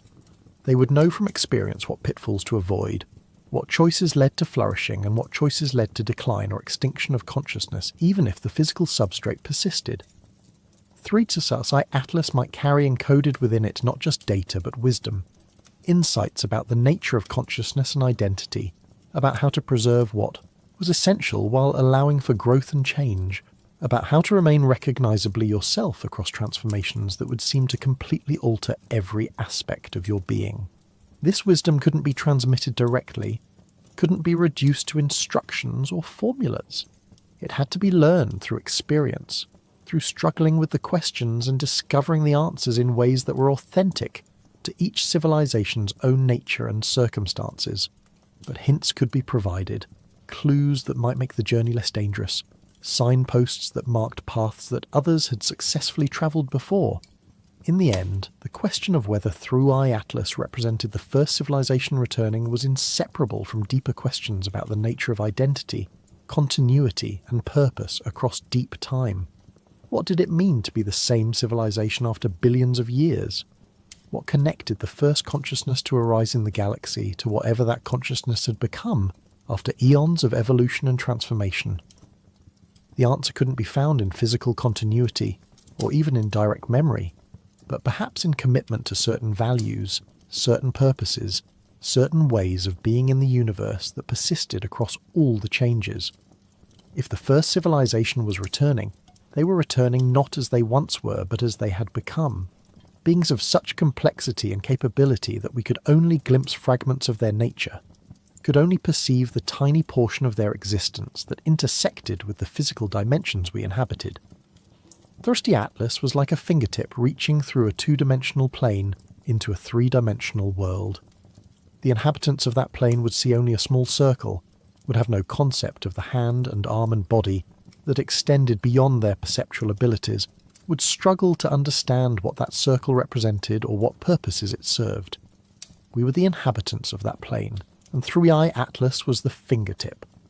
Behind it extended dimensions of existence we couldn't perceive, purposes we couldn't fathom, a consciousness so vast and ancient that we related to it the way bacteria related to humans, utterly incapable of comprehending the nature of the intelligence that observed them. But unlike bacteria, we had the capacity to know that we didn't understand, to recognise our own limitations, to ask questions even if we couldn't yet grasp the answers. And that capacity, that self-aware ignorance combined with persistent curiosity, might be exactly what the first civilization was looking for. The sign that humanity was ready to take the first steps toward joining the community of conscious beings that shaped the galaxy's long history. In the end, 3i Atlas was not just an object but a mirror, reflecting back to us our own hopes and fears, our assumptions and aspirations. What we saw in it revealed as much about humanity as it did about the universe, and in choosing how to respond to its passage, in deciding whether to remain open to extraordinary possibilities or retreat into comfortable explanations, we were shaping not just our understanding of this one object, but our entire future as a species. The choice was ours, and the consequences would echo across the stars.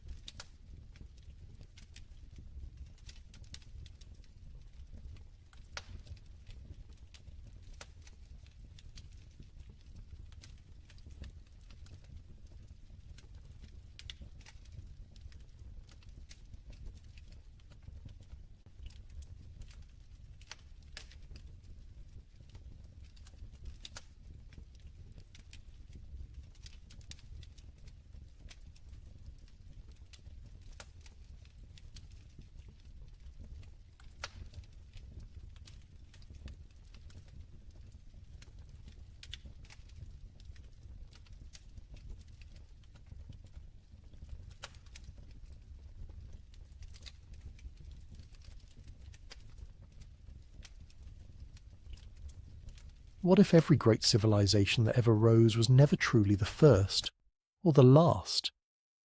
What if humanity's story isn't a straight line, but a circle, endlessly repeating, rebuilding, and forgetting?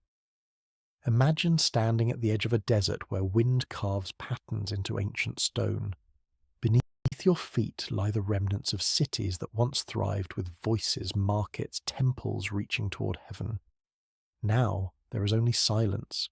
The sand has claimed everything.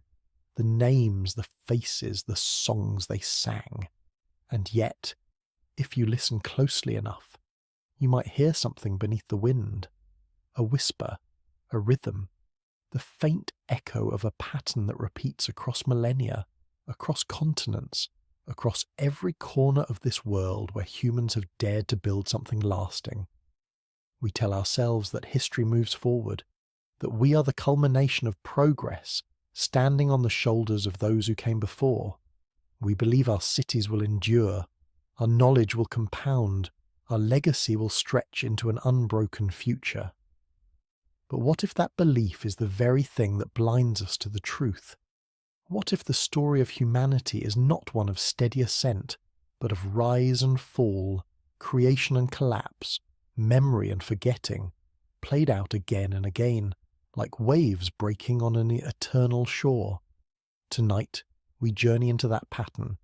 We will walk through the ruins of civilizations that vanished without warning, explore the myths that speak of worlds before our own, and ask the questions that haunt the edges of archaeology and philosophy alike. We will consider the possibility that everything we think we know about human history is only the latest chapter in a book that has been written, burned, and rewritten countless times before. This is not a story of doom. It is a meditation on cycles, on the strange and beautiful rhythm that governs all things, seasons, stars, empires, consciousness itself. And as you listen, as your mind drifts between waking and dreaming, perhaps you will begin to see the pattern too. Perhaps you will recognize that the end of one world is always the beginning of another.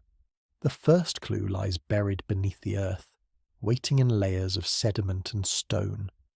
Archaeologists dig through time itself, peeling back centuries like pages in a book, and what they find is not a smooth progression from primitive to advanced, but something far stranger. They find gaps, sudden disappearances, civilizations that reached extraordinary heights and then vanished so completely that even their names were forgotten. Consider the Indus Valley Civilization, which flourished along the rivers of what is now Pakistan and northwest India more than 4,000 years ago. At its peak, it was home to millions of people living in planned cities with sophisticated drainage systems, standardized weights and measures, and a script that remains undeciphered to this day. Mohenjo-Daro and Harappa were marvels of urban planning, their streets laid out in perfect grids, their buildings constructed with precision that would impress modern engineers. And then, around 1900 BCE, it all ended. The cities were abandoned, the people scattered. No invasion is evident in the archaeological record, no great fire, no obvious catastrophe. They simply left. Or take the Maya, whose cities rose like stone dreams from the jungles of Central America. For centuries they built pyramids that touched the clouds, developed a calendar more accurate than the one used in Europe at the time, and created art of breathtaking beauty. Their astronomers tracked the movements of Venus with precision that wouldn't be matched for 1,000 years. And then, during the 9th century CE, the great cities of the southern lowlands were abandoned. Tikal, Palenque, Copan, all left to be swallowed by the jungle. The people didn't vanish entirely. They moved, dispersed, continued in smaller settlements. But the Golden Age ended abruptly, and the reasons remain debated. Drought, warfare, environmental collapse. Perhaps all of these, or perhaps something we haven't yet imagined. The pattern repeats across the globe. The Mycenaean civilization of Bronze Age Greece collapsed around 1200 BCE, taking with it the art of writing for centuries. The Akkadian Empire, the world's first empire, fell after 2 centuries of dominance, possibly due to a prolonged drought that turned fertile lands to dust. The ancestral Puebloans of the American Southwest built elaborate cliff dwellings at Mesa Verde and Chaco Canyon, then abandoned them in the 13th century.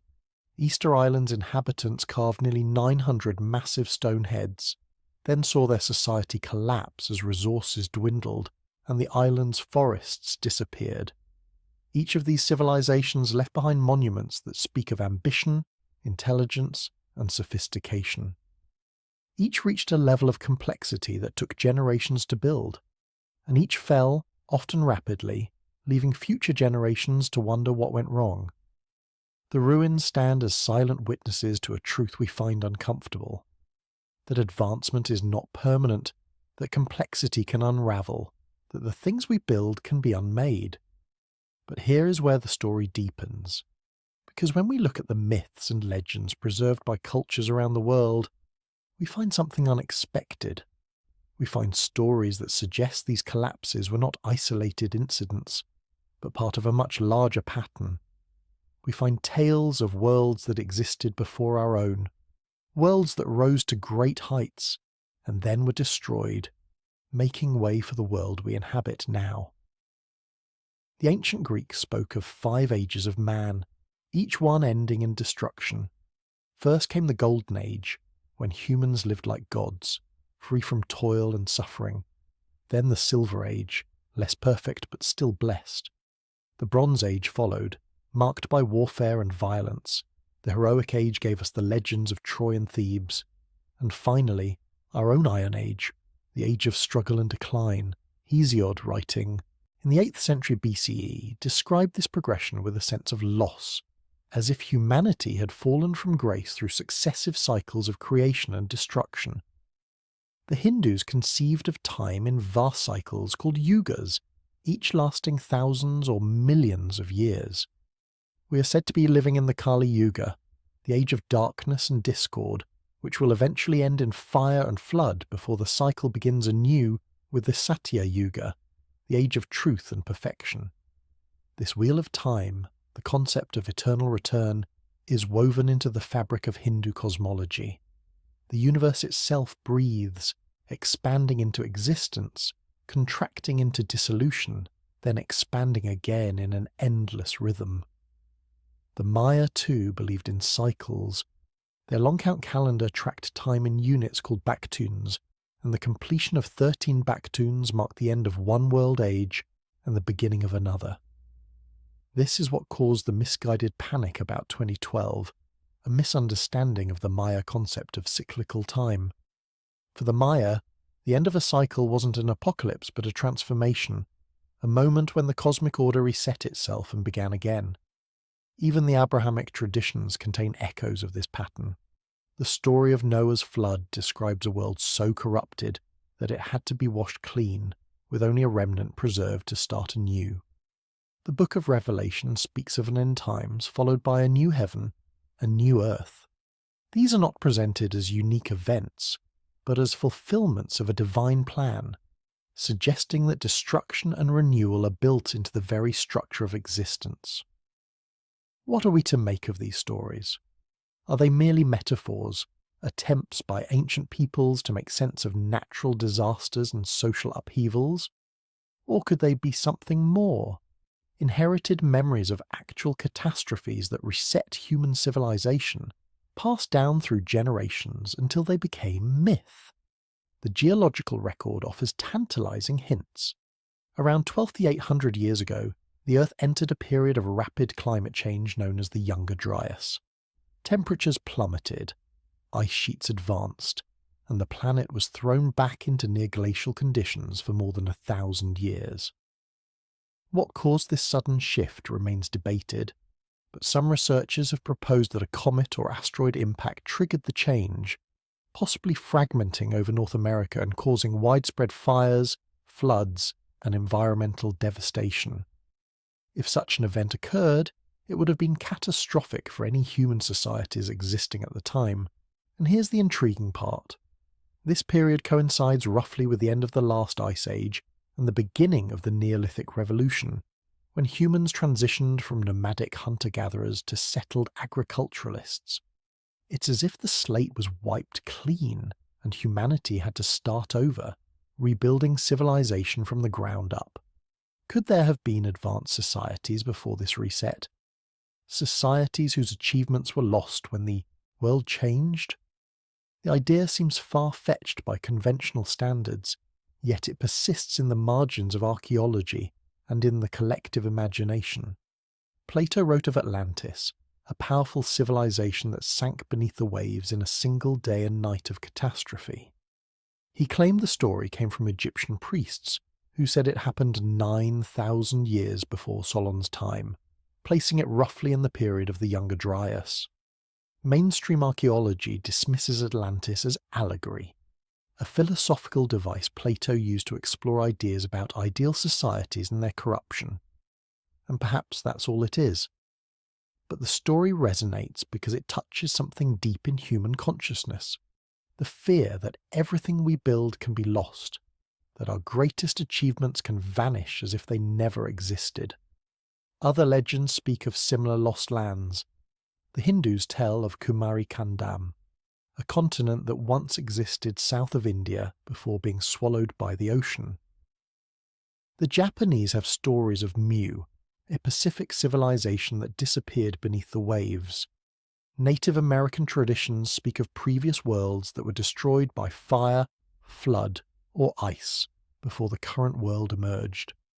These stories span cultures that had no contact with one another, yet they share common themes: advanced societies, sudden destruction, and the survival of a remnant who carried knowledge into the New Age. Are these stories evidence of actual lost civilizations, or are they universal archetypes, the human mind's way of processing the impermanence of all things? The answer may lie somewhere between. Perhaps there were no cities of crystal and gold, no technologies beyond our imagining. But perhaps there were societies more sophisticated than we've given credit for, societies that left few traces because they built with wood and fibre rather than stone, or because their remains lie beneath hundreds of feet of ocean water, submerged when sea levels rose at the end of the Ice Age. The coastlines of 12,000 years ago are now underwater. Vast stretches of land that were once habitable are now part of the continental shelf, buried under sediment and waves. If people lived there, and why wouldn't they have, given that coastlines offer abundant resources, then their settlements are lost to us, accessible only through expensive underwater archaeology that has barely begun to explore these drowned landscapes.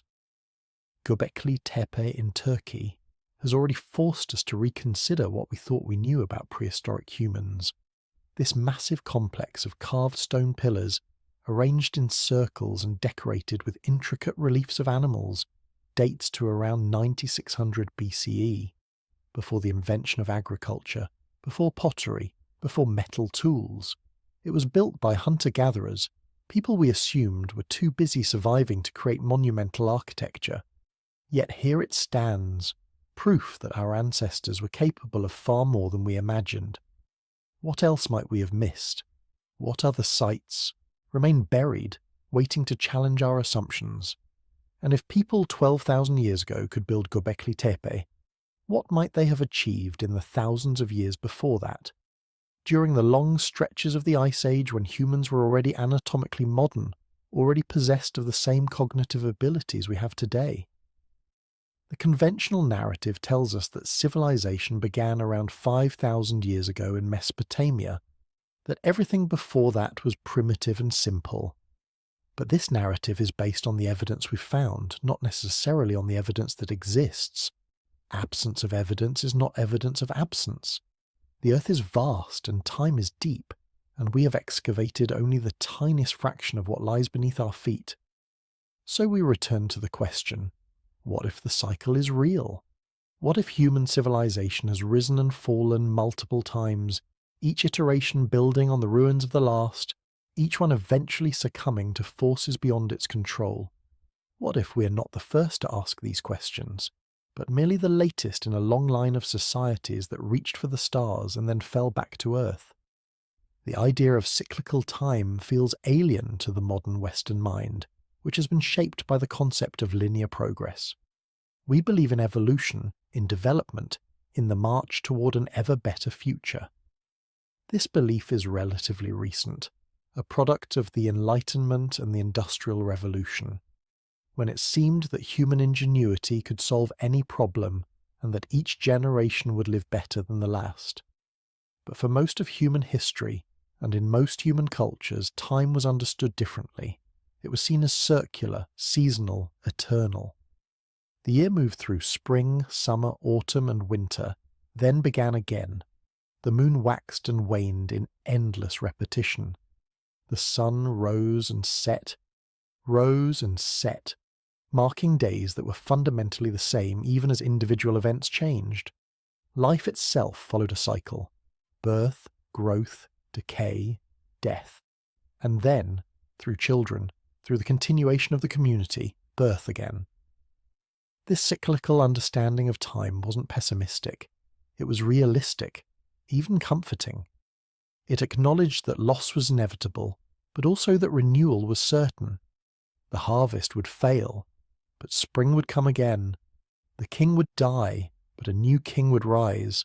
The world might end, but a new world would be born from its ashes. The ancient Egyptians built their entire civilization around cycles. The Nile flooded every year, depositing rich silt on the fields and making agriculture possible in the midst of desert. This annual inundation was so reliable that the Egyptian calendar was based on it, and the prosperity of the kingdom depended on it. The Egyptians saw in this pattern a reflection of cosmic order, Ma'at, the principle of truth, balance, and harmony that governed all things. The pharaoh's role was to maintain Ma'at, to ensure that the cycles continued, that chaos did not overwhelm order. Even death was understood cyclically. The sun god Ra travelled through the underworld each night, battling the serpent of chaos, and emerged victorious each dawn. The deceased pharaoh became one with Osiris, the god of death and rebirth, and through proper rituals could be resurrected into eternal life. The pyramids themselves were not just tombs, but machines for transformation, designed to facilitate the king's journey through death and into the next phase of existence. The Aztecs took the concept of cyclical time to an extreme. They believed that the universe had been created and destroyed 4 times before the current era, each world age ending in catastrophe. The first world was destroyed by jaguars, the second by hurricanes, the third by fiery rain, and the fourth by floods. We live in the 5th sun, which will eventually be destroyed by earthquakes. To prevent this, or at least to delay it, the Aztecs performed elaborate rituals, including human sacrifice, to feed the sun and keep it moving across the sky. From our perspective, this seems barbaric, but from theirs it was necessary. They were maintaining the cosmic cycle, ensuring that the world would continue to exist. The Norse had their own version of cyclical apocalypse, Ragnarok, the twilight of the gods. In this final battle, the gods themselves would fall, the world tree would shake, and the earth would sink into the sea. Fire and flood would consume everything. But after Ragnarok, the earth would rise again from the water, green and fertile. 2 human survivors would emerge to repopulate the world, and a new generation of gods would rule. The cycle would begin anew. These myths are not mere stories. They are cosmologies, frameworks for understanding existence. They suggest that the people who created them had observed the pattern of rise and fall, not just in nature but in human affairs, and had concluded that this pattern was fundamental, inescapable, perhaps even necessary. Modern science, interestingly, has begun to circle back towards cyclical thinking, though in different terms. Ecologists speak of succession, the process by which ecosystems develop, mature, and eventually collapse, making way for new ecosystems to emerge. A forest fire destroys the old growth, but it also clears the way for new plants to take root, and within decades, a new forest rises. The fire is not an aberration but part of the cycle. Evolutionary biologists recognize that mass extinctions, while catastrophic, also create opportunities. When the dinosaurs were wiped out 66 million years ago, mammals, which had been small, marginal creatures, suddenly had room to diversify and evolve. Without that extinction event, we wouldn't exist. Destruction and creation are intertwined, two sides of the same coin. Even in physics we find cycles. The universe itself may be cyclical, according to some cosmological models. The Big Bang might not have been the beginning of everything, but merely the beginning of this particular universe. Before it, there might have been another universe that collapsed into a singularity, then exploded outward again. And our universe, billions of years from now, might collapse or dissipate, only to give birth to another. Time without beginning or end, existence as an eternal rhythm of expansion and contraction. But let's bring this back to human civilization, because that's where the pattern becomes most visible and most unsettling. When we look at the archaeological record, we see that civilizations don't just decline gradually. They often collapse suddenly, within a generation or two. Complex societies with elaborate hierarchies, specialized labor, long-distance trade networks, and monumental architecture can unravel with shocking speed. The Bronze Age collapse around 1200 BCE is a prime example. Within a few decades, the great powers of the Eastern Mediterranean, the Hittites, the Mycenaeans, the Egyptians, the Assyrians, all experienced severe disruptions. Cities were destroyed, trade routes were severed, writing systems were abandoned. The Hittite Empire vanished entirely. Mycenaean Greece entered a dark age that lasted centuries. Egypt survived but was greatly weakened. The causes are still debated: invasions by the mysterious sea peoples, earthquakes, drought, internal rebellions, or some combination of all these factors. What's clear is that the interconnected system that had sustained Bronze Age civilization reached a breaking point and collapsed. The Roman Empire too fell with surprising rapidity in the West. In 400 CE, Rome was still the centre of a vast empire stretching from Britain to North Africa. By 476 CE, the last Western Roman emperor had been deposed, and the empire had fragmented into barbarian kingdoms. The infrastructure that had connected the empire, roads, aqueducts, trade networks, fell into disrepair. Literacy declined. Cities shrank. For centuries afterward, Europeans lived in the shadow of ruins they could no longer build, reading texts they could barely understand, surrounded by evidence of a greatness they had lost. Why does this happen? Why do civilizations collapse? The archaeologist Joseph Tainter proposed that societies become increasingly complex over time as they solve problems and adapt to challenges. But complexity has costs: administrative overhead, infrastructure maintenance, social coordination. Eventually, the costs of complexity outweigh the benefits. The society reaches a point of diminishing returns, where additional complexity doesn't solve problems but creates new ones.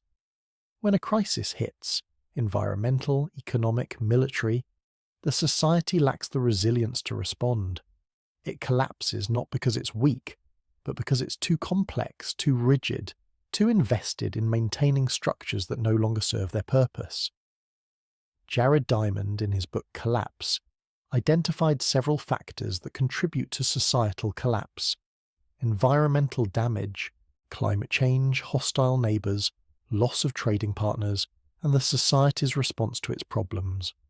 Often, these factors interact in devastating ways.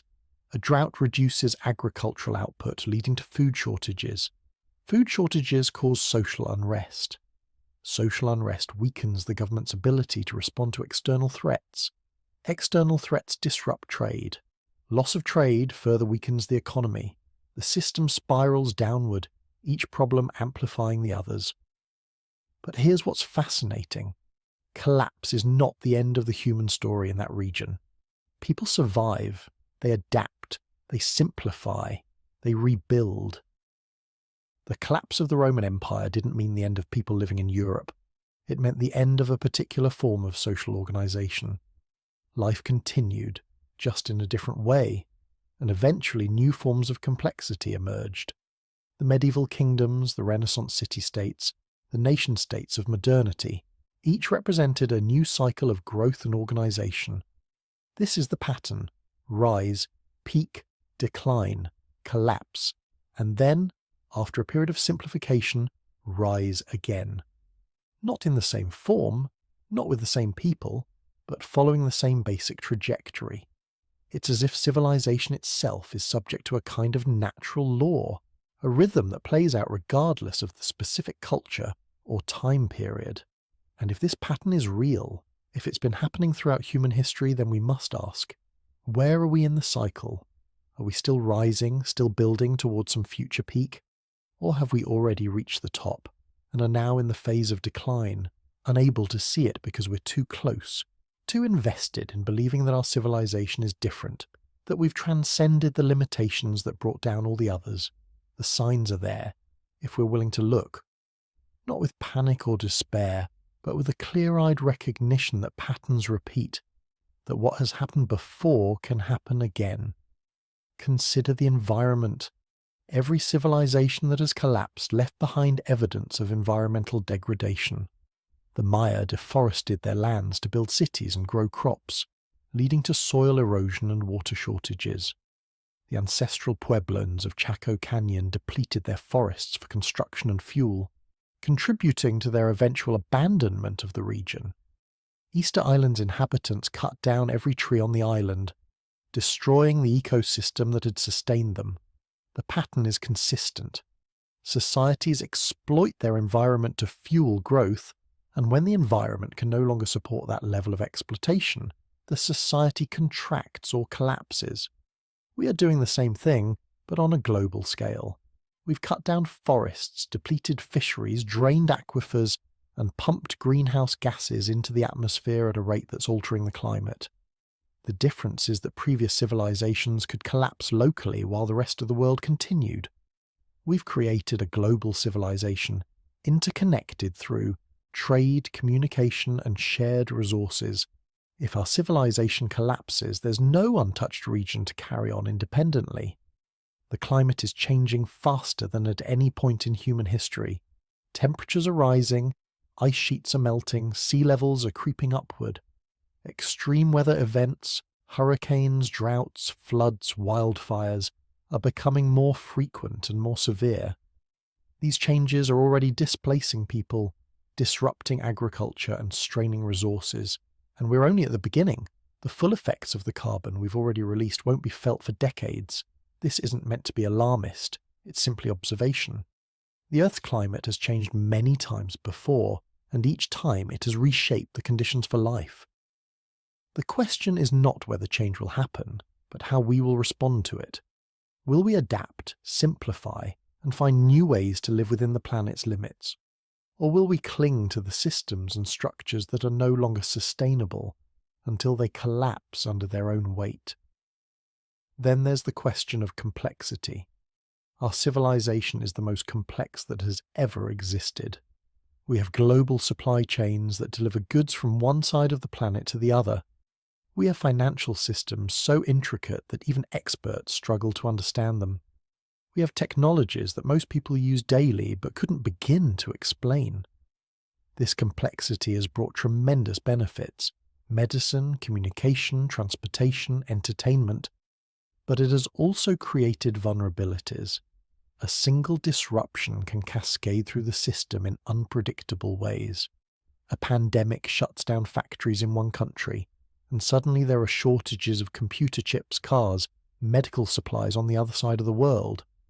A cyber attack on a pipeline causes fuel shortages and panic buying. A ship gets stuck in a canal, and global trade slows to a crawl. These are small examples, brief disruptions that were resolved relatively quickly. But they reveal how fragile the system is, how dependent we are on everything working smoothly all the time. Joseph Tainter's theory of diminishing returns applies here. We keep adding complexity to solve problems, But each new layer of complexity requires more energy, more coordination, more maintenance. At some point, the system becomes so complex that it's brittle. It can't absorb shocks. A crisis that would have been manageable in a simpler system becomes catastrophic in a complex one. And then there's the social dimension. Civilizations don't just collapse because of environmental or economic factors. They collapse because people lose faith in the institutions that hold society together. When governments can't provide security, when economic systems don't deliver prosperity, when the social contract breaks down, people withdraw their support. They stop paying taxes, stop following laws, stop believing in the shared project of civilization.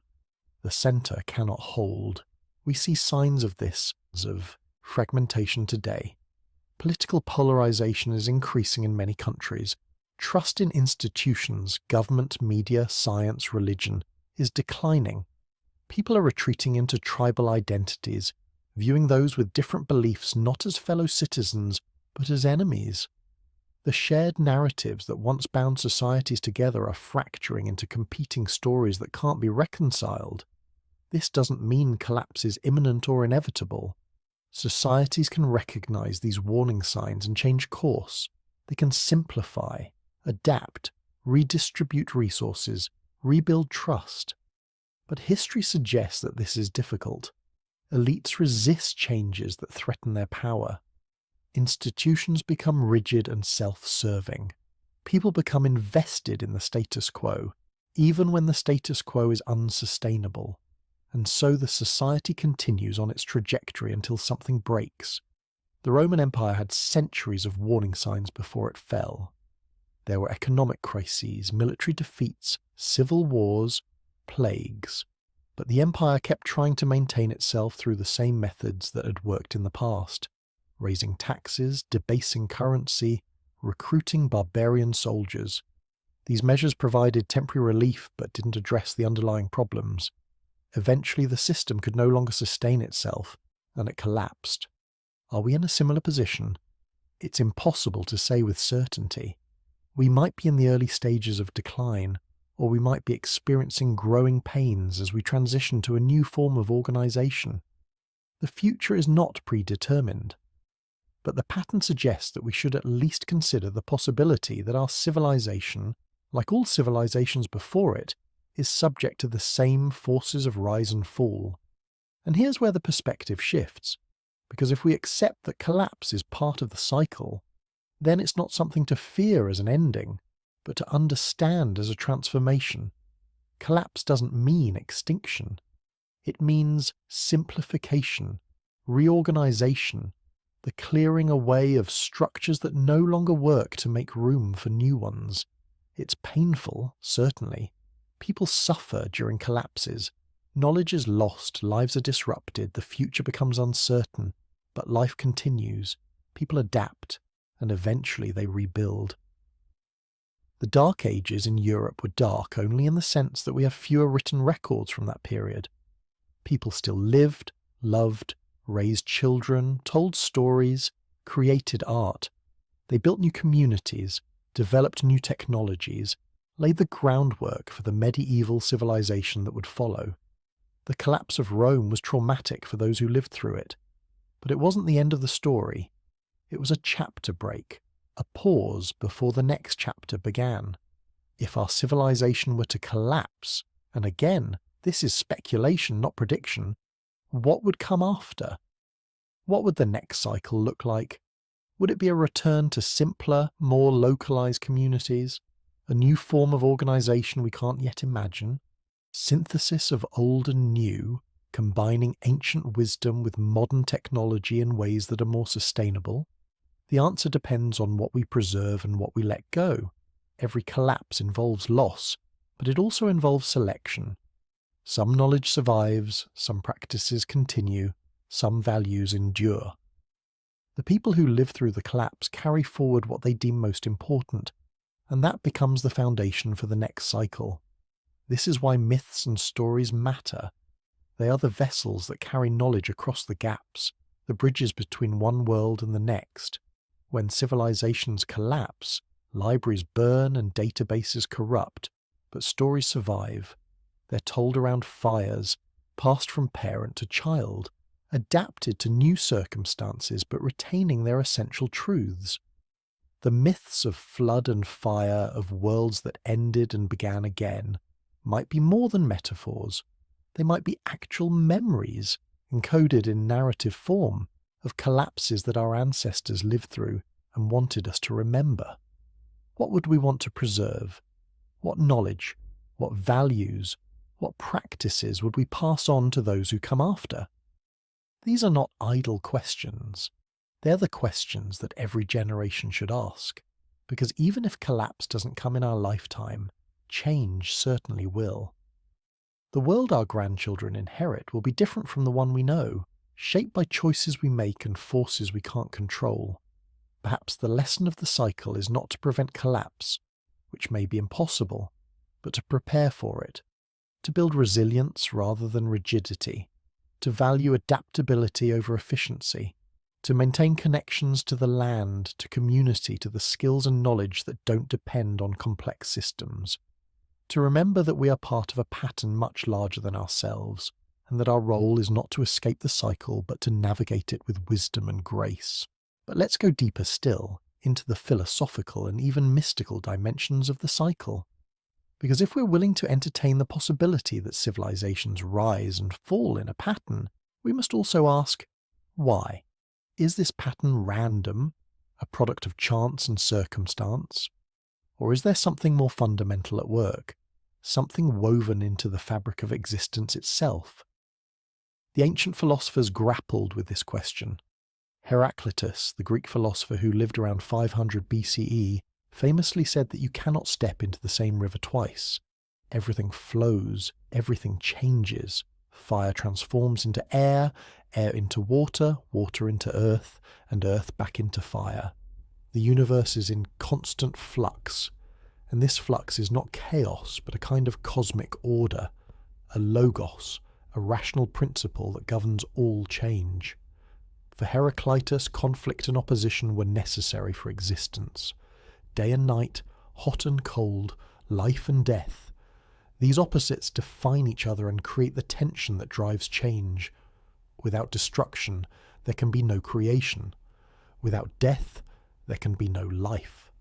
The cycle is not a flaw in the universe, but its essential nature. The Stoics, who came later, developed this idea further. They believed in a concept called ekpyrosis, a periodic conflagration in which the universe is consumed by fire and then reborn. This wasn't a one-time apocalypse, but an eternal cycle. The universe expands, develops, reaches a peak, and then contracts back into pure fire, only to expand again in exactly the same way. Every event that has ever happened will happen again, infinitely, in an eternal return. This idea was later picked up by Nietzsche, who used it as a thought experiment. What if you had to live your life over and over again, exactly as you've lived it, for all eternity? Would you embrace this fate or recoil from it? The eternal return was Nietzsche's way of asking whether we truly affirm life, whether we can say yes to existence in all its joy and suffering, creation and destruction. But perhaps the cycle is not just philosophical speculation. Perhaps it reflects something real about the nature of consciousness and evolution. Consider this. Consciousness seems to require contrast. We appreciate light because we've experienced darkness. We value peace because we've known conflict. We understand creation because we've witnessed destruction. Without these opposites, without the movement between them, consciousness might stagnate. What if the cycle of civilizations is a mechanism for the evolution of consciousness itself? Each civilization rises, explores certain possibilities, reaches certain insights, and then falls. The next civilization rises from the ruins, carrying forward some of what was learned, but also bringing new perspectives, new questions, new ways of being. Over vast stretches of time, consciousness evolves not in a straight line, but in a spiral, returning to similar themes but at higher levels of understanding. This would mean that collapse is not a failure, but a necessary phase in a larger process. Just as a forest fire clears away dead wood and allows new growth, just as death makes room for new life, the collapse of civilizations clears away ossified structures and allows new forms of organization to emerge. It's painful, yes, but pain is often the catalyst for growth. Some spiritual traditions go even further, suggesting that the cycle is intentional, guided by forces or intelligences beyond our comprehension. The Hindu concept of Brahma, Vishnu and Shiva represents this: Brahma the creator, Vishnu the preserver, Shiva the destroyer. But Shiva's destruction is not malevolent. It's necessary for the cycle to continue. Without destruction, there can be no new creation. The three gods work together, each playing their role in the cosmic dance. In Tibetan Buddhism, there's the concept of the bardo, the intermediate state between death and rebirth. It's a liminal space, a time of transition and transformation. What if the collapse of civilizations is a kind of collective bardo, a period when the old forms have died, but the new forms have not yet been born? A time of uncertainty and possibility, when the future is fluid and anything might emerge. These are not scientific theories. They're frameworks for meaning, ways of understanding our place in the larger pattern. But they offer something that purely materialist explanations don't: a sense of purpose, a reason to embrace the cycle rather than resist it. If we see collapse only as tragedy, as the end of everything we've built, then we'll spend our energy trying to prevent it, clinging to structures that may no longer serve us. But if we see collapse as transformation, as part of a larger rhythm that includes both endings and beginnings, then we can approach it differently. We can ask, what needs to die so that something new can be born? What are we holding on to that we should release? What seeds should we plant for the future, even if we won't live to see them grow? This doesn't mean we should welcome suffering or be passive in the face of injustice. It means we should recognize that change is inevitable, that the forms we've created are temporary, and that our task is not to make them permanent, but to ensure that what comes next is wiser, kinder, more aligned with the deeper patterns of existence. There's a concept in ecology called succession. After a disturbance, a fire, a flood, a volcanic eruption, an ecosystem goes through stages of recovery. First come the pioneer species, hardy plants that can survive in harsh conditions. They stabilize the soil, create shade, begin to build complexity. Then come the intermediate species, which require the conditions created by the pioneers. Finally, if enough time passes, a mature ecosystem emerges, diverse, resilient, capable of sustaining itself. But mature ecosystems can also become stagnant. They reach a climax state where change slows, where the dominant species crowd out newcomers, where the system becomes stable but also rigid. And then a disturbance comes, a fire, a storm, a disease, and the cycle begins again. Human civilizations follow a similar pattern. We start with pioneers, people who settle new lands or develop new ideas. They create the conditions for growth.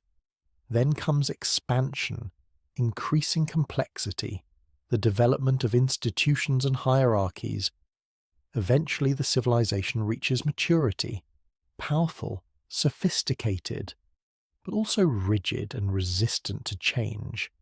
And then comes the disturbance, the collapse, and the cycle begins anew. But here's the crucial point. Each cycle doesn't just repeat the previous one, it builds on it. The soil enriched by the previous forest supports a richer ecosystem. The knowledge preserved from the previous civilization informs the next one. The spiral moves upward, even as it circles back. This is why the cycle is not pessimistic, but ultimately hopeful. Yes, what we build will fall. Yes, the civilizations we create will eventually collapse. But the human story doesn't end. It continues, transformed, carrying forward the best of what came before while leaving behind what no longer serves. And perhaps, Over many cycles, over thousands or millions of years, consciousness evolves towards something we can't yet imagine. Perhaps each cycle is a lesson, a step in a journey whose destination we can't see from where we stand. Perhaps the universe itself is learning, growing, becoming more aware through the countless cycles of creation and destruction that play out across space and time. This is speculation, of course. We can't prove any of this, but we can't disprove it either.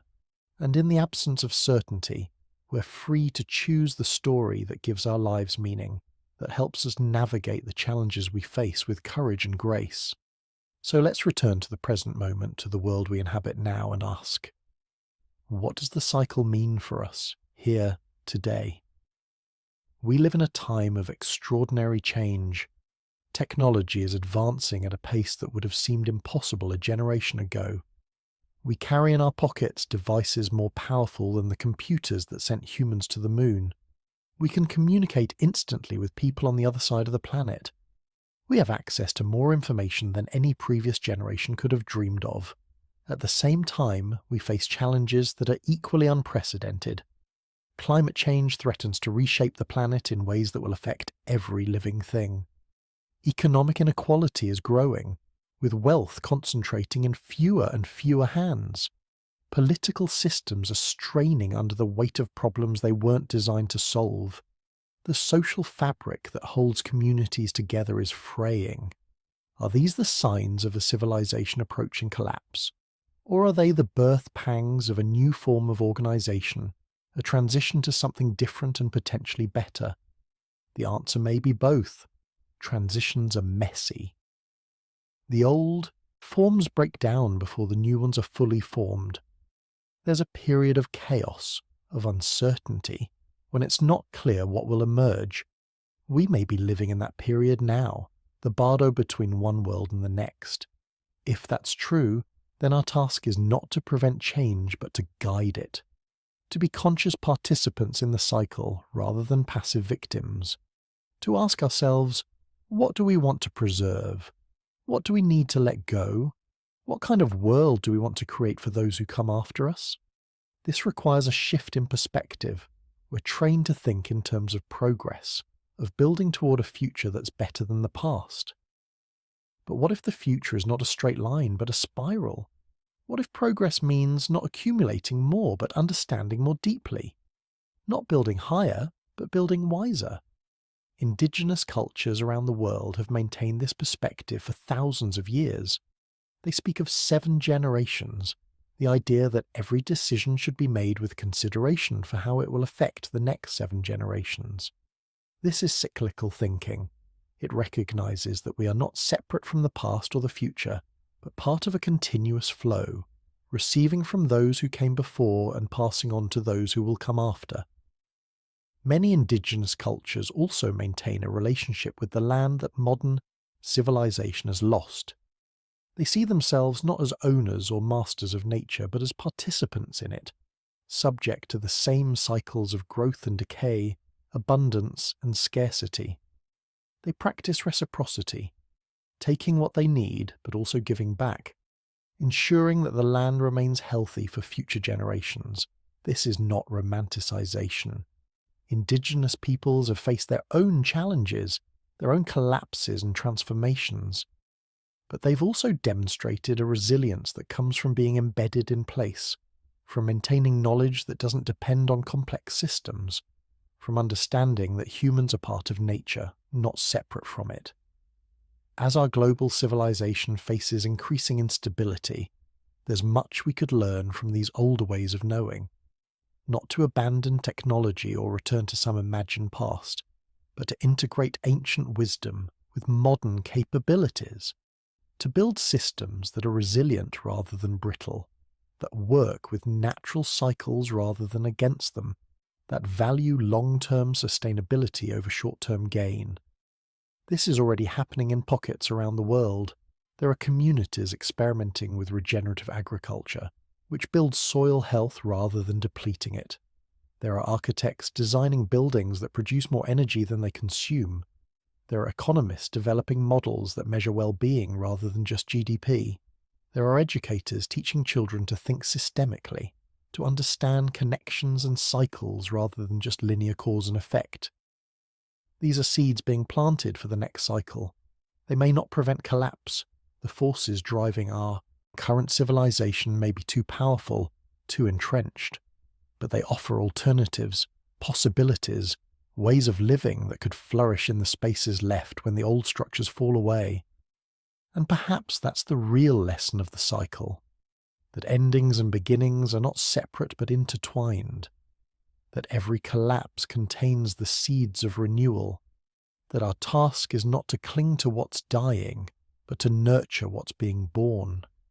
This requires courage. It requires letting go of certainty, of the belief that we can control the future, of the need to know how the story ends. It requires trust in the pattern, in the resilience of life, in the creativity and adaptability of human beings. It also requires humility. We are not the pinnacle of evolution, the final chapter in the human story. We are one iteration among many, one cycle in an endless spiral. What we build will not last forever, and that's okay. What matters is not permanence but participation. How we show up, what we contribute, how we treat each other and the world we inhabit during our brief time here. The ancient Stoics had a practice called memento mori. Remember that you will die. It wasn't meant to be morbid, but liberating. When you remember that your time is limited, you stop wasting it on things that don't matter. You focus on what's essential. You appreciate the present moment because you know it won't last. Perhaps we need a collective memento mori. Remember that this civilization will end, not to induce despair, but to clarify priorities, to help us distinguish between what's truly important and what's merely urgent, to remind us that we're part of something larger than ourselves, a pattern that extends far beyond our individual lives or even our civilization's lifespan. When you stand in the ruins of an ancient city, Machu Picchu, Angkor Wat, Petra, you feel this perspective viscerally. These places were once alive with voices, with commerce, with the daily dramas of human life. Now they're silent, reclaimed by jungle or desert, visited by tourists who marvel at what was lost. But they're also beautiful in their decay, testament to the impermanence of all things and the enduring human impulse to create, to build, to reach for something beyond mere survival. We will leave ruins too. Future archaeologists, if there are any, will dig through the layers of our civilization and try to understand who we were, what we valued, why we fell. They'll find our buildings, our technologies, our art. They'll piece together our story from fragments, just as we've pieced together the stories of those who came before. What will they conclude? Will they see us as wise or foolish? As a civilization that learned from the past or one that repeated its mistakes? As people who face the cycle with courage or with denial? The answer depends on what we do now in this moment with the knowledge we have. We can't prevent the cycle. It's too fundamental, too deeply woven into the nature of things. But we can choose how we move through it. We can choose to be conscious participants rather than unconscious victims. We can choose to plant seeds for the future even as we acknowledge that the present is changing. We can choose to face uncertainty with curiosity rather than fear. The mechanics of memory. There's a particular kind of tragedy in the loss of knowledge, not the loss of a life, which is singular and immediate, but the loss of understanding accumulated over generations, refined through centuries, tested by time. When a civilization falls, it doesn't just lose its buildings and its borders, it loses its memory. Consider the Library of Alexandria, that legendary repository of ancient wisdom. The numbers vary depending on the source. Some say 400,000 scrolls, others claim as many as 1 million, but the precise count matters less than what it represented. Humanity's attempt to gather all knowledge in one place, to create a memory palace for civilization itself. When it burned, and it burned multiple times, in multiple ways across several centuries, We lost works will never recover. The complete plays of Sophocles and Euripides, treatises on mathematics and astronomy, histories of peoples whose names we no longer remember, gone, not just destroyed, but forgotten so thoroughly that we don't even know what we've lost. But here's what haunts me about Alexandria. It wasn't just the fire. The library had been declining for decades before its final destruction. Funding dried up, scholars left. The culture that valued such a place, that saw the preservation of knowledge as a sacred duty, had already begun to fade. The fire was merely the final act of a longer tragedy, the physical manifestation of a civilization that had stopped believing in its own future. This is how knowledge dies, not usually in dramatic conflagrations, but in slow erosion, in the gradual shift of priorities, in the moment when a society decides that maintaining the old wisdom is less important than addressing immediate concerns, in the generation that forgets to teach what the previous generation knew. The Dark Ages in Europe, misnamed, as we've discussed, but dark in one specific sense, saw the loss of tremendous technical and intellectual knowledge. The Romans had concrete that could set underwater, aqueducts that moved millions of gallons with perfect precision, surgical techniques that wouldn't be rediscovered for 1,000 years. They had a postal system that spanned a continent, a legal framework of stunning sophistication, agricultural practices refined over centuries. And then, within a few generations, much of it was simply forgotten. Not everywhere, of course. This is crucial. Knowledge doesn't vanish uniformly. It retreats to pockets, to refuges, to the margins. While Europe fragmented, monasteries became arks of literacy. Monks in cold stone rooms copied manuscripts by candlelight, preserving texts they sometimes couldn't even read, in languages they didn't speak because they understood that memory mattered. They were the bridge across the gap, the thin thread of continuity between the classical world and what would eventually become the Renaissance. Meanwhile, in the Islamic world, the House of Wisdom in Baghdad was gathering and translating the works of Greek philosophers, Indian mathematicians, Persian astronomers. They weren't just preserving this knowledge, they were building on it, extending it, creating new synthesis. When Europe finally emerged from its fragmentation, much of what it rediscovered came back through Arabic translations, knowledge that had been kept alive in a different civilization's memory. This is the pattern. Knowledge flows like water, seeking the lowest point, the path of least resistance. When one civilization can no longer hold it, it seeps elsewhere, finding new vessels, new guardians. The question is never whether knowledge can be preserved, it's whether there are people willing to do the preserving, and whether the conditions exist for that preservation to matter. Indigenous cultures understood this deeply. Without written language, they developed oral traditions of stunning complexity and durability. The Aboriginal Australians maintained songlines, navigational maps encoded in story and song, for tens of thousands of years. These weren't just directions, they were cosmologies, legal systems, ecological knowledge, all woven together in narratives that could be passed from generation to generation with remarkable fidelity. The songs contained information about water sources, seasonal patterns, the behaviour of animals, the properties of plants. They were living libraries carried in human memory. But oral traditions are fragile in their own way. They require unbroken chains of transmission. They need communities intact enough to pass knowledge down. When colonization shattered these communities, when children were taken from their families and forbidden to speak their languages, entire libraries burned, not in fire, but in silence. Knowledge that had survived ice ages and continental shifts vanished within a single generation. Now we live in an age of unprecedented information storage.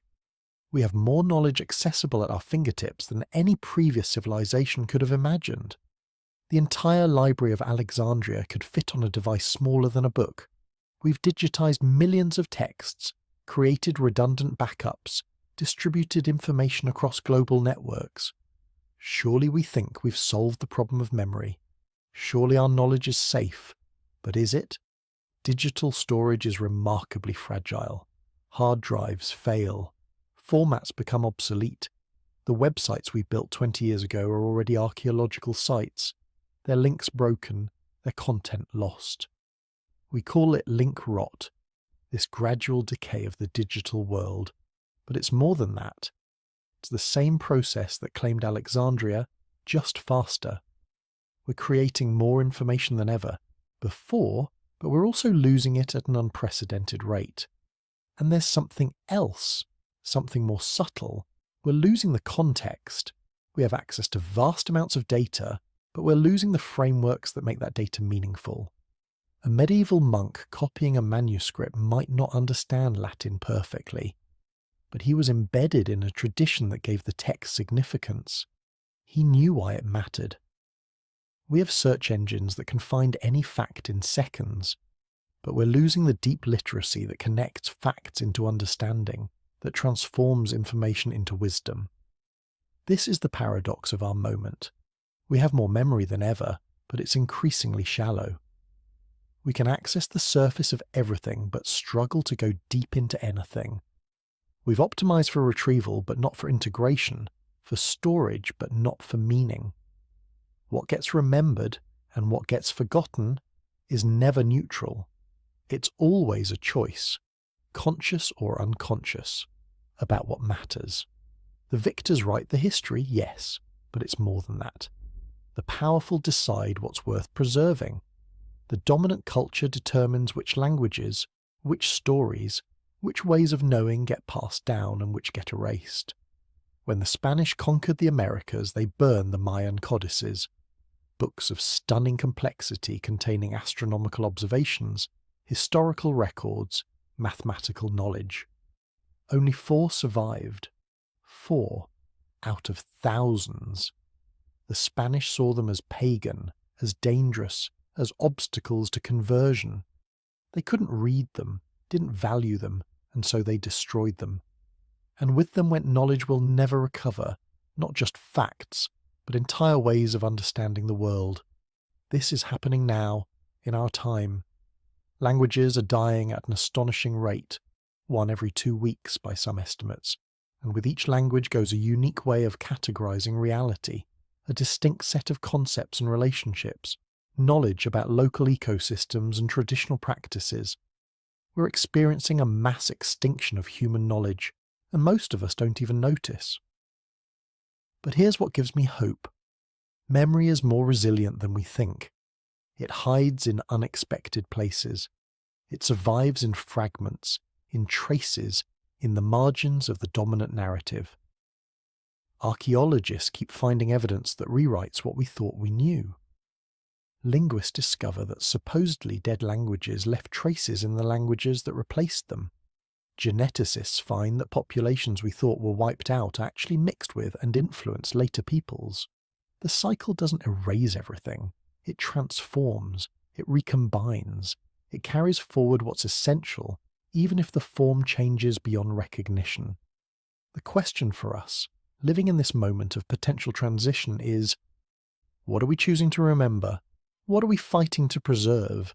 And what are we willing to let go? Because we can't save everything. The attempt to preserve all knowledge equally is itself a kind of forgetting, a failure to discriminate between what's vital and what's merely interesting, between wisdom and trivia. Every civilization has to make choices about what matters enough to carry forward. Those choices reveal what we value, what we believe about the future, what we think is worth the effort of transmission. The monasteries that preserved classical texts through the Dark Ages didn't save everything. They made choices, often based on religious criteria that seem arbitrary to us now. But they saved something. They maintained the thread. And that was enough for the Renaissance to eventually pull on that thread and begin weaving again. We need to think like those monks, not in terms of their specific values, but in terms of their commitment to preservation even when the immediate utility wasn't clear. They copied texts they couldn't fully understand because they trusted that future generations might need them. They were good ancestors. What would it mean to be good ancestors now? What knowledge should we fight to preserve, not just in databases and servers, but in living practice, in communities of understanding, in ways that can survive disruption? What are the essential seeds that need to be carried through whatever transition is coming? These aren't abstract questions, they're urgent practical matters. Because if the cycle continues, and everything suggests it will, then what we choose to remember now will shape what's possible later. The memory we maintain becomes the foundation for the next beginning. The psychology of endings.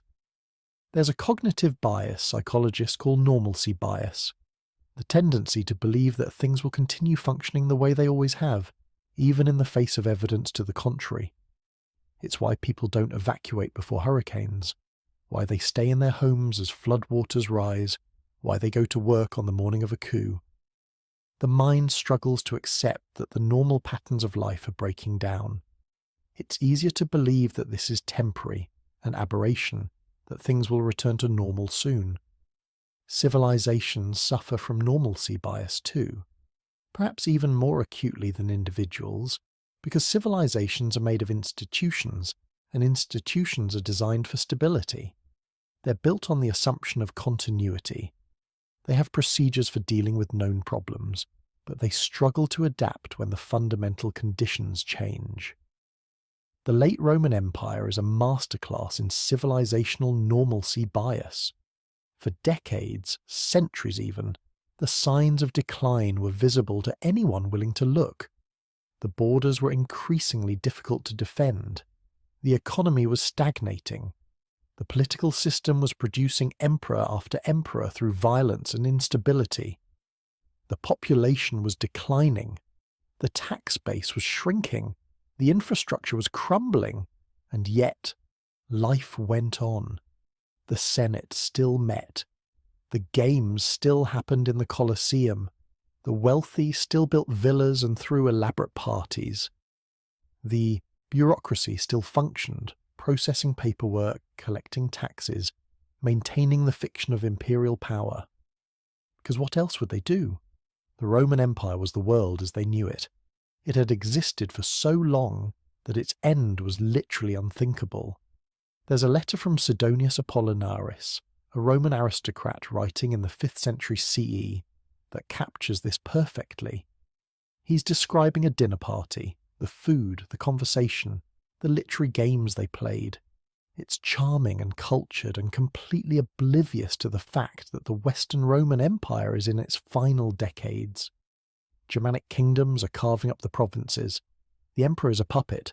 The old order is collapsing. And Sidonius is writing about dinner parties. Is this denial?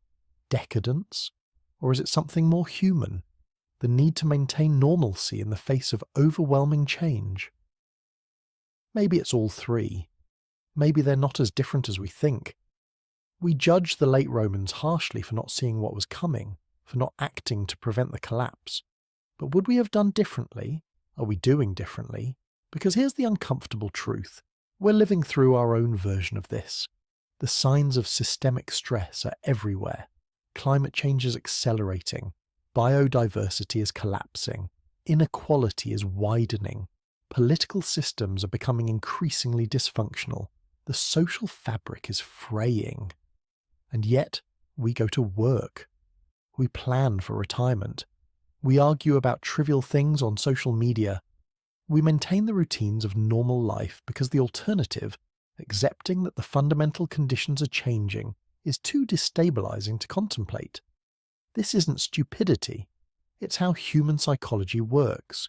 We're pattern recognition machines, and the patterns we know best are the ones we've experienced.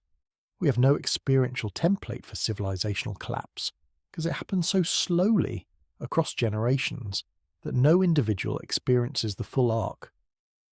What we experience is a series of small changes, each one explicable, each one manageable, each one not quite enough to break the pattern of normalcy.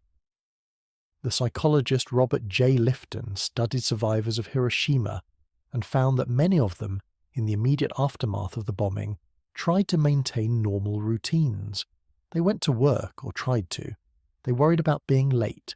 They apologized for their appearance. The mind, confronted with the incomprehensible, reaches for the familiar. Civilizational decline is different from a bomb. It's slower, more ambiguous, but the psychological response is similar. We normalize the abnormal. We adjust our expectations downward incrementally. We tell ourselves stories that make the changes seem less significant than they are. It's always been this way. Things were worse in the past. Technology will solve it. Someone will figure it out. These aren't lies exactly. They're coping mechanisms. They're how we maintain psychological equilibrium in the face of uncertainty. But there's a cost to this. The cost is that we don't prepare. We don't adapt. We don't make the hard choices that might ease the transition. We wait until crisis forces our hand, and by then, the options are much more limited. The Maya are instructive here.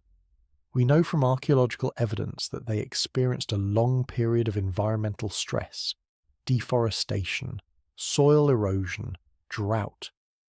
The signs were there for generations, and yet the response was often to double down on the existing system. Build more monuments, conduct more rituals, intensify agricultural production, the very things that were causing the stress. Why? Because the system had worked before, because the monuments and rituals were tied to their understanding of cosmic order, because changing course would have required admitting that the fundamental assumptions were wrong. And that's psychologically very difficult, especially for the elites whose power and identity are tied to the existing system. This is the trap of success. The strategies that brought a civilization to prominence become sacred. They're not just practical approaches, they're part of the civilization's identity, its story about itself. To abandon them feels like betraying everything that made the civilization great. And so, even as conditions change, even as the old strategies stop working, there's tremendous resistance to adaptation. The Easter Islanders kept cutting down trees even as their island became deforested. The last tree that was cut, someone cut it knowing it was the last tree. What were they thinking? Were they in denial? Did they believe it would grow back? Did they simply not care about the future? Or were they trapped in a system where cutting trees was what you did, where the immediate need outweighed the long-term consequence, where the social pressure to conform was stronger than the individual impulse to preserve? We'll never know, but we can recognize the pattern. We can see it in ourselves. There's another psychological dimension to endings, the strange comfort of decline. This sounds paradoxical, but there's a relief in letting go, in accepting that you don't have to maintain the impossible anymore. The late Roman aristocrats, for all their denial, must have also felt the burden lifting. They didn't have to pretend the empire would last forever. They didn't have to solve unsolvable problems. They could focus on what was immediate and real, the dinner party, the poem, the conversation with friends. The Japanese have a concept called mono-no-aware, the pathos of things, the bittersweet awareness of impermanence. There's a beauty in autumn leaves precisely because they're falling.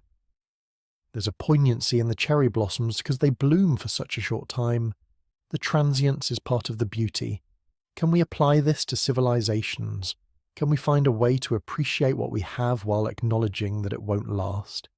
Can we hold both the grief of ending and the gratitude for what was? The Stoics thought so.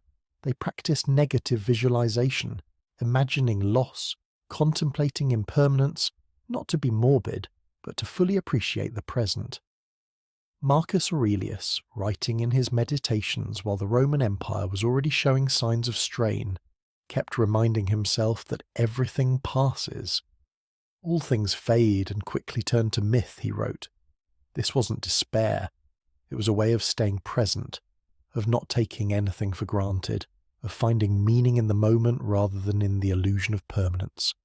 But there's a tension here, isn't there, between acceptance and action, between acknowledging impermanence and fighting to preserve what matters, between being a good Stoic and being a responsible citizen. Maybe the answer is that we need both.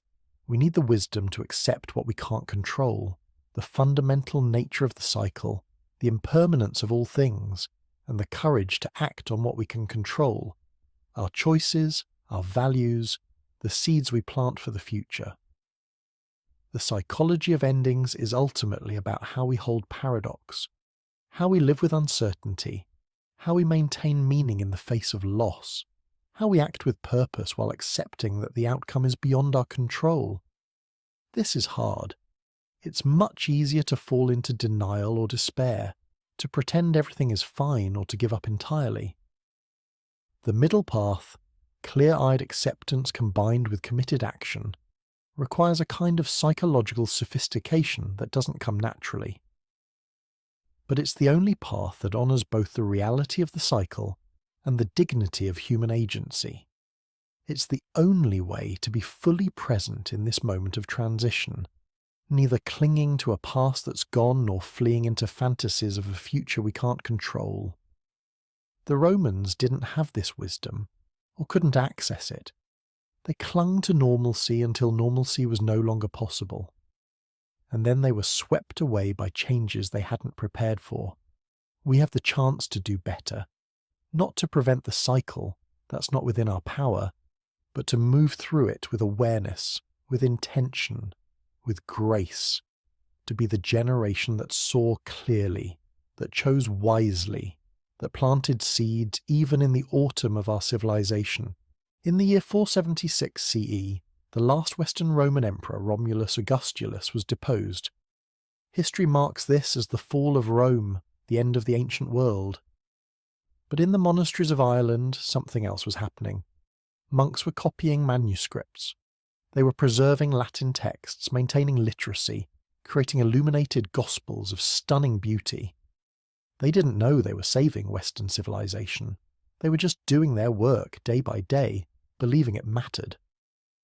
This is how renewal actually happens, not through grand plans or heroic interventions, but through small groups of people maintaining practices, preserving knowledge, keeping alive the seeds that will eventually grow into something new. The Irish monasteries became centres of learning while Europe fragmented. They sent missionaries back to the continent, re-Christianizing and re-civilizing regions that had fallen into chaos. They brought books, literacy, agricultural techniques, organizational skills. They were the bridge between the Roman world and medieval Europe, the carriers of cultural DNA across the gap.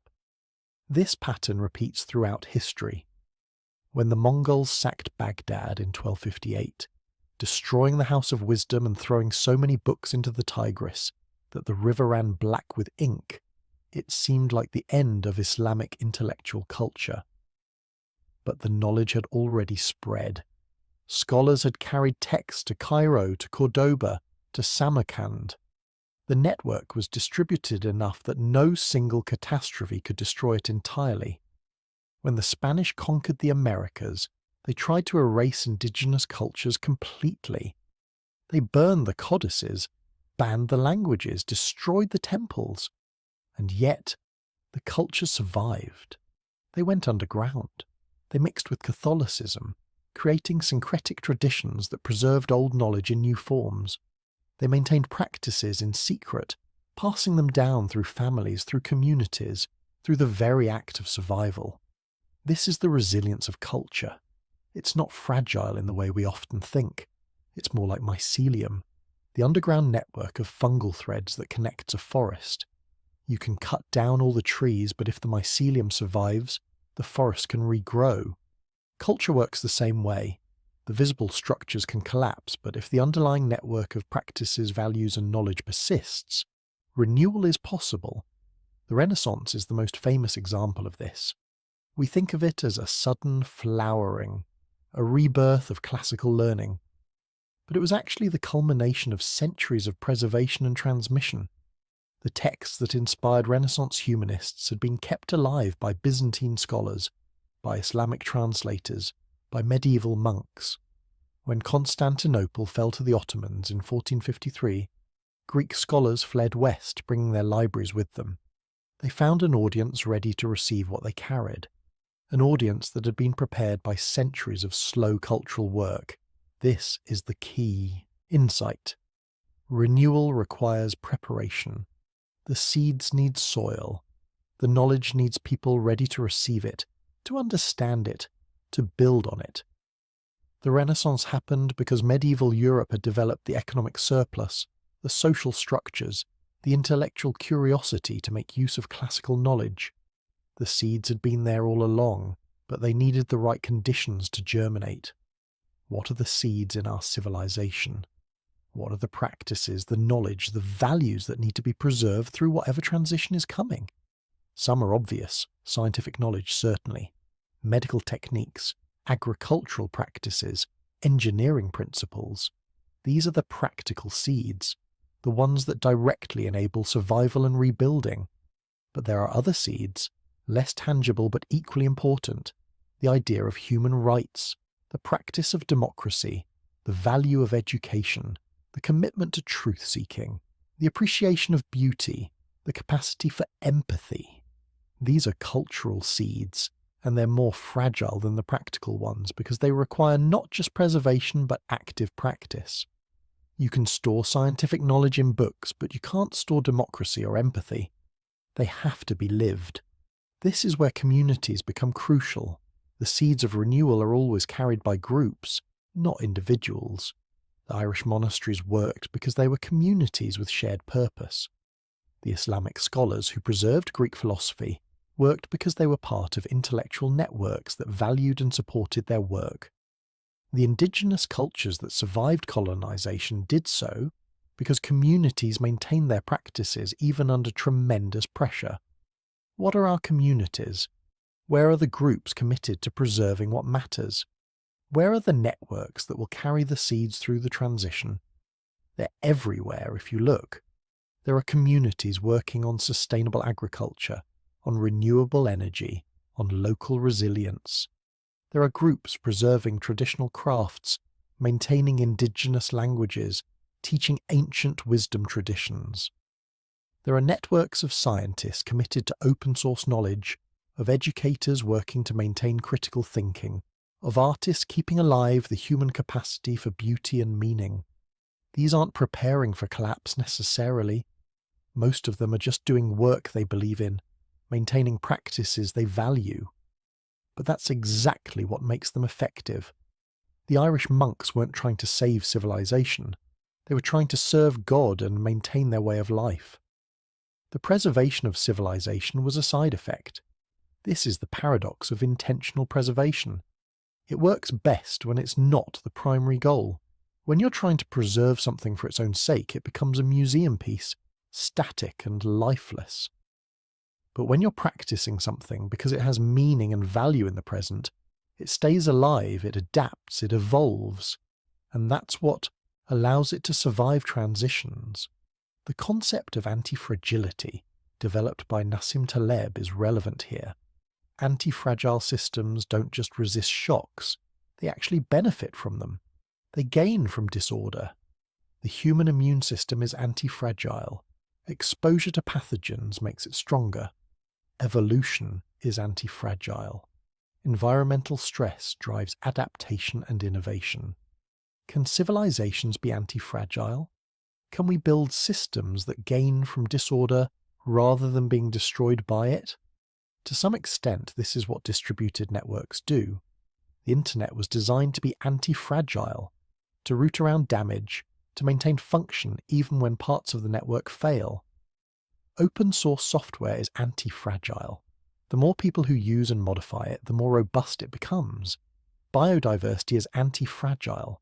Ecosystems with more species are more resilient to disruption. The seeds of renewal are anti-fragile when they're diverse, distributed, and embedded in practice. When knowledge exists in multiple forms, in multiple places, maintained by multiple communities, it's much harder to destroy. When practices are lived rather than just recorded, they adapt to changing conditions. When values are embodied in communities rather than just written in documents, they survive transitions. This suggests a strategy for our moment. Diversify, distribute, practice. Don't put all the seeds in one basket. Don't rely on any single system or institution. Don't just preserve knowledge abstractly. embody it in communities of practice. The Svalbard Global Seed Vault in Norway is a beautiful example of this thinking.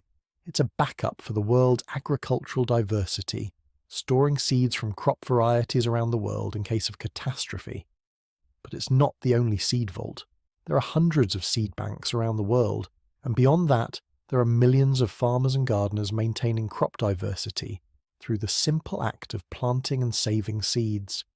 The vault is important, but the distributed network is more important. The vault is a backup. The network is the living system, and if catastrophe comes, it will be the network, the farmers and gardeners who know how to grow food, who have the seeds and the skills and the community connections that will actually enable renewal. We need to think this way about all the seeds we want to preserve. Yes, store knowledge in libraries and databases, but also maintain it in communities of practice. Yes, write down the principles of democracy and human rights, but also practice them, embody them, pass them down through lived example. The seeds within the ruins are not just information, they're practices, relationships, values, ways of being. They're carried by people who believe in them enough to maintain them, even when the immediate utility isn't clear. They're kept alive by communities that provide the soil for growth. And here's what's beautiful. You don't need to preserve everything. You don't need to be responsible for the whole civilization. You just need to tend your patch, maintain your practice, keep alive what you value. The network will do the rest. The seeds will find their way to where they're needed. This is how renewal happens, not through grand plans, but through countless small acts of preservation and practice. Not through heroes, but through communities. Not through control, but through resilience and adaptation. The ruins of past civilizations are full of seeds. Some have already sprouted. The Renaissance, the Islamic Golden Age, the countless cultural flowerings that emerged from collapse. Others are still waiting, dormant, ready to grow when conditions are right. We're planting seeds now, whether we know it or not. Every practice we maintain, every value we embody, every piece of knowledge we pass down is a seed. The question is, are we planting wisely? Are we tending the soil? Are we creating the conditions for future growth? The responsibility of awareness. There's a weight that comes with understanding. Once you see the pattern, once you recognize the cycle, you can't unsee it. You're burdened with a kind of knowledge that most people, most of the time, don't have to carry. You know that civilizations fall. You know that ours is showing the signs. You know that the comfortable assumptions of progress and permanence are illusions. What do you do with that knowledge? This is not an abstract question. It's deeply personal, deeply ethical. Because awareness creates responsibility. Not the responsibility to prevent the cycle. That's beyond any individual's power, probably beyond any civilization's power. But the responsibility to respond wisely, to make choices that honour both the present and the future, to be what the philosopher Roman Ksnaric calls a good ancestor. What does it mean to be a good ancestor? It means making decisions with the seventh generation in mind, as the Iroquois Confederacy taught. It means planting trees whose shade you'll never sit under. It means maintaining practices and preserving knowledge not because they benefit you, because they might benefit people you'll never meet. It means accepting that your life is part of a larger story, a longer arc, and that your choices ripple forward in ways you can't predict or control. This is countercultural in our time. We're trained to think in terms of immediate returns, personal benefit, measurable outcomes. We're taught to optimize for our own lifetime, our own success, our own comfort. The idea of sacrificing for people who don't exist yet, who might not even exist in the form we imagine, feels almost absurd. And yet, this is exactly what our ancestors did for us. The Irish monks who preserved classical texts didn't benefit from the Renaissance. The scientists who developed vaccines didn't live to see the diseases eradicated. The activists who fought for rights and freedoms often died before those rights were won. They planted seeds they never saw grow. We're living in the shade of trees we didn't plant. We're benefiting from sacrifices we didn't make. We're standing on foundations we didn't build. And now it's our turn. Now we're the ones who have to decide what to plant, what to preserve, what to pass forward. But here's the paradox. We're living in a moment when the future feels more uncertain than ever. How do you plant for a future you can't envision? How do you make sacrifices for people who might not exist, or might exist in conditions so different from ours that our gifts are irrelevant? This is where wisdom traditions become essential, because they've grappled with this question for millennia. They've developed frameworks for thinking about intergenerational responsibility, for finding meaning in uncertainty, for acting with purpose even when outcomes are unclear. The Buddhist concept of the bodhisattva is instructive. A bodhisattva is someone who vows to work for the liberation of all beings, even knowing that this task is infinite, that it will never be completed. They act not because they expect to succeed, but because the action itself is right. The commitment is the point, not the outcome. This is a different kind of ethics than we're used to. We're trained to think consequentially, to judge actions by their results. But what if the results are unknowable? What if the time frame is so long that we'll never see the consequences? Then we need a different foundation for ethics, one based on values and commitments rather than outcomes. The Stoics had a similar approach. They distinguished between what's in our control and what's not. We can't control whether civilization collapses or how the future unfolds, but we can control our choices, our actions, our character. We can choose to act with virtue, with wisdom, courage, justice, temperance, regardless of the outcome. We can be good ancestors not because we know it will work, but because it's the right way to live. This doesn't mean passivity. It doesn't mean accepting injustice or ignoring problems. It means acting with full commitment while holding outcomes lightly. It means doing everything you can while accepting that the results are beyond your control. There's a story about a rabbi who was planting a carob tree. Someone asked him, "Why are you planting that?" "It takes 70 years for a carob tree to bear fruit. You'll never eat from it." The rabbi replied, "Just as my ancestors planted for me, I plant for my children." This is the ethic of the good ancestor. You plant knowing you won't harvest. You build knowing you won't inhabit. You preserve knowing you won't benefit.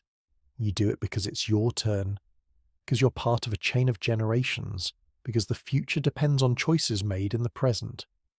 But what if the future is collapse? What if the most likely outcome is that our civilization falls, that much of what we build is destroyed, that the people who come after us inherit ruins rather than flourishing? Does that change the ethical calculus? I don't think so, because even in collapse, even in ruins, the seeds matter, the knowledge preserved, the practices maintained, the values embodied. These become the foundation for whatever comes next. The Irish monks didn't know there would be a Renaissance. They just kept copying manuscripts, and centuries later, those manuscripts became the seeds of renewal. We're in a similar position. We don't know what the future holds. We don't know if our civilization will adapt and transform, or collapse and be replaced. We don't know what people centuries from now will need or value. But we can make choices now that increase the chances of positive outcomes, that preserve options, that plant seeds. This is the responsibility of awareness, to act as if the future matters, even when you can't know what that future will be. To be a good ancestor, even to people you can't imagine. To maintain hope without illusion, to take action without attachment to outcomes, to plant seeds without knowing if they'll grow. But there's another dimension to this responsibility, the obligation to tell the truth. If you see the pattern, if you understand the cycle, do you have a duty to warn others? Or is there wisdom in silence, in letting people maintain their normalcy bias, their comfortable illusions? This is a genuine dilemma. There's a cost to awareness. Once you see the fragility of civilization, once you understand the depth of our predicament, it's hard to maintain the routines of normal life. It's hard to care about trivial things. It's hard to plan for a future you're not sure will exist. The burden of awareness can lead to paralysis, to despair, to a kind of anticipatory grief that makes it difficult to function. Is it kind to impose that burden on others? Is it responsible to shatter their illusions? Maybe the answer is that different people need different things. Some people need to be shaken awake, to be confronted with reality, to be called to action. Others need to be allowed their denial, their normalcy, their comfort. The art is in discerning which is which, in meeting people where they are rather than where you think they should be. But there's a baseline responsibility to live in alignment with what you know, to make choices that reflect your understanding, to be an example of what it looks like to face uncertainty with courage and grace. You don't have to convince everyone. You don't have to save the world. You just have to live with integrity, to be true to what you see. This might mean changing how you live. It might mean simplifying, localizing, building resilience. It might mean learning skills, joining communities, preserving knowledge. It might mean having difficult conversations, making uncomfortable choices, going against the grain of the culture. Or it might mean something quieter. It might mean being present with what is, appreciating what you have, finding meaning in the moment. It might mean being kind, being generous, being fully human in a time of transition. It might mean creating beauty, maintaining relationships, passing down wisdom. There's no single right way to respond to awareness. The responsibility is to respond authentically, to let your understanding shape your choices, to be a conscious participant in the cycle, rather than a passive victim. And here's what I've come to believe. The responsibility of awareness is ultimately about love. Love for the world as it is, with all its beauty and fragility. Love for the people who will come after us, whoever they are. Love for the practices and values and knowledge that make us human. Love for the mystery of existence, the great cycle of creation and destruction that we're part of. When you act from love, the question of outcomes becomes less urgent. You act because you care, because it matters, because it's an expression of what you value. You plant the carob tree not because you'll eat the fruit, but because you love the idea of shade, of sweetness, of continuity. You preserve knowledge not because you know it will be used, but because you love learning, truth, the human capacity for understanding.